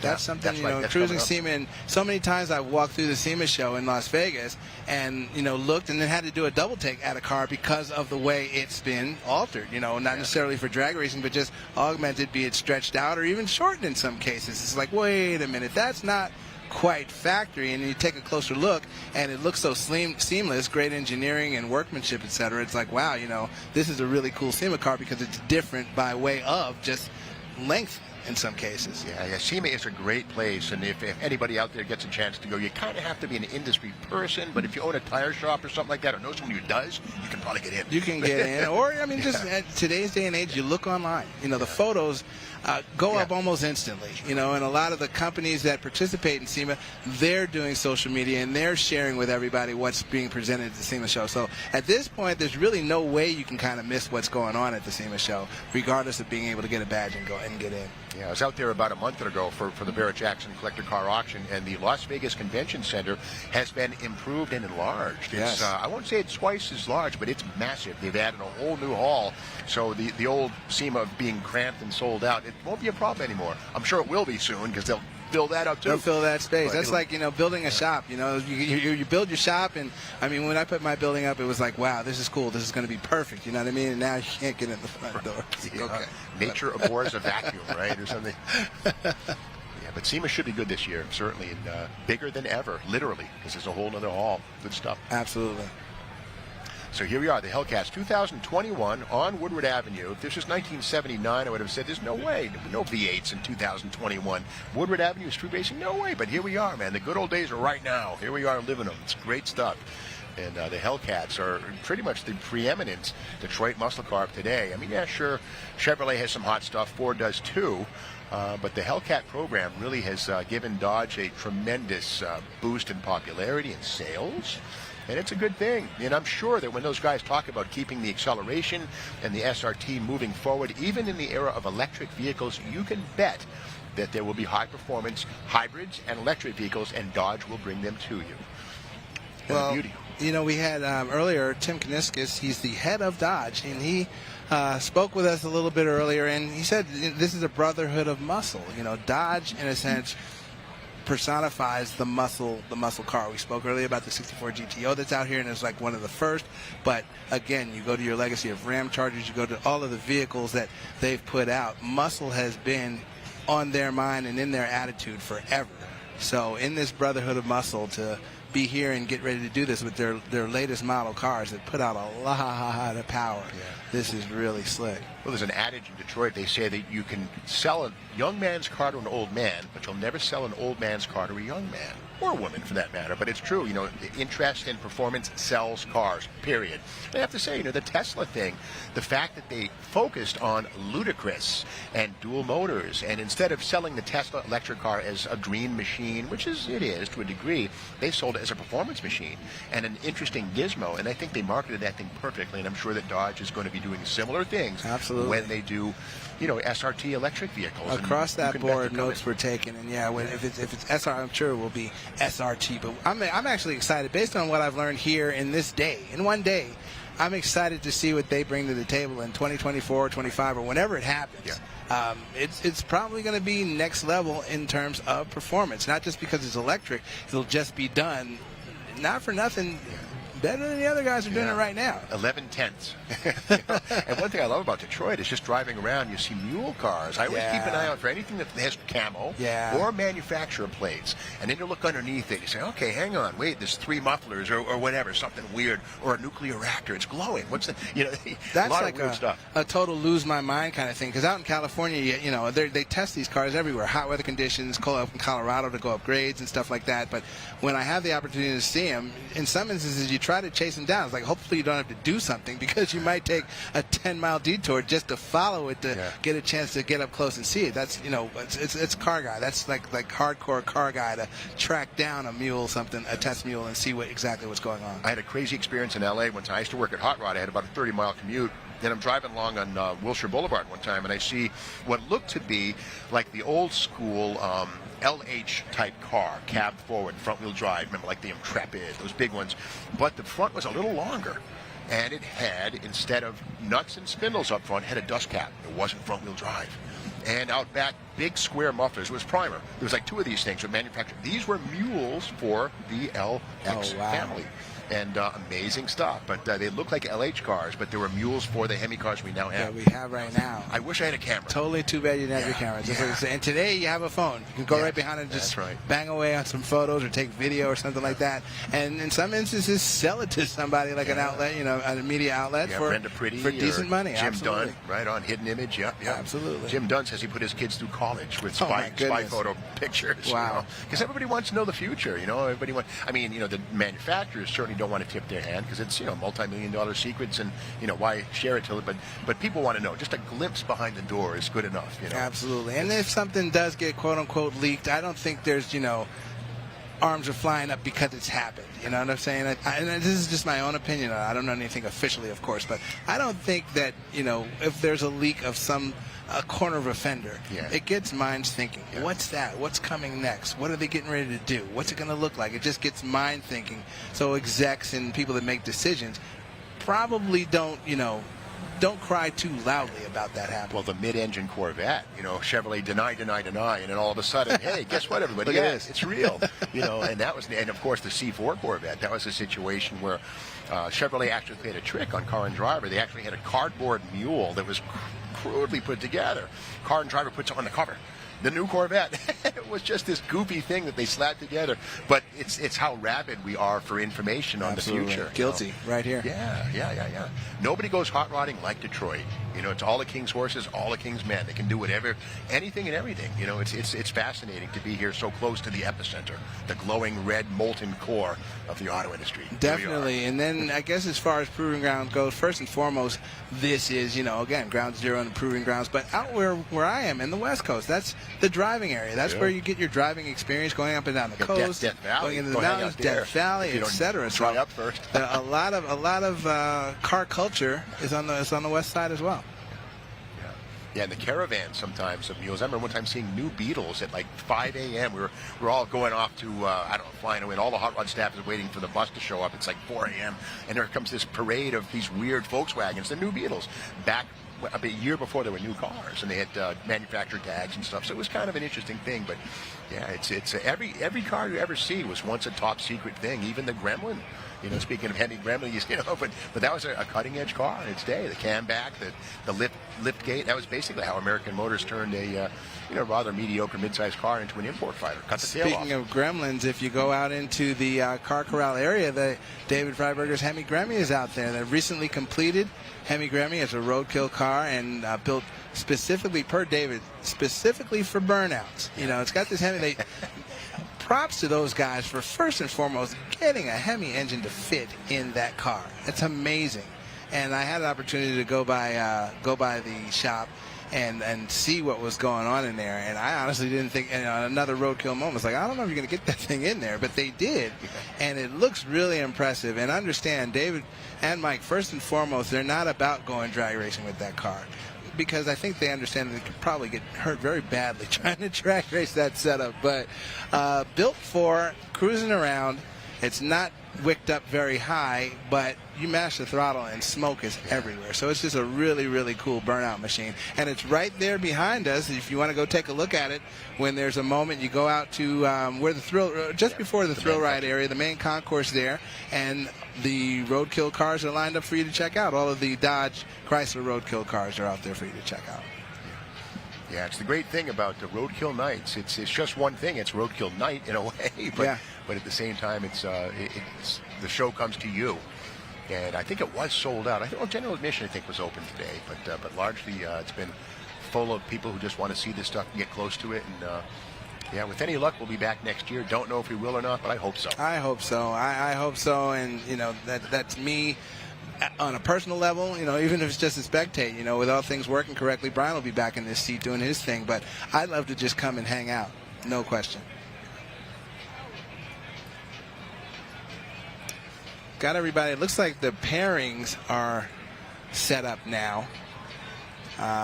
From what I can see, and we have an engine fired. Spraying water, engine fired. The first race is a call-out with Freddie Hernandez, also known as Tavares. The real Tavares is going against Western Champlin. There's Tavares in car. So the in-car cameras are set up. This is going to be exciting. This is going to be a treat for everybody watching Jumbotron, watching at home on the computer.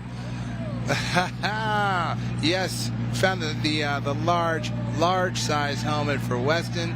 He's doing some type of button pressing, it appears. Notice how he added lightness. He took the interior out of the car. If it doesn't make it go, you take it out. He took a lot of stuff out. I watched some of his videos, and for the most part, all of them, save for Eric Malone, who said he kept a lot of his interior in the car.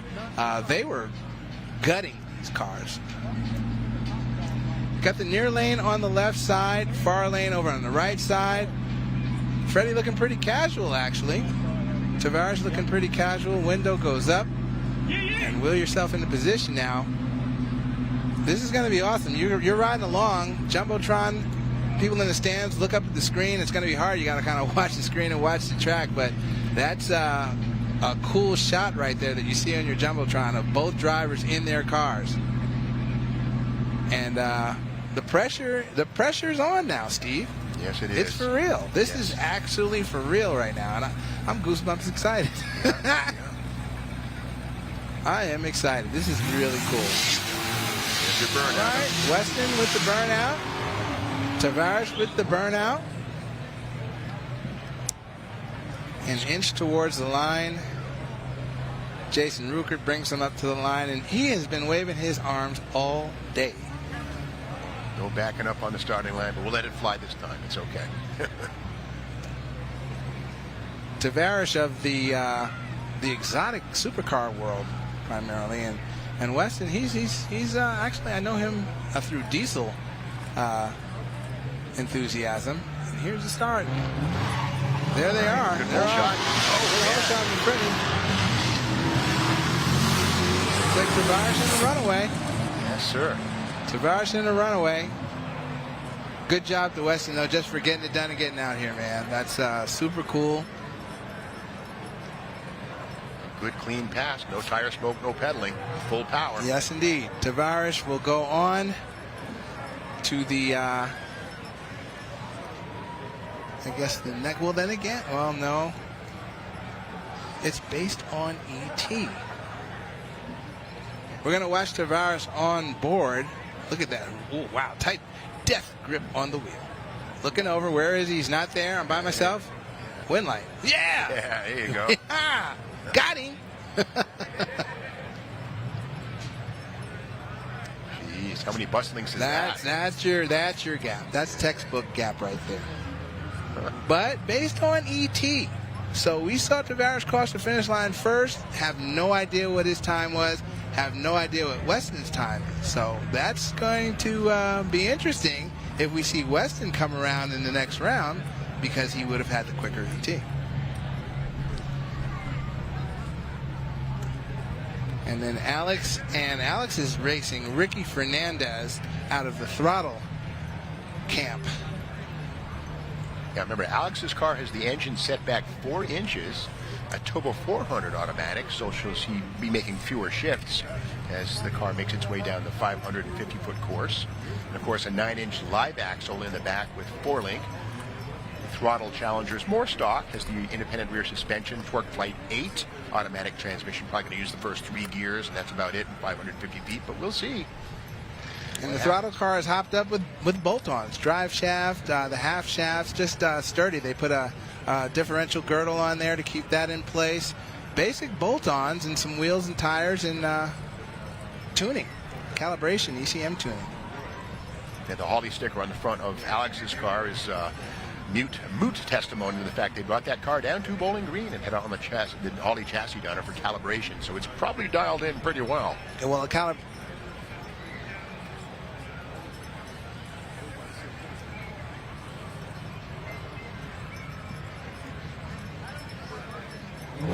well, there's your starting line from the back, and you see that Weston got out of shape. Looks like twice, maybe 3 times at the start there. So, in a sense, as drag racing goes, his race was over from the start theoretically. But keep in mind now, when we heard Matt DeYoung go over this in the drivers' meeting, they are racing for ET right now. They're racing to be the quickest down the drag strip. Given that tire spin, etc., I think we can really say now that it's a wrap with Weston losing traction like that. Of course, that's making his car get down the track a lot slower, so we'll probably see Tavares in the next round. I do like the Flying Tigers motif on the front of the car. Okay, something's going on. Got a hood up. Nitrous solenoid sitting there. Anything can happen in the drag race. It's been said. Eric Malone said it in a press conference yesterday. Dennis Taylor is looking around now. I'm wondering, is the engine firing? Imagine. Technical DNF, you never know. Imagine. Well, you know, that's up to race directors, etc. How much time we're going to give. You know, in some drag racing instances, the competitor can say, hey, you know what? You know, look, give them time. That's based on the program as well. We're in a program that's kind of on a tight schedule, so it'll be interesting to see how long they'll have to get Alex Taylor's car. I don't know if it's not firing or if there's some other issue. It's not running right now, but that would for lack of any other term, that would suck if it is not going to fire right now. Notice how close the intercooler is to the firewall. That's 4 inches closer than a standard Challenger Hellcat. Oh yeah, that's a significant distribution improvement right there.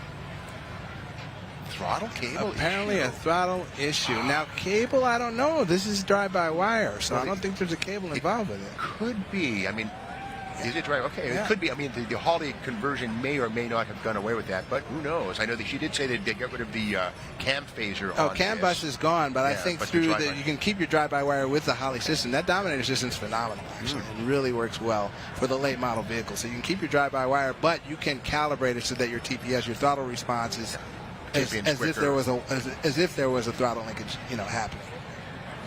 And now it's not functioning. Apparently, that's what we've been told. We don't know. We don't have confirmation, but that is in drag racing. If that's the case, and Alex doesn't get to make this run, that's heart crushing, regardless of being a favorite or anything. And when you don't get to run your car down the drag strip, it's very, very sad. So hopefully it's fixed. We're learning that it might be fixed. They think it's fixed is what we're being told. Let's stand by.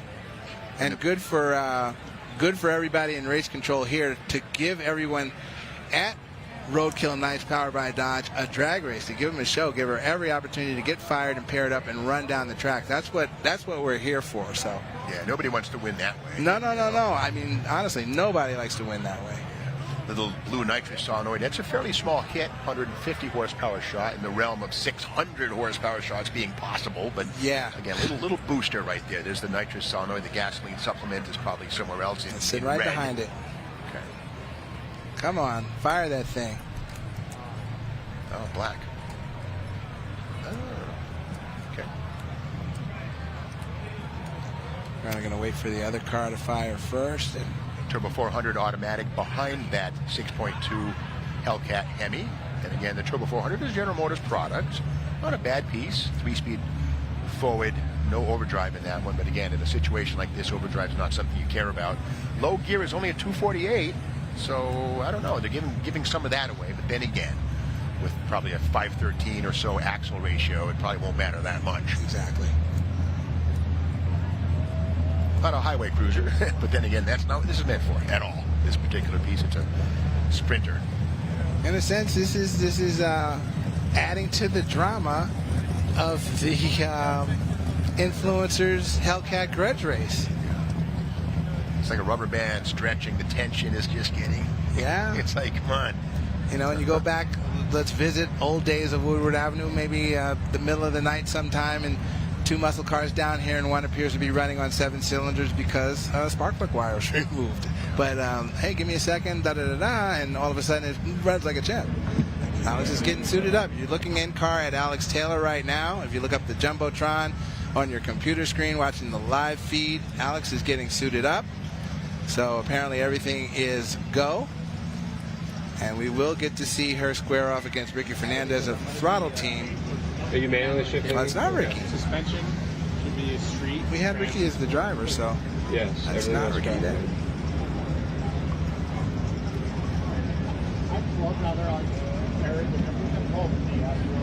So that heavy music we're hearing right there.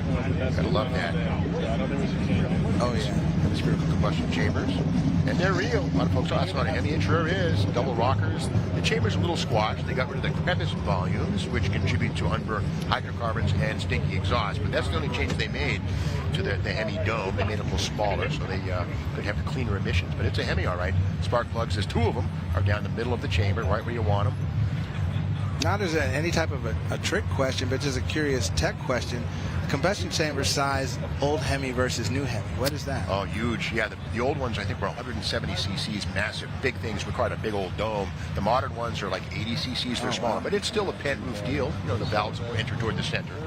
Okay, this is good. I think we're... Split screen inside both cars. Now we got a driver. So Ricky, I believe, is going to drive the car. I think Ricky's getting his helmet on. He's going to jump in now. Yep, there he is. For Throttle, Ricky Fernandez is behind the wheel, and of course, Alex Taylor is driving her Hellcat. And there's again the interior delete, as it were, right there. You know, the crazy thing is, a lot of these cars, they keep the electric windows because they're lighter than hand cranks. Not that anybody makes a hand crank for a new Challenger, but in the drag packs, they have electric windows, again, because the motor and all that stuff is actually lighter than manual. Going to the water. Here's the burnout. This is it, folks. This is exciting. This is too cool.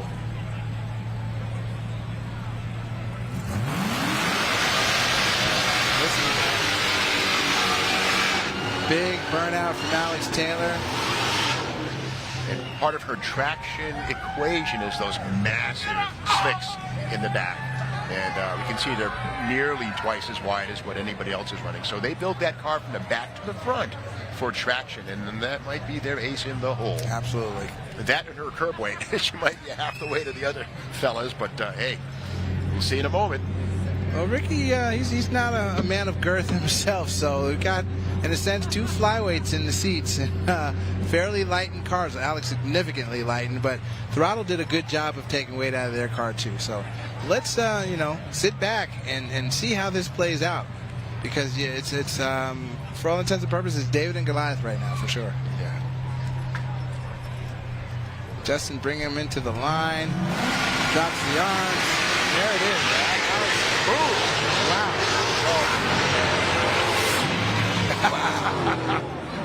Wow, Chi-Town hustler. Yes, indeed. Throttle gave it all the throttle for sure and put up a nice burnout smoke show.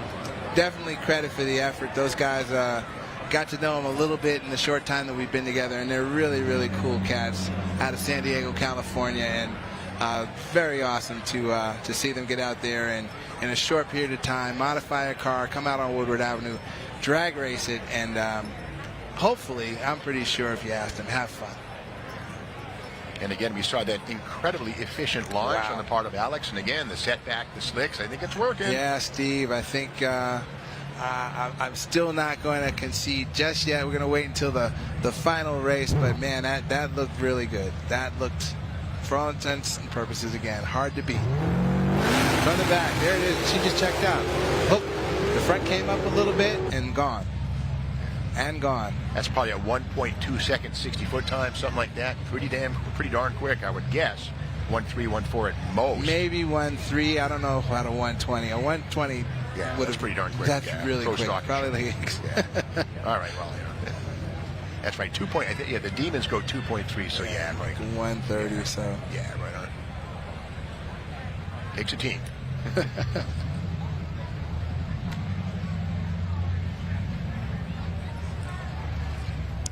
Eric Malone looks like his car is fired up. Maybe he'll get a practice lap, a qualifying lap. I guess they're all called qualifying laps, so he might get one as well now too. Yeah, probably be a single.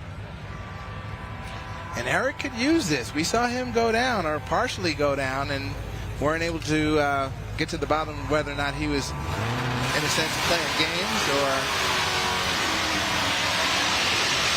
I think he'll be deadly serious with this one. If he was gaming it up a little bit on his last pass, now it's nation time, Eric. It's time to show and prove a little bit, buddy. So this is his second pass. This is his second lap. Yeah, it's his second lap. And when he was talking to David Freiberger earlier, he says, I guess on purpose, he just laid back, laid in the weeds, and let everybody, run themselves out.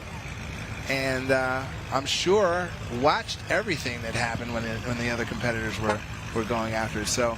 A racer like Eric, data, that's another form of data. Watch what the competitor is doing and see what actions might be, not necessarily car actions, but driver actions as well. I'm a little surprised he's taking the right lane because it does have that crown. If he wants to get a nice clean pass, well, the odds are better in the left-hand lane where it's flatter. Yeah, I tell you what, as a drag racer, sometimes that's just like a mental thing. I prefer XYZ lane over the other one. Sometimes it's just like they'll go in that lane every time. Eric launches. That's a good pass. That's a good pass. That's sorted out a little bit. Bring on the Amtrak.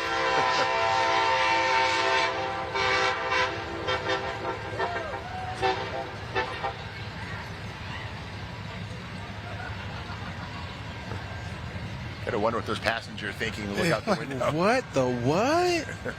And the police car even had drag sticks on it. What? There's the coronet. What? Yeah.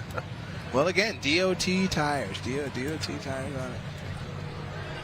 Okay, so Eric got through. Clean pass.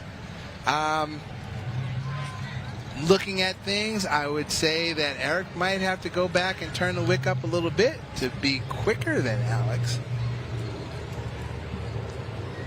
If you look at the screen right now from the back, there it goes. Straight and clean. There's a gear shift and probably the nitrous shot with that little puff of smoke.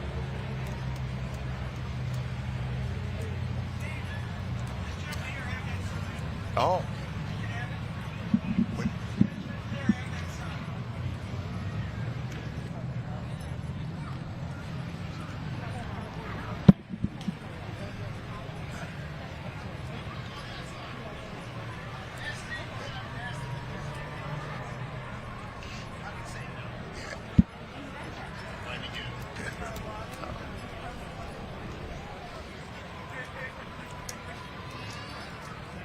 So Tavares will now square off against Alex Taylor. Based on ETs, very clear that who's quicker. So Alex and Tavares probably see each other next. I guess give Alex some few moments to just get right. Tavares has been sitting in a sense cooling, and some, I know the super cooler is there, but also, you know, just cooling, letting some of the this would be a Challenger Charger. Yeah, Charger Challenger fight here. Here's the lane choice. Yeah, we can. Let's do it. Okay, let's do that. You good with that? Just switch opponents? Yeah. Sportsman. We'll do that. Are you good if we just switch opponents? Yeah. And here it are. I mean, ordinarily there's going to be like 80 cars a minute coming through that spot right there. Yeah. And there will be tomorrow right now. Yeah. But for now, this is a drag strip. Woodward Avenue. Woodward Avenue Dragway. They go at it again. This is a double qualifier, so they will go at it again, actually. No one's eliminated just yet. They'll go at it again, and the quickest ET will then advance. Will race each other, advance to race each other, and then finally see Eric Malone. So we have a few rounds of this, which is cool. It's not a one-and-done scenario, so that's good for the fans. It's good for me. I want to see some drag racing. Stand by. There's a lot more drag racing coming up because we have our quick eights between the big tire cars and the small tire cars. So there's a lot of drag racing left out here. Okay. Left and right. Wait, we're racing again? No. You and me. Dude, I'm Okay. focused, buddy. So it appears Weston's going to square off against Throttle. Need your cars. And Tavares and Alex Taylor will go head-to-head down Woodward Avenue per the second chip draw. You know, the big difference between this and what might have been happening here in, say, 1969 or 70 is that people here would be changing plugs, doing, you know, on their carbureted engines. But these are computer-controlled, supercharged engines that are just so bulletproof and reliable. Nothing's being done. The Nothing's being done. The hoods are closed. Yeah. There could be a possibility that you throw the laptop at it real quick and make a change, but I don't think that's happening right now. But that is what typically goes on in your drag strip on a Friday night when you have these cars out there racing. They're sitting just like this, just waiting for the next turn to run. Yeah. That's pretty cool. I've run a Max wedge, a Hemi Charger, a couple of wedges and stuff. Maybe changing plugs. I think I nipped a plug last pass, or maybe I got too rich dual quads and total foul. Yeah, just fouled it out. Put some fresh plugs. Give me another 5 inches. Got to throw them in here. Burn your fingers on the headers. You know, get the timing light out. Crank the distributor a couple half an inch and get the light and check it. But these are just sitting there waiting to go. Like they're like, okay, come on, drivers. I'm proud to say that I'm from that era, but I will not say I miss it very much. Yeah, agreed.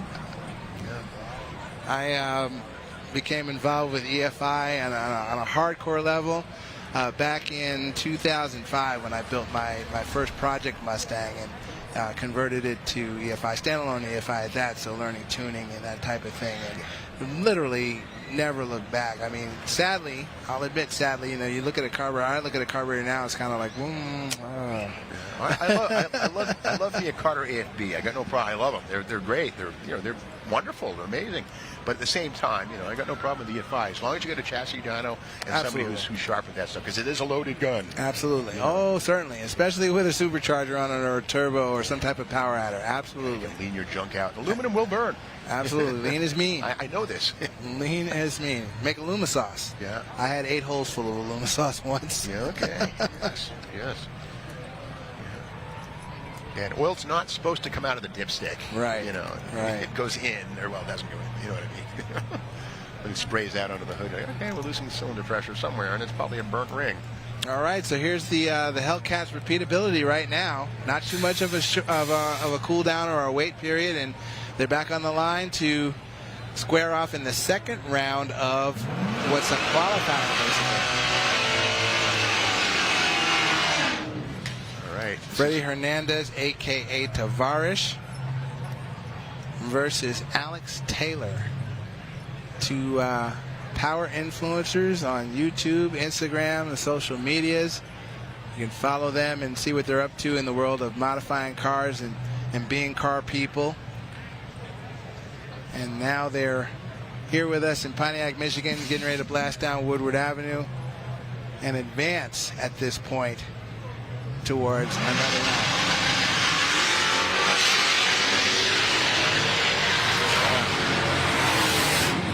The traction monster strikes. Yes, sir.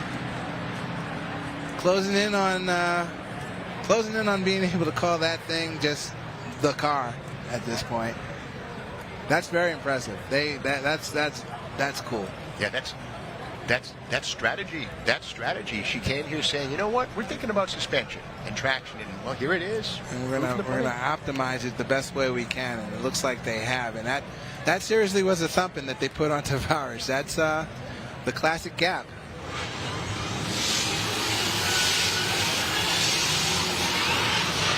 There you go on the screen there from the back. You see Jason turn around and look at that. Alex Taylor just run away. Another grudge racing phrase is she ran out of his life. I have a feeling next year there might be a tire rule. We'll see. If there's a next year, not saying. Keep everything on a small tire? Yeah, suspension rule too. We'll see. Keep everything on a small tire. I would vote that way. Yeah. Everything in this program on a small tire. Have big tire, small tire for the shootouts, and everything in this program on a small tire I think would be pretty cool. And that's the thing, you know, you do something like this for the first time, it's a teachable moment. You're learning things that will make the next program, if you are to do it, you'll make it better. I mean, we've kind of felt that with Hoopty World Championship as well. Hopefully, if we get a second one, it's gonna be great. Throttle again. Push through the lights a little bit. Wow. The Hellion Turbo, Weston's car, came on strong. The compound turbo system, so again, it's 2 turbochargers underneath the car that are blowing into that supercharger, creating a ton of boost. Hellion twins. And it definitely propelled Weston into a win against Throttle. So now it's a matter of doing some math with ETs and seeing who comes out best. Here's another look. I like this shot here. There's the start. You got a little bit of tire haze from the Throttle car, and then Weston's boost comes in right about there. There it is. And he might have shot a little nitrous at it just to help it a little bit. So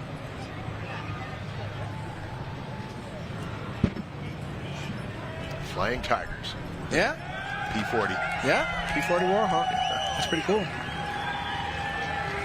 Weston Champlin out of Kansas. The plains of Kansas. Look at that crowd. Crowd on the Jumbotron there. Awesome. Awesome. To have a year away from this and bring back capacity. It's just brilliant. Yeah. Absolutely brilliant. Yeah. Like nothing happened. Absolutely. I mean, a lot happened, unfortunately. But, yes. We've rebounded, and it's a great day. Yes, sir. That's awesome. That's outstanding. Hats off to Dodge once again. Can't say enough.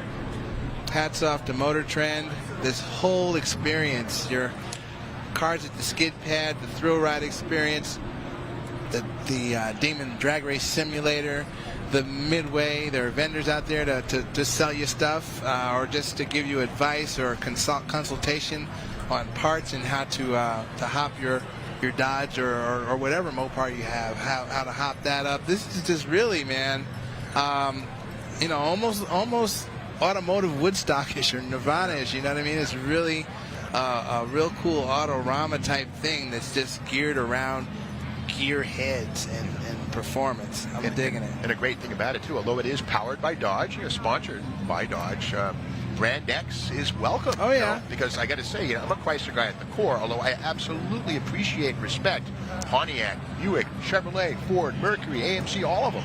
BMW, Mercedes, all of it, But if it's only a two-way fight, Ford and Chevrolet, it gets boring. A three-way fight is when you have real good stuff happening in Detroit. Chrysler, GM, and Ford. And that's the best deal, so bring it on. Absolutely. Now, I wonder if there are fans like there were, say, when you were really coming into the hobby and you were, as you say, Chrysler and Mopar guy.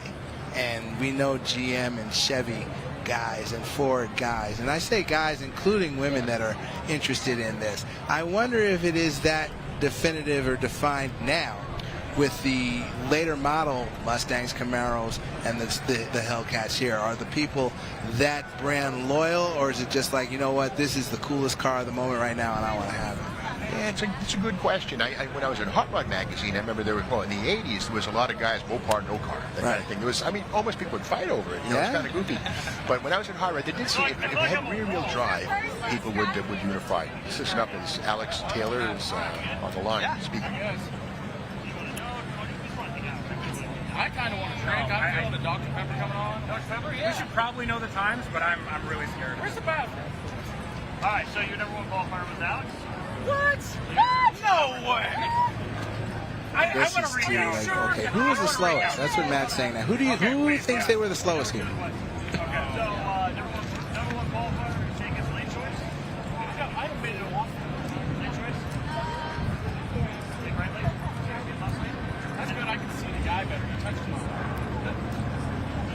And the winner of this is Greatest American. Oh, so we're. This is, yeah. Wait, you mean to tell me I... Yeah, so I'm racing you. Yeah. You know what? I was thinking about that Dr. Pepper. Mr. Pitt. Yeah, Mr. Pitt. Ready? I guess. All right, so 5 you lost. Awesome. Good luck. You better get some ice. Okay. That's the deal. We've got our two semi-finalists right now, where Alex and Weston Champlin will have to square off for the opportunity. One of them will get the opportunity to race Eric Malone. Alex, could you look intimidating for us for a second? Just like super intimidating. No, the car's working. Poor Alex. It's just so difficult for her to be tough. She's too nice.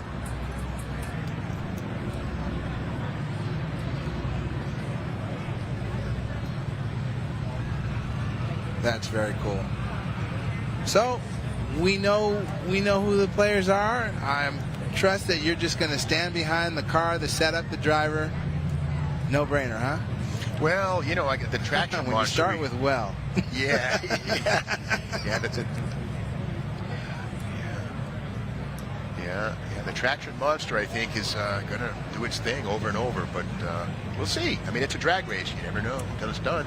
And Eric Malone is in the wings there, and he is the one who stated at the press conference yesterday with all the drivers, and they presented their cars, the unveilings, anything can happen in a drag race. Yeah, Eric did tell me when he was up here a while ago, he says everything you can see has been lightened.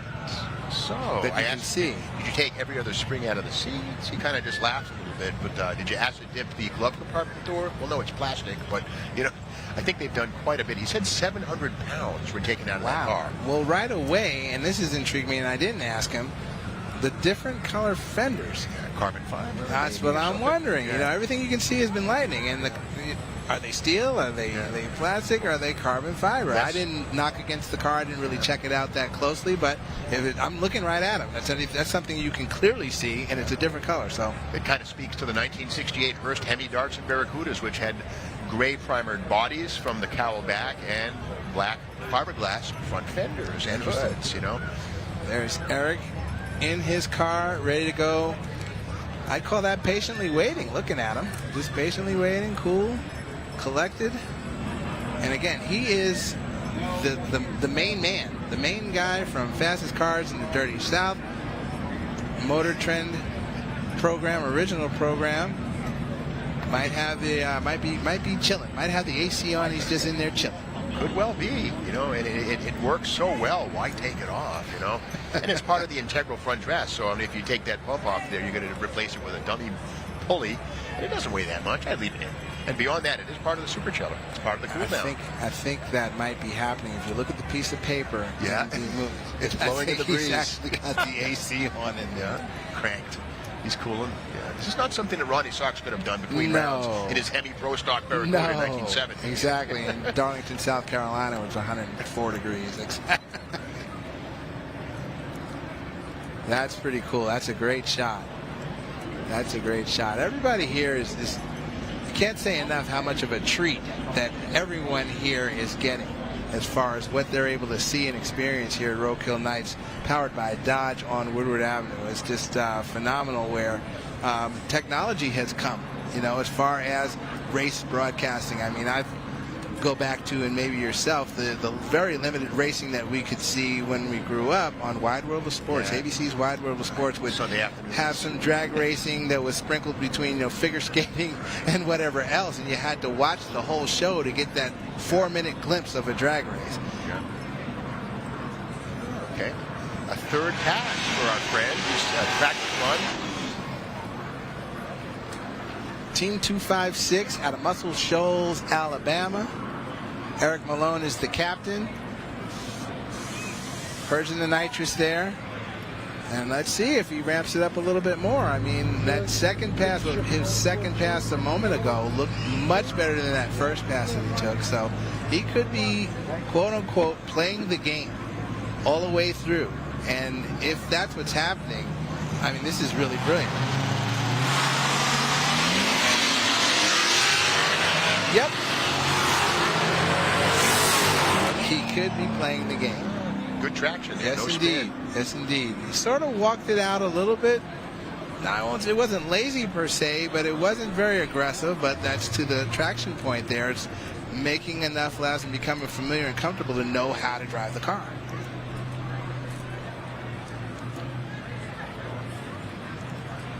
And coming up, this is another look at Eric, another angle. Yeah, see the front come up. That's good traction. That's weight transfer. Weight transfer comes up there. A couple inches. That's darn near 100% adhesion. Exactly. Wrinkled that DOT tire a little bit. That's a good lap. That's a good lap. So helmet off, shades on, AC blown. I tell you what. I tell you what. I think I might have to get myself one of these Hellcat things. I think I get a 6-speed. I just think I would. I mean, the thing of it is, to really use these cars anywhere all the way, you know what I mean? But I think I'd enjoy the experience of banging first, second, third. You know what I mean? It's better than feeling the torque plate go click, click, click. I got you. I got to think. My mindset in that respect is always Southern California freeways. Yeah. It's like, no, sir. Yeah, traffic. I hear you. I commuted to and from Hot Rod Magazine from El Monte in a 3-speed manual-equipped 63 Plymouth, and it was non-synchro first gear. And I'm inching along slant 6. It was a nothing car, but it was made into a super stock later. But no synchro first. You either lugged it in second or that was horrible. But anyway, yeah, automatics for sure on a daily driver in LA because you're going to be inching along. Absolutely. Got the trunk up on Weston's car. Matt DeYoung. Matt DeYoung is from Tucson Raceway. He's the big guy at Tucson, and Matt's down there running things in the lanes, and basically he is, for all intents and purposes, race control, I guess, here at Roadkill Nights, powered by Dodge. Doing a great job. He's really a cool guy. I got to spend some time with him when I was out in Tucson. Let's watch Eric on board. Keep an eye on the screen. Look down. Did you see him look down? Eric took a glance down. Don't know what he's reaching for. Maybe he was reaching for a nitrous button. Might want to rethink the location of that button, Eric. If you have to take your eyes off the drag strip to find a nitrous button, it's in the wrong place. It is funny, too. These have paddle shifts and the console-mounted shifter. Not too many people use the paddles, I found, or at least today. No, and maybe he was pushing the shifter forward. That could have been, but even to locate the shifter, it's like, no. Find that shifter before you take off, dude. Wow, in-car tells all. That's your telltale. So, Eric, you know what? You looked down when you were drinking. No, I didn't, Eric. And this way it sort of gets shoved back. I mean, that thing was hooking. Yeah, it took off.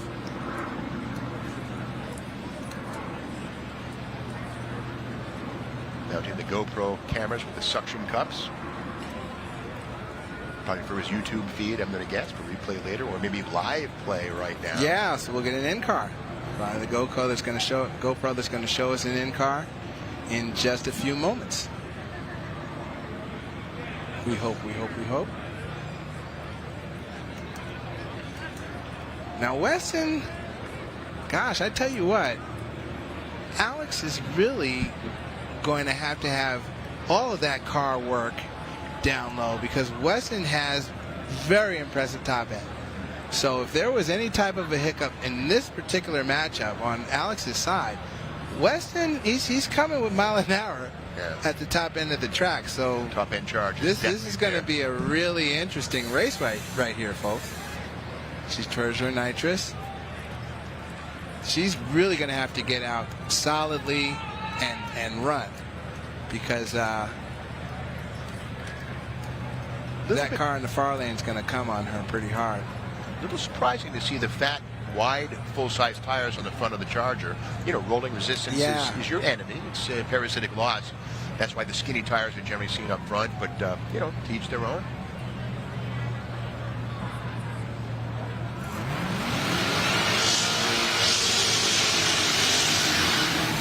And the crew member steadying the car in the bleach box is not uncommon. First seen in the early 70s with pro stockers when they'd start to swing around sideways. Just saves time. If you note the consistency in Alex's program as well, the burnout, same length, same, just efficient.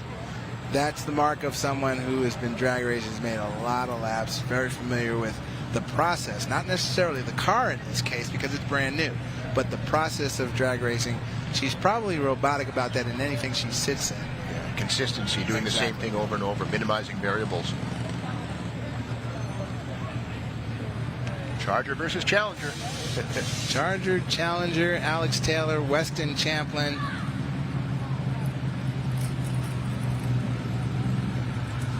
Eric Malone of Fastest Cars in the Dirty South awaits. Jason Ruckert waiting for the track to be clear, everything ready, and they'll bring him into the line. With the traction monster and the top-end Charger. Here we go, top-end Charger. Here we go. This is it. This is exciting. Alex stole the whole shot. Alex snuck that whole shot on him. As these things go, and you know, you want to take a look at that. We'll get another look at that several times, but I'm not sure. Had arms moved? I guess they moved, but they weren't anywhere close to fully down, and Alex was on her way. So she stole the whole shot. Here's another look coming up for us. So watch the screen. Oh yeah, that was a pretty good red light that she got away with, actually. with a Christmas tree in place at 5/10 Sportsman tree or a 4/10 Pro tree, either way you slice it. She was gone before the race started, and in a normal drag race situation, that's a no-no, and she'd be done. But we're on Woodward Avenue and we're street racing. Okay. Some say if the arms start moving, she's out of there, You know, dude. he was okay. Are you sure? That's Some close. say any movement, and Then- some say the hands have to touch the legs. It just depends on. Let's be diplomatic about this and call it a perfect light. Alex Taylor cut a perfect light on Woodward Avenue. That's awesome. That's really cool. That was it. A 002. So by the clock, a 002. That was almost a perfect light. Had there been a Christmas tree out there with an ambers and green, that's outstanding. That's outstanding. One more lap to do it with Eric out there. So the two superstars, Alex Taylor of influencer and YouTube, Instagram, all the socials, fame, and don't know how much fortune is in any of this, but fame for sure. And Eric Malone of Fastest Cars in Dirty South, MotorTrend original programming. They're gonna settle it. And ultimately, Steve, this is for a bragging right. You know what I mean? That's cool too. You know, sometimes there doesn't have to be mega bucks on the line. Something like this that's fun and it's cool and it's safe. It's really, really decent that it's just for bragging rights. Today, on this day, I had my day in the sun and I was better than you. We can come right back out here next year or another time and the roles can reverse. Yeah, and I think also, once the money is spent, it's just money. The memory and the achievement is what goes down forever. Absolutely. Yes, indeed. Well, the money's okay. I won't argue. I won't sneeze at the money, of course. But I dig this. And again, instead of changing plugs, I mean, there might be, like you say, a little laptop activity going on, but nobody's over there really making fixes to the cars. Nobody's bent any push rods. Nobody's dropped a valve. And, of course, in Top Fuel, they'd be re-stripping the blowers and doing all kinds of stuff to the clutches and everything. Sure. These are very bulletproof, just round after round cars. It really speaks to the durability testing built into the Hellcat. Absolutely, just repeaters. And you see Alex, if you look at the screen, you see Alex and Weston down there chatting about the run. And he's probably saying, look, I let off the brake and gave it all the beans basically in instant smoke. Yeah. Hopped it up a little too much. Good race. Fist bump. There you go. That's what I'm talking about. Fist bump.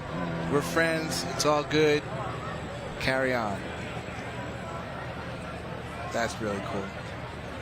I wish we had a scale here because the cars are probably lighter than they look, and back in the day, folks would have actually taken these things, stripped them down, and acid dipped the shell, which was a technique that was done.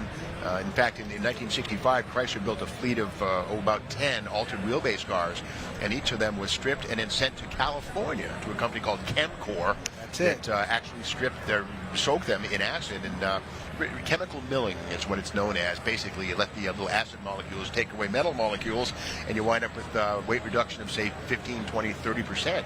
And sometimes you also wind up with something that sags under its own weight. Exactly. That was I guess you could say, one of the early stock, super stock kind of tricks. And one of the things about acid dipping was, to your point, you would have people that own those cars, and again, that was taking the rule book and really, going against the grain a little bit. But had you had one of those cars and motion your hand towards leaning on it, the owner would freak completely out. Like, no, don't touch it. You could puck the fender by blowing on it. Exactly. Another key thing is neutralizing the caustic soda. That was one key thing. You had to definitely get the car washed good and sudsy for a while. If you don't, then the car would continue to eat itself. And in fact, some of those altered wheelbase cars self-destructed over time. Imagine? Just crumbled. It's going in the garage, and your car is sitting as crumbled pieces on the floor. Yeah. Oh my gosh. Yeah, I mean, the effect would be they would start to buckle in use. In fact, if you look at pictures of the Ram Charger 65 as the season goes along, the quarter panels kind of look weird, and the doors have wider gaps at the top, and you see more tubes welded into the car to compensate for the sagging of the unibody.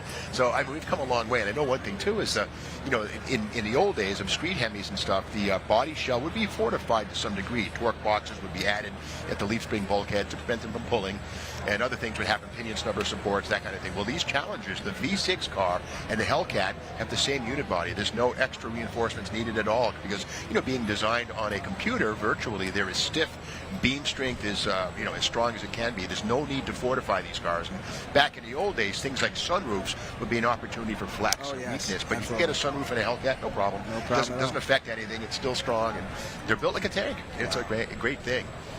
And giving, I guess it would be Alex in this case, a little chance to cool down, just a little reset time. And then she'll come out and square off against Eric Malone, fastest car in the Dirty South. See who's best. And everybody here's running pump gas, no nitromethane or anything like that. There's E85 in the mix. And I guess you can get that through the pump in some cases. So there's E85. There was 110 octane, something like that. Yeah. Okay, And E85, just a bargain. The cost of E85 versus some of the race fuels is significantly less, and you get the 110 octane, so you can't miss with that stuff. Yeah, back in the day, in the 60s, they used to graduate from gasoline to a little thing called nitromethane with a little bit of alcohol and some hydrazine thrown in. Boom, boom. And that's when engine blocks would become two pieces. But a few drops of hydrogen apparently would be enough to really do a number on power, but was right on the edge of destroying the engine. But that was life on the match race circuit back in the mid-60s. And kind of a similar thing going on now with the supercharged cars, hitting the circuit and running around, and stars are born. And yeah, it's great stuff. Run what you run match racing is my favorite kind of racing, Yeah, rule book stuff is okay, but it's kind of confining. It's always best to, let your imagination and your wallet go full boogie and build a beast that is quicker and faster. Based on imagination and parts, and yeah, run what you run is the best way to go racing. That's your wheelhouse, right on. Yeah. Now, to that point of mixing nitromethane, even today, there's such a volatile fuel, and the handling of it. It's just, I think back to, I was involved with World Ford Challenge many years ago. It was an all-Ford, predominantly Mustangs event, and there were fuel requirements, and we had someone that actually checked fuel to make sure that it was within the spec that was, per the rules, basically. And there was a guy that came to fuel check once. They needed to check his fuel. It actually had an aroma going in, an aroma that was just different. There was red dye in it, and you think about red diesel, but it wasn't diesel, but it was red dye in it. And when they brought this sample to the fuel check, the dude had like lab gloves on. Okay. It just made you wonder, like, okay, buddy, we gave you rules about fuel, and you're that concerned with the way you handle this stuff.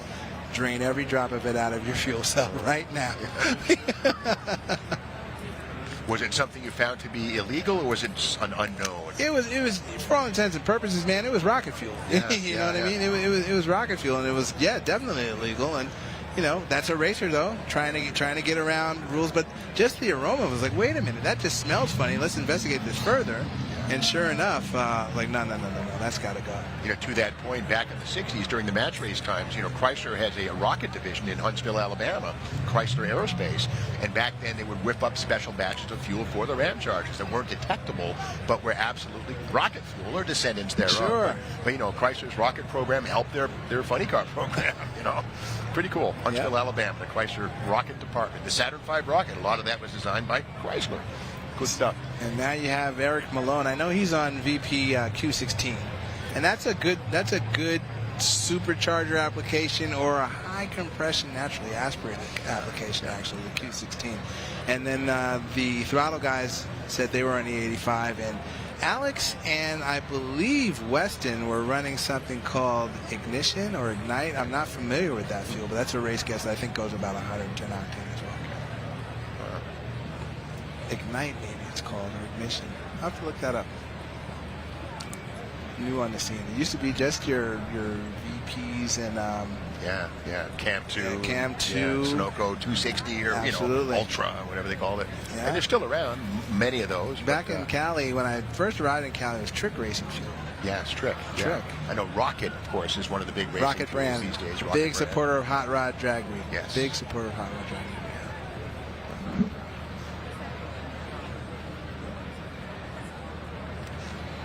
Can't beat the weather. This is wonderful. Awesome.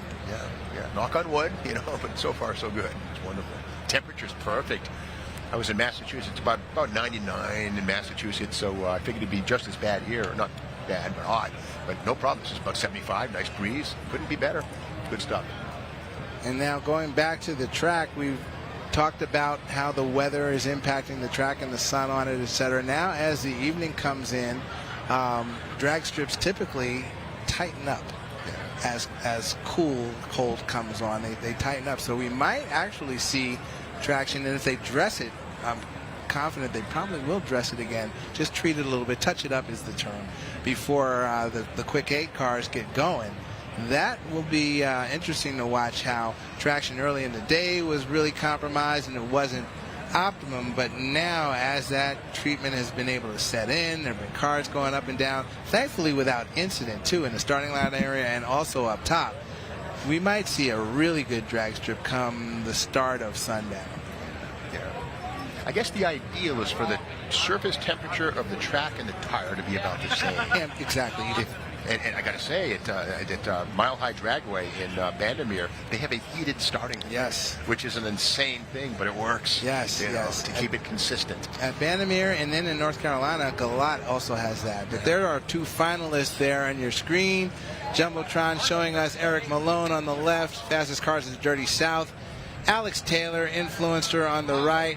Hands on hips, deadly serious right now because she's got to go up against Alex. She's knocked down all competitors and ready to try to get that crown now. Want to go for the third? We got 3. Getting mic'd up. Just technical stuff that deals with production. That's part of the whole TV life or internet programming life that a lot of these influencers are about and they're into. So. And a lot of this, too, is being taped for a Roadkill episode coming soon to a television or computer near you. Absolutely. And I'm just looking at it right now, the elements, I'm pretty sure are going to make for a great Roadkill episode because you're at Roadkill Nights Powered by Dodge doing Roadkill stuff. So that's really cool.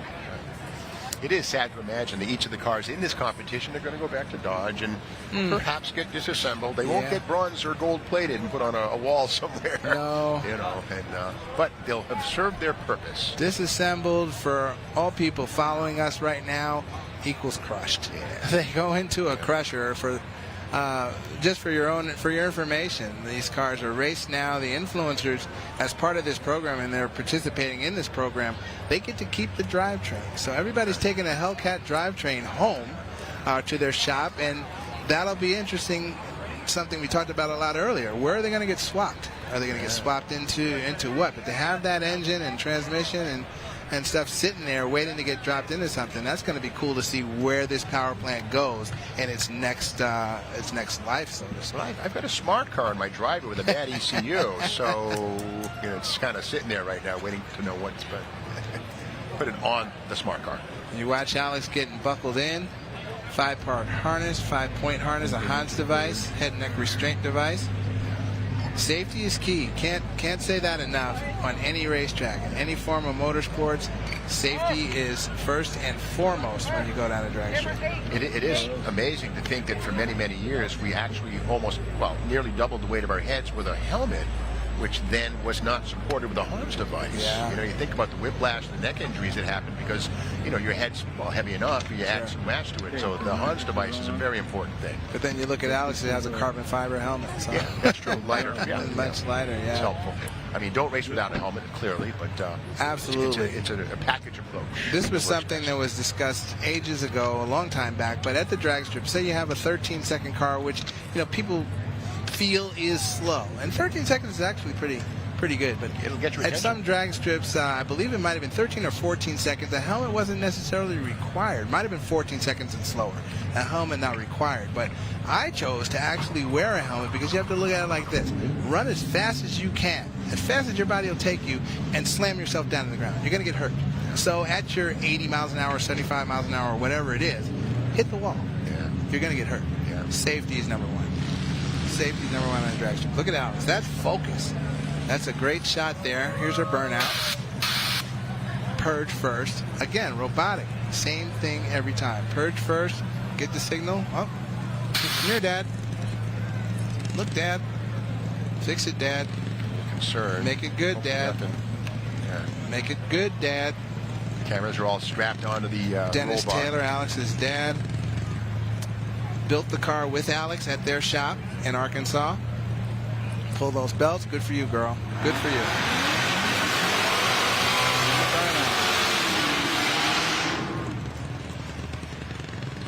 For all the bragging marbles in the Hellcat Grudge Race program, this is it. Massive Alex wheel Taylor. tubs. Yeah, big tubs. Nicely upholstered, you know, well Look, finished. That car is done, dude. That car is really very well done.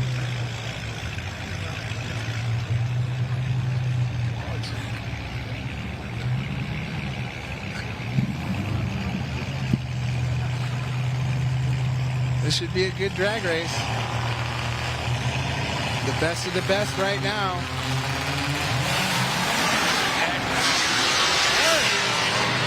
Street race. Red light. Street race stole the hit.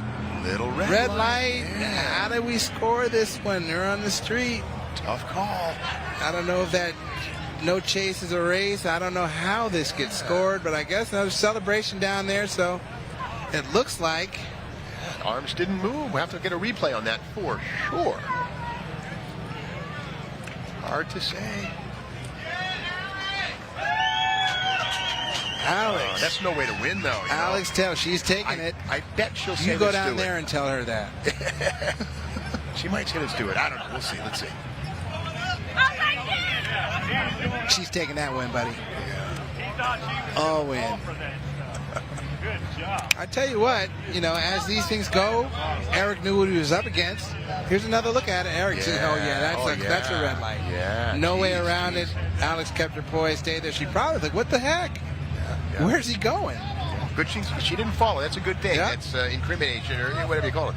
But yeah, well, that's a victory. There you go, folks. There you go. Round of applause for Alex. Alex Taylor, influencer, beats the TV guy. That's the reason why Dodge threw this bash. And there you have it. Influencers for the win. That was really cool. David down there talking to Alex. Here's one more look at it. Eric Malone in the far lane there, and go. Yeah, oh, that's yeah. Well, yeah. Wow. And again, ever the pro. Alex didn't take chase. Nope. You know, didn't take the bait. She just nope. That's not Watch the way her it goes. fan. Let's see her reaction. She's like, what? Where'd you go? What? Okay. She's like, okay. All right then. Got it. Yes. Good for you. Wonderful. Alex Taylor Racing. We'll have to check and see if this is her first win in a drag race competition. She's gone down the drag strip, of course, many times, but in competition of any sort, is this her first win? Let's see what happens now. Oh, Eric's going to say I had to run. I knew what I was up against. I had to do what I had to do. His instinct was there. Absolutely. I get that. A little too fast, but he was trying to get that hole shot on her. Came up red. There we go. And the hug. There we go. And the hug. Absolutely. That's what I'm talking about.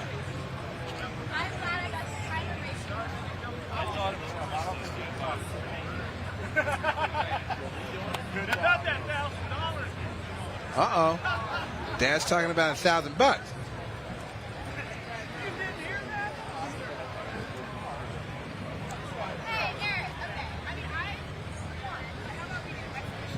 Exhibition. I think I heard her say exhibition. I heard her exhibition. What they'll do anyway. Nobody knows. No nitrous. I like the sound of Hands up, no nitrous, don't move. I want to see it. Go. Uh-oh. Uh-oh. Suit up. Now we're talking grudge race here. We ain't scared.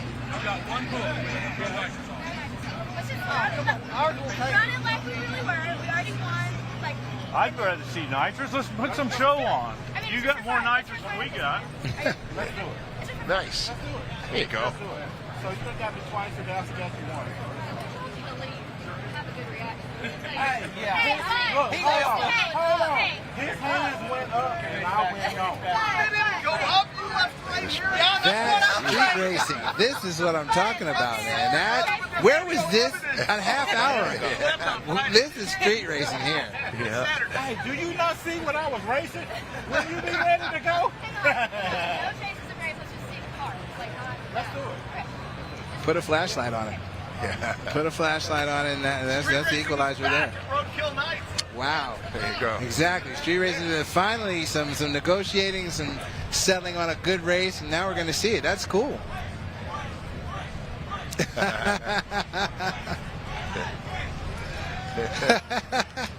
Dodge holds on to the pink slips.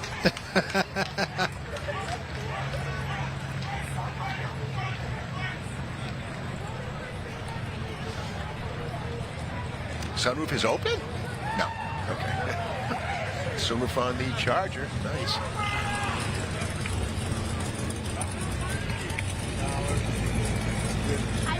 Split screen. We'll see that race again, and Eric just took off. Okay, I was just saying, I didn't want to push it up here. Okay.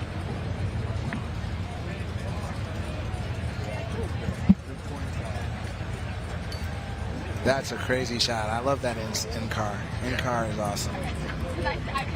Again, things you learn from in doing this, and hopefully there'll be a next time, as we've said. But in car, going down the drag strip, let's see the driver's view of the lap. Yeah, that would be really cool. Hey, fair here. That would be really cool. You made a hit then, dude. One of the great things about GoPros is you can kind of stick them anywhere. I know some people who actually put them on above the rear axle to shoot the pinion down the track, and study how things are. Transmission movement, deflection and stuff, absolutely. That really cool. It's become a tool, the GoPro camera. It's been around for several years now, which is pretty wild. Several levels of GoPro. Street racing was back. I love it. Heck yeah. Nice.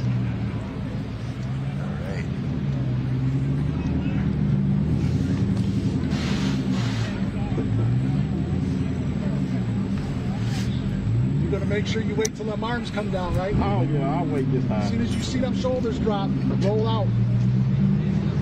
Make sure the nitrous is on. Ready? Make sure the nitrous is on. Yeah, instructions. Don't move. Yes, Eric was instructed to sit there until he sees shoulders move instead of just taking off. Let's see how well Eric follows directions. This is cool with audio. Hopefully everybody out there in the audience can hear this in-car audio.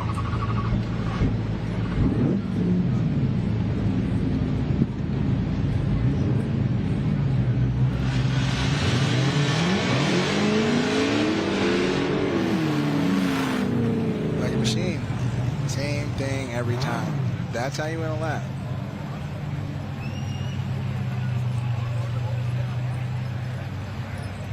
Skinny tires up front, minimal rolling resistance, good rollout. If you had beams, it would matter. Not so much here. Right.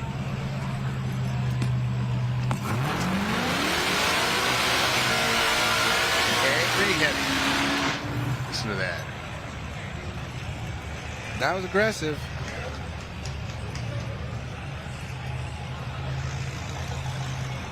The whole point of the Hemi is to get the valves opening toward the center of the cylinder bore so they're not shrouded by the cylinder wall. And whether it's 1951, 1964, or 2005, the Hemi makes magical airflow. Add a blower and, well, you got this.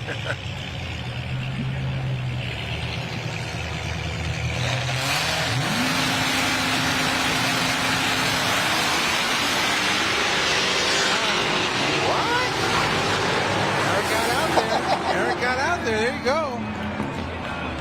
Eric got out there. Dude. Well, look at that. How about that? So the traction monster can be defeated. Can be defeated. Look at that. That was a straight up win. Wow. That was a straight. Look at his face. Look at that. And a chuckle. That was a straight up win. That's awesome. That is awesome. That's drag racing. Absolutely. That's a straight up win. He got out there. I mean, basically, he wanted to do that the last lap. Getting in front of that car, the whole shot, and a whole shot win. Does that tell us he was holding back? Is that thing all mud? That thing moves out. I bet that car, honestly, it's about, we're looking at a presentation. Alice has that big tire, etc. This car doesn't present the same way, but it's probably sitting on the same or more power, and he knows how to manage it. Yeah. He needed a whole shot to win the last lap. He tried to get that whole shot in Redland. He took the whole shot that time, and as these things go, ran out of Alex Taylor's line. Here's another look at it right here. Gone. The starter was good. That was a good start. After all that, Alex left clean. That's surprising. It was the whole shot. He's got some power. That was a whole shot. It's a quick car. As he started coming on in his practices, his third practice lap looked really good, and I was thinking that's about as fast. Got her. There you go. Yeah. It's PG awesome. friendly. What a pro.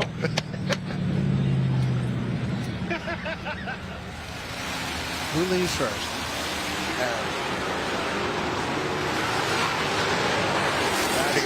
Look over. Look at that. There's the stripe. Good drag race. Very good drag race. Wow. How the tables turn. Look at that.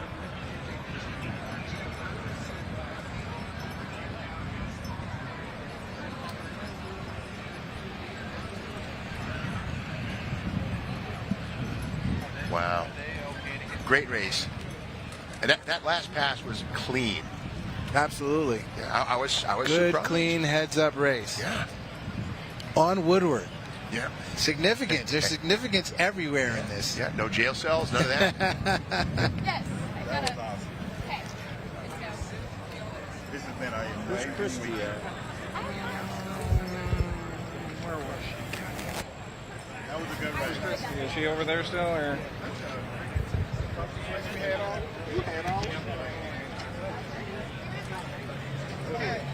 Alex and Eric, I have the official. That's great. There's Dave Freiberger. That's he. That's he. My boy. I still win the race. You still won overall, but on that one, he got the jump on you and he got there There it first. is. But I still win. Yes, you still win. You still win quick. You want me to hold that? Oh, it's like you're in my face. That was cool. I wouldn't have let him made you rerun that if I was you. I'm sorry. I don't care. I wanted to run the car. I didn't want you to. That was just so fun, though. I mean, you obviously won the race and came back. Yeah, I mean, it was cool. I knew it was before we went, so I'm happy with that. The car was like 220 as we're sitting there on the line. I'm like, come on, arms, let's go down already. But So 530, 570. Really? Oh. I killed you. oh, you killed me on the tree. God. How old are you? 530, yeah. Oh, wait, But no. he got there first, so he jumped in back. How old are you? Why does it matter? Yeah. How old are you? I mean, I just. He can't even see the arms. He's so old. I'm telling you. I need glasses. I'm in denial. I just want Boy, you got one. You had to cheat on the first one. You got me on the second one. Like, if you were that confident. Friendly rivalry is getting bad. I think that happened also this morning. This morning? Yeah, you 1 beat to me 1. one and I beat one. Okay, this is the way we ended. We But live no, in race and no, I don't accept that. I don't accept that. Don't accept that. I love both. Alex Taylor won Roadkill Nights Celebrity Shootout Hellcat Grudge Match 2021. Heck yeah. I'll buy that. I'm glad I got to race you. Yeah, me too. We are going. I'm sorry, they want to get this. Thank you. Thank you. That was fun. Steve, do you hear that, Steve? Behind us, something.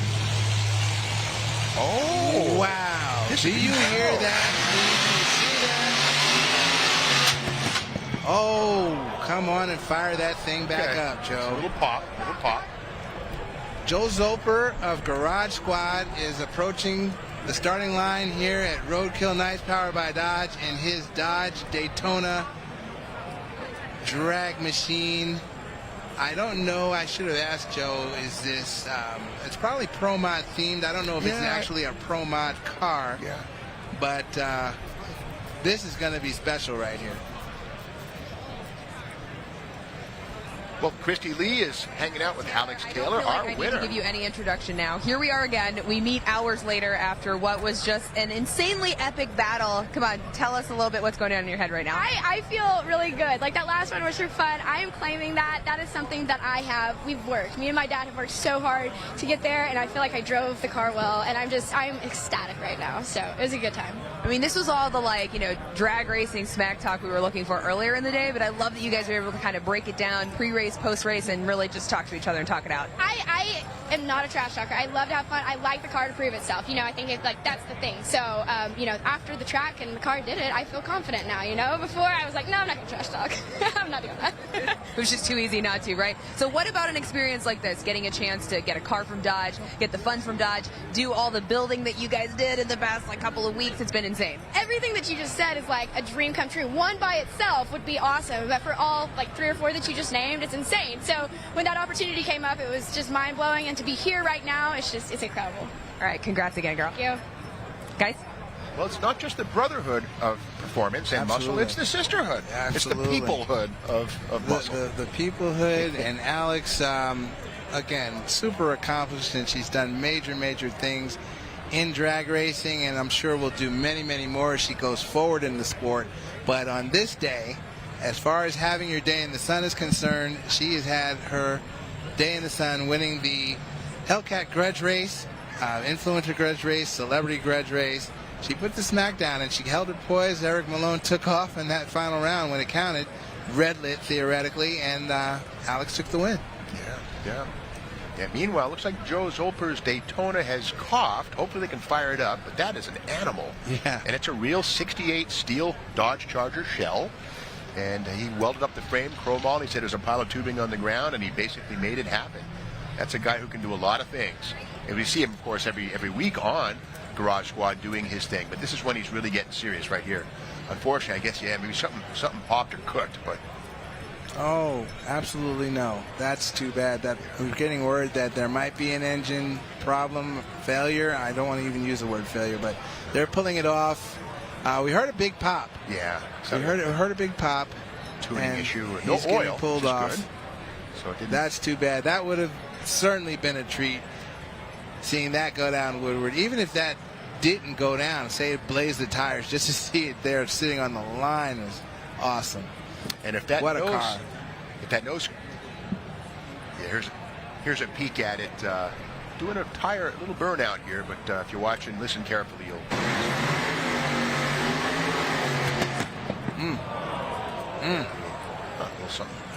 Yeah. The crowd felt that one. Wow. The crowd felt that one, and I don't know if it was a pop or just something breaking. Like, oof. You hate to hear and see that at any drag race. Thankfully, no oil or fluids on the track. If that nose cone looks like a Plymouth Superbird nose, yes, that's what it is. They were slightly different, a little pointier and different recesses. But great work, great car. Let's take a walk down to Christy Lee and see what's cooking elsewhere. Christy's actually going to speak with first responders now. They're coming up next. All right, guys, here to chat with a couple of our first responders that are going to be racing here shortly. We've got Matt, our fire department chief from Pontiac and Waterford Hills, and then Waterford Township. Got it. And we've got racetrack Waterford Hills. There is. I live close to that. We've got Bill from Star EMS too. Okay, guys, we're going to be racing here shortly. Do you know what vehicles you're racing in just yet? We're not 100% positive whether it's going to be the Durango Demon or the Charger Demon. That's what I understand. They might be parked down there. We're not sure. They're going to give us a fast car, and we're going to go as fast as we can in them. Okay, I like that. That's a good motto to live by. So have you guys done any drag racing before? It's been a long time, but I spent a short time doing a little bit of drag racing, but I wouldn't call it fast. Bill? No, I have not, so I think I've got the rookie advantage here. Okay, you just watched some kind of epic racing going on, some epic smack talking. Are we going to see any of that right now? Do I need to step out of the ring? And honestly, we've known Matt a long time, over 30 years, and I'm not going to hold his youth or inexperience against him. He'll get in his car, I'll do my thing, and at the end, he'll buy me dinner. And I really think reaction time is going to be the key here, right? So young is usually faster, I believe. At least that's what my dad told me. So. All right, guys. Well, obviously you're great friends. Well, of course, on behalf of everybody and myself, I'd like to thank you as our first responders. And you know what? Good luck out there. All right. Good luck, Bill. Thank you. Thank you very much. Good luck, man. Guys. And it's coming up shortly, the first responders showdown in a couple of Hellcat-powered vehicles, quite different. We'll see what they are when they roll up. But again, that Hellcat engine started out in the Challenger, and of course found its way into the Charger as well. And then, of course, certain Jeeps and pickup trucks. And what won't they put it in next? That's the thing. What won't it go in next? In just a moment to say thanks and hats off to all the first responders participating here at Roadkill Nights, in the stands and watching. Those are special people, man. You know, to go into danger, into harm's way, to protect and serve and save and do all kinds of things to help people. You can't sneeze at that, you know, and they deserve every bit of accolade that we can give them. So thank you very much to all the first responders who are watching and who are here with us in person and virtually or online. And should be cool to see them get a chance to go down Woodward in a drag car, in a race, in a fast car. Yes, absolutely. Yeah, and again, I kind of pinch myself. We're actually on a public road, and this time tomorrow, this will be a regular road. And yeah, all the concrete barriers will be gone. They have a crew that sweeps in here, and by midnight tonight, the contract says this has to be back to normal, which it's amazing. But what a great little thing this is, a little oasis of high performance that the City Fathers of Pontiac, Michigan agreed to let happen. Great stuff.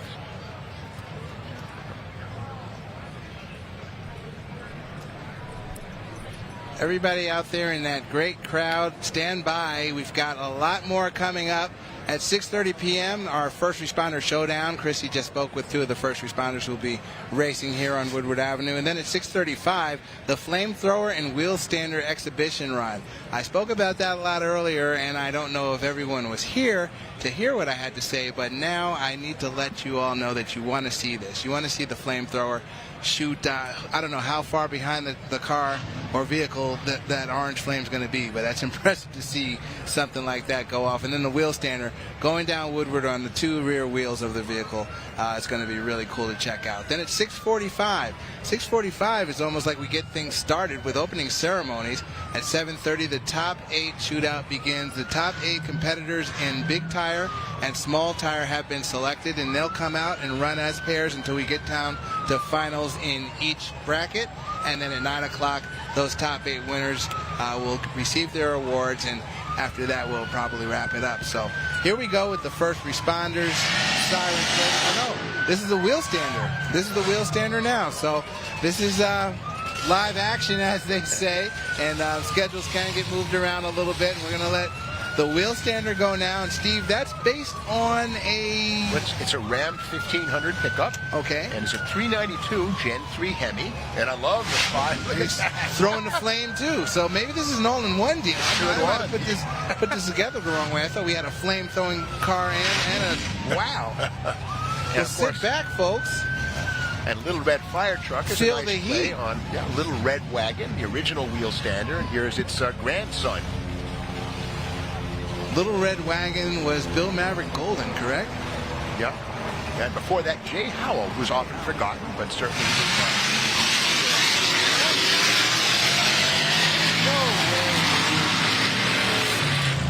nice straight pass. I don't know if Freiberger hears this, but like, nah, dude. That was just amazing. That was amazing. And often they use titanium blocks on the tail, the wheel part there, and that allows the flames to be made. Here's a replay. Look at that. Isn't that cool? That's awesome. And the engine's behind the cab here, of course, for ideal weight distribution. This is what Alex Taylor did, but taken to the extreme. It's about a 4-foot engine setback here instead of 4 inches. As wheel standers go, the Hemi under glass, another famous wheel stander, Barracuda, of course, and it was under glass. It was under that bubble back, and you can look down in there and see it. That was cool. I don't know if he's going to come. No, we won't come back the other way and do it, or will we? Centrally located driver instead of being on the right. No, just cruise back. I don't know if I'm feeling doing it. What? No, stop. Get set up and bring it back. Why not? Look at that. There we go again. So, folks, that's a treat. That is a tremendous, tremendous treat that you're seeing here at Roadkill Nights, powered by Dodge. Little Red Fire Truck, wheel stander, and flamethrower, all in one. I apologize for the misinformation that maybe we had 2 different vehicles that we're going to give this exhibition. It's all in one, and that was as cool as it gets. Awesome. And the weight distribution generally is 50-50 is the ideal. Well, that's 0-100. Front 0, rear 100. Rear Momentarily, 100. anyway. Yeah. Weight transfer of the first order right there. Engine number 392. Get it? Get it? 392 Hemi. 392. And he has the Roadkill banner. Awesome. Roadkill rocks. No doubt about that. And the flames. What a cool deal. What a cool deal. Now that vehicle, he took a steering wheel off. I'm not certain it's rear steer. In the quote unquote old days, there were like ropes open, almost like cables that they used to steer. Yeah. There would have been right and left brakes at the rear. Yeah, the magnesium or the titanium blocks making the sparks on the way down the track. And they don't scar the track that much. In fact, the NHRA does not like things that mess up their track. Not their track, but those are pretty gentle on the surface. But they make a lot of sparks. And for folks wondering, okay, well, how does he see where he's going? There's a cutout in the floor. And you're basically looking down at the track. And launch some shirts into the crowd. Pyrotechnics part of this with the flame throwing, and now we have a shirt launcher. Pow. CO2 cannon there, I guess. Nice. A couple of shirts out there. Again, at this point, this can't be beat right now. If you're, if you're of car guy stock or car girl stock, you're loving every minute of this. Live. And I would say people that are watching it too, they've got to be glued to the computers checking all of this out, because for this entire day thus far, we've had fast cars going down Woodward Avenue legally.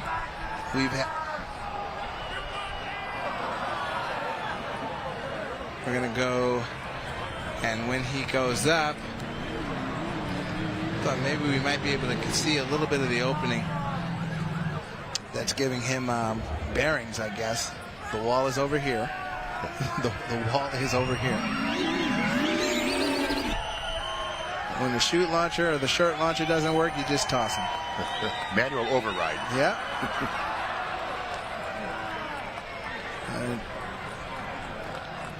Look at that crowd, Steve. Look at that crowd down there. Hats off to everyone who's out here. That's brilliant. The peoplehood of muscle. Brother and sister. The peoplehood, yes. Yes. And the great thing is, I imagine there's plenty of kids here who maybe have not seen a car show ever.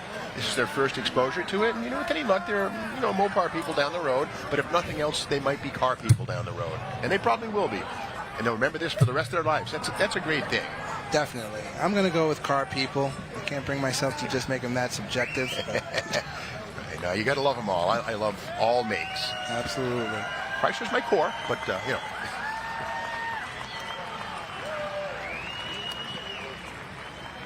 When I say Chrysler, of course, that's a reference to Dodge and Chrysler and Plymouth and DeSoto and Imperial and the great marks that came along ever since 1914 when the Dodge brothers started the ball rolling way back when. And Imperial was standalone for a period. Sure was. And then became a Chrysler model. Yeah. Imperials were truly hand-built. Some of them were built in Italy by Ghia, the Crown limos and that sort of thing. And the Imperial brand was every bit competitive to Cadillac or even Rolls-Royce at certain times, the 1930s, no doubt. We're going to clear the track now of the little red fire truck, wheel stander, and flamethrower all in one. Again, I stand very much corrected in my thought that there might have been two vehicles that we're going to put on this exhibition, but the little red fire truck got it done. Give him some applause as he comes back up the drag strip up Woodward Avenue. Yeah, right. Thumbs up. That was really cool, and that's a great preface for our first responders getting their opportunity to run down the street now. Totally cool.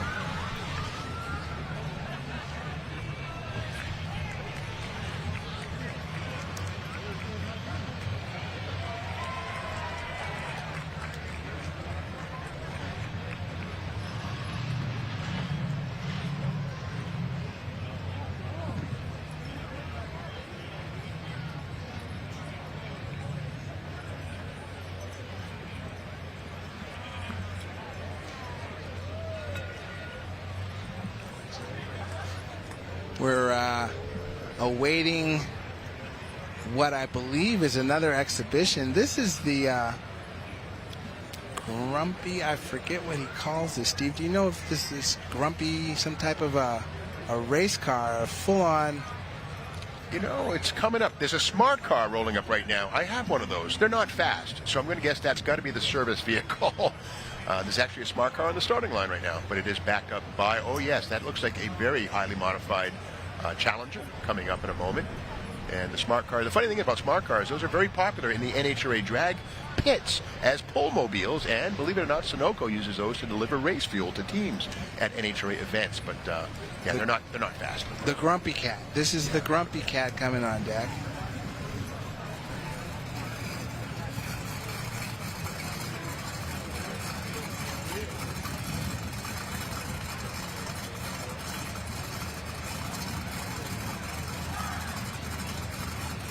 Exhibition vehicles coming through as they come through, basically.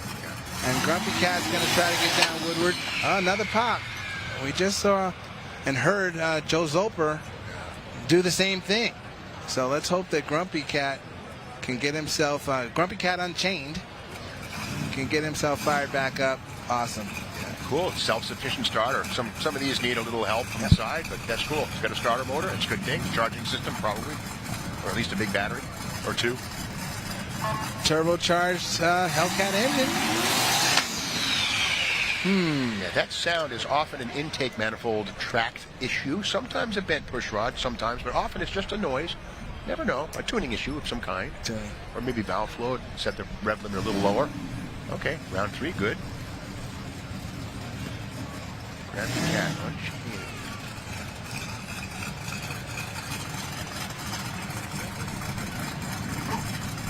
I would say that probably in the quarter mile, this is probably something in the 7-second variety. Wow. Yeah, reminds us of the Chi-Town Hustler, which was a very famous funny car back in the late 60s, early 70s. And Farconis, Coyle, and Minnick, they would do quarter-mile long smoky burnouts. Austin Coyle, crew chief for John Force later on, and John Force did those same quarter-mile long burnouts, yes. Yeah, it does a couple things. Warms the tires. There's that little smart car. Go, go, go. Go get him. He's pedaling as fast as he can. Yeah, those have 3-cylinder engines made by Isuzu. Kind of a Chrysler, oddly enough. So the burnout gets a cheer from the crowd. I don't know if that was the plan or... Yeah. You know, they do make a Brabus edition of the smart car with 100 horsepower. Hey, now. Instead of the 70 that the standard car has. They're peppy, but they're fun. They're weird little cars, but I have one. Right on. Yeah. Up top there we have the smart car that's retrieving Grumpy Cat Unchained. And I don't know if that was the extent of his exhibition, or is there something that he's going to come back around and try to maybe get down Woodward Avenue under power without tires blazing. I don't know, so let's all sit back and wait and see. But there are several other things that are about to happen right now, a little track dressing, so I don't think Grumpy Cat's going to get another shot at this. And maybe it was just to go ahead and peel the burnout off and go the length of Woodward Avenue, or the length of this strip of Woodward Avenue with smoke behind him. Total Venue Concepts prepping the track now for what will be the big segment, if you will, of drag racing here at Roadkill Nights Powered by Dodge. Our Quick 8 shootouts, top 8 shootouts. You have the Quick 8s in the staging area. If you look at the Jumbotron, look closely at your monitor there. Those are the cars that, based on their ET in big tire and small tire classes, based on their elapsed time, they were quick enough, the 8 quickest cars, to go down this street today in both groups. And they will be paired, or they are paired. They're ready to race, basically. So after this track dressing and opening ceremonies and a couple of other formalities, those cars back there that you see on the Jumbotron are going to square off and settle it, basically. They're going to get down this street as quickly and as fast as they can to win Quick 8 shootouts that are part of Roadkill Nights powered by Dodge. So some more glue going down, be an application of the VP traction compound, VP Racing Fuels traction compound being applied now. And after that, I'm pretty confident they'll touch it with the rotator and the brush just to make sure that both lanes are equal. Both lanes have the most traction or the best traction that can be offered for these cars to run. This is exciting. This is at this point really exciting.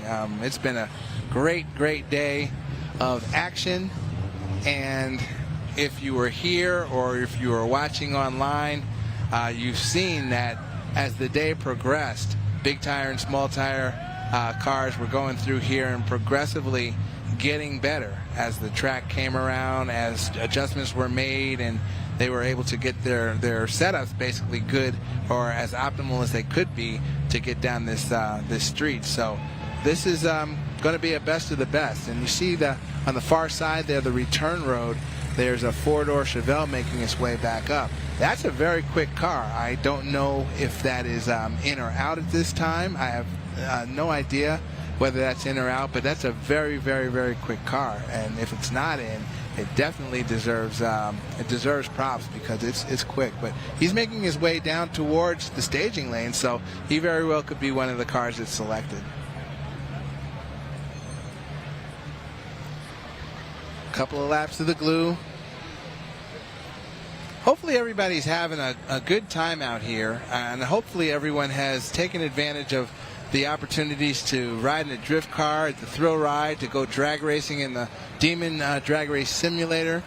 Strap into that, and don't know how fast ET-wise that simulation is, but you get the sensation of a wheel stand when you let off the brake. Basically, the cars raise up and give you that sensation of looking out over the hood and seeing blue sky and doing a small wheelie and then settling down and going through the gears through a quarter-mile run. So it's amazing what computer technology allows Dodge to do and allows fans like everyone out here to experience if they're not drag racers or even drag racers who might not have ever done a wheel stand, to get into something like that and get a little taste of what it's about. I think that's pretty cool.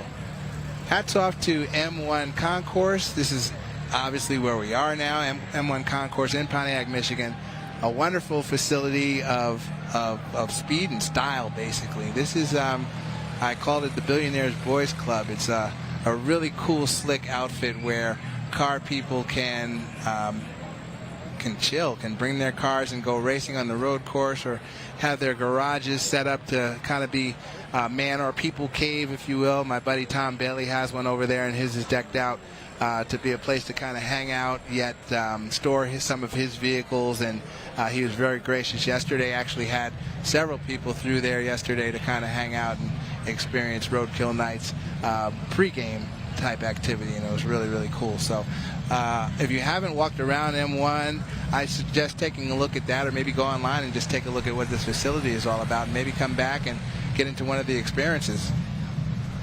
If you look at the screen there, the Jumbotron, this is M1 Concourse from the drone, and that's the thrill ride in progress, or just video of the thrill ride, and the drifters taking people on a ride along in cars that get slideways, and that's really cool. Going around in a circle there and then cutting out of it and into the next turn, and everything is just wheel spin. Garages across the background. I don't know if Tom's is in that shot, but garages across the background, a huge facility. And it's one of those places where I guess, you know, the ultimate car person spot. And there's a new building, or a new center, or I don't want to say convention center, but a new building where maybe like wedding receptions or something like that can happen. It's basically an addition to what's going on here. Very cool. And there's a great shot of our street, Woodward Avenue, between Rapid and I don't know what's on the other end, but Rapid is what you're looking at in that shot, the cross street and the train tracks.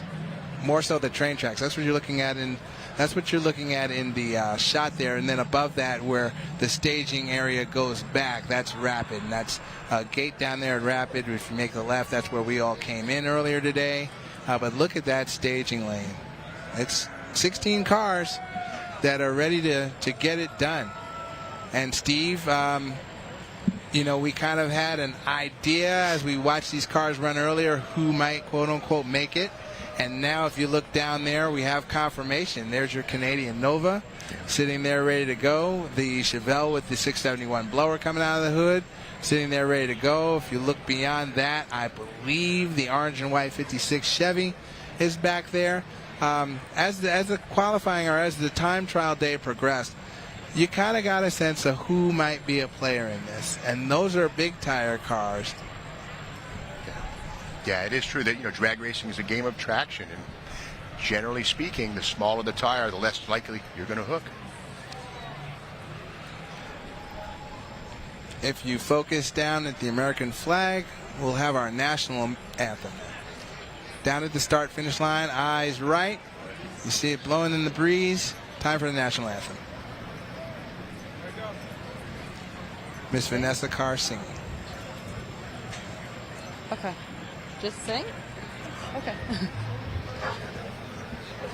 Oh, say, can you see by the dawn's early light what so proudly we hailed at the twilight's last gleaming, whose broad stripes and bright stars through the perilous fight o'er the ramparts we watched were so gallantly streaming, and the rockets' red glares of bombs bursting in air gave through the night. That, I guess I'm practicing. He told me to go, and so I sang. Okay. Okay. Are you practicing? Yeah, I'm practicing. Thank you very much.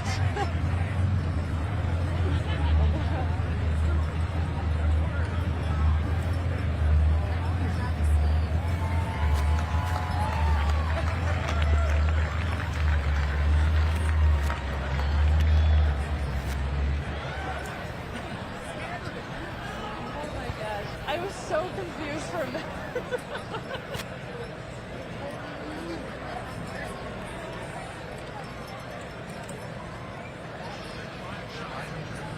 Okay, well, we're getting ready for the eliminations, the final 8 racers, and I'm glad to see a few Mopars, more than a few Mopars in the mix. Of course, the almighty LS is going to be a force to contend with. But again, we are here on Woodward Avenue, which is ordinarily a public thoroughfare. And ordinarily there's about 80 cars a minute driving through here during peak traffic, but not now. The city's fathers have agreed to close it down to allow us all, courtesy of Dodge, Roadkill, MotorTrend, to enjoy some 550-foot acceleration contests. And traction is everything. In fact, we just saw the Hellcat shootout, the grudge match, and we saw that traction truly is everything. Alex Taylor took the contest largely thanks to her engine setback and large conversion to slicks and a 4-link and a 9-inch at the rear of the car. So Alex Taylor did a great job. Of course, the final round was an upset with a red light on the part of Eric Malone, but really great racing right here. And of course, the makeup race that they did, Eric got even and put a car length on her. So drag racing on Woodward Avenue, and nobody's going to jail. Try this tomorrow, that might be a different story. But great stuff right here at Roadkill Nights, powered by Dodge.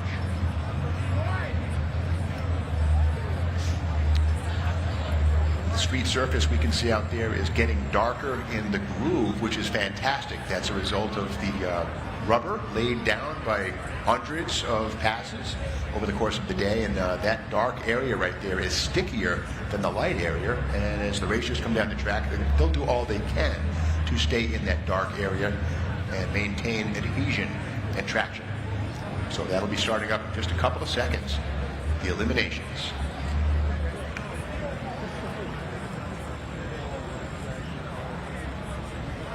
Amazingly enough, in 24 hours, in fact, by midnight tonight, this will all be gone, right back to normal use.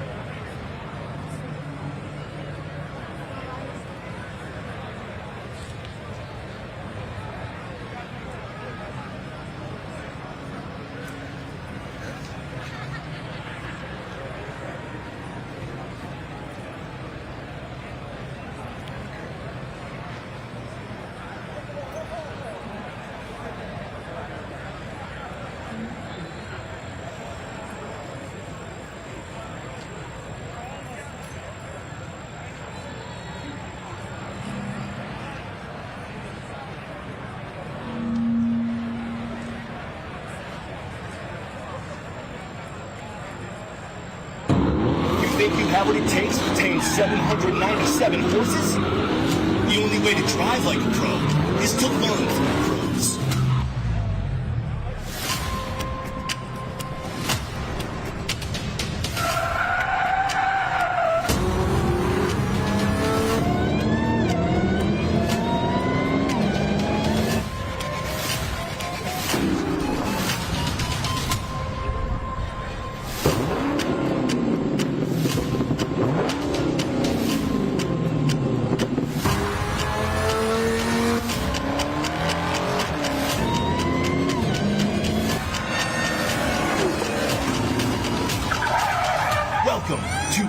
Racing School, the official high-performance driving school of Dodge SRT. From dust and dirt, a champion will emerge. Welcome to the Hoopty World Championship. Perfect. Oh, he moves it! 12 contestants on 6 teams compete for the glory. And they gotta do it all with the same car. It is freaking exciting! For our entertainment and yours, to be a Hoopty World Champion, you gotta build the car to be the best.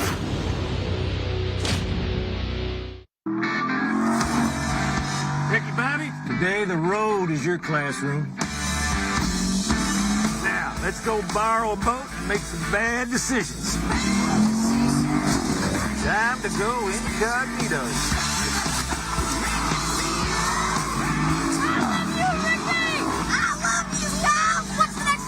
Time for your extracurriculars. Vámonos, amigos. You guys ready? Are you ready? Let's do this. When it comes to busting myths, there's a new crew in town. This is our show! Join Tori, feels good. Faye, more power, and BC. Absolutely gorgeous. On their quest to solve motor myths or go for bust. It's Mythbusters for car lovers. Back to Roadkill Nights Powered by Dodge. We're minutes away from beginning the amazing top 8 shootouts. Big and small tire cars, a lot of Mopars, yeah, some Grand X, yes, I know, LS turbos, and maybe a Ford or two, but they'll be charging down the 550-foot strip here at Woodward Avenue. And yes, this is a public road, but the town fathers and the city fathers of Pontiac have allowed this to happen for the last few years, and it's been a smash success. But get this, about 24 hours from right now, this will be a regular street with about 60 cars a minute traveling down at peak hours. So this is pretty good stuff right now. This is a little moment in time that we hope we can do again next year. Don't know, but we're doing it right now. Street racing on Woodward Avenue, and nobody's going to jail. Yeah, I saw hundreds of passes today. Track is really good. The rubber you see deposited has been laid there by cars throughout the day. It wasn't there this morning. It was a little greasy today, but now it's really starting to hook. The groove is good, almost all the way down to the 550-foot finish mark. Yeah, here's some of the highlights from earlier runs today. Check out your monitors. 65 GTO, Hellcats, burnouts.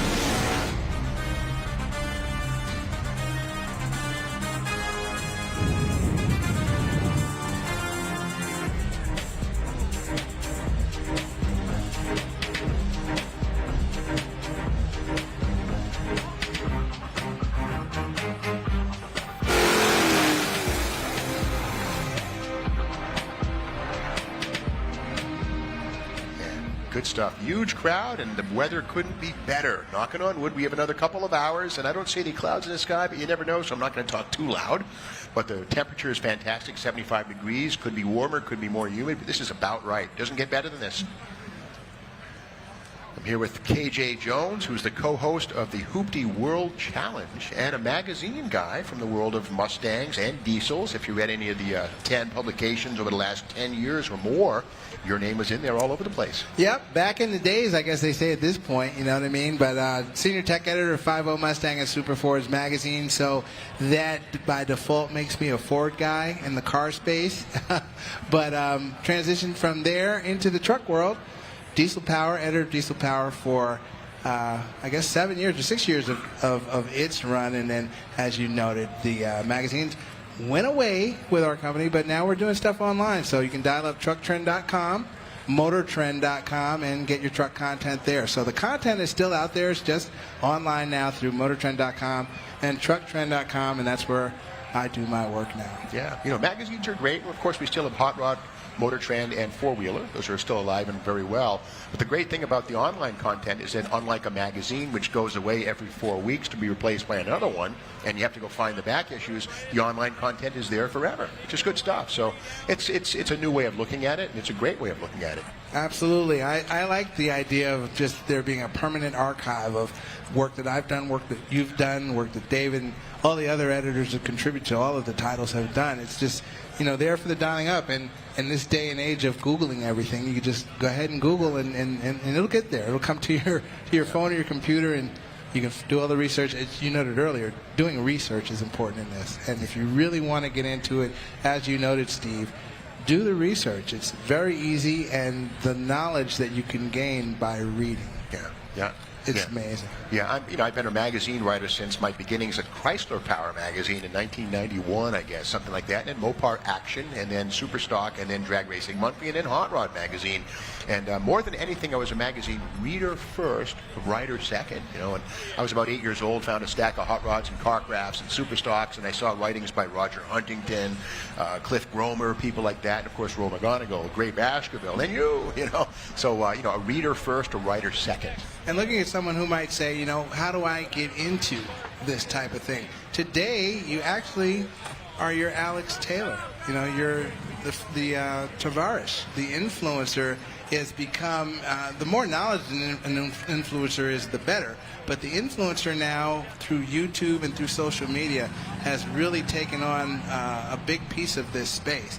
You know, of course, our preference is to be knowledgeable, to be someone who can speak facts versus speak fictions, especially when it comes to cars and things that we're passionate about. But easy as using your phone in a lot of cases for photography, for video, for getting yourself out there. So while there's not any type of a magazine happening, you can be a content creator. The key is to be a good content creator, regardless of the platform. Yeah. You know, I also do a lot of work with the Barrett Jackson Collector Car Auctions, 16 years of that. And I like to say that I love everything about cars except for the fact they don't talk. So when the cars cross the block or wherever they are, it's my duty to give them a voice and be as accurate as I can. And a lot of that comes out of preparation and not guessing when I can help it. So far, so good. I think the car talked to me once when I blew an engine up, and it said, "You should have given me more fuel, KJ." Or oil, maybe in my case. It was a fuel deal. I leaned it out, and that's when I made Alumisauce. Yeah. 8 holes of aluminum mess. Okay, yeah. Lean is mean, fat is happy, Absolutely. right? With the fuel mixture. Absolutely. So this standby now, I guess, for what would be an opening ceremony, and then we're going to really get things going. Yeah, it'll be good stuff. There's a nice mix of various types of vehicles, and putting some some cones are laid down, and we can see, of course, that'll help to keep people in their appropriate lanes. We can take over the street for a little while, but we can't be painting lines down the middle of it for our 12-hour drag fest. That would just make it better for people that actually live in Pontiac to come down here and say, hey, you know what? You made a track for us. So. Right. This is way too cool. Yeah, the legends of Woodward Avenue. And I keep going back to, the days of the factory-sponsored street racing. I mean, nowadays, street racing is a pretty dangerous thing. Don't get caught doing it. In fact, don't do it. It's pretty socially irresponsible. But it's a fact that, it has happened. And it's amazing that Jimmy Addison and the Silver Bullet were basically fed prototype future parts for Hemis from the drag strip and run out here to spank the locals with a 67 GTX with a big old Hemi, a torque flight, and one seat. And Jimmy Addison driving that thing with no seatbelt, by the way, ever. he was a risk taker. I've interviewed Jimmy, and he's a real deal guy, but not to be messed with. Well, don't you think a local looking at a car with one seat might think, hey, you know what? I might not want to try this one. That's right. That's right. Yeah. And I love that. I mean, nowadays the Dodge Demon could be had with the one seat option. One seat in it, yeah. So it's funny how the racetrack trickles on down to the street eventually if you wait long enough. Yeah. The tables turn. Yeah. You see the banner there for Kevin Hart's Muscle Car Crew. That's a new show also on MotorTrend that the driving school that Christy interviewed, or Rebecca interviewed earlier, they actually gave Kevin Hart his lesson and his crew their lessons in performance driving out in Arizona. Yeah, I understand that Christian Bale, of course, before they did Ford and Ferrari, was taught how to drive competitively at the school. The Radford Driving School in Phoenix. So I might have to, again, take Beth up on that invitation to come out there and see what I can do.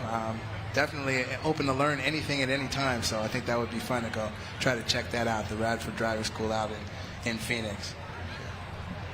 Yeah, I've been to one driving school in my days. It was a drag racing school, Frank Hawley at Pomona, and they put us into super comp dragsters, and you learn how to go fast in a straight line.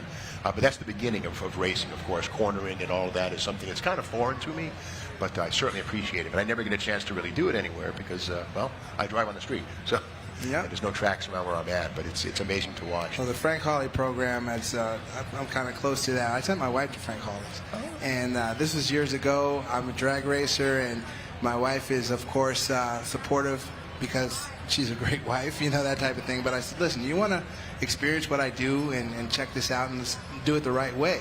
And sent her through Hawley's, and she did really, really well. Actually, Jack Beckman was her teacher. Yes, me too. Jack Beckman was her teacher, and after instructor, was her instructor. And afterwards, I had to, all right, you want me to build you a car? And she said no. I said, okay. But that was cool. You got to learn what's happening and experience what's happening and do very, very well. But at the end of the day, I don't necessarily want to do it, Yeah, to race professionally, well, they say there are many multimillionaires who are merely millionaires now after going drag racing. It's not cheap, but to do it properly, it takes, a full commitment. Absolutely. I'm a weekend warrior when it comes to racing, bracket racing up at Lebanon Valley and stuff. Done a lot of that up in New York State. And my share of street racing back in the 80s, I have to say, but nowadays I don't want to explain to a police officer why I'm out there laying rubber, so I don't do that. Well, the last time I was involved with anything like this, as a participant, I will cop to being a participant. I was stopped by an officer, and the officer, when he got to my window, said, "Aren't you too old for this?" Yeah, and I'm that's like, embarrassing. Well, yeah, I think so. You're right. Right. We've got cars at the water, Steve. Yeah.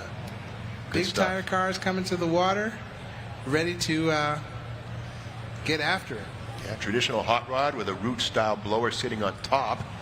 And again, another Roots blower sitting on top of the Pro Street Style 72 or 1 Chevelle. I like that, the look of that, the monochrome look. The bumpers are painted to match the body. Very cool. Very traditional. I guess it's traditional Pro Street. Pro Street is now old enough to be considered a traditional form of the hot rodding picture. Of course, Pro Street arrived in the early 80s as a streetable replica of the Pro stock NHRA type vehicle. As media goes, Pro Street was more of a car that was covered by CarCraft versus Hot Rod? Yeah, that's true. Yeah, CarCraft almost kind of helped to make Pro Street. And I think Jeff Smith was the editor who gave the term Pro Street its name. Wow. Well, it's nation time, folks. This is where it all matters the most right now. With 8 cars in 2 classes headed down Woodward, we're going to hope side by side in some tight drag racing. Yeah. Could 2 cars be any different, any more different than the traditional Model A type hot rod on the left-hand side and the Chevelle, the muscle car, on the right? But they're both hot rods. And the Model A was, I guess, what, 27 to 31? Like a 4-year run? Yeah, like that, yes. Yeah, right down the road in Dearborn. Yeah. 1927 and 1931, and still going strong in a big way. Yeah.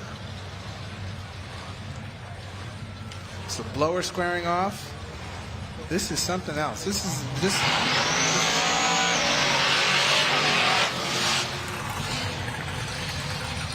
The pre-race ritual of heating the tires is more than just for show. It absolutely does deposit some rubber on the strip that the car is about to go over again for extra traction. And of course, it heats up the surface of the slick to make it more soft and tractive. Better adhesion. This is the big tire category. 2 supercharged big tire cars, Chevelle, Model A. And they're both carbureted too, which is an interesting 2 twist. carburetors apiece.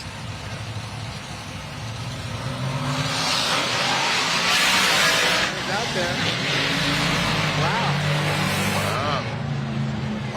That was a good race. Wow. Tough to call. Looked like the Model A from this vantage point, looked like the Model A might have gotten it. Both cars, I think, had to pedal. And you got to remember the right-hand lane. This is a public road, and there's a crown. The right-hand lane does have a fair amount of ground, so it's easy to drift into. Here's another look at race. We had the Model A actually wheels up a little bit. Chevelle had a little bit of a traction bobble. Okay, Model A. The Model A got the win. Wow. At the stripe, though, close. At the stripe, close. That's what it's all about. This is the best of the best. The quickest 8 vehicles in 2 categories. And side by side or very close racing should be what we see throughout this segment. More Novas. These should be called C-Buys because they do go.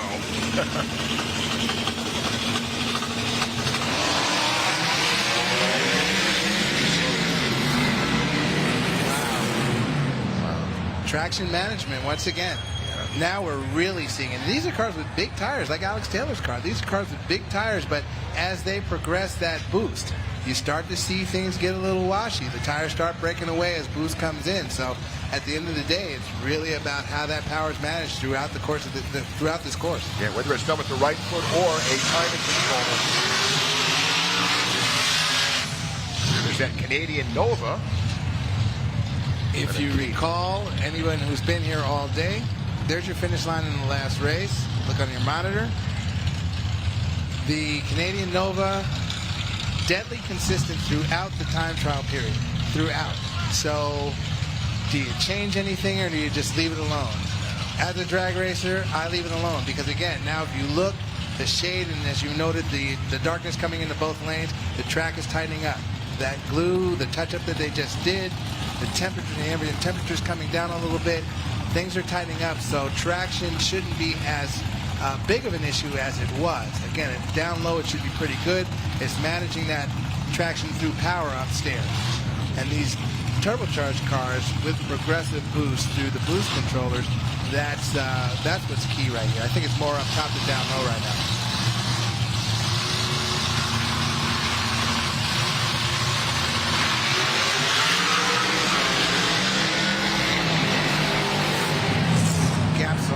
Like a machine. The Canadian Acadian like took the whole shot and did it. Here's the chute. Robotic through the chutes. So we'll see the Canadian Acadian again. The 57, well, goes home. Canadian should have thrown him back on that out there. Good hole shot.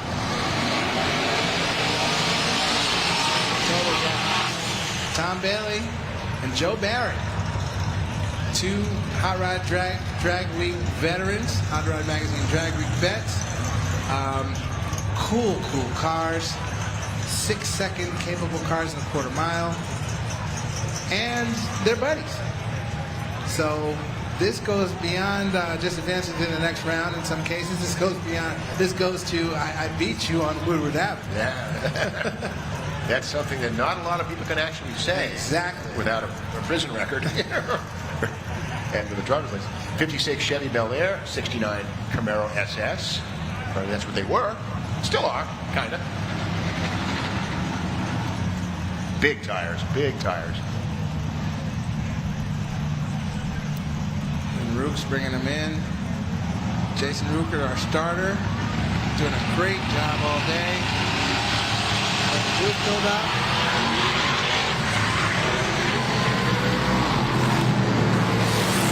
Yeah, that was a premature start on the 56. Yeah. Joe Barry stole that hit a little bit. Now, I don't know. We'll have to look at a replay to see where the arm, Jason's arm position, and bumping in Tom and letting him get boost built up. Arms were up. Arms were up. Arms were up. And it's the Radford Racing School that I was talking about earlier out in Phoenix, Arizona. Photo finish, one car length, yeah.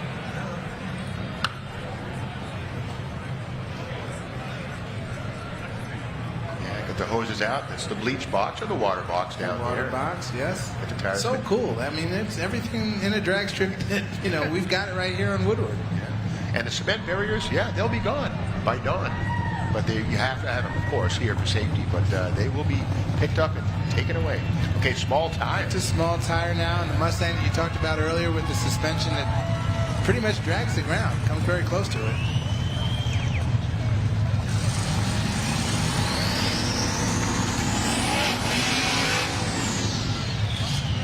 That's a Mitsubishi in the near lane, and it's got an automatic transaxle, not the manual you might expect. That's an all-wheel drive transverse turbo 4 that behaves like a big V8 under full boost. And again, all-wheel drive with that one. That's an important thing. Pretty rare model, really. It's an Eclipse, I guess. Mitsubishi Eclipse. Eclipse. Yeah. Yes, that's an Eclipse. Going against New Edge Mustang. Yeah. 99 to 04 Mustang is a New Edge body style. SN95 also, right? That preceding.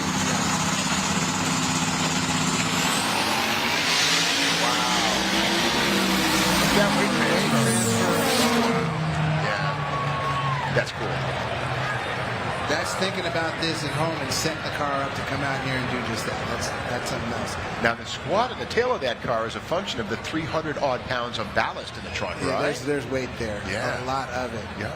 And some people say, you know, got to lose weight. Well, not so much. If it's in the back of the car, it can be very helpful. Positioned properly. Clearly that is. And that's making a lot of power to drag weight like that. Yeah, look at it dangle the front tires. Nice and straight. That's awesome. That's crazy. What a weird... Like, he's driving uphill. Absolutely. And yeah, great finish. the four-door Chevelle did make it in to small tire. Very impressive time trial, so you figured that it probably would. And then the 53 Bel Air against it. Yeah, two ultimate sleepers. These are awesome. Of course, sleepers, if you didn't know, and you probably do, are cars that don't look like much. They're sleeping, but then when they wake up, they will spank you. They'll have the fender skirts on the 54. That's cool. That's right before the age of the 55 Chevy, and this, of course, would have had a six-cylinder engine from the factory. No V8s in 54 or anything before that. Three on the tree? Yeah, probably three. Yeah, maybe a power glide, but still, yep.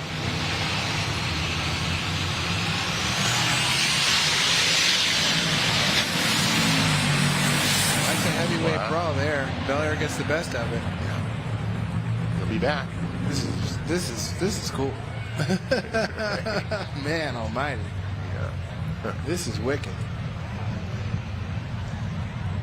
Parachutes not needed, but they're in case. Sure. And those are aftermarket, of course. Here's a rerun on that. Look at that. Great weight transfer, both cars. No tire smoke, no spin, no swerving. Nice straight shot. Straight down the lane. There's your finish line. Bel Air in front.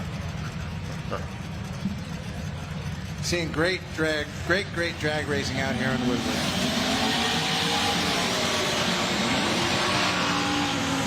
Beautiful 69 G28-ish. Little farther. 93 Fox. LS Turbo.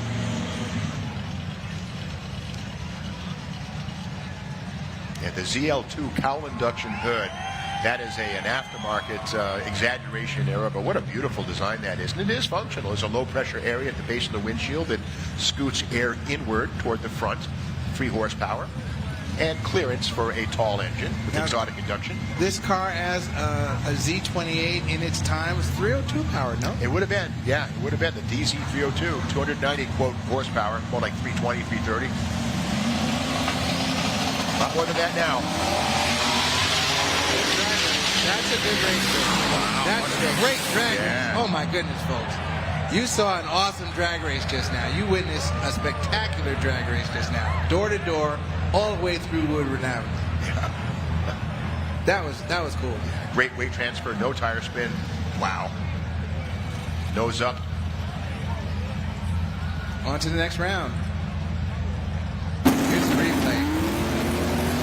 Camaro got a little bit of a hole shot. But when it mattered, I think the Mustang went around him right about there. Yeah. Wow. Drive-by. Look at that. How about that? Drive-by. That's steam coming past. That happened. That's just big steam rolling right by.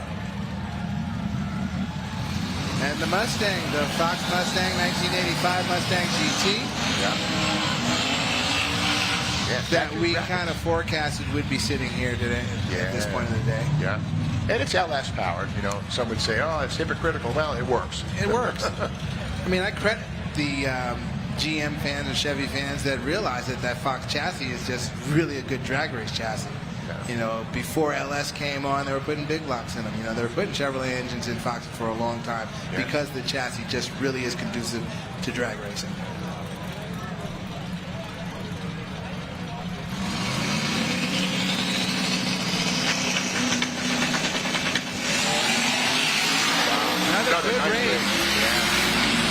Another good race, and the little Fox's day is done. Look at the body rise on that Camaro. The rear lifts as well as the front. That might be a 3-link back there. That's pretty cool. The whole car rises, which is an unusual thing.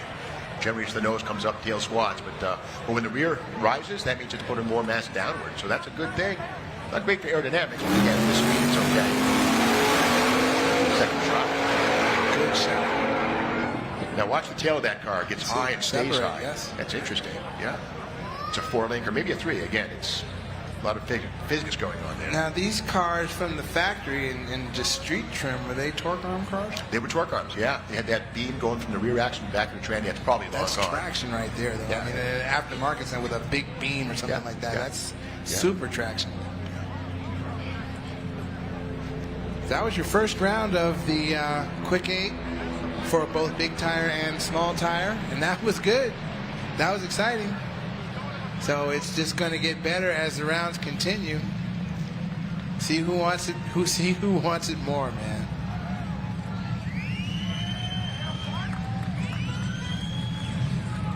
Yeah, Roadkill Nights, powered by Dodge. Here's the M1 Concourse, and the former location of the GM truck and bus plant, where probably 70% of all the city buses in the country were built over the last 50 or 60 years, right behind us. Now it's a high-end race course, very cool place. That's amazing, and that's one of the things about this city, Pontiac and all the surrounding areas where there, were facilities and such, and some of them still standing, and just to see, the brickwork and the stonework of factories that date back to, in some instances, the 20s. You know what I mean? It's like, whoa, this is beyond thought sometimes when you think about, when you consider it. Yeah, and the railways to our left, which intersect Woodward Avenue, undoubtedly brought raw materials by the millions of tons into that plant. Coming into a plant. And turned into buses and trucks. Yeah. My uncle worked for GM. He worked in the Tarrytown, New York plant. In Tarrytown, and that's exactly right. They had rails going through that facility to drop materials off to build cars. It was a Fisher body plant, actually. Yep. What products was he involved with?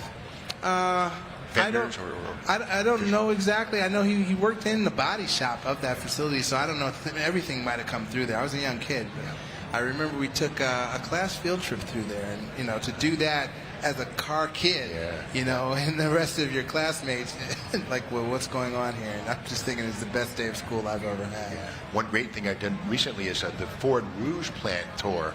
Is fascinating. Go in there, watch the Ford trucks being built now, just down the road in I guess, Dearborn, that area, but Clairepoint or wherever. But yeah, the Rouge plant, you can go in there and watch vehicles being made. It's pretty cool to this very day. That's awesome. Of course, they're Brand X machinery, but that's okay. You know? They're not Dodges. That's all right. Great crowd out there. There's a crowd shot just a minute on the screen, and it's just amazing. All the people out here. Mike and David making their way down Woodward Avenue. That's got to feel pretty special. Yeah. David Freiberger and Mike Finnegan, the two stars of Roadkill. They are Roadkill. Yeah. The fathers of Roadkill. I'm going to use that from now on. I say, hey, what's up, father of Roadkill? How you doing? Yeah. David was my editor at Hot Rod magazine. I was there for 7 years. He was there for about 3 of them, and just a great team. Very, very productive. There's never a day at that job that was boring ever. Fantastic. I pinch myself that I worked there even to this day. And you were there, just thinking back, so you worked with Gray Basketball. I sure did. Wow. Yeah. That's crazy. Yeah, it was good stuff. Gray was a character, a fun guy. Bringing Mike and David, I guess, to about mid-track. We'll see what for in just a moment. Or just maybe film strolling down Woodward Avenue, mic'd up. Maybe they're talking about something, you know, just like, hey, look what this has become. Yeah. You know, that kind of conversation, like, wow, can you believe this? And Roadkill fans, you'll see that footage of this will become a future episode of Roadkill. Roadkill fans, just the passion in Roadkill fans is incredible. Yeah. Quite the following.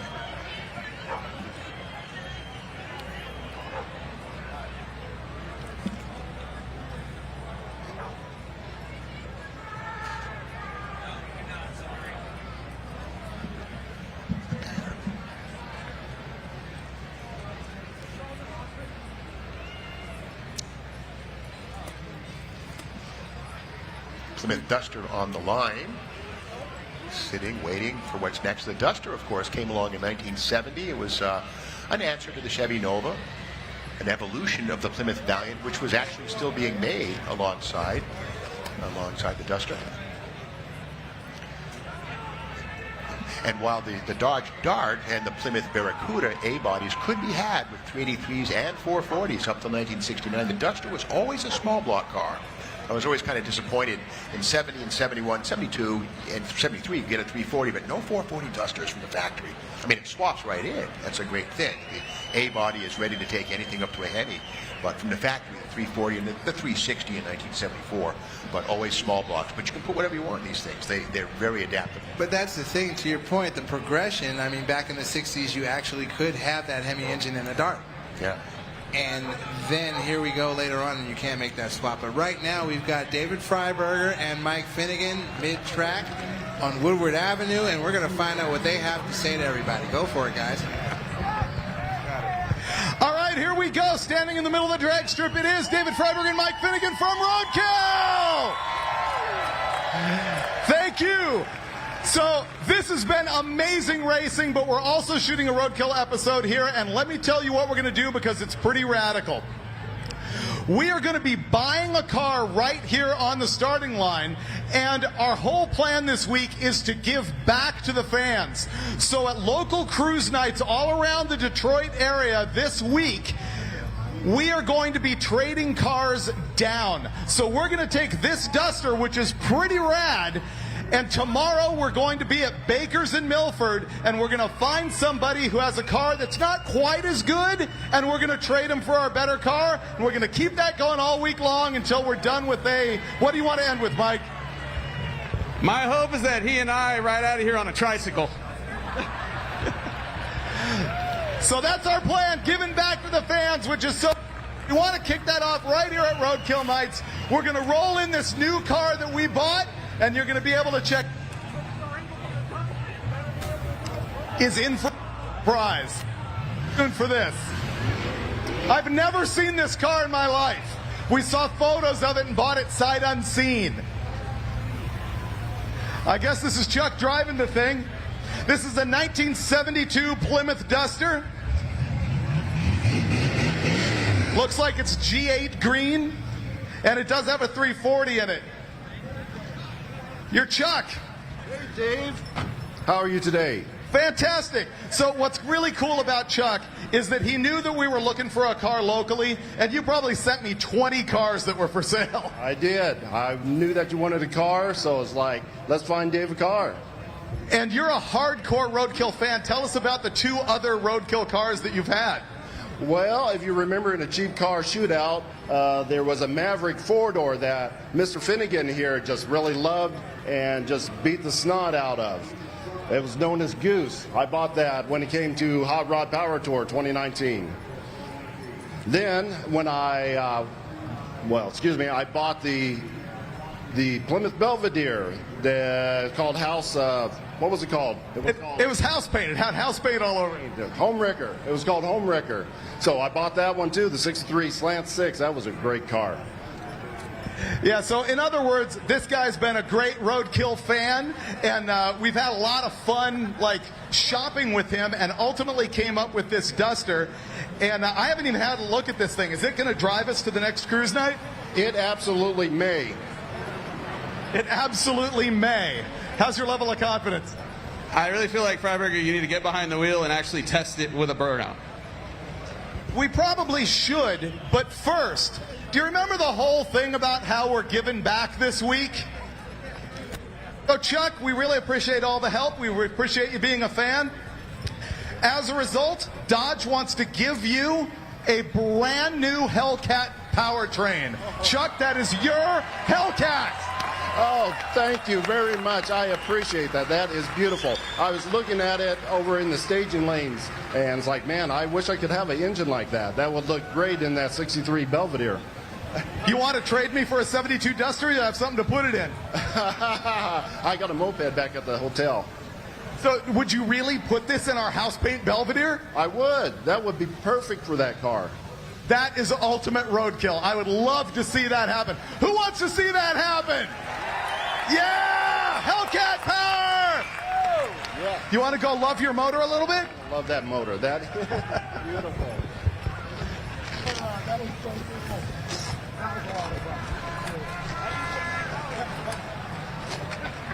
Thank you very much, Dodge, for making this possible so we were able to help out this guy who's helped us out so much and who's been such a great fan. And like I said, we're continuing all week making the trades. So Mike and I are going to hop in this thing. We're going to try and do a burnout. We've never driven it before. And then you'll see us tomorrow at Baker's in Milford. With something worse, I hope. Who's going to come out and try and trade us for something worse? Yeah. Right there, right on. All right, stay tuned to my Instagram at David Freiberger and his Finnegan999, and you'll follow us all throughout the Detroit area, all throughout the week. Thank you very much to MotorTrend and Dodge for once again making Roadkill Nights happen. Let's do burnouts, Mike. Burnouts. Let's do burnouts. Totally amazing. Yeah. Totally amazing. I need to be Chuck right now.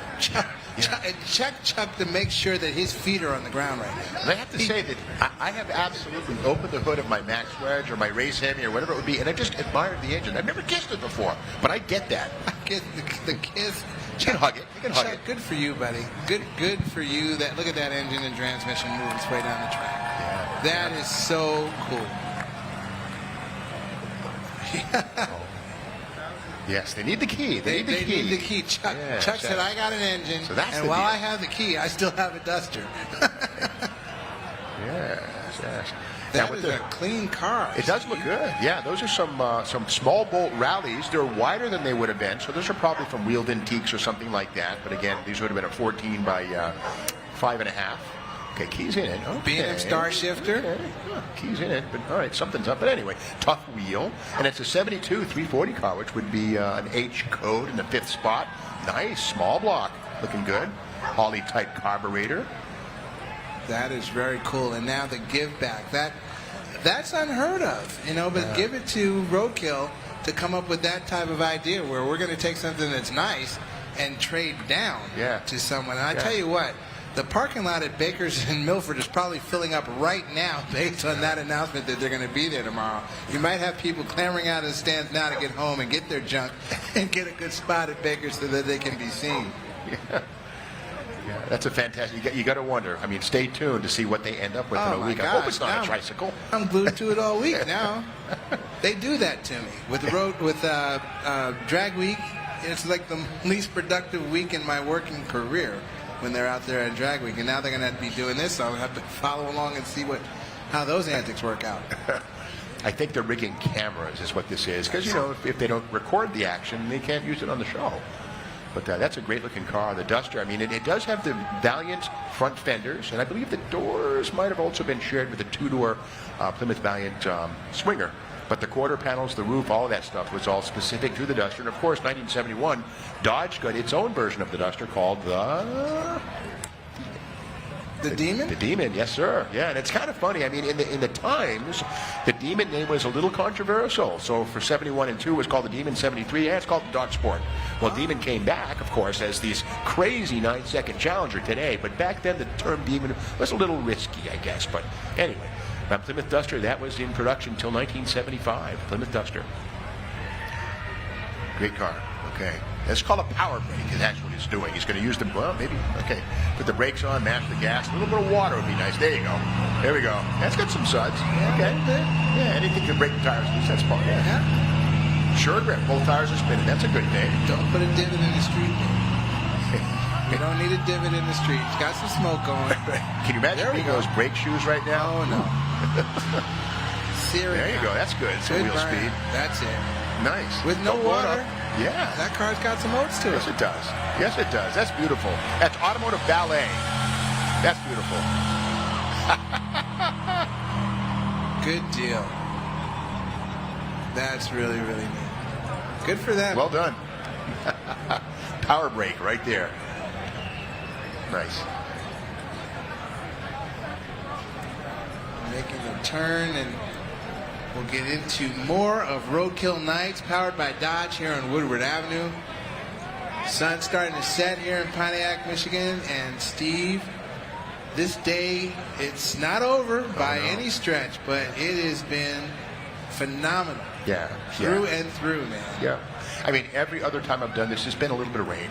Nothing. I mean, we still have an hour. I'm not gonna, but I mean, it's nice to not have any issues or even concern about rain, because when it rained before, we had the tractor and the jet dryer and stuff, trying to get another run out of it, and they had to postpone. But this time around, nothing. Perfect. Great sailing, and the temperature couldn't be better. Good stuff. Good stuff. Very, very happy. Look at Chuck. Chuck's sitting proudly in the golf cart as they roll his new engine and transmission out of here. 707 horsepower. Man, he's going to put it in a Belvedere wagon.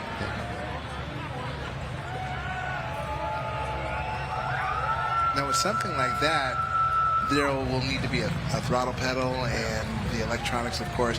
Is that sold through Dodge Performance as a pack, like some type of a performance pack, the engine and all the Yeah, Mopar Performance does sell those goodies. Yeah, yeah. So it's for a while, way back in like 2004, 5, 6, 7. The word was that the Motorola computer was one of the toughest to crack, etc. So early on, the Gen 3 Hemi was a little bit problematic, but now that's all been solved. And Mopar Performance, anything you need to make that run is available. So it's good. Times are good. That's it, exactly right. Times are good, and from what we've learned today, times are probably going to get better. They're going to be different, but they could be better as well. Yeah. Yeah, it's great to hear that there's not a sense of foreboding and doom about the future with electric stuff and whatnot, but there's going to be performance angles to those things. And you got to remember, the electric vehicles, not that they're right away going to happen, but they're coming, I suppose. But they make torque and lots of it. Absolutely. So that's if you want acceleration, you look for an electric vehicle, because I look at peaceful coexistence. There is some scuttle from, not for nothing, old timers that just don't want any parts of it. They just think it's just the most horrible thing ever.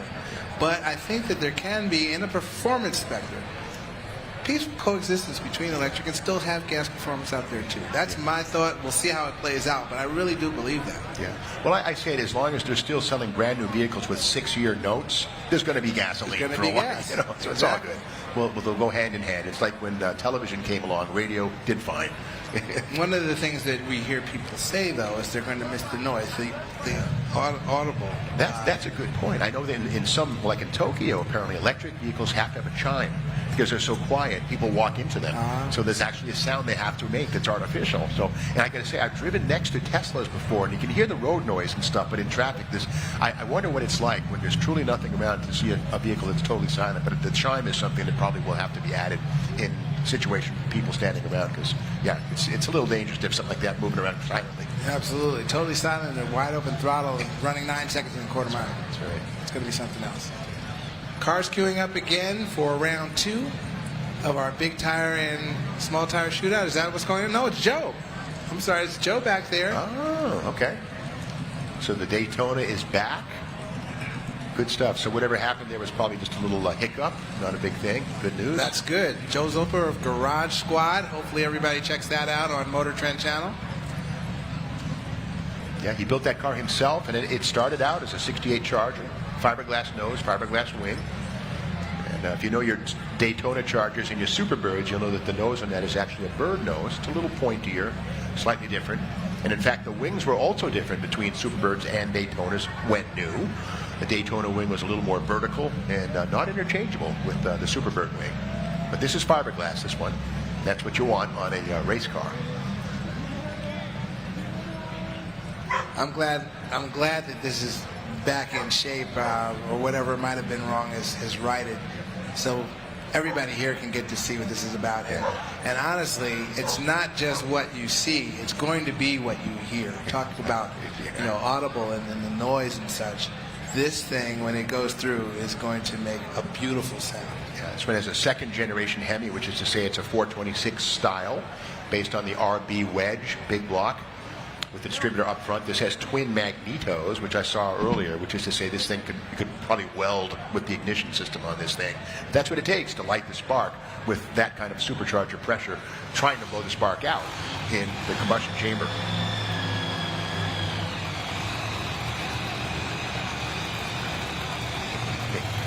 Current weather, 75 degrees, mostly sunny. The sun is going down. At 75 degrees, it'll probably stay at the 75 mark or maybe dip a little bit below that as the night progresses. But listen to this. Just listen.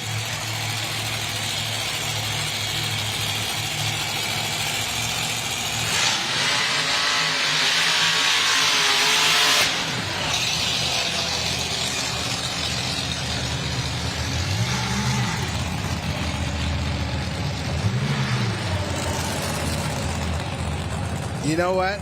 The instructions probably were, Joe, just do a burnout. I think that's plenty enough for what's going on right here on this street. And that was cool. That sounded every bit like a top fueler at an NHRA national event. Yeah, there's something other than gasoline being burned in that. I can smell that here. A little bit of alcohol. Alcohol in it. Yeah, a little something else. And that's not one of the 5. Oh, here we go. It's beautiful. This burnout shot. Replay. I smell a touch of nitromethane. You smell that? Yeah. It's a fueler. Absolutely. Get some eye burning and everything. Yeah. Good stuff. Yeah, very strange sight. A couple of years ago, Leah Pritchett in the Papa John's Pizza Fuel Dragster was sitting right here doing the same basic thing. And it was pretty crazy when the Amtrak rolled through here. People in the train must have wondered what the heck time zone, twilight zone they rolled into. But there was this top fuel dragster sitting there in the middle of Woodward Avenue with crowds. And they rolled on through and probably still scratching their heads now. Would have been great to have Leah Pruitt out here for this Roadkill Nights, but she's in Topeka, Kansas, competing. Yes. NHRA is at Topeka right now, and again, my good buddy Brian Lones is out there calling all the action there. Thus, he's not here, but that's where Leah is. Leah Pruitt is in her top fueler at Topeka right now. Yeah, and she's a triple threat, or at least a double threat. She also runs a drag pack Challenger in the stock classes, in addition to the dragster. So you talk about, I wouldn't say coming down from something, but I mean, a drag pack's going to run maybe a high 8, low 9, something like that. But she will run that with just as much skill as she does the fueler. That's a testament to a drag racer being a drag racer. It doesn't matter what they get in; they want to get down the track and compete. Basically, I'll race anything. Yeah. And now we are back into our big and small tire quick 8 competition, and we're down to 4. The traditional 29 Model A is back with the Root Supercharger, with a 69 or so Nova, with the more traditional turbo setup. I shouldn't say traditional, more modern turbo.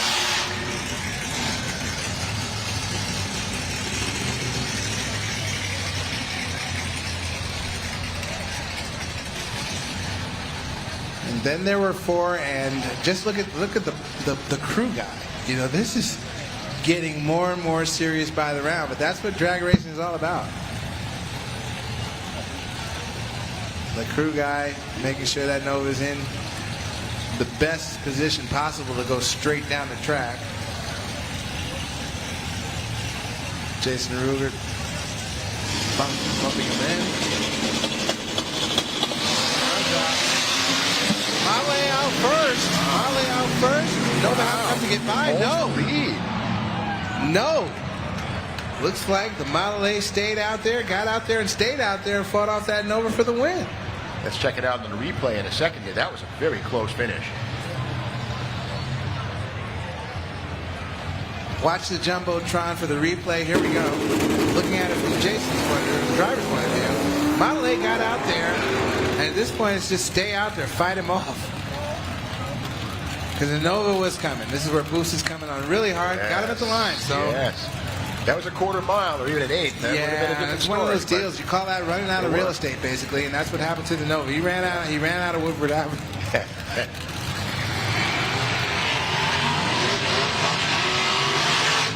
Nice. The Canadian Acadian and the 56 Bel Air. 56 Bel Air. The creamsicle. Yes. Both street cars. They've been on drag week, both of these cars. Both of these cars have been on drag week. They're now fighting for a chance to see the Model A in the final of Big Tire.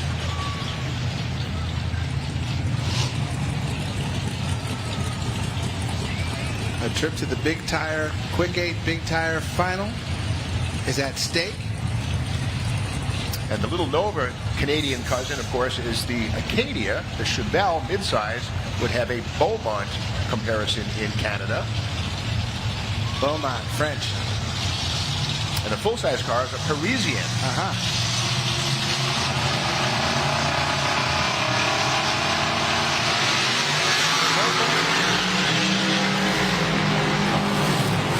Ran away. Throws the chute. That little Canadian Nova has been on it all day long. Now is in the final round of Big Tire in the Quick 8 shootout here at Roadkill Nights powered by Dodge. And I think that's going to be a really good drag race. But you talk about dialed from start to finish. Dialed.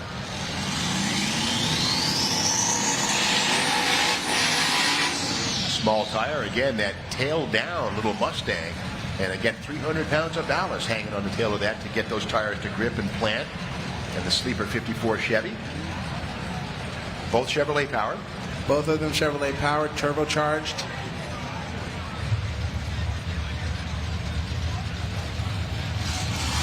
Nicholas Taylor, Scott Brown. Now we have a couple of names. You can see who's who here.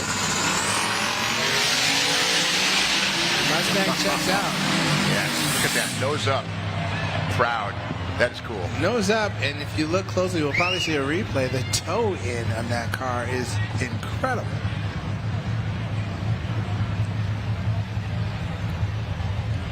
Brake lights work. They're street cars, sure. Oh, yeah. They got a plate on it. Yeah.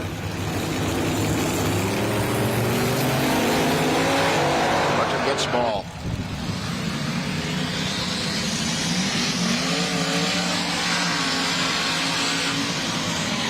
Ford versus Chevrolet. Classic showdown. Mustang, Camaro. This combination here has waged many a war, stoplight to stoplight, on streets across America right here. Yeah, yeah. 93 Mustang Coupe, LS powered, turbocharged. We spoke with this fella, I think it was this fella, he said that the Coyote would be an interesting idea, but another $7,000 or so Cost. You know, yeah. Cost concern, sure. Right. And a learning curve, probably, which is unique. 8,000 RPMs, no push rods, you know.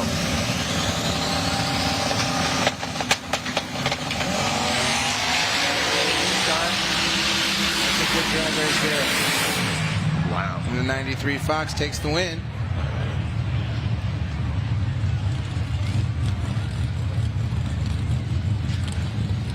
So we have our final set in both categories.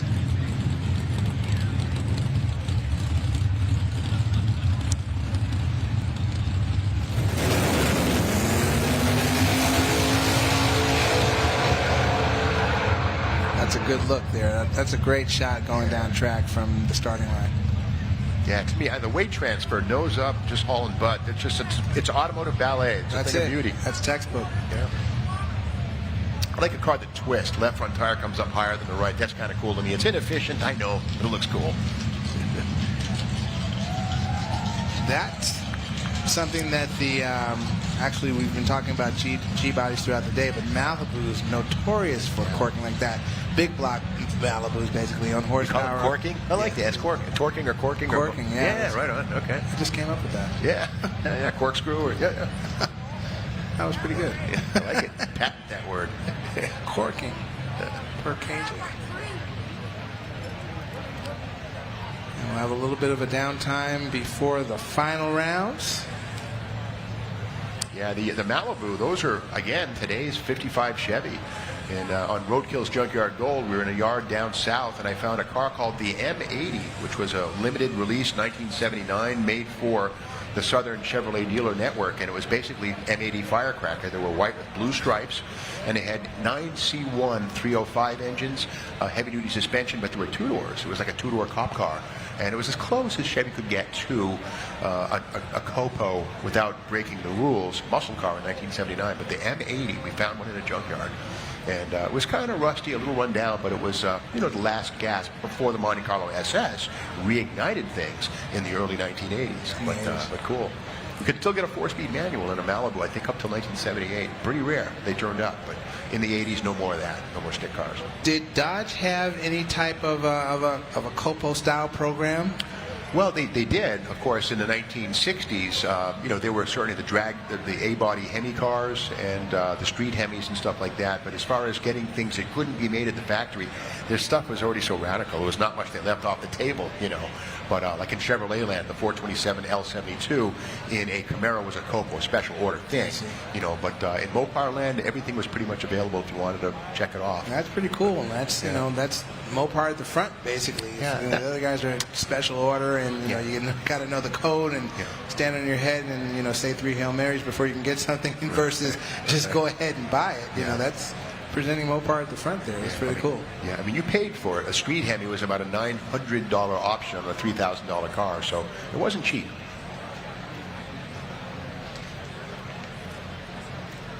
Yeah, this is wonderful. Pontiac, Michigan, of course, down that away, down the camera about another 2 miles or so. And so much history here. You know, the Pontiac brand, which grew out of the Oakland brand, which was part of the Billy Durant initial General Motors formation in the 1920s. Of course, William Durant, was one of the pioneers of the auto industry and a big risk taker. He was voted out of his own company twice, but came back, rise from the ashes, and eventually founded a company called the Durant. They actually made cars with his own name. Wasn't as special or successful as the Chevrolet or General Motors empire, but Billy Durant was in the business for most of his life. Roadkill Nights, powered by Dodge. And if you watch Roadkill on television, on cable, on the MotorTrend channel, that's well and good. But if you want to see more, you can absolutely go for the MotorTrend app. You can download the MotorTrend app and start your free trial today. I'm not sure exactly what the prices are right now, but I think it's $4.99 a month, where it was recently, and that's pretty cheap for access to thousands of hours of automotive programming. In fact, if you wanted to watch British Top Gear episode 1 through today, or to the most recent one, you can watch those on the MotorTrend app. They're all there. It's all there. Top Gear fan, you get on the app and check that out. I mean, as Steve just said, every Top Gear that's ever been made, and there's a big fan base, for Top Gear. I think it's what, 17 years worth, something like that. It's all there if you want to see it. Yeah, it's a little show called Roadkill's Junkyard Gold, and if you want to see that, all 31 episodes are also there for the viewing on MotorTrend On Demand, the app, and occasionally it also runs on the MotorTrend cable channel. So good stuff. 31 episodes. That's amazing. Yeah, 3 seasons. Yeah, good for you. And I've really, again, as far as educational programming goes, you can learn a lot from Roadkill Junkyard Gold as well as Engine Masters. You can't forget that. That's a really, for an engine geek, engine guy or girl, David and Steve Dulcich and Steve Brule out of West Tech. That's an amazing show. They do really, really cool stuff that, in my opinion, people want to know. Yeah. Oh, yeah. And that just makes, mechanical-minded or engine people, they want to know how does this work. And they get on the dyno and basically prove theories. I don't want to say like the Motor Mythbusters might do or something like that, but just prove different things about changes you can make to an engine to either improve performance or in some ways lose performance, and then that helps the enthusiasts do that with their engines in their cars, and be it go down the drag strip or just driving it around, make the best package that they can have by way of just following their lead. It's really cool. In a way, they sometimes intentionally make mistakes so you don't have to, Like I remember one time they took a set of headers and they crushed the tubes flat, to replicate the hammering some people will do to get the suspension to work, and it didn't lose that much power. I was surprised, And of course, flat tappet versus roller cam, rocker arm test ratios, single plane, dual plane. Yeah, it's really been amazing. I've learned a lot from that. I mean, I can't, and I never will profess to know everything. I'm always learning, and anybody out there should be open to always learning something, and that's really a good avenue to do it through Engine Masters, and that can also be seen through the MotorTrend app. And if you watch the MotorTrend channel, those broadcasts do come on the MotorTrend channel as well. I think we have first responders finally coming to the line in the Dodge Durango. Oh yes, and these are Hellcat powered Durangos. Ooh. When you thought the 392 was crazy enough, well, they went and they did this, which is amazing. Look at that. There it is, out of here. Wow. All-wheel drive. That's so cool. No tire spin. That is so cool. That's your 2021 gross getter. Yeah. Torque Flight 8, automatic transmission, double overdrive, super low first gear, gets that massive vehicle off the line like it's a 340 Duster. Torque Flight 8 transmission. It would be interesting to maybe have a conversation with a Dodge engineer, SRT engineer. Is the 10-speed being visited? I imagine there might be. I know that GM and Ford are sharing a 10-speed right now, and it might be a patent thing. Not sure. But again, 8-speed, 10-speed. I mean, once you're over 6, you're doing pretty good. But just from the efficiency standpoint, sure. In that cafe, Yeah. Oh, yeah. I imagine they probably are working on a 10-speed transmission, or maybe using something on their license. Don't know.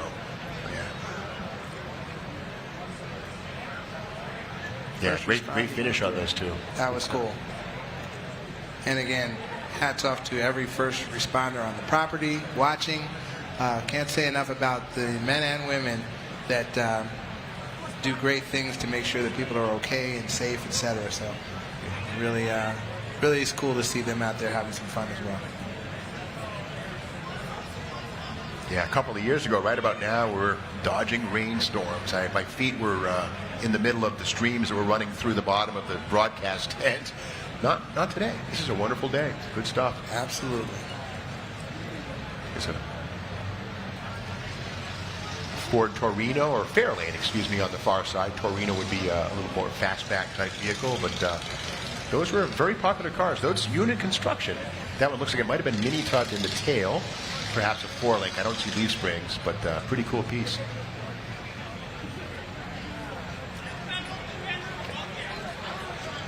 Everyone take a look up at the Jumbotron, and there's your breakdown. This is the big tire category, and round by round, the 3 rounds that we've had, you got into your final with Jeremy Bonnet and Jimmer Klein. They're going to settle it in the final of big tire.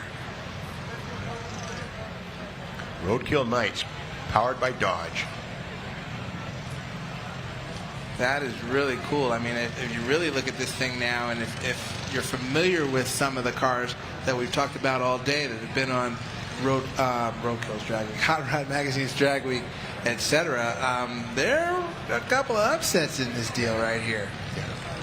I got to say that the finish in the Hellcat show. Oh, here we go again. Another run. First responders are at it again. Very cool. And again, the little logo on the side of the fender, yeah, that's the Hellcat head. Yep, they're putting the 707 into these 707 horsepower. That 707 is. horsepower and an SUV. In the gear shift, you see the front end bounce up a little bit. And these are like 5,600 pounds, and they behave like a small block Duster, like I say. I mean, that was sort of the model of a lithe, quick muscle car back in the day, a 340 Duster. But these make those look slow. And they are. These are fast, amazing. These are mid-12-second vehicles in a quarter mile. From the factory. I couldn't tell if the white one left early. Did he jump a little bit? Well, here's a replay. And, okay, the arms are up. And, no, the arms are coming down. Kind of clean, just a good light, basically. If there was a Christmas tree out there, a 3 amber tree, that would have been a pretty close light. In the double zeros, probably. That's the magic of all-wheel drive right there. No tire spin, and Small tire making its way to the lane now. There's a breakdown. I'm sorry, in the Jumbotron, there's a breakdown of small tire. 3 rounds that whittled itself down to Nicholas Taylor and Sean Fensler. And they're going to battle to see who takes the Roadkill Nights powered by Dodge Gold in small tire. A battle of Mustangs, a battle of LS powered turbocharged Mustangs, basically. So.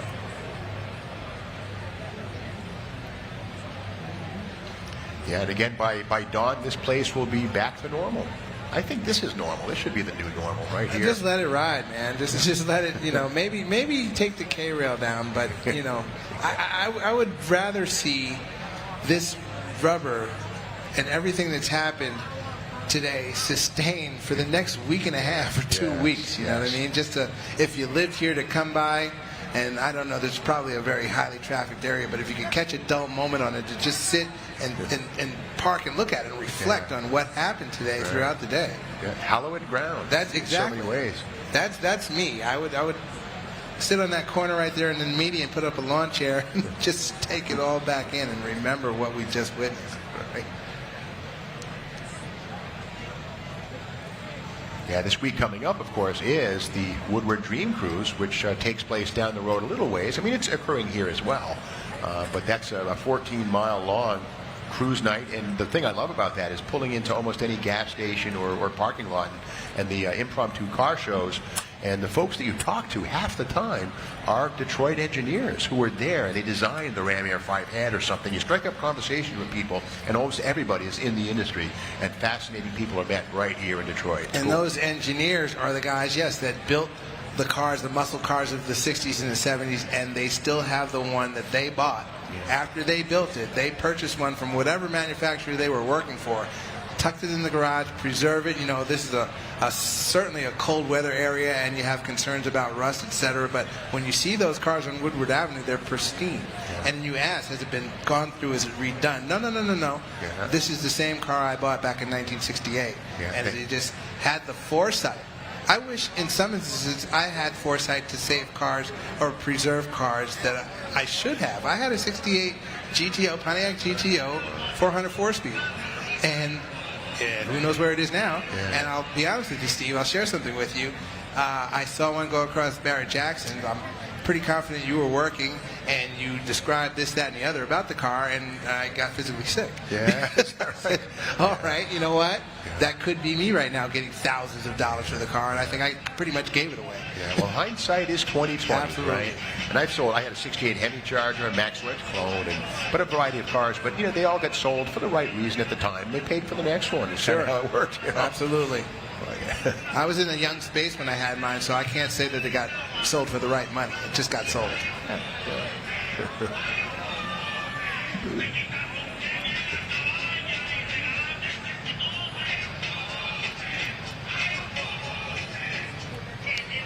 Yeah, the street is perfect right now. I mean, the temperature's right. The rubber on the surface is about ideal. It's seasoned. Yeah, yeah. It's just one of those things. You go out there with your sneakers untied, and they might stick to the ground. I mean, almost. It's not quite enough VHT, but it's the kind of deal you're looking at. That grab, yeah. I like the sign they put up there, Woodward, right at the end of the Roadkill Nights starting line center. I saw that this morning. I thought that was really cool. Actually, I took a photo of that, and I didn't get a chance to do any type of Instagram posting, obviously because we've been kind of busy today, but I have managed to capture some photos that I hope to post later on social media. There's the Woodward sign there, close up. Definitely a very, very cool touch. Tasteful. It'd be interesting to know how many people that are here actually participate, be it in drag racing or, you know, just as a car owner and enthusiast in the whole muscle car scene. You know, how many people here have something in the garage or maybe had something, you know, reliving past glory by coming here or something like that. You know, I don't know what type of surveys are done in the ticketing. Maybe that's something that can be incorporated, you know, in future ticketing, just taking a poll of who's actually coming. We all know that they're theoretically car people, but who more specifically is coming to check this out? And it's by the thousands. Yeah. By the thousands, Steve. You know, a lot of folks come here from out of state to enjoy this, and then they stick around for a couple of days and then start over with the whole Dream Cruise on like Tuesday, Wednesday. And yeah, I'd say probably 20% of the people here. Canada is a big place, Pennsylvania, Ohio, and I would say almost everybody here either has a car or had one, or maybe will have one soon. Have one after they leave here. They might go do a deal on Monday, you know? Yeah. I need a Hellcat. It's funny, in the late 1920s, there was actually a subway considered that would have run under Woodward to the surrounding cities. The idea was to limit the growing traffic congestion, but of course it never happened. But as the mid-1920s were happening, subways were a consideration. Didn't happen, which is good, because we wouldn't have had the 60s. Right, we wouldn't have had this. We wouldn't have had this. Shadows are pretty much gone now, and just anticipation building for some action. Very, very, very cool deal. Somebody is having like the best party ever right now. Yeah. Must be a Midway manufacturer. Something. Wow.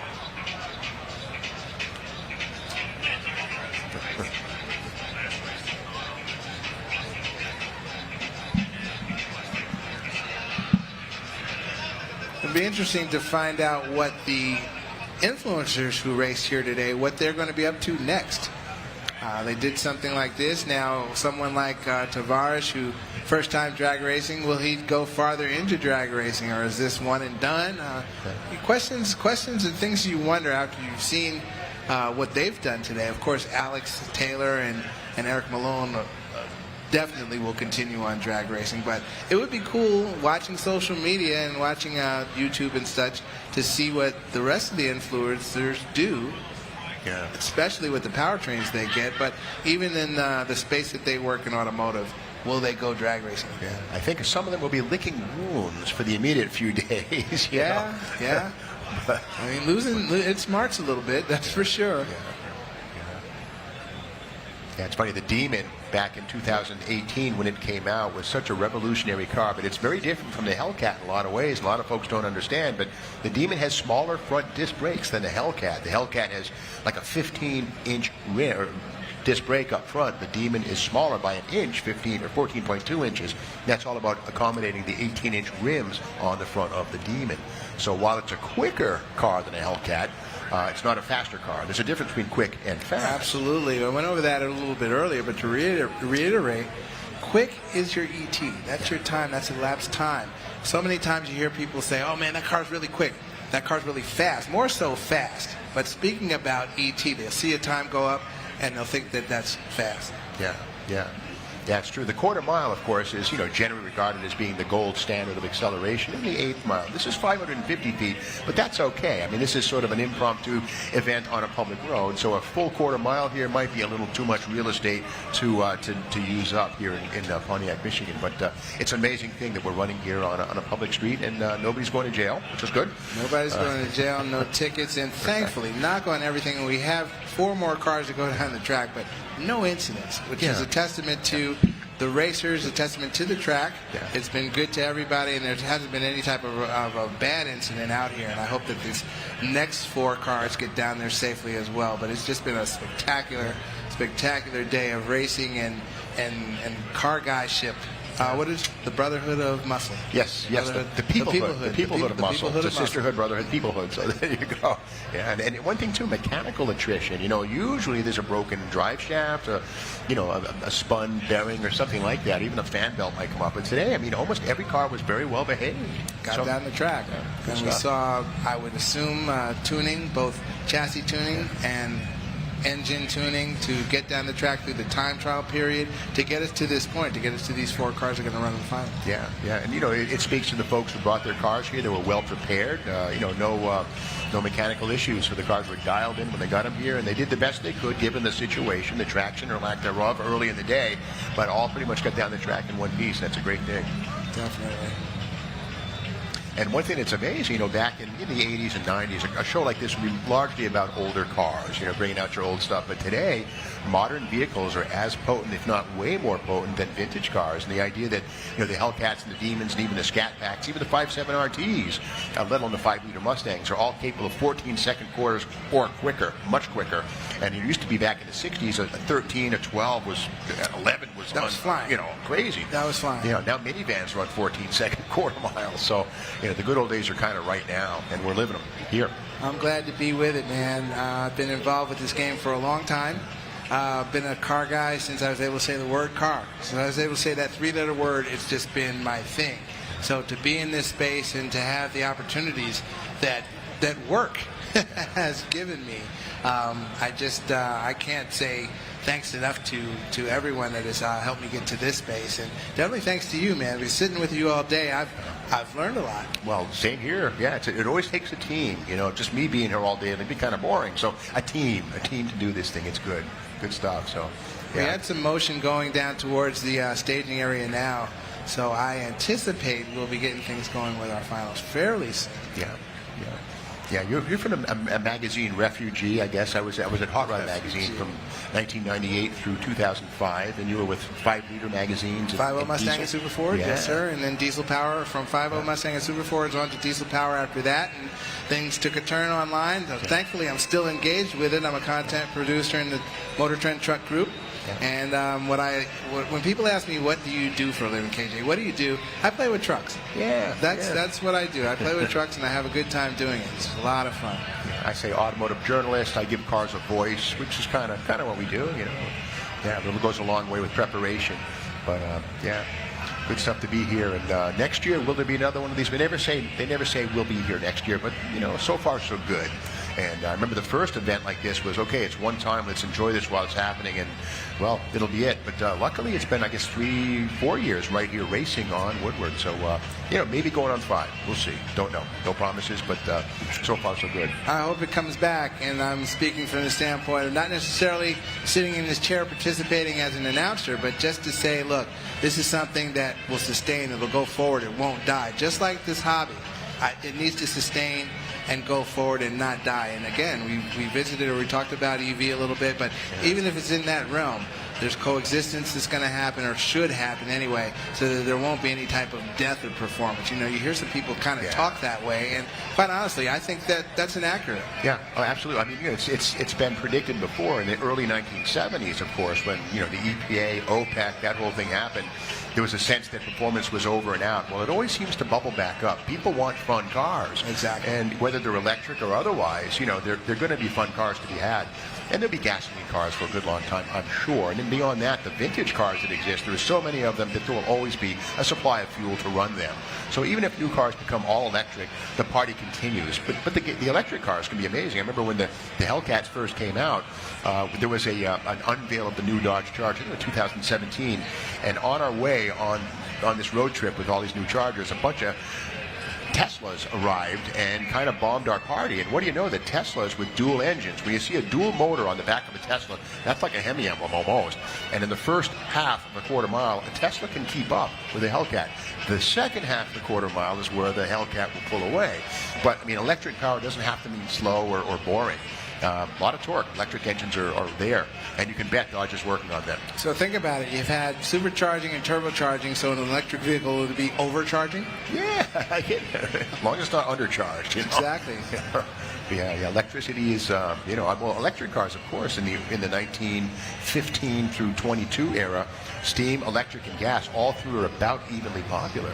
So we've had electric cars before, and of course now with battery technology being as good as it's ever been, still has some room to go. But back in the day, a Baker electric or a Detroit electric was something you might drive for 100 miles. Now you can go 600, like that. So we're getting there. Excellent. Got some rumbling going on. Yes. I don't know if we're hot just yet, but we've got some engines fired, and looks like there's a Model A at the starting line, or approaching the burnout box anyway. It's back. So this would be our big tire final approaching the line right now. Yeah. Of course, big tire refers to the size of the rear tires, and in this case, they're massive. They're probably 12 inches wide, something like that. Yeah, maybe a little bit more than that. 16 About 16 inches wide. Yeah.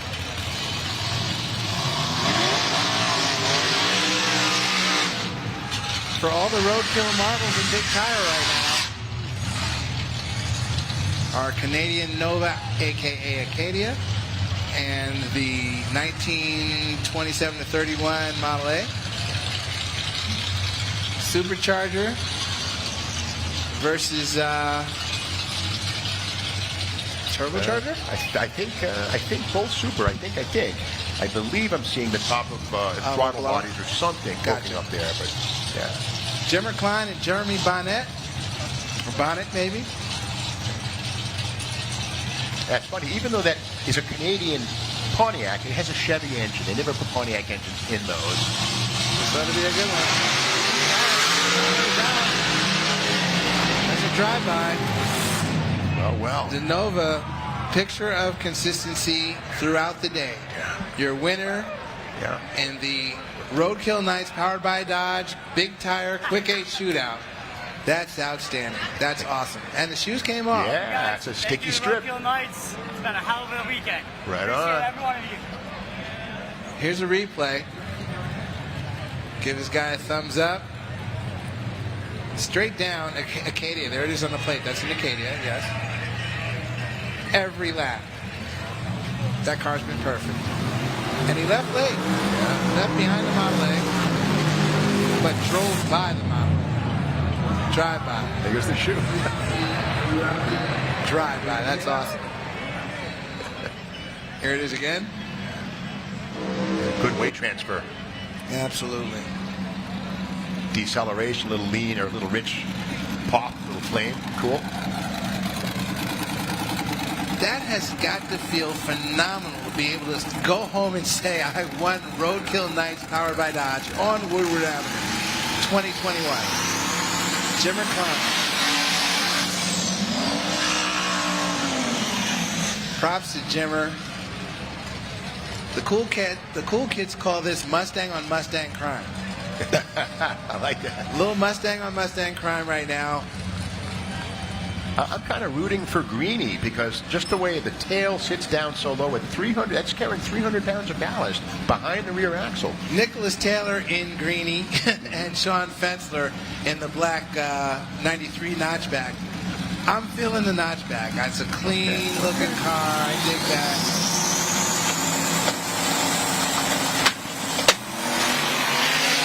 Good race. Good race all the way through. Wow. Ooh. Best race of the day, side by side. Who won it? Can't tell it. Who won the race? Oh my goodness. Time for a replay. Was it the left lane? Was it the right lane? Did they have to do it over? Was it a tie?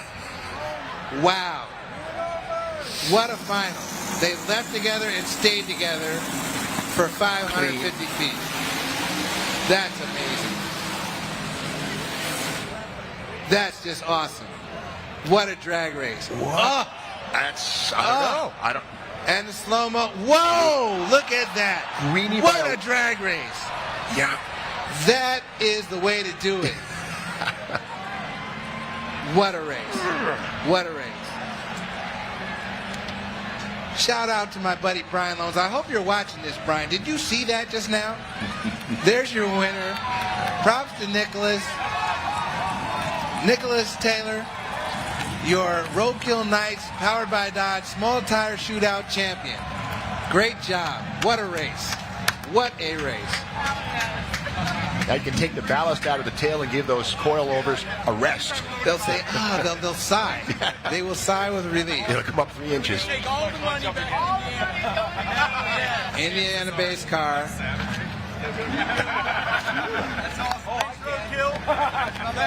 Look at this again. Absolutely the best race of the day. Equally yoked throughout the 550 feet course. Good drag race. Wow. That is some final. Look at that. That is some final. It really is a drag racer. It doesn't get any better. You laid it all out there. Somebody had to lose. Unreal. Unreal. That was so cool. Great job.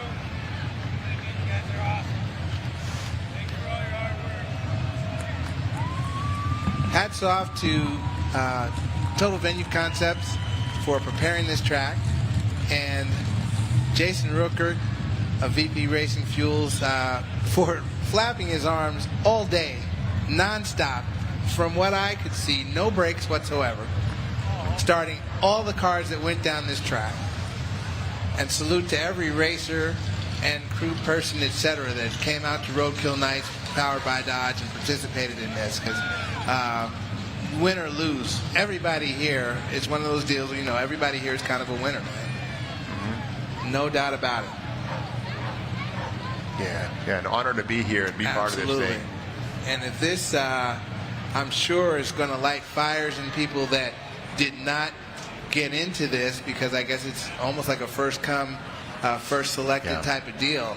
I'm pretty sure if it does go forward, they're going to be poised at the keyboard when the registration opens up, so they can make sure they get themselves a spot in this, especially if they're here watching right now or watched our live feed that's been on Dodge Garage and then on YouTube as well. This has just been amazing thus far, and we still have the awards to go. It's not over by any stretch, so don't move, don't leave, stand by. We've got awards to hand out, and more from Roadkill Nights Powered by Dodge. And speaking of more, another flame vehicle. I've seen this car before. It's a very, very cool retro-themed 49 Mercury with 55 Chevy or Cadillac nose grafted on. But watch those flames straight up.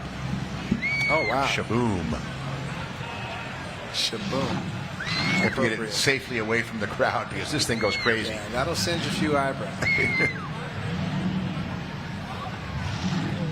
Continental kit on the back. It's a Cadillac Eldorado tail lamps merged in. Very cool. Tasteful. Wow. So that's kind of Chuck Berry, one piece at a time.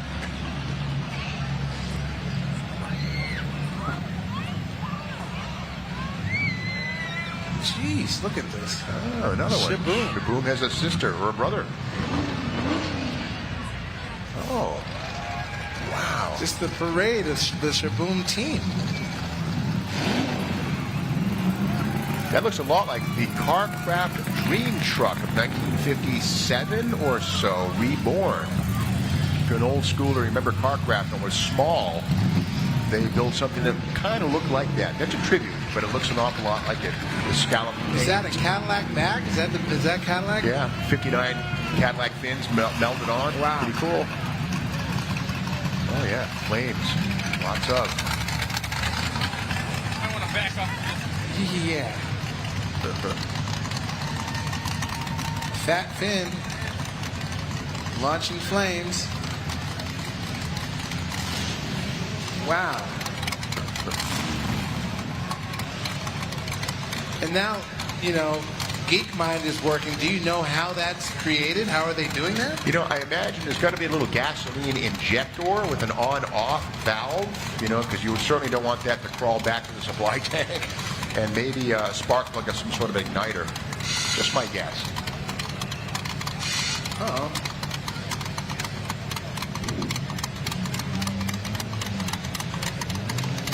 Cadillac in the back, and what type of pickup is that in the front with the white one? Yeah, I would say probably born a Chevy or a GMC, like a 52-ish, something like that. And the fenders are sort of, well, the fenders, you can see the tops are like Cadillac. The bumper is definitely Cadillac with the bag bars on the front. But very cool, sort of a 1958 Carcraft magazine, a Rod Custom come to life. Pretty cool. Back in the day, it might have been powered by an Olds 371 with a J2 set up, 3.2 barrels. Probably a small block Chevy today, block, which is yeah. okay. It works. And that, the one in the back there has a torch behind it.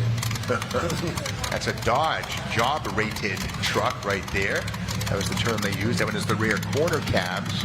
And again, Cadillac Eldorado, about 1968 or so, taillights cut into the rear fenders. Kind of cool.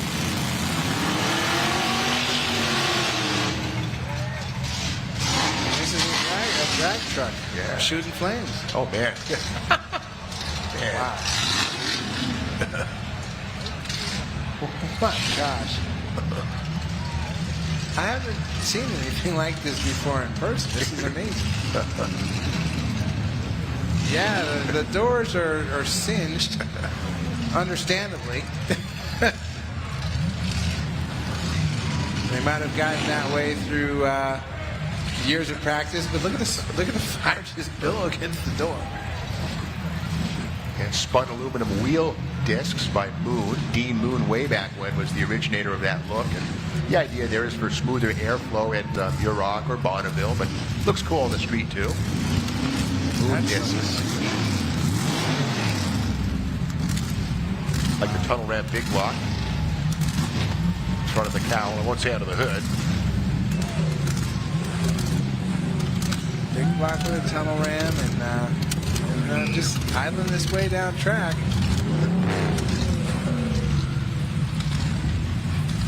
No way. And that those white clouds, I think, are gasoline vapors. Okay, well.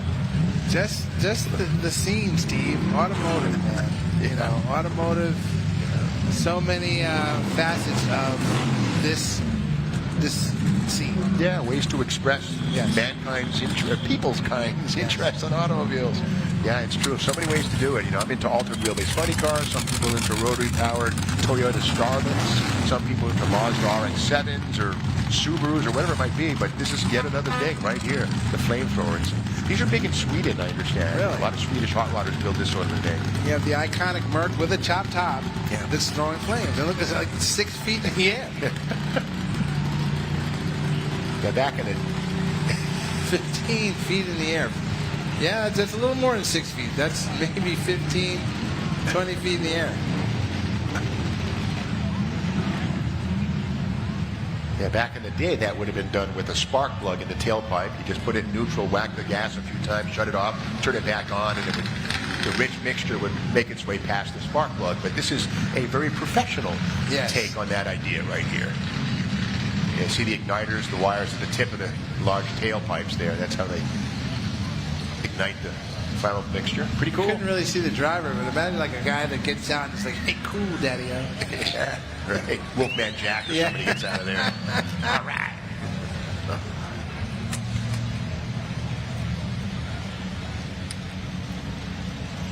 Yeah. Making his way off. That was a really neat display. Yeah, the Dream Truck logo under the shaboom on the back is a nod to the original Carcraft Dream Truck. That's cool. They have a good sense of history, those guys do. And when you say Carcraft Dream Truck, was that built by editors? The magazine, yeah. Really? It was an in-house. I think Doane Spence, I think was the guy who was the editor. I think it was his project. Don't quote me, but yeah, the staffers would build their own stuff as they do now. Mm-hmm. Yep, put it in the magazine. Those were fun times. Build stuff and work on stuff. Really, really fun times. Getting your hands involved with it. Yeah. there's still another flamethrower out there making his way back.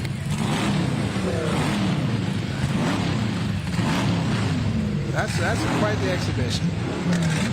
Right here at Roadkill Nights Powered by Dodge, man. You see it all. You see it all. Complete day of automotive everything. 56 Ford, the wraparound windshield, pickup truck, toward the very end of that styling cycle. Kevin's been tugged, of course, much wider rear tires than Henry Ford ever envisioned, or Henry's descendants, I should say. Henry was gone at this point, but you get the point. Wow. Jeez.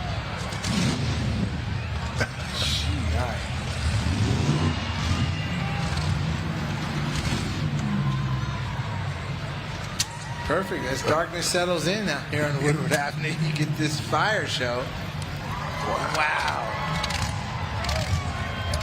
That would be amazing if we were to see, and hopefully we don't ever see anything like these vehicles throwing flames, in a sense, at each other and making one vehicle catch fire. That would be a travesty, actually.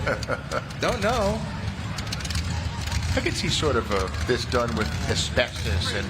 Yeah, there's got to be like a Kevlar or asbestos or something maybe lining the doors. Especially to sit next to, in the white one there, to sit next to that flame. Got to be pretty warm up there. Get your Nomex driving suit on for sure. You take your vehicle and you say, I want to make a flamethrower. I want to make a flamethrower. And for quite a while, I believe still, that jet cars, very popular at exhibition vehicles at drag strips, so they do a similar flame job right there, the weenie roasters they call them. Yeah. With jet cars, the burner pops. Yeah. That's what people like to see, the burner pops. Yeah, sometimes those things break the windows on the control tower. You got to be careful and get too far away. Yeah, that's an amazing thing. Exhibition, it's a whole subculture of drag racing, from wheel standers to people on rocket-powered bikes. E.J. Potter, the Michigan madman, who was a guy who actually had a Chevy small block-powered motorcycle in a Hillborn injected small block between his legs that would just lay rubber all the way down the track. 130, 140 at the finish line. Yeah. E.J. Potter, salute to E.J. Potter, the Michigan madman, a legend. Yeah, one of the first exhibitionists, really. Yeah. And they say that with respect. Exactly, exhibitionists, huh? Okay. Not that kind. Wow. That's crazy. Look at that. Where do you practice that? That's what I'm thinking. Not in your garage. Where do you practice, and are they in mic communication or walkie-talkie communication? Like, okay, guys, we're going to flame them out now. Yeah. Oh, the doors are open. Uh-oh. I don't think... No more fire. Yeah, we'd hit the button now. He's got to be done. He's got to be done. At least let some air in. Oh, no. We got some of the glue on the track burning.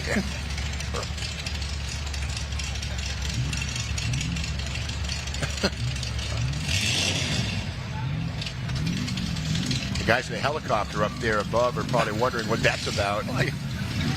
News 4 is coming through to take a look. Right. Breaking news. News 4 is on his way. If you look over to your right, News 4 is en route now to go live. Right. Woodward Avenue is on fire. Exactly.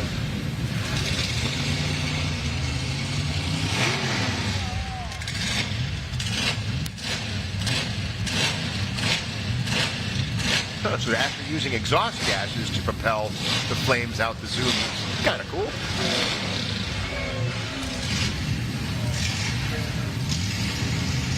Yeah, it does seem it's related to engine RPMs and exhaust flow, so we're figuring it out. Hot Rodder's mind never stops. Yeah, I'm thinking. That's why I'm not saying much. I'm processing right now. Uh-oh, he's still going, that one. And I'm going to go home just trying to look up everything I can find about flamethrowers. That was really cool. Yes.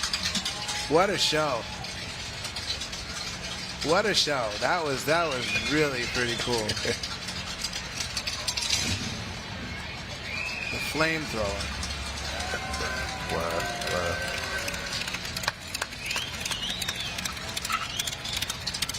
Yeah, I can smell the something barbecue. It's not even a matter of smelling; it's getting in my eyes. Actually, you taste it.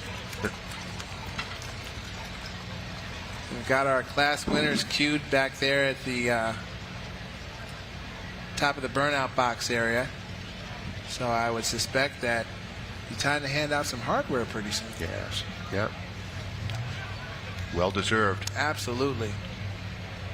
Definitely well deserved. Fought for, and at the end of this day, definitely on the side of the Acadia there. Yeah. Wire to wire. Yep. Wire to wire, came out swinging and never let up off that. Yeah. Straight and true, pretty much on every pass down this street. And as we discussed earlier about changing lanes, I believe he stayed in that right lane. So it wasn't as bad as it could be. Throughout the day. Sure. Throughout the day. Again, sometimes drivers just have that preference. I like to race in the right lane. It's where I'm comfortable, etc. And they'll do that.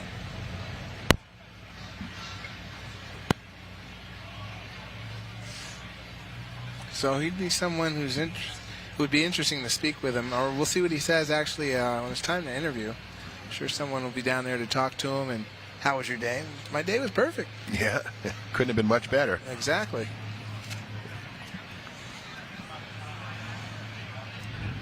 Yeah, the Dream Cruise is an amazing thing. Anybody who hasn't come to that yet, you owe it to yourself at least once to do it. And again, it started back in 1995. It was supposed to be a little tiny thing, 1,000 cars. 10,000 showed up, and it hasn't ended since. And some folks in the area aren't too keen on it, and they actually base their summer vacations around. They take off because it's coming to town, whether you like it or not. But for the most part, I think people really enjoy it, and they stick around and really applaud it. In the new space, they take their vacations, and if they're smart, they'll make their home an Airbnb and make some money while they're away. You know it. Sure. Yeah. I'm sure the Chamber of Commerce does not complain about the income. It's not a bad thing at all. Nothing wrong with that. And I got to say, too, one time Dodge loaned me a Hellcat during the Dream Cruise, and I'm driving up and down Woodward. But in the median between, there are booking stations, each police department, and if you lay rubber, you don't want to get caught. So it's not a thing where it's like this. This is a dream come true. Anybody who's been frustrated at the Dream Cruise not being able to lay rubber for fear of an $800 ticket, you come here and do this. This is kind of like a dream come true, you know. And the Dream Cruise is cool. I mean, it's got to be safe. You can't have people laying rubber in the middle of that kind of a thing. But it's a static, slow-moving car show down there. But it's a fantastic thing. It's automotive history. Everything from Model Ts to Ram Air Ford Firebirds. It's all there. It's a great show. Definitely. I've been fortunate enough to attend Dream Cruise twice, participated twice, and actually been here 3 times. I witnessed once and then participated 2 times. And definitely a fun I'll say midweek into Saturday. Saturday, of course, is Woodward Dream Cruise, but we got started on Wednesday, and just the hanging out in the area, phenomenal. And you see so many cool vehicles and meet so many really, really cool people that actually some of them have become friends just from meeting them here in Detroit, Pontiac area for the Woodward Avenue Dream Cruise. And it is true. I mean, half the time you bump into a stranger, you start talking with him, and it turns out he's the guy who was part of the program manager for the Monte Carlo Aero Coupe or something, and, you know, talking shop with these guys. And this is the only place pretty much in the country where you can meet this many automotive engineers having fun on their time off. So it's cool. As a magazine guy, I used to come out here and get stories and just interview people and, you know, make connections in the factories and come back for stories later on.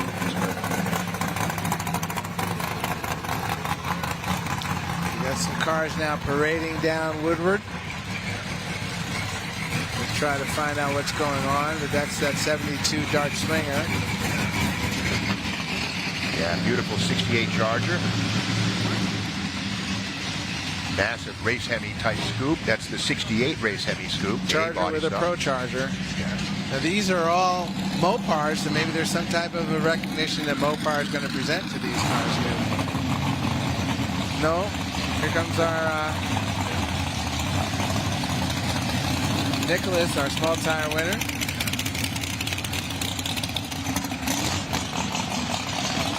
And then the big tire winner. That car sounds good. Yeah, that's me. That thing sounds good. I don't think I've heard it idle all day. And, I mean, durability. A lot of times, you know, Oh, triple God. valve spring, something breaks, but that thing's just been like a wristwatch. A machine.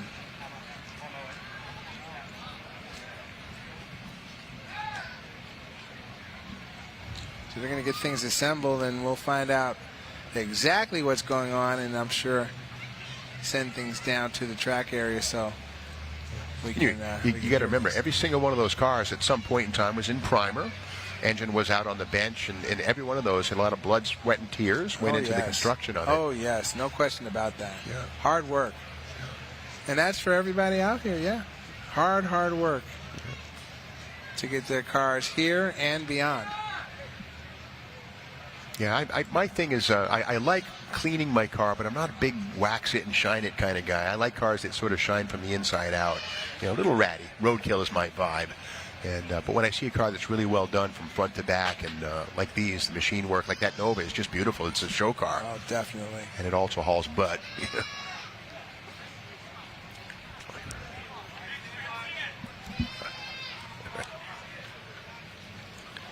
Well, we're ready to hand out the hardware, Steve, and Matt DeYoung is down there on the tarmac. So, Matt, what's going on?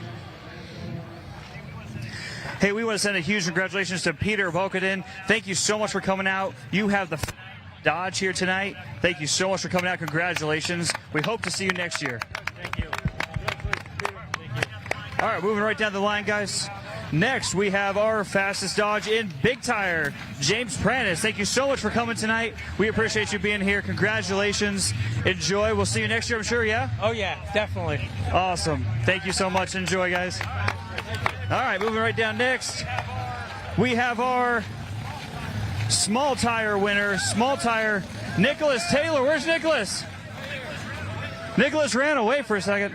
Nicholas Taylor, congratulations. There's your check. Thank you so much for coming out. We appreciate it. Thanks for having us. Absolutely. We'll see you next year, I'm sure, yes? Yes, sir. I'm going to come take this 5K again.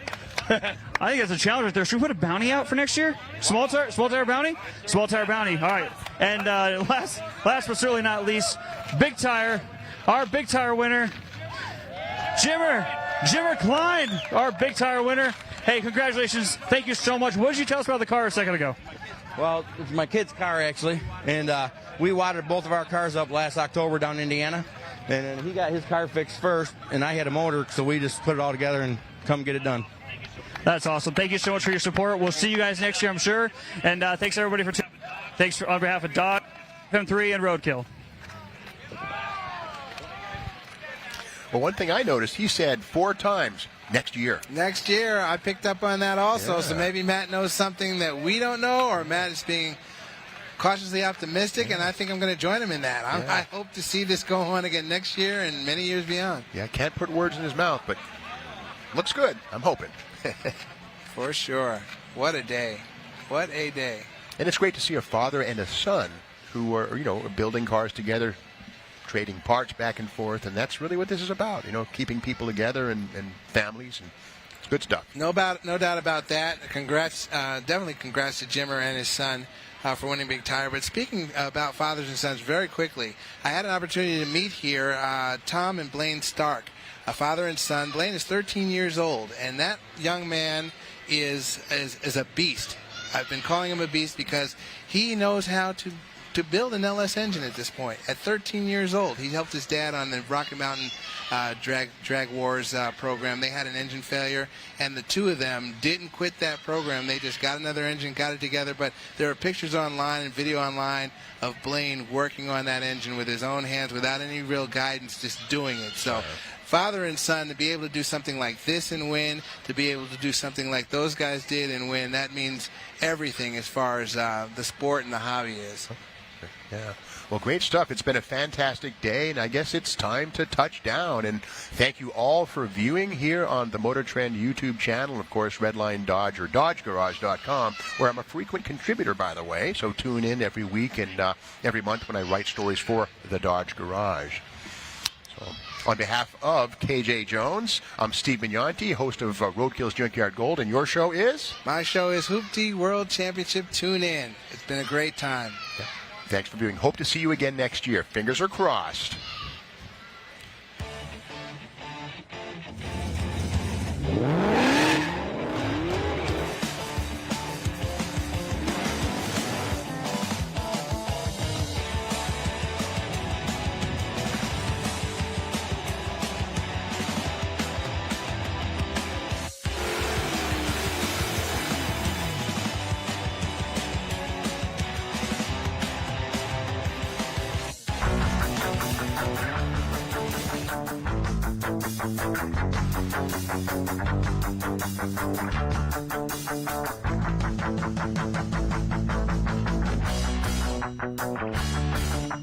you.